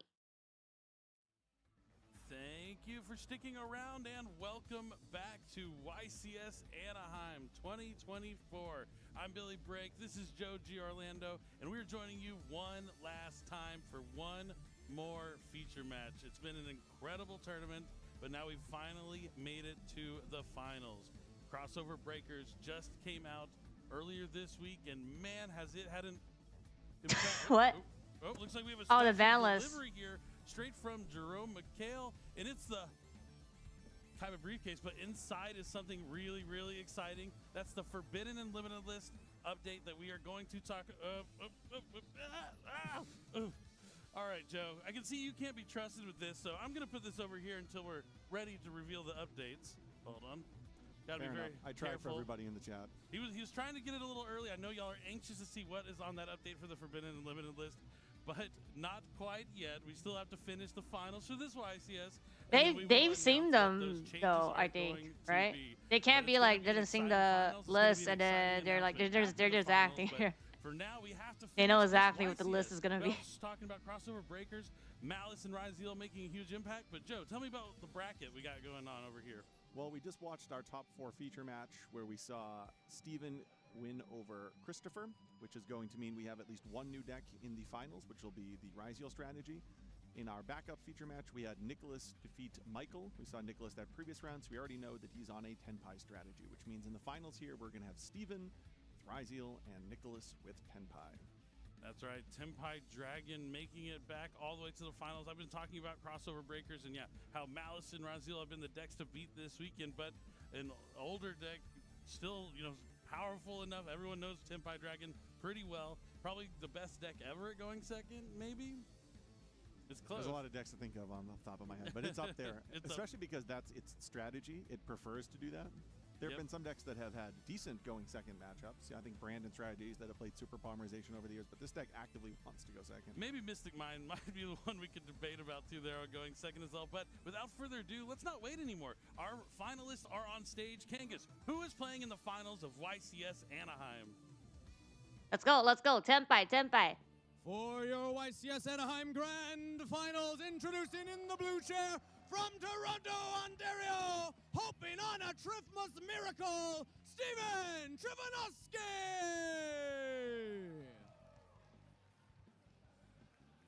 And his opponent today in the red chair from Kingston, Jamaica, one team, one fight. Kayla, he says this one's for you, Nicholas Jadu Singh! Duelists are ready for the grand final, so let's throw it over to the casters for game number 1. Thank you, Kangas. That's right. We have Steven up against Nicholas. I did pick and Roku for that. Against Tim. Breaker being used in this one is kind of interesting. Is going to win, but one thing is for certain, we will have a new YCS champion at the end of the day. Both these players probably really want the win. I know Steven has been around the circuit scene for a while. I think the first time I met him was YCS Toronto during like Domain Monarch format, which was so many years ago. He was playing a pendulum deck of sorts. I saw pendulum deck of sorts. Then, but yeah, he's definitely been wanting to win for quite some time now. His opponent, we've seen him in a feature match previously. I think it was top 8 going into top 4, but you know, his Tenpai Dragon strategy, all those other Tenpai Dragon duelists out there are counting on him to win with the Tenpai Dragon. And looks like he's come ready to go with this matchup. He's maining 3 copies of Ultimate Slayer, a card that sometimes you see in the side deck, which are brought in against Detonator. So it's interesting to see that Nicholas has those in his main deck. That's not cheating. And then is able to open up with 1 copy of Ultimate Slayer. It's also one of those board breaker cards that you can activate multiple copies of. It's not limited to once per turn. Definitely. I think that also good. This point is really important too. I didn't want it to go by. For sure. One of the things about Ultimate Slayer is that sometimes the counterplay to Ultimate Slayer is having Ryziel plug in to reestablish the detonator post Ultimate Slayer. Steven does not play plug-in. Ooh, so that doesn't bode well for him in this matchup. It looks like some of the main deck choices might favor Nicholas a little bit more here in game number 1 for sure. But I like you talking about that Ultimate Slayer because we've seen these other strategies. They're not always the newest ones that came out. But they've all adapted their decks to deal with crossover breakers because it had such a big impact. You have to make sure you have cards included ready to deal with duo drive, whether it's going to be those interactions from the hand like Ghost Ogre and Snow Rabbit, or on the other side, the cards that can deal with the board once it's already established. Stuff like Book of Eclipse has been really popular this weekend. Forbidden Droplet, Forbidden Chalice, we've seen those all around. But now, one thing that might be going against Nicholas, though, once you're in the finals, it's pretty hard not to know. Is it? I'm seeing the trivia. So it is? Steven is able to win the die roll here and then make Nicholas go first in game number 1. Yeah, we actually saw Nicholas go first in some of the feature match that we watched in the top 8, and we saw in those games he was equipped with Heat Wave. Obviously, he's not going to be equipped with Heat Wave here in game 1, so you're not wrong. Nicholas might be put into a difficult position, so the die roll will be quite pivotal here. Definitely, I can't wait to see how it's going to play out. This is going to be the grand finals, as Kangas said. One of these two duelists will be crowned a YCS champion. They're going to win a copy of another Versalaria, and that beautiful trophy is on the table within arm's reach of both these players. Well, I guess both of them are getting another Versalaria, but only one will get the ultra rare version. Yeah, absolutely. All right, the decks are shuffled, the hands are drawn. There it is, that beautiful trophy. One last time today, it's game number 1. It is? It's time to duel. Yes, sir. All right, I saw at least a 1 there. 7. You can go first. Okay. All right, it looks like Nicholas won the die roll. He's going to let Steven go first. Both saying good luck now. We are off to the races. It's time to duel. Nicholas has 6 copies of Mulcharmies in his deck, so there's a pretty reasonable chance that he's going to start open with one of them here. It looks like he might have one also. 3 copies of Mulcharmy Swallows, 3 copies of Mulcharmy Perilia. Does he start with one of those cards? What is going to be Steven's first action? It's going to be normal summon Ice Ryziel. Use the effect to try and special summon a Ryziel monster from the deck. Nicholas says, okay. Wow, maybe he does not open one of the 6 Mulcharmies. Wow, that's the odds of that relatively low. Well, Malice is not. I don't. Was Malice in top 8? Now we're gonna see the overlay network for rank 4. Oh. Exoton Knight. Okay, it's a light Fiend. So now we're seeing the synergy between the Fiendsmith card. So he's going to first go into the Fiendsmith engine. Into Requiem, that's going to be stopped by Ash Blossom and Joyous Spring. And then a fast Fiendsmith Engraver discarded from the hand for Steven here. Yeah, you can tell that Steven has played through numerous games and testing. He knows exactly what happens if he gets met with a hand interaction like Ash Blossom in that point. You can see him thinking multiple steps ahead right now. Yeah, Nicholas knowing not to Ash Blossom the Ice Ryziel and waiting to try and find a more pivotal time to use that interaction, and he did here. And now Steven is going to use Fiendsmith's Tract. Looks like he already has Lurry in hand, so I imagine he's going to search out presumably a copy of Lacrima. Yep, and even though he's already used that Fiendsmith Requiem, you can only summon 1 per turn. Just being able to get another monster on the field will potentially... Official lag. Necroquip Princess. He was definitely trying to go into the Necroquip Princess before having to discard the Engraver so he could get a draw off of that. Unfortunately, that wasn't allowed here by Nicholas, but now he's going to be able to shuffle back a Light Fiend and special summon Fiendsmith Engraver from the graveyard. That's 2 level 6. He's just playing the Fiendsmith engine, I think, right? If he wants to go into a rank 6 or a link 2. We know that Nicholas is not playing Nibiru in his deck, so this is going to likely end up being a DDD Wave High King Caesar. Looks like Triff is considering his options. Oh, no. Something else. It's going to be a link 2 for Fiendsmith Sequence. Sequence effect? Yep. Yeah, active impulse. He has Dominus Impulse. This is going to negate the effect of special summon. He doesn't have a trap in his graveyard, so it won't destroy the Fiendsmith Sequence. Normal Chuntara GG. GG. That he added to his hand in this turn. On summon, it's going to be able to add extra zeal.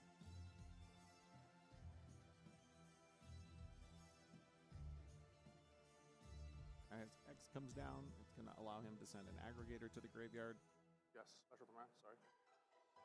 Activating Dual Drive first effect.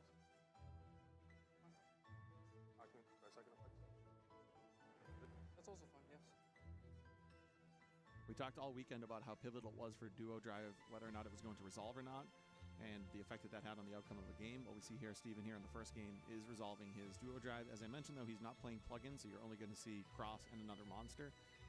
And of course, if you're not playing plugin, you're probably not playing the trap as well. Steven is only playing one kind of utility Ryziel card, which is Cross. Yeah, but he was able to use those other cards in his deck to really like bait out some of those interactions from the hand. I mean, you have to use them. There were timely interactions there from Nicholas, but not slowing Steven down here. He's going to draw a card here for Cross. He added no Ryziel, so he'll be able to special summon this from the hand and send that Duo Drive to the graveyard if he wants to special summon back from the graveyard. But he might want to keep the Duo Drive on the field. Yeah, to keep the Cross negation alive. Yep, so that is, he's going to discard the Lacrima, the Crimson Tears, because he wants that in the graveyard to be able to special summon and back the Requiem during his opponent's turn. He's moving quickly because he knows what he's doing, overlays into a Ryziel Detonator, sets a card to a spell and trap card zone, checks his graveyard, and ends turn. I love this. Steven's playing like he has a flight to catch tonight or something. He has a trophy to win, I think. He wants to know the ban list faster. There you go, the FNL list that's coming. He's also one of the people, many people waiting to see what the updates are going to be. But back to Nicholas's play, he's going to start things off with Pot of Prosperity. Being able to do half damage somewhat hinders the Tempai Dragon strategy. It kind of makes you have to really focus on somewhat hinders to get enough damage across. But right now, he's probably hoping it just resolves. But Ash Blossom and Joyous Screech stops it, and Steven wins game number 1 just like that. Playing through multiple interactions from the hand, showing you why Fiendsmith and Ryziel complement each other so well in the same deck. You actually saw that he drew Moltrami for Wallos there on his turn too, so he was one card away from having a Moltrami to maybe stymie a lot of Steven's plays there on that opening turn. Oh, the 6th card, Maxi, I know it too well. Now it's happening here with the Molcharmies. 6, 9, and 11, and 12. He has to stay calm. It's tough being down 1-0 in the finals, but you have to know this is it. You have to bring your best game. You have to bring that mental fortitude. You can't get overwhelmed. And he also has the crowd just cheering against him almost, it feels like, because there's so many fans out there of Steven. One of the things I guess is an advantage of the Tenpai strategy is, unlike a lot of decks where if you lose game 1 you have to concede game 3, I'm going to be going second, that's not really something I'm hoping to do. That's not the case here with Nicholas. Tenpai is totally fine going second, so going into these additional sided games, you have to go there with a little bit more. I know. Be like, those 23, it hinders. Yeah, okay. In game 3, definitely hinders.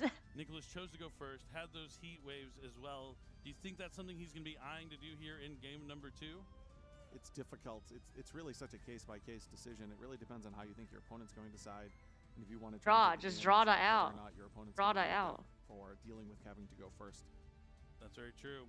It's definitely going to be maybe the most important decision of Nicholas's dueling career here. Seriously, because if this goes to game 3, then the decision at least is out of his hands. Yeah, I think you have to choose to go first. Have the heat waves show that if you send me first in game number 3, I do have cards that I will be able to use. So you want to try and maybe convince Steven to choose to go first in game number 3 once you win game 2. That would be my only inclination to go first here. So Steven might choose to go first in game 3. It's really so fascinating, the decision point about going first and second, and it's not indicative. You have to draw heat waves then. If your opponent's playing Tenpai, there's always a decision that you have to decide in terms of how you're going to deal with the siding patterns going into game 2 or 3. So playing against Tenpai, the side deck in 18 Karibo. Definitely is, but here they are. Can't even side deck more than 15 cards. Can't wait to see what's going to happen.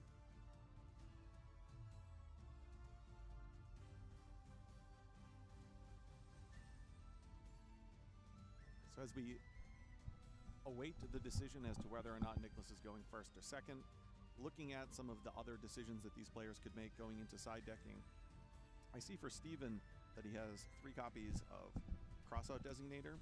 So if he is able to go first in game 3, those will probably come into his deck. He is playing Pulos and a handful of the other hand interactions. Yeah. He also has the Perulia in his side deck too. So he has multiple cards, multiple of the Perulias, the Molcharmi specifically, that he could target with Crossout Designator.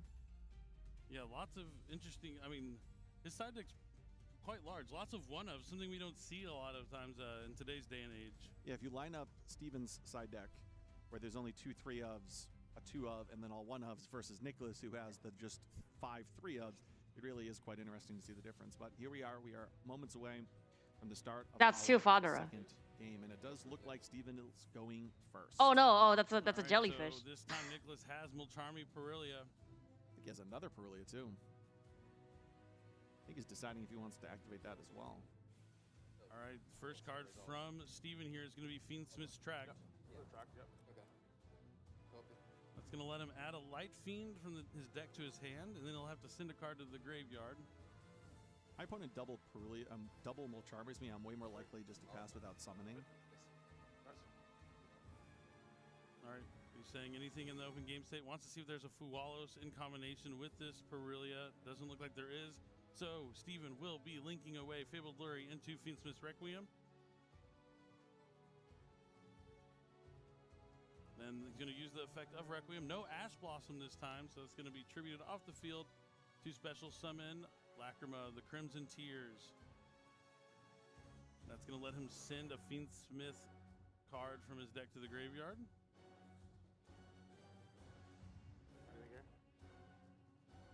It's a copy of Fiendsmith Engraver.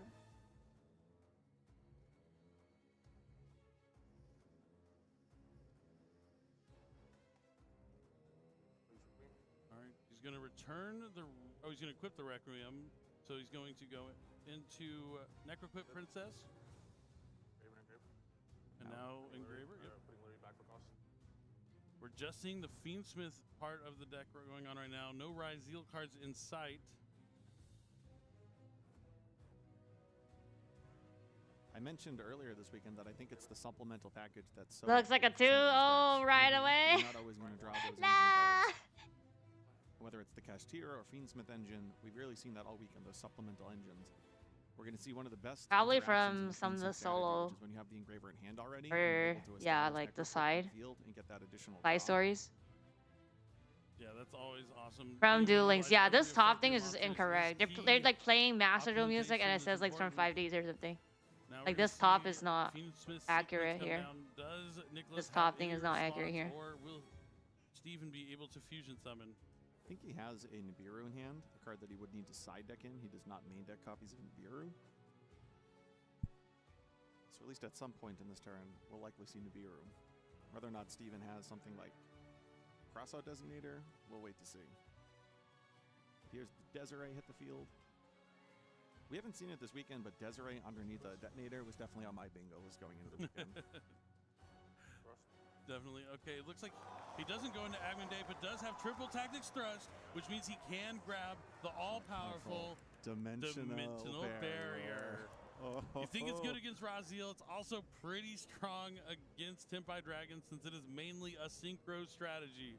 So he has Desiree, dimensional barrier, one other spell and trap card in his spell and trap zone.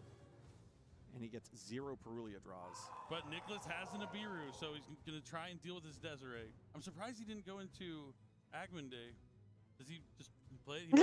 Right. He does not have room for it. Yep, that's one of the things you have to give up when you're combining a couple of strategies. He doesn't have the Agman Day. He truly has. There's really nothing in this extra deck that you can realistically cut besides maybe Typhon, and that is such a powerful card in the strategy. I don't think you really can justify doing that. Yep, that's going to be tough for him. Gives him a few less options. I think he had to shuffle back the Lacrima or the Crimson Tears anyway, so it wouldn't have been too impactful. Maybe that's what he figured out in his testing, is when he got Nibiru at this point, he wouldn't have the Lacrima to summon back the Agman Day during the opponent's turn anyways.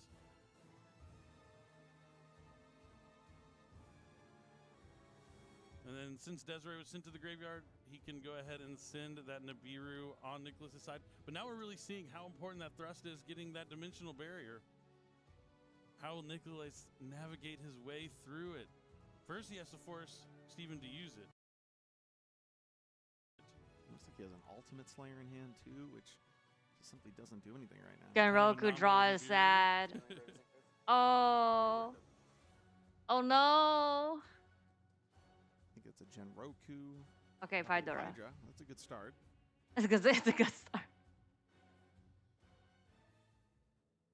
Met by a Ghost Ogre.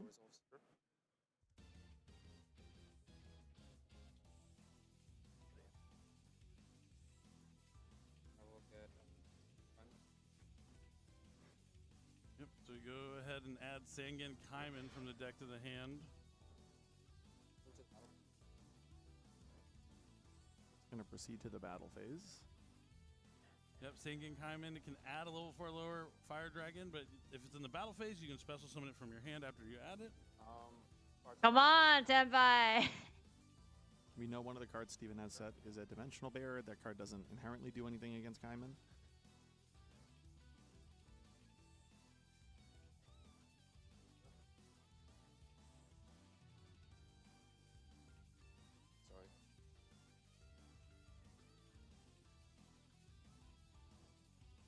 Looks like he's thinking about Chandra. Chandra seems like a good choice. He could go for Hydra, I guess, because he does have. Oh, he's just going to go for Genroku. Oh, because he has Fadra in the hand. Fadra can summon back from the graveyard. Dimension Barrier is going to call Synchro. No Synchro summon. Synchro monsters will be Synchro summoned this turn. But he still can look to go into a Link monster, something like Erratic Seal of the Heavenly Spheres.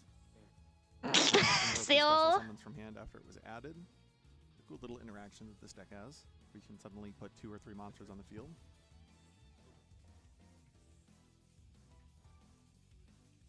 Nicholas is in the finals with Tenpai Dragon. You imagine he has faced a Go few faster number to of win Dimensional trust. Barriers along I his don't path to know. make it here.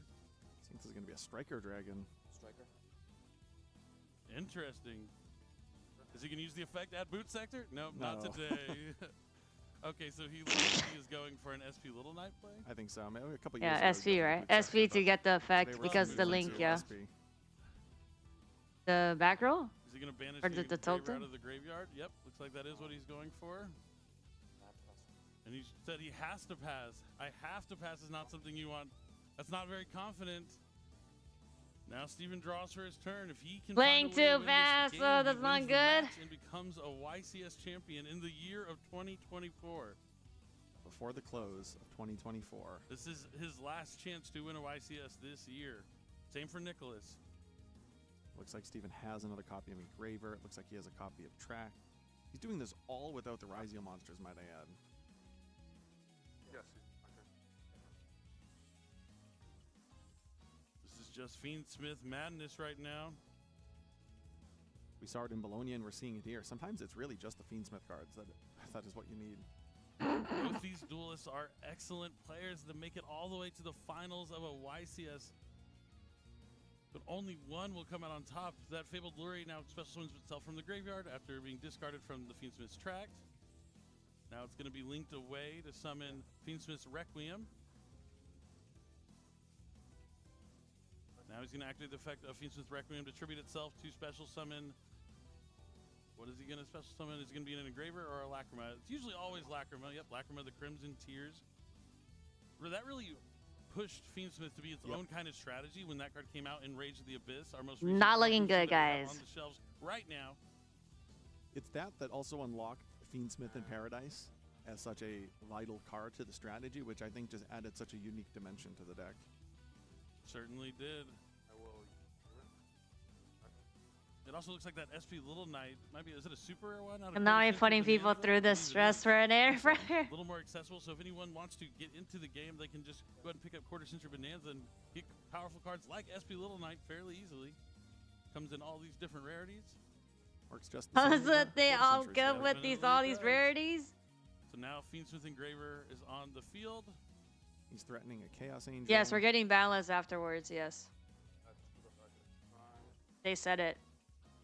Chaos And Angel is a big post card. it. He chose to play that over something like the Agman Day, so you know that's on his mind. Must have come up more in testing. All right, looks like he's switching his Nibiru token to attack mode, thinking about going into battle phase maybe to take care of this SP Little Knight, but you really do not want to give Tenpai Dragon any turns if you can avoid it. Absolutely not. He's going to go to battle.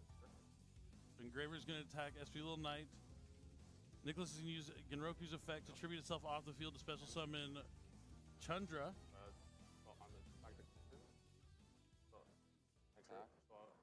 Attack on SP. Mm-hmm. Monster count has not. What's happening? So they're questioning, does he still need to conduct an attack on the SP Little Knight? I'm pretty sure he can choose to attack or not. Even though they have the same number of monsters on the field, the number of monsters on the field did change. It went from 2 to 1 to 2.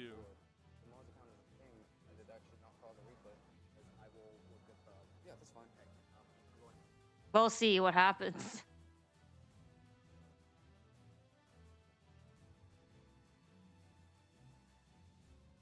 It looks like they may be asking the judges just to verify if he can redeclare. We'll take a moment just to wait and see what the result is. It's kind of interesting because it's not an effect that usually happens when you declare an attack. There's not too many cards that quick effect tribute themselves off the field to special summon from the deck during the battle phase. You can't ready to declare. You attack Little Knight. Like Lone Fire Blossom. Why is it taking so long? This is common knowledge. It's still in declaration. We know that Nicholas has a copy of Ultimate Slayer, and then just it looked like 2 Tenpai monsters in his hand. The thing, though, is all it takes is 1 Tenpai monster uninterrupted to really snowball into all those huge synchro summons for sure.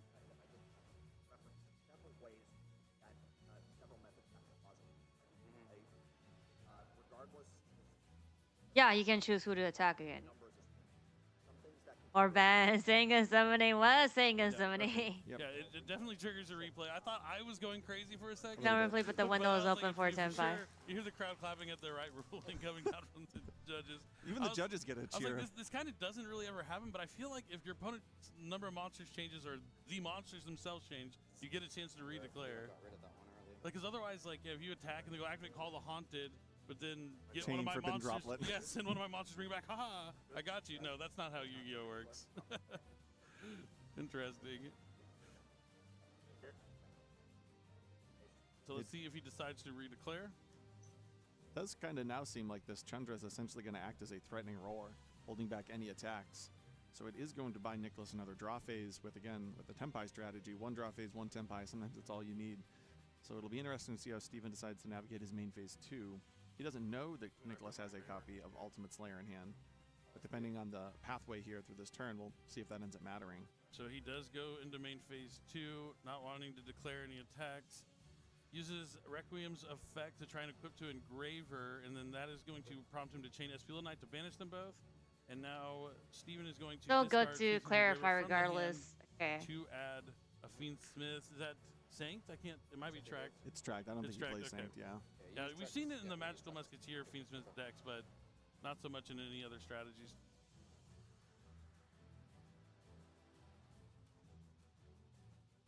That Chundra right there. All right, now he's going to link away the token and the Crimson Tier. Yep, token just kind of goes off to the side. To link summon. Has to be something that he can make with non-effect monsters.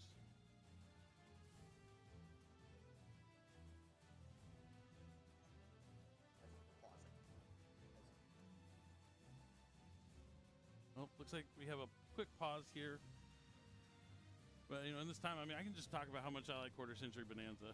Yeah, you could always do that. It's literally 2 sets in one. I'm not even joking you. We have a lot of cool reprints of like cards like SP Little Knight that you can find easily accessible. High power cards like that, Diabell Star, Wanted Seeker, the Simple Spoils. But there's also a 200 card nostalgia pool that you will guarantee to get one of in every single one of your packs. They always come in Platinum Secret Rare or Quarter Century Secret Rare. There's some iconic cards like Heavy Storm, Monster Reborn. So many iconic cards. And whether you're a fan of Yu-Gi-Oh in the past or currently, there's something for everyone in Quarter Century Bonanza. But now it looks like we are continuing to play. The Link Summon 4 Fiendsmith sequence comes down. Now going to go into a Fusion Summon for Desiree. Oh yeah, I'm sticky. Which ones? Okay.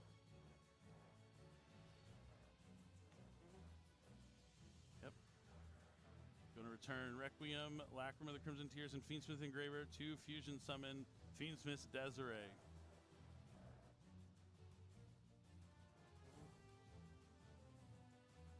question still is, how is he going to get this Tenpai Dragon Chundra off the field? Yummy plug. We could link away the Desiree. True. If he had the Agman Day Yeah. here, it would be so nice. But he is going to use the effect of Fiendsmith Sequence on the field. He can use it on the field. Dai or the Sengen graveyard is so to put good. itself Why are you hating to the Dai Fiendsmith, Sengen? Non-link.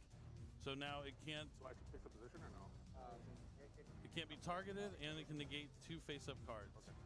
With attack, right? Yeah. Thanks to the link rating of Fiendsmith Sequence being 2. I'll draw for turn. Now it's up to Nicholas. What can he do? He has a lot here, actually. I wonder if Steven just forgot about the Genroku when he moved to the battle phase there. Here we're going to see maybe this not Ultimate Slayer. Does he have fusion? I'm assuming he doesn't have a fusion. He has to have at least one in there. Yeah, there's a Garura. So it looks like he goes the normal summon Genroku. All of a sudden, Steven not in as great shape as it felt like he was previous to that battle phase from last turn. No clue about Mahjong. It's just a tense moment here in our it's a 2,400. I'm struggling to breathe. It's a big Hydra. This card is incredible on the field. If you have, since the Desiree's on the field, it sends all other cards except the fusion to the graveyard. And even if he chains the Genroku, He can negate, or the Genroku, he can tribute that off the field. It'll come back, and that's enough. Nicholas concedes! Nicholas concedes! And Steven Trifanowski is your YCS Anaheim 2024 champion with Fiendsmith Ryzeal.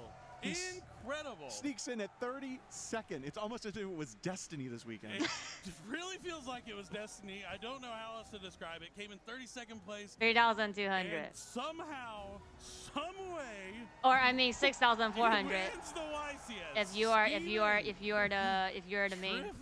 Trifanowski just. Yeah, on a dealer, yes, ×2. Wow, you see him. That's just. I know this is an incredible moment for him.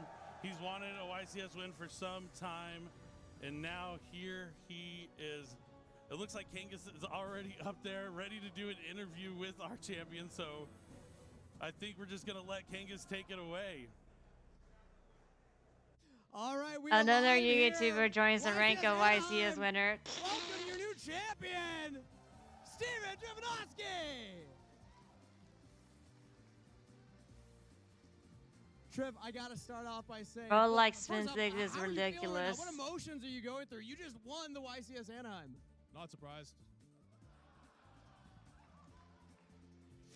All right, well, let's ask it a different way then. This was your last chance to win a YCS this year. So I want to ask you, what was that experience like coming into this event, knowing that how much weight? Doesn't even get a chance to show up. It was really nothing. Well, yeah, because Phoenix is actually the one here, right? YCS in 2024. I am already the YCS champion. We're just talking about. One more thing. Look at this. Look I show up with Maxi at YCS and I win. If you're not in a YCS, but you love Yu-Gi-Oh, this is the greatest feeling of my life right now. You guys are missing out.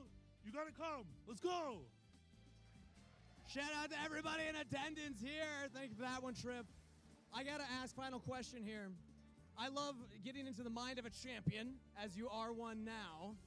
It was a long journey to get to this point. What did you learn about yourself this past year in preparation, getting yourself ready to win today? If you work hard every day at anything, Yu-Gi-Oh especially. Job saved.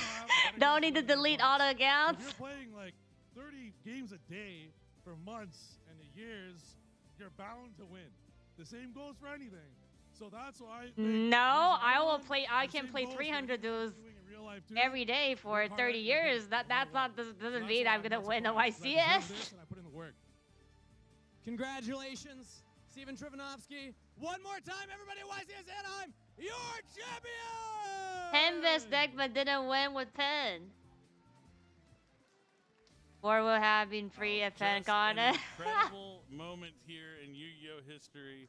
What you mean? Steven Trifanowski becoming a YCS champion. You know, he said he put the time in. I can, feel for that. That it does pay dividends. Like, Imagine going up and be like, I mean, I picked up but it Yu-Gi-Oh puts you in a yesterday. better- I you have a put better in no chance of winning the time and more I still times you won. practice. And I don't You care. get the results, even It's though on. it I seems want like- to prove it that sounds like he this game is expected this and it was easy. nothing, but this is over a decade. in the Imagine. making. He's been trying to win a YCS for a very long time. It won't always happen overnight, but you can't ever give up.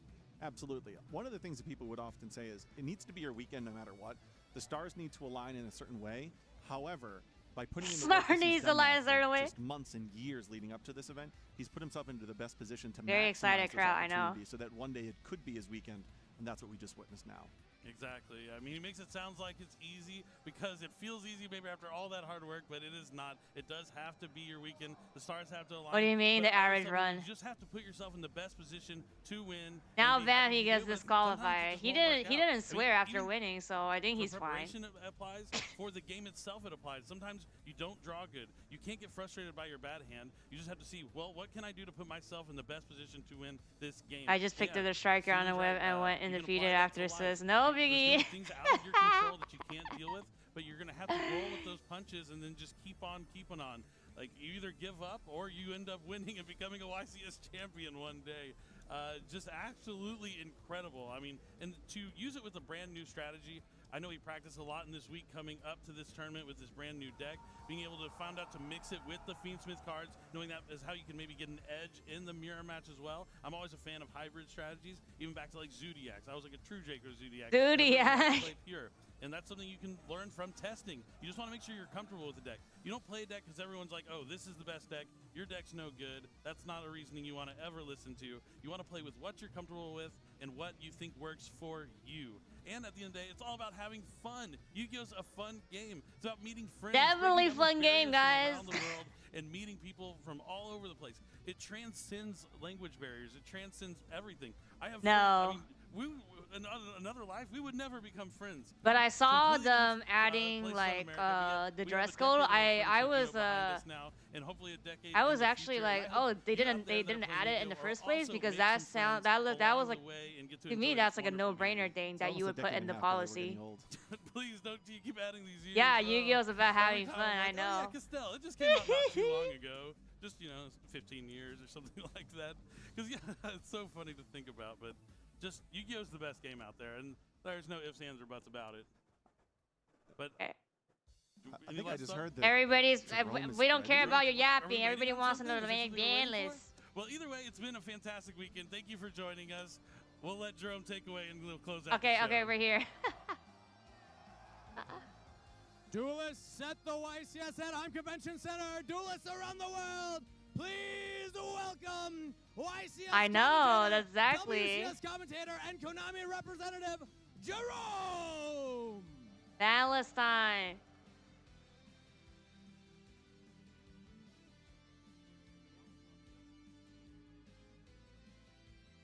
Jerome, the people have been waiting. You've been teasing us all day. Is it finally time? I heard a while back that you tried to steal this thing backstage. What's up with that? Allegedly. Allegedly. Well, if you want to see it so badly, you're going to help me with this. What do we feel about that, YCS Anaheim? Yeah? Nothing banned? Who won? All Triff. right, up first, what are we going to see here? Start with the unlimits. Start with the unlimits. Unlimits. Unlimited? There's a lot of them. Starting with Blaster, Dragon Ruler of Infernos. What?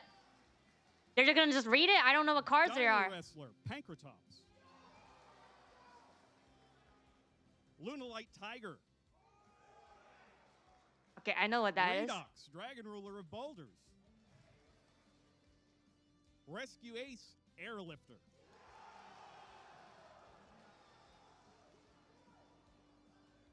Tempest, Dragon Ruler of Storms. Title, He Dragon plays Ruler of Waterfall. Fiendsmith, Ryze. Thunder Dragon Colossus. Ryzel? Ebe, the World Chalice Justiciar. And finally, Opening of the Spirit Gates. Opening the spirit gates? What? No! What? No!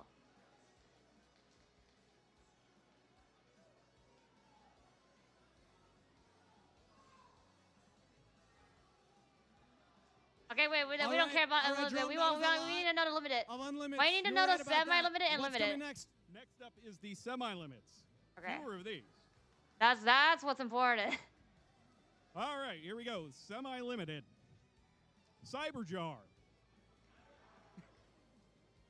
Danger. Jackalope. Danger. Tsuchinoko. Ava. And finally, Performapal Monkey Board.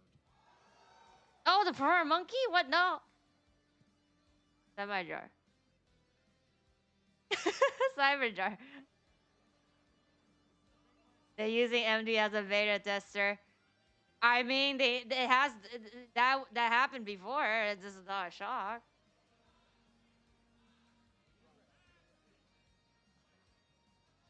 Not Monk. All right, Jerome, that's semi-limits. What's next? Are we ready for some limits? Yeah, that's the thing that All we right, care about here. Let's start with Tenpai Dragon Chundra. No!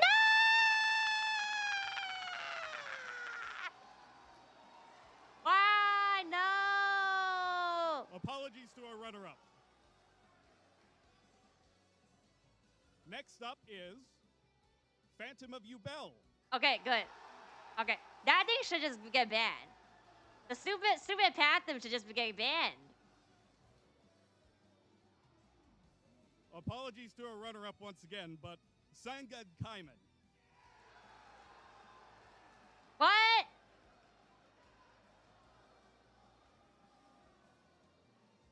And finally, one card is also going from Forbidden to Limited. It is Forbidden to Limited? Zodiac Barrage.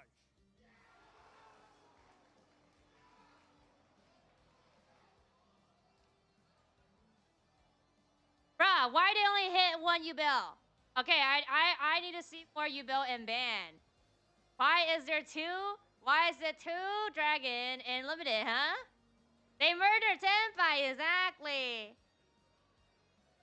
All right, Drum, you got the Tenpai not even Electric fucking topping with here. the limits.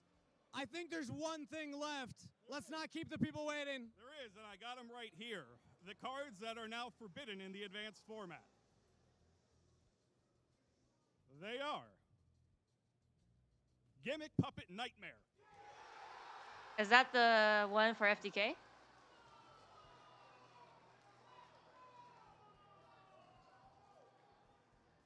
Jaugen the Spiritualist.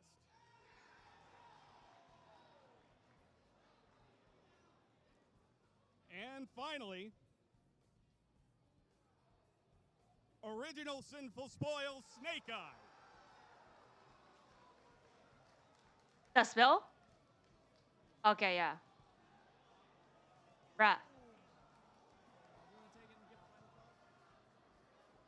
Shaking my And head. that is the new Forbidden and Limited card list update. That list is going to take effect tonight at midnight.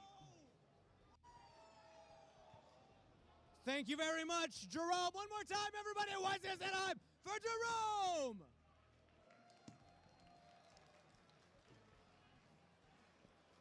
Now let's throw it back on over to the casters to get their thoughts, because that was a big one. All right, thank you, Kangas. That was an epic moment to hear about that update from the Forbidden and Limited list with those live reactions. It looks like everyone had a good time. It's probably going to take some time for the players to digest what happened and everything, but exciting moment. I know. The fact that we got to watch that live, it's just a once-in-a-lifetime opportunity. Yeah, definitely was. And going to a YCS could also be a once-in-a-lifetime opportunity, but you should do it more than once, I promise you. But if one's coming near you, maybe within driving distance, maybe 4 to 6 hours, you should 100% 4 to 6 hours? And go. It's a lot of fun. I guarantee you'll meet some awesome people who also share similar interests. We all love Yu-Gi-Oh! At the end of the day. It's the greatest trading card game around. But thank you so much for playing. Thank you so much for joining us this weekend. Any final thoughts, Joe? Can't wait for Orlando. Can't wait for YCS Orlando. That's right. It's going to be epic. That's going to be next year, early, I think February 1st and 2nd will be our next live-streamed YCS in Orlando. I hope you all have a wonderful evening, a wonderful rest of the year. And we're going to go ahead and send it over to Kangas to close out the show. Thank you for joining us. Hello and welcome one final time, duelists from around the world. That's it for YCS Anaheim, and that is it for 2024 YCS coverage. Thank They're you not gonna so much, rip them in everybody, Master for Duel. tuning in. An eventful Been weekend. only Shout out 2 to seasons. Steven Trivanovsky, your YCS Anaheim champion. Shout out to Jerome and everybody at Konami for the updated Forbidden and No, Limited Kaiman's list. also The next at time you'll one. find us is next year. Check us out at YCS Now Orlando, Facing needs to February die. 1st and 2nd. They Until gotta then, sell duel cards. on, and we'll see you next time.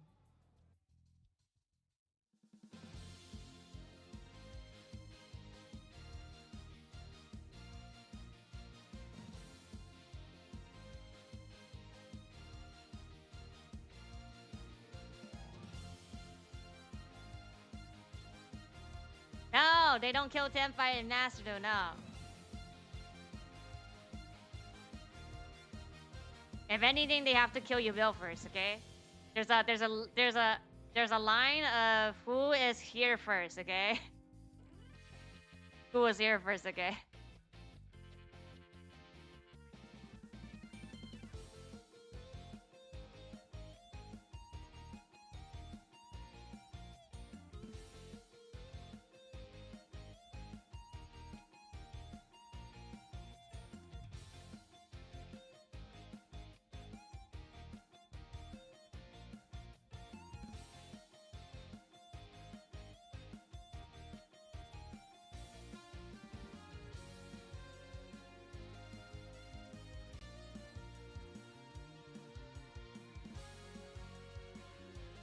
Appreciate they did this. I haven't seen them do that before. You mean them announcing it live, or it was a good ban list? Maxi still banned SAG, exactly. Exactly.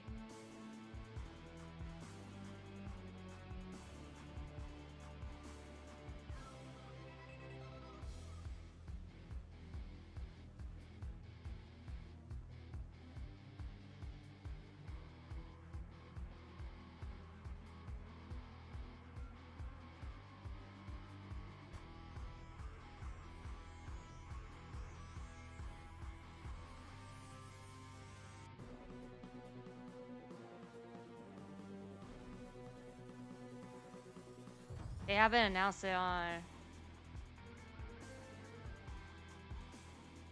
like, on socials, not yet.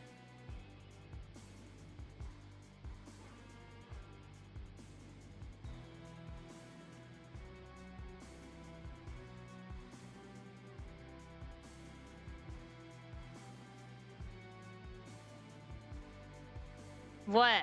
They're never going to ban Kali Yuga.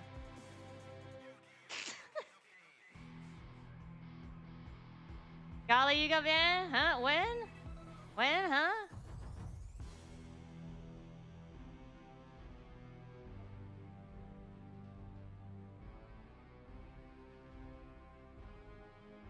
And even if Kali Yuga gets banned, they're never going to take. They are never going to touch Raptor. It's not even close to like, not even close to anything. Come on. But they're gonna ban the rank 13 now.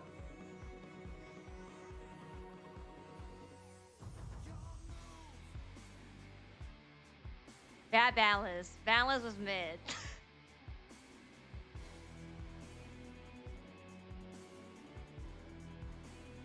Low high.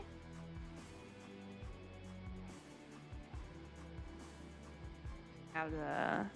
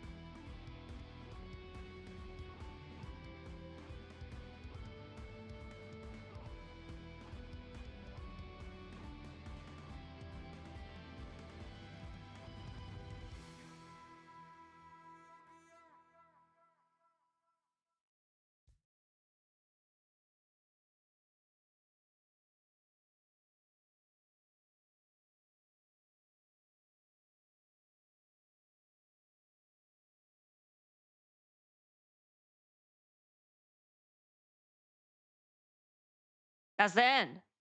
That's the end.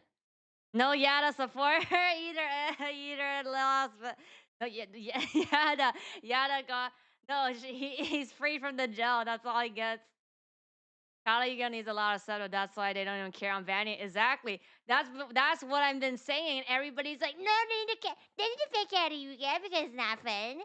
And then you can't do step. And I'm like, fucking takes like 10 steps to get to get that get to that setup and only right after play it. And they're like, oh no, Black Wings can't play it, other Blades can't play it. I'm like, yeah, never even fucking seen one that those that yeah, they could. Do they? They don't, okay? It's only Ray Raptors. 2-day YCS not bad. It's always 2 days, I think. Okay then. Stop. No. I don't wanna okay. Why is my bid like here? Okay then. I think I'm like kind of tired. I don't know if I'm going to do Smash and Pass later. Kind of just want to go sleep. None plays Black Wings. No, my point is like people are like, oh yeah, there's other decks that can potentially run Kali Yuga, and I'm like, yeah, and nobody fucking runs them in Master Duel. I never seen them. Come on, like that's your argument, okay? Even if what Black Wings and other, even if which DDD never used them, even DDD and Blackwing and Ray Raptor all play Kali Yuga. That's still not enough for them to be like, oh, this is getting out of hand. We gotta ban this thing. Was a fun YCS. To be fair. No, I don't. I don't watch. I don't. They just. I don't know. YouTube algorithm. They posted it. My dragoons. Gonna cry. Well, I don't even play TCG, so it doesn't really matter. I'm gonna shed a tear. Gonna shed a tear to my dragons.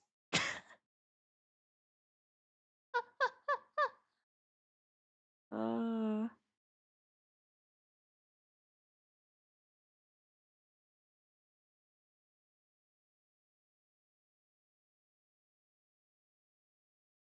Let me see. Algorithm or lies? Well, I don't really watch video on my own account. So play TCG, see what happens. Yeah, not gonna happen. What, you want to play Ray Raptors in TCG? Is that what you want me to do? Because I have no interest in meta.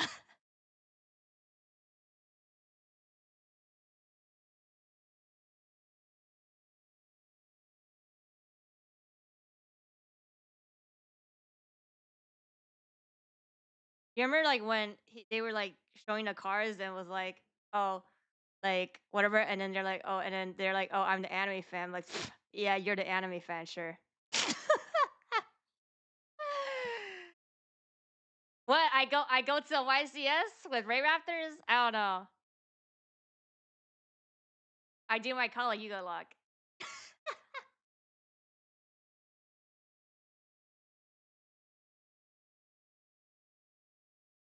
Okay, let me see.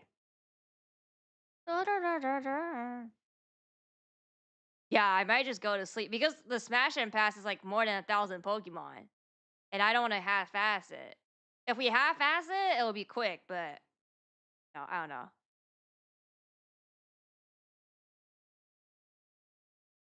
Well, I mean, I could rate you guys to what the algorithm was make a vlog about it. I don't know, like I went to a YCS before, like there's not much that I can do there because I don't know what's going on, you know?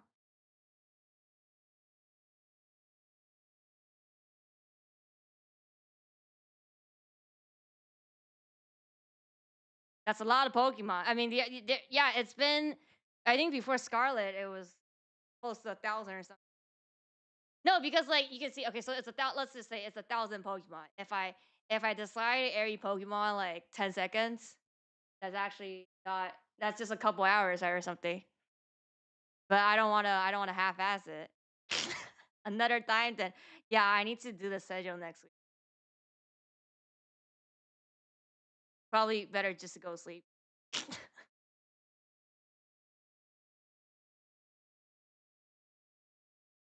Oh wait, no, actually, let me raid you guys. Oh, he's okay. Let me raid you guys to somebody that actually knows more about Yu-Gi-Oh than me for sure. Another time, yes. I'll post the schedule later.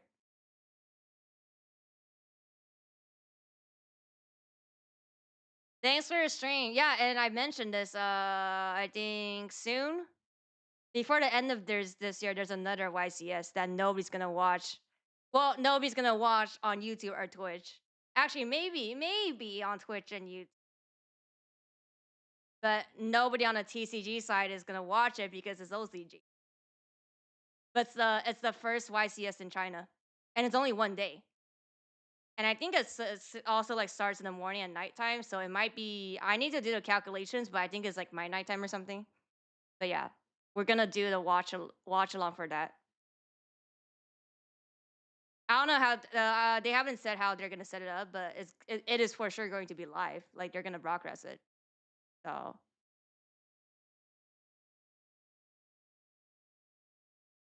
it's not that late, but I woke up early.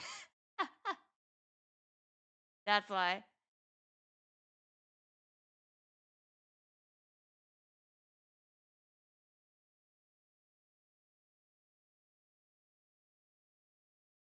I usually don't wake up early. That's why. Sounds good. Okay, I'll raid you guys. I'll talk to you guys soon. Real?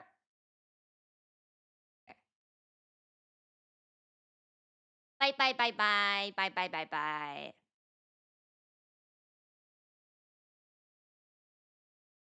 Hmm.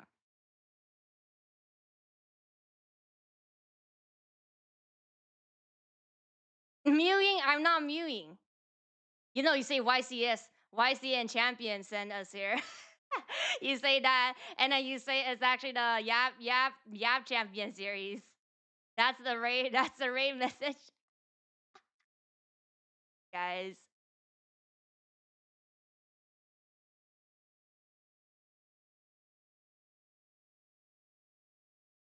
Bye bye.